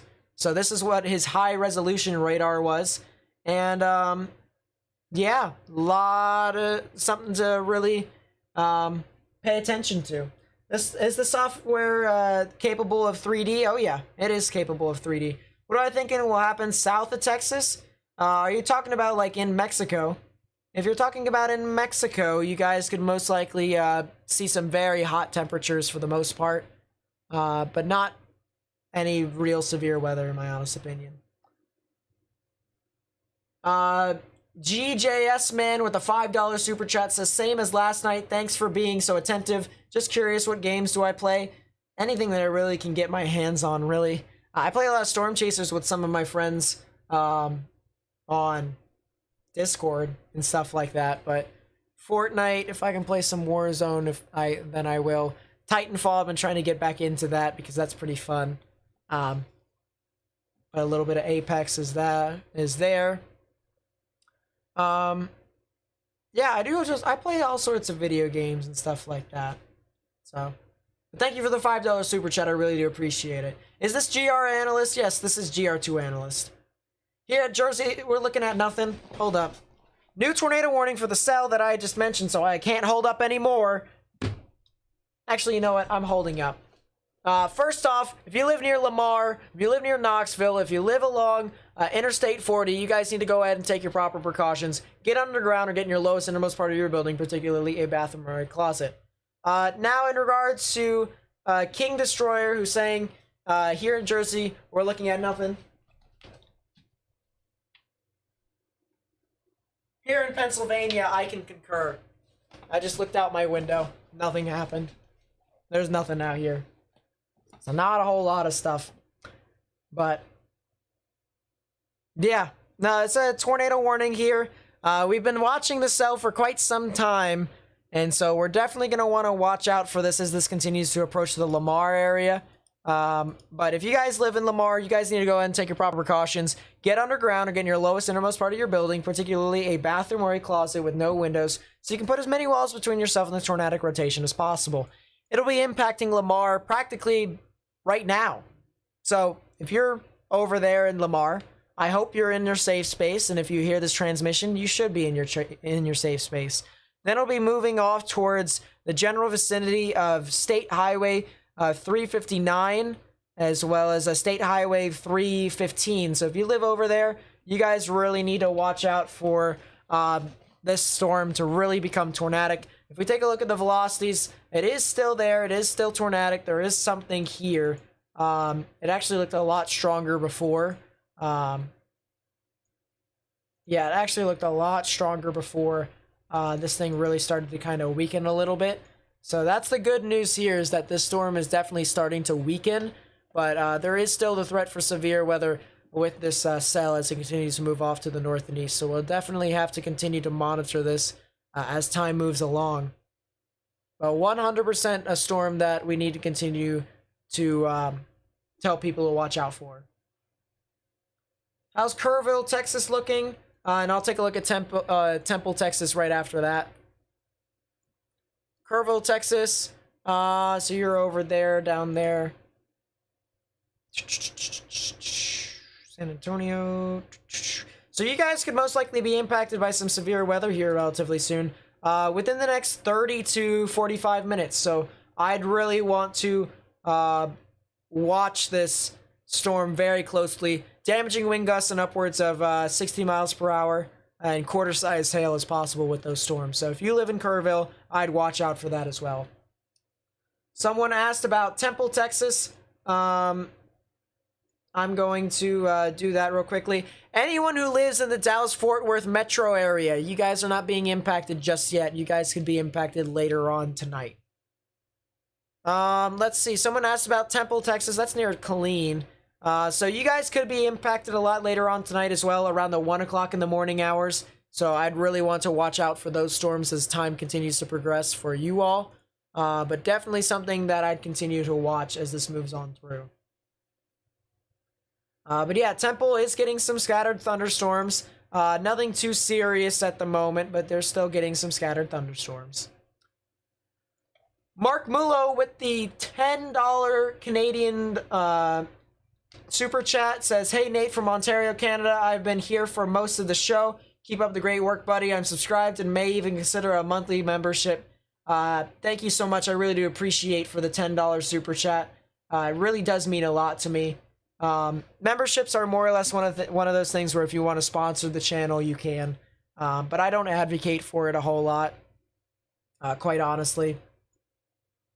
But yeah, thank you so much for the $10 super chat. I really do appreciate it. I really do. Any of the money that I get from this YouTube channel more or less just goes back into the weather. So thank you so much. You guys are awesome. Is Round Rock getting a severe storm? Here, give me a second. Let me look it up. Round Rock is currently just getting some scattered storms in general. I wouldn't say severe at the moment. It's definitely not exactly all too severe, but definitely something that you guys could expect some scattered thunderstorms before some more severe storms could impact you all much later on tonight towards the 1 o'clock in the morning hours. Paris, Texas area impacted. You guys could be impacted later on tonight. Actually, there's actually a cell that's moving on through that's not as severe as maybe some others.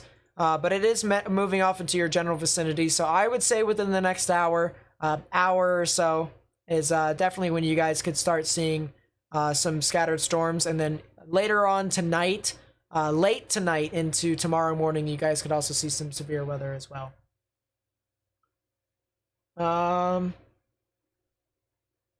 Let's see. Look at Stephenville again. Yep, 100%. I'm hopping all over the place. So here's Stephenville. This actually has a severe thunderstorm warning for it. 60-mile-per-hour wind gusts, quarter-sized hail. Some activity here for the most part. You can see some widespread amounts of hail, but the not as much as it had before. So that is the good news. But there is still some activity here with these storms, and we're really going to have to watch out for it as time continues to move on through. But Stephenville's about to be impacted by the first wave, and then there's going to be another wave right behind it, like literally right behind it. It's going to get heavy, and then it's going to get kind of not so heavy, and then it's going to be heavy again. So if you live near Stephenville, I definitely want to watch out for these cells as this continues to move on forward. 100%. Let's see. I'm gonna go back over here to Dallas-Fort Worth. This is the outlook for Dallas-Fort Worth.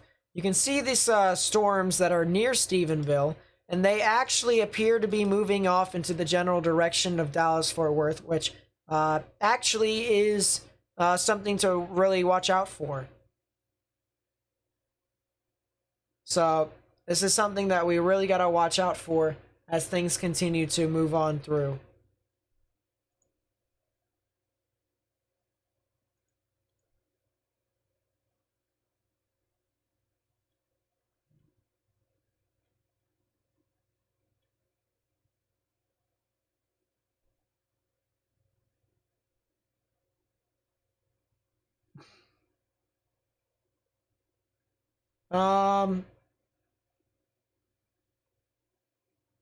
Let's see.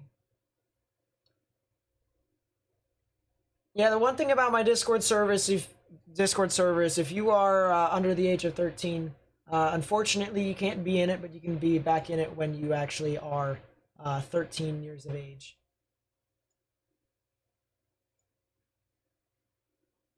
That is the only thing about it. What does the tornado threat look for the rest of the night overall in Texas? Not as high. That's the good news. Not as high as what it was earlier. So I think it's going to be definitely more of a gusty wind and hail threat, in my honest opinion. That's what I definitely foresee within this event. We're at 7,617 subscribers. Dude, that's crazy. Holy crap. All right. So if you guys live near Lamar in Arkansas, I told you all before that you guys should be in your safe space. And you should still stay in your safe space as well, 100%. Mobile, Alabama is not going to be impacted today. They most likely will be impacted either tomorrow or Wednesday, into which if you want more information on that, I'd recommend waiting until tomorrow morning at 9 Central Daylight Time for my video to be uploaded, because I do upload videos updating everyone as to what is happening with weather and stuff like that. But I told people in Lamar, I said, if you're in these areas, you probably should monitor the storm and get into your safe space. You really should, for the most part. Underground, or lowest innermost part of your building, particularly a bathroom or a closet. And so a lot of activity is still here and still present within this storm. And we really got to watch out for this as this continues to move on through to the north and east. 100%.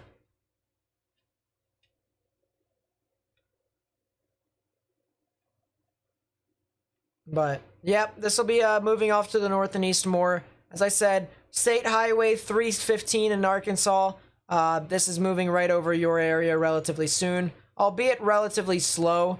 It's still moving off into your general vicinity, so you really got to watch out for this. And then as this continues to move on through towards, what road is this? State Highway 164, you guys could potentially be impacted by this as well. These storms will most likely not be as strong as they are heading off further east. So as they head further east, they will begin to weaken slowly. So something to keep in mind for anyone who lives east of the severe weather. Just want to make that clear. Will I stream after midnight? It is after midnight.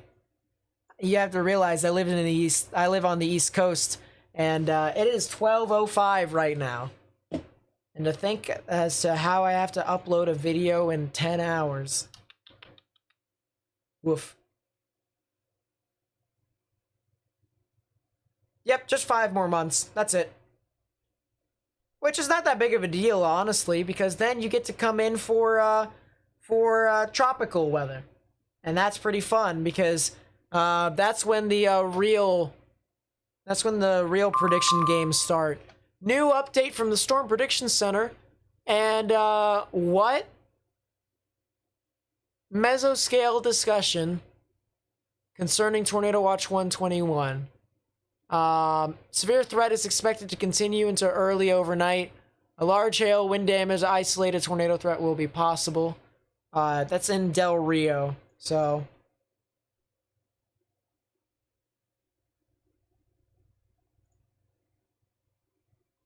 Yeah, I wore a polo shirt for a reason today. It had nothing to do with the live stream, actually. It's just as soon as I was done, I was like, alright, I'm coming straight down here. Not going to get changed or anything. I just got to immediately live stream.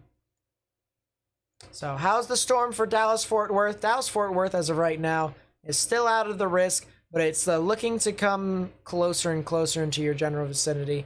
We're going to have to watch this as this continues to unfold in front of us. Del Rio is getting their second cell, and that is a lot of hail in this cell over here in Mexico. So there is still some severe weather that's banding on through with these storms. So that is pretty intense, to say the least. Austin, Texas. Let's take a look. So San Antonio, Austin's getting a lot of scattered storms, but then you guys can get some more storms later on towards like the 1 o'clock hours. And we really need to monitor this as this continues to move on through. Definitely something that I would monitor. Some gusty winds and some large hail, but... yeah. The good news, guys, I gotta say this. Even though we do have a tornado warning at the moment, which we've been talking about for quite some time, there might actually be another tornado warning here soon if that storm near Subiaco actually starts to get its act together. We did have around, 13 severe thunderstorm warnings earlier? Now we only have 4. So the risk is kind of decreased a bit. And yeah, it's been pretty good to hear for the most part. Very much so good to hear. Really happy about that.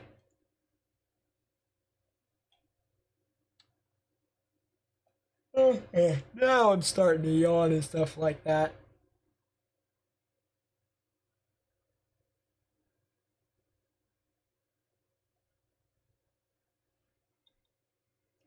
Let us see. Is Mobile going to be under a tornado watch or warning? Probably not. Probably not.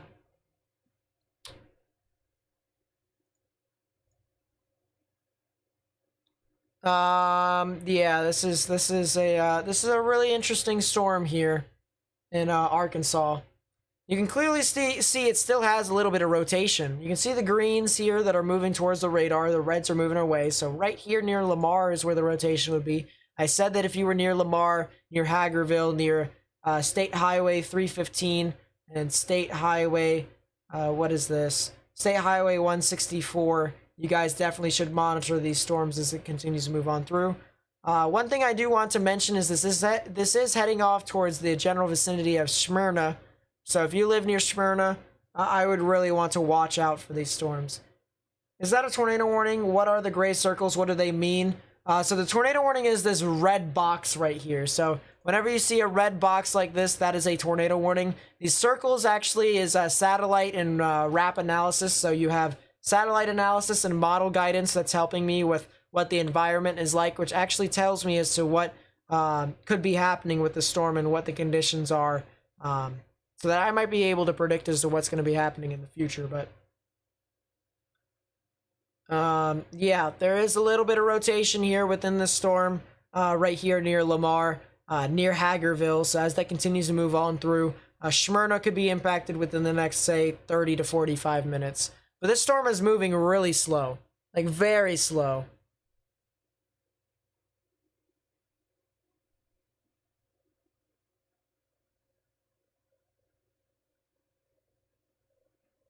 Or at least it's moving slow in my opinion. For whatever reason, it says it's moving to the northeast at 40 miles per hour. I find that very hard to believe because I feel like we've been talking about the storm for like forever.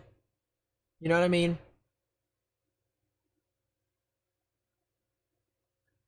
Do you think the decreased risk will stay that way? I think it'll continue to decrease further on into the night. Honestly. Honestly.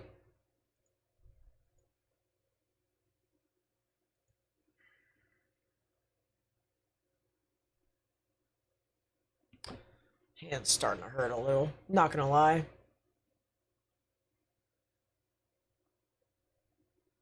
Will Austin have a tornado? Probably not. I mean, you do have a chance, but you'll most likely get some severe weather more towards the 1 o'clock in the morning areas. 1 o'clock in the morning. You guys can get some larger amounts of hail and some gusty winds. And that could 100% impact your area. So I'd definitely monitor that as that continues to move on through. This is Arkansas right here. I'm checking the Clarksville and Lamar area as well as the Hagerville. So if you guys live over there, specifically Hagerville, near State Highway 164 from Hagerville and further east, you guys need to go ahead and take your proper precautions. As I said, get underground or get in your lowest, innermost part of your building, particularly a bathroom or a closet with no windows, so you can put as many walls between yourself and the tornadic rotation as possible.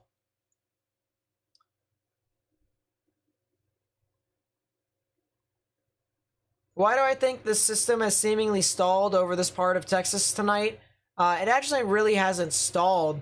It's more or less because you had thunderstorms that formed out in front of it and actually did as much damage as it did. And then you have another line of storms that really is the actual set of storms that move on through that will be associated with the front, with the actual boundary with the low pressure system. So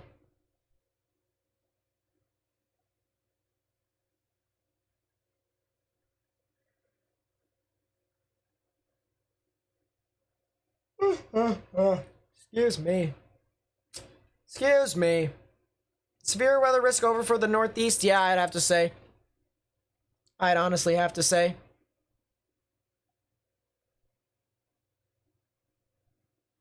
Is Connecticut's risk for severe weather over tonight? Well, they won't get severe weather. They might get passing thunderstorms, but honestly, not that too significant, honestly. So there is still a little bit of rotation here in Hagerville. It's still there, 100%, but it's a bit more rain wrapped, so it's not exactly all too intense. But this is in Arkansas. I just voice cracked because my voice is dead. Time to get another water bottle. Oh, what in the world just happened? Why?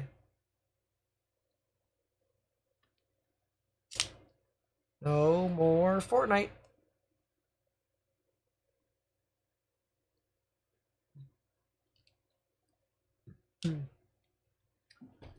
Alrighty. Look in Lavington. Yeah, give me a second.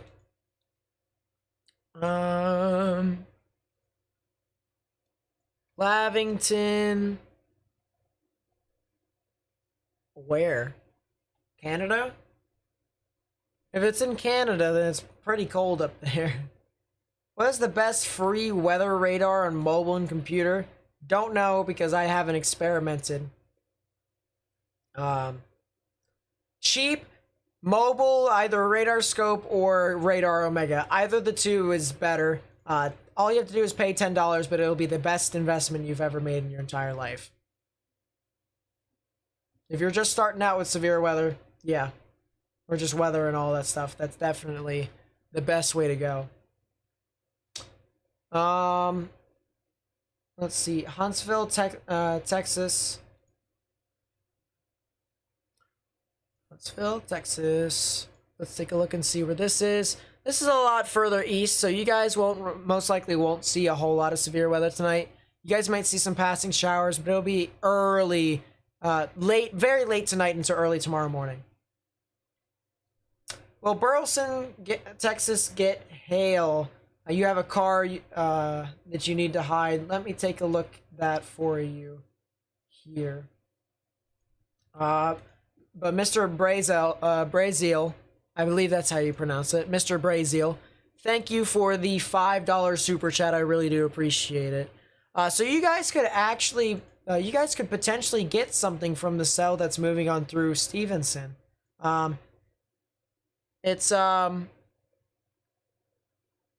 Yeah, it could definitely move on through your general vicinity. 100%. So there's Burleson. It's actually near the radar in Dallas-Fort Worth. But this band of storms is actually kind of just setting up and moving on through here into your general vicinity. So I'd really want to watch out for the chance of some hail, but it doesn't seem to be all too significant compared to what's all happening on the southern end of the cell. But that does not mean that you guys won't see hail. So I'll say there is going to be some hail, but it isn't going to be as significant as we've had in northern Fort Worth.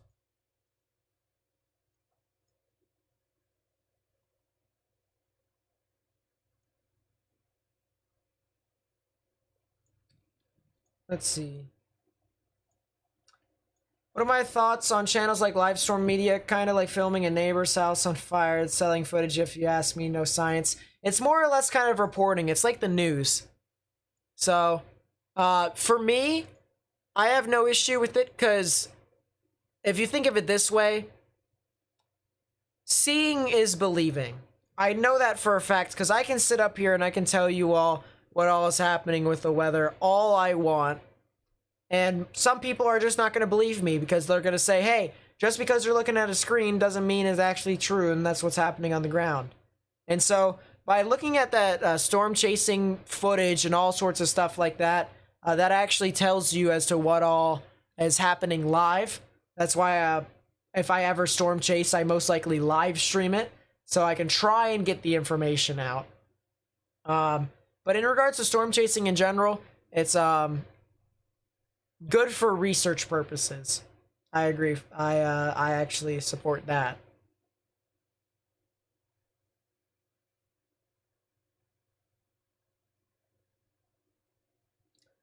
Both are practically the same, Brayden. If you just flip a coin, either or would be fine. I've been trying out Radar Omega a lot more recently. You know, if you pay extra on both Radar Scope and Radar Omega, you know, you can obviously get more stuff. I think you can get a lot more stuff by paying extra with Radar Omega if you ever want to, like, make a monthly payment or stuff like that. Radar Omega has a lot more stuff, 100%.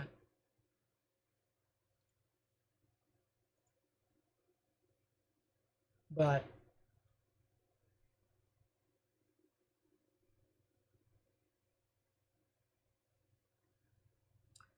yeah, that's my take on the radars. Will it hit Dallas? It very well could. It's tracking just to the southern parts of Dallas for the most part, or at least that's what it looks like.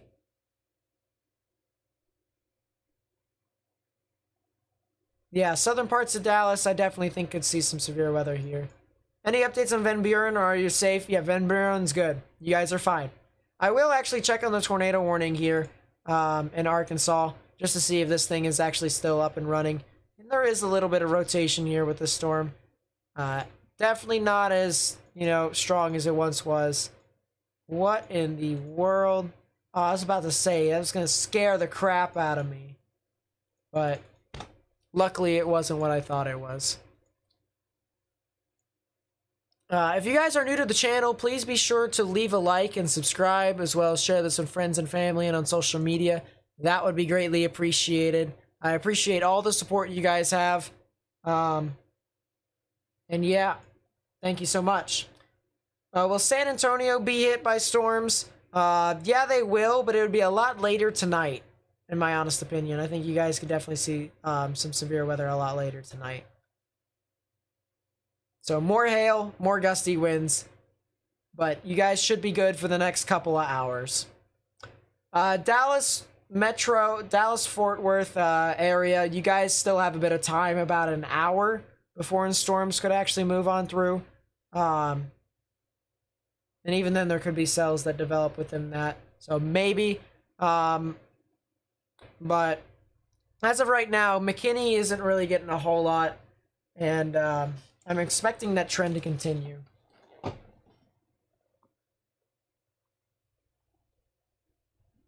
If you need to do a monthly payment for Radar Omega, you can get more stuff than what Radar Scope offers. But if you just want the regular radar, it's fine. It's good enough. I don't believe San Antonio will get hit by a tornado, but there is the chance. There is the chance for it to happen. Big chunky boy here at Del Rio. Well, let's take a look at that cell. See how large the storm is. And yeah, that is a very large storm.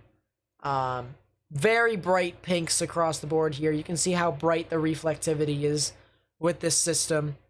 And yeah, 100%. You can even see a hail spike with this storm. So that's how intense the hail is within these cells here in southern Texas. So the potential for something is possible with these storms. How long am I planning on streaming? Not very long, actually. Pretty soon I'm probably going to turn it off here. The threat for tornadoes is starting to diminish a lot more. Instead, it'll be a lot more of a hail and gusty wind threat. And to which the best way to advocate for people who are getting those risks are you guys need to get indoors and stay away from windows, because if hail does come through, then it will definitely start to do damage to sides of houses and stuff like that. If you guys are new to my channel, please be sure to subscribe, because I do live severe weather analysis whenever I can, whenever the severe weather does get bad. I don't discriminate to just Texas. I also do some other areas, just basically anywhere in the United States. If there's severe weather and it has a 5% chance for tornadoes or above, I will live stream it. So if you guys would like coverage for your areas again, feel free to subscribe, because I'll be most likely doing it again. And then if you guys want to stay up to date with what all is happening with weather, I do upload videos every morning at 9 a.m. Central Daylight Time. 10 a.m. Eastern Daylight Time. So if you guys want to stay up to date with what all is happening with the weather across the United States, feel free to turn on the notification bell so that you guys can stay up to date with all of my content. When will all of this stop? It probably won't stop. It'll just be a lot weaker because tomorrow there is a 1 out of 5 on the severe weather scale. We can actually take a look here. And there it is. There's your severe weather for tomorrow. I'm actually in the marginal risk. I'm not in the 2% chance for tornadoes, so I can't really chase and stuff like that. But there is a little tornado risk here in Texas, Louisiana, and southern Arkansas. So there is something there. But yeah, there's some activity. Some activity with these storms.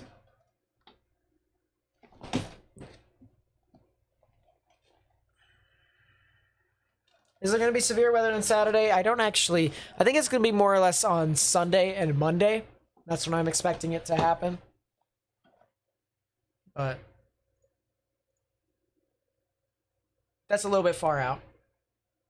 Can I check the Cape from May 4th to 5th? You mean May 3rd to 4th? Because that area is, that has a lot of Cape. 100%.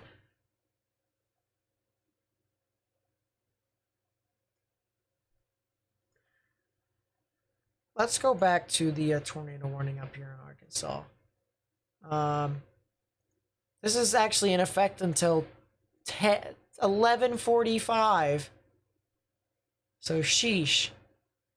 Sheesh. Doesn't seem tornadic, a whole lot tornadic anymore. It does seem like there's a little bit of rotation, but it's weakened significantly. But yeah, definitely something we're gonna have to continue to monitor for the most part. 100%.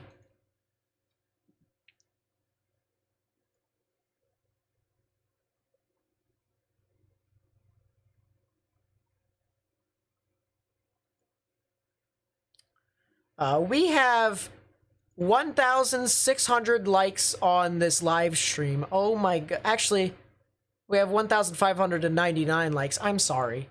We are one away from 1,600, which is absolutely insane. So the fact that you guys have done this much for me here today is absolutely amazing. Now, I've been live streaming for 8.5 hours, and I appreciate all the stuff that you do, even if it's small, even if it's big.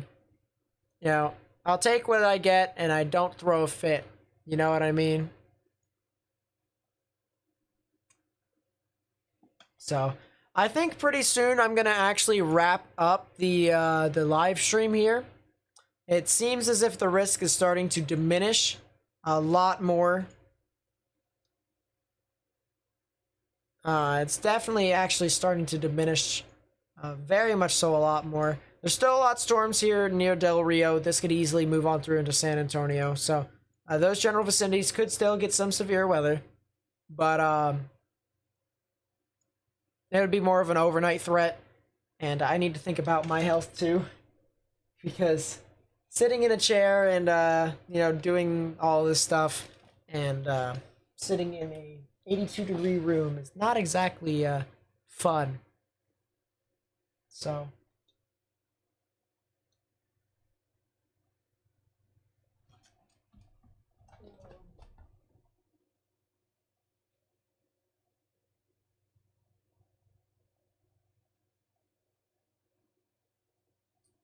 I just wanted to check outside, put my hand out there, see how warm it is or how cool it is. It actually like half and half.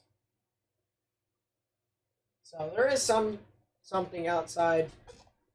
Probably not gonna sleep right tonight because of how hot it is in this room. But tour canceled. Would not be surprised, honestly. Legal's Gaming, thank you for the $1 super chat. I really do appreciate it. Thank you so much. Yep, tornado warning got canceled. So yeah, we're starting to get to that time period to where It's going to be more or less a gusty wind and hail threat. So if you guys are still with me, I'm going to be wrapping up the live stream right now. So if you guys live in any of these areas that still can be impacted, Dallas, Fort Worth, San Antonio, Austin, Texas, your severe weather will most likely be later tonight. So if you guys live over there, I'd highly recommend turning on your weather radio if you have one, or turning on emergency notifications for your emergency alert system. Because if there is something that happens, maybe something tornadic, there is the possibility of it, but it's starting to look less likely. But you guys definitely need to monitor these storms as this continues to move on through. So if you live in any of these areas, I'm expecting you all to have a lot of gusty winds and some spotty hail, maybe even some larger amounts of hail. And yeah, I would really kind of monitor this as much as possible. And as I said, stay to the innermost part of your building. Stay away from windows for the most part, so that you guys can stay safe. If you guys, for the last time here for tonight, if you guys are new to my channel, please be sure to subscribe, because I do live analysis like this for all sorts of severe weather. All sorts of severe weather across the United States. And then I also live stream landfalls of hurricanes and stuff like that.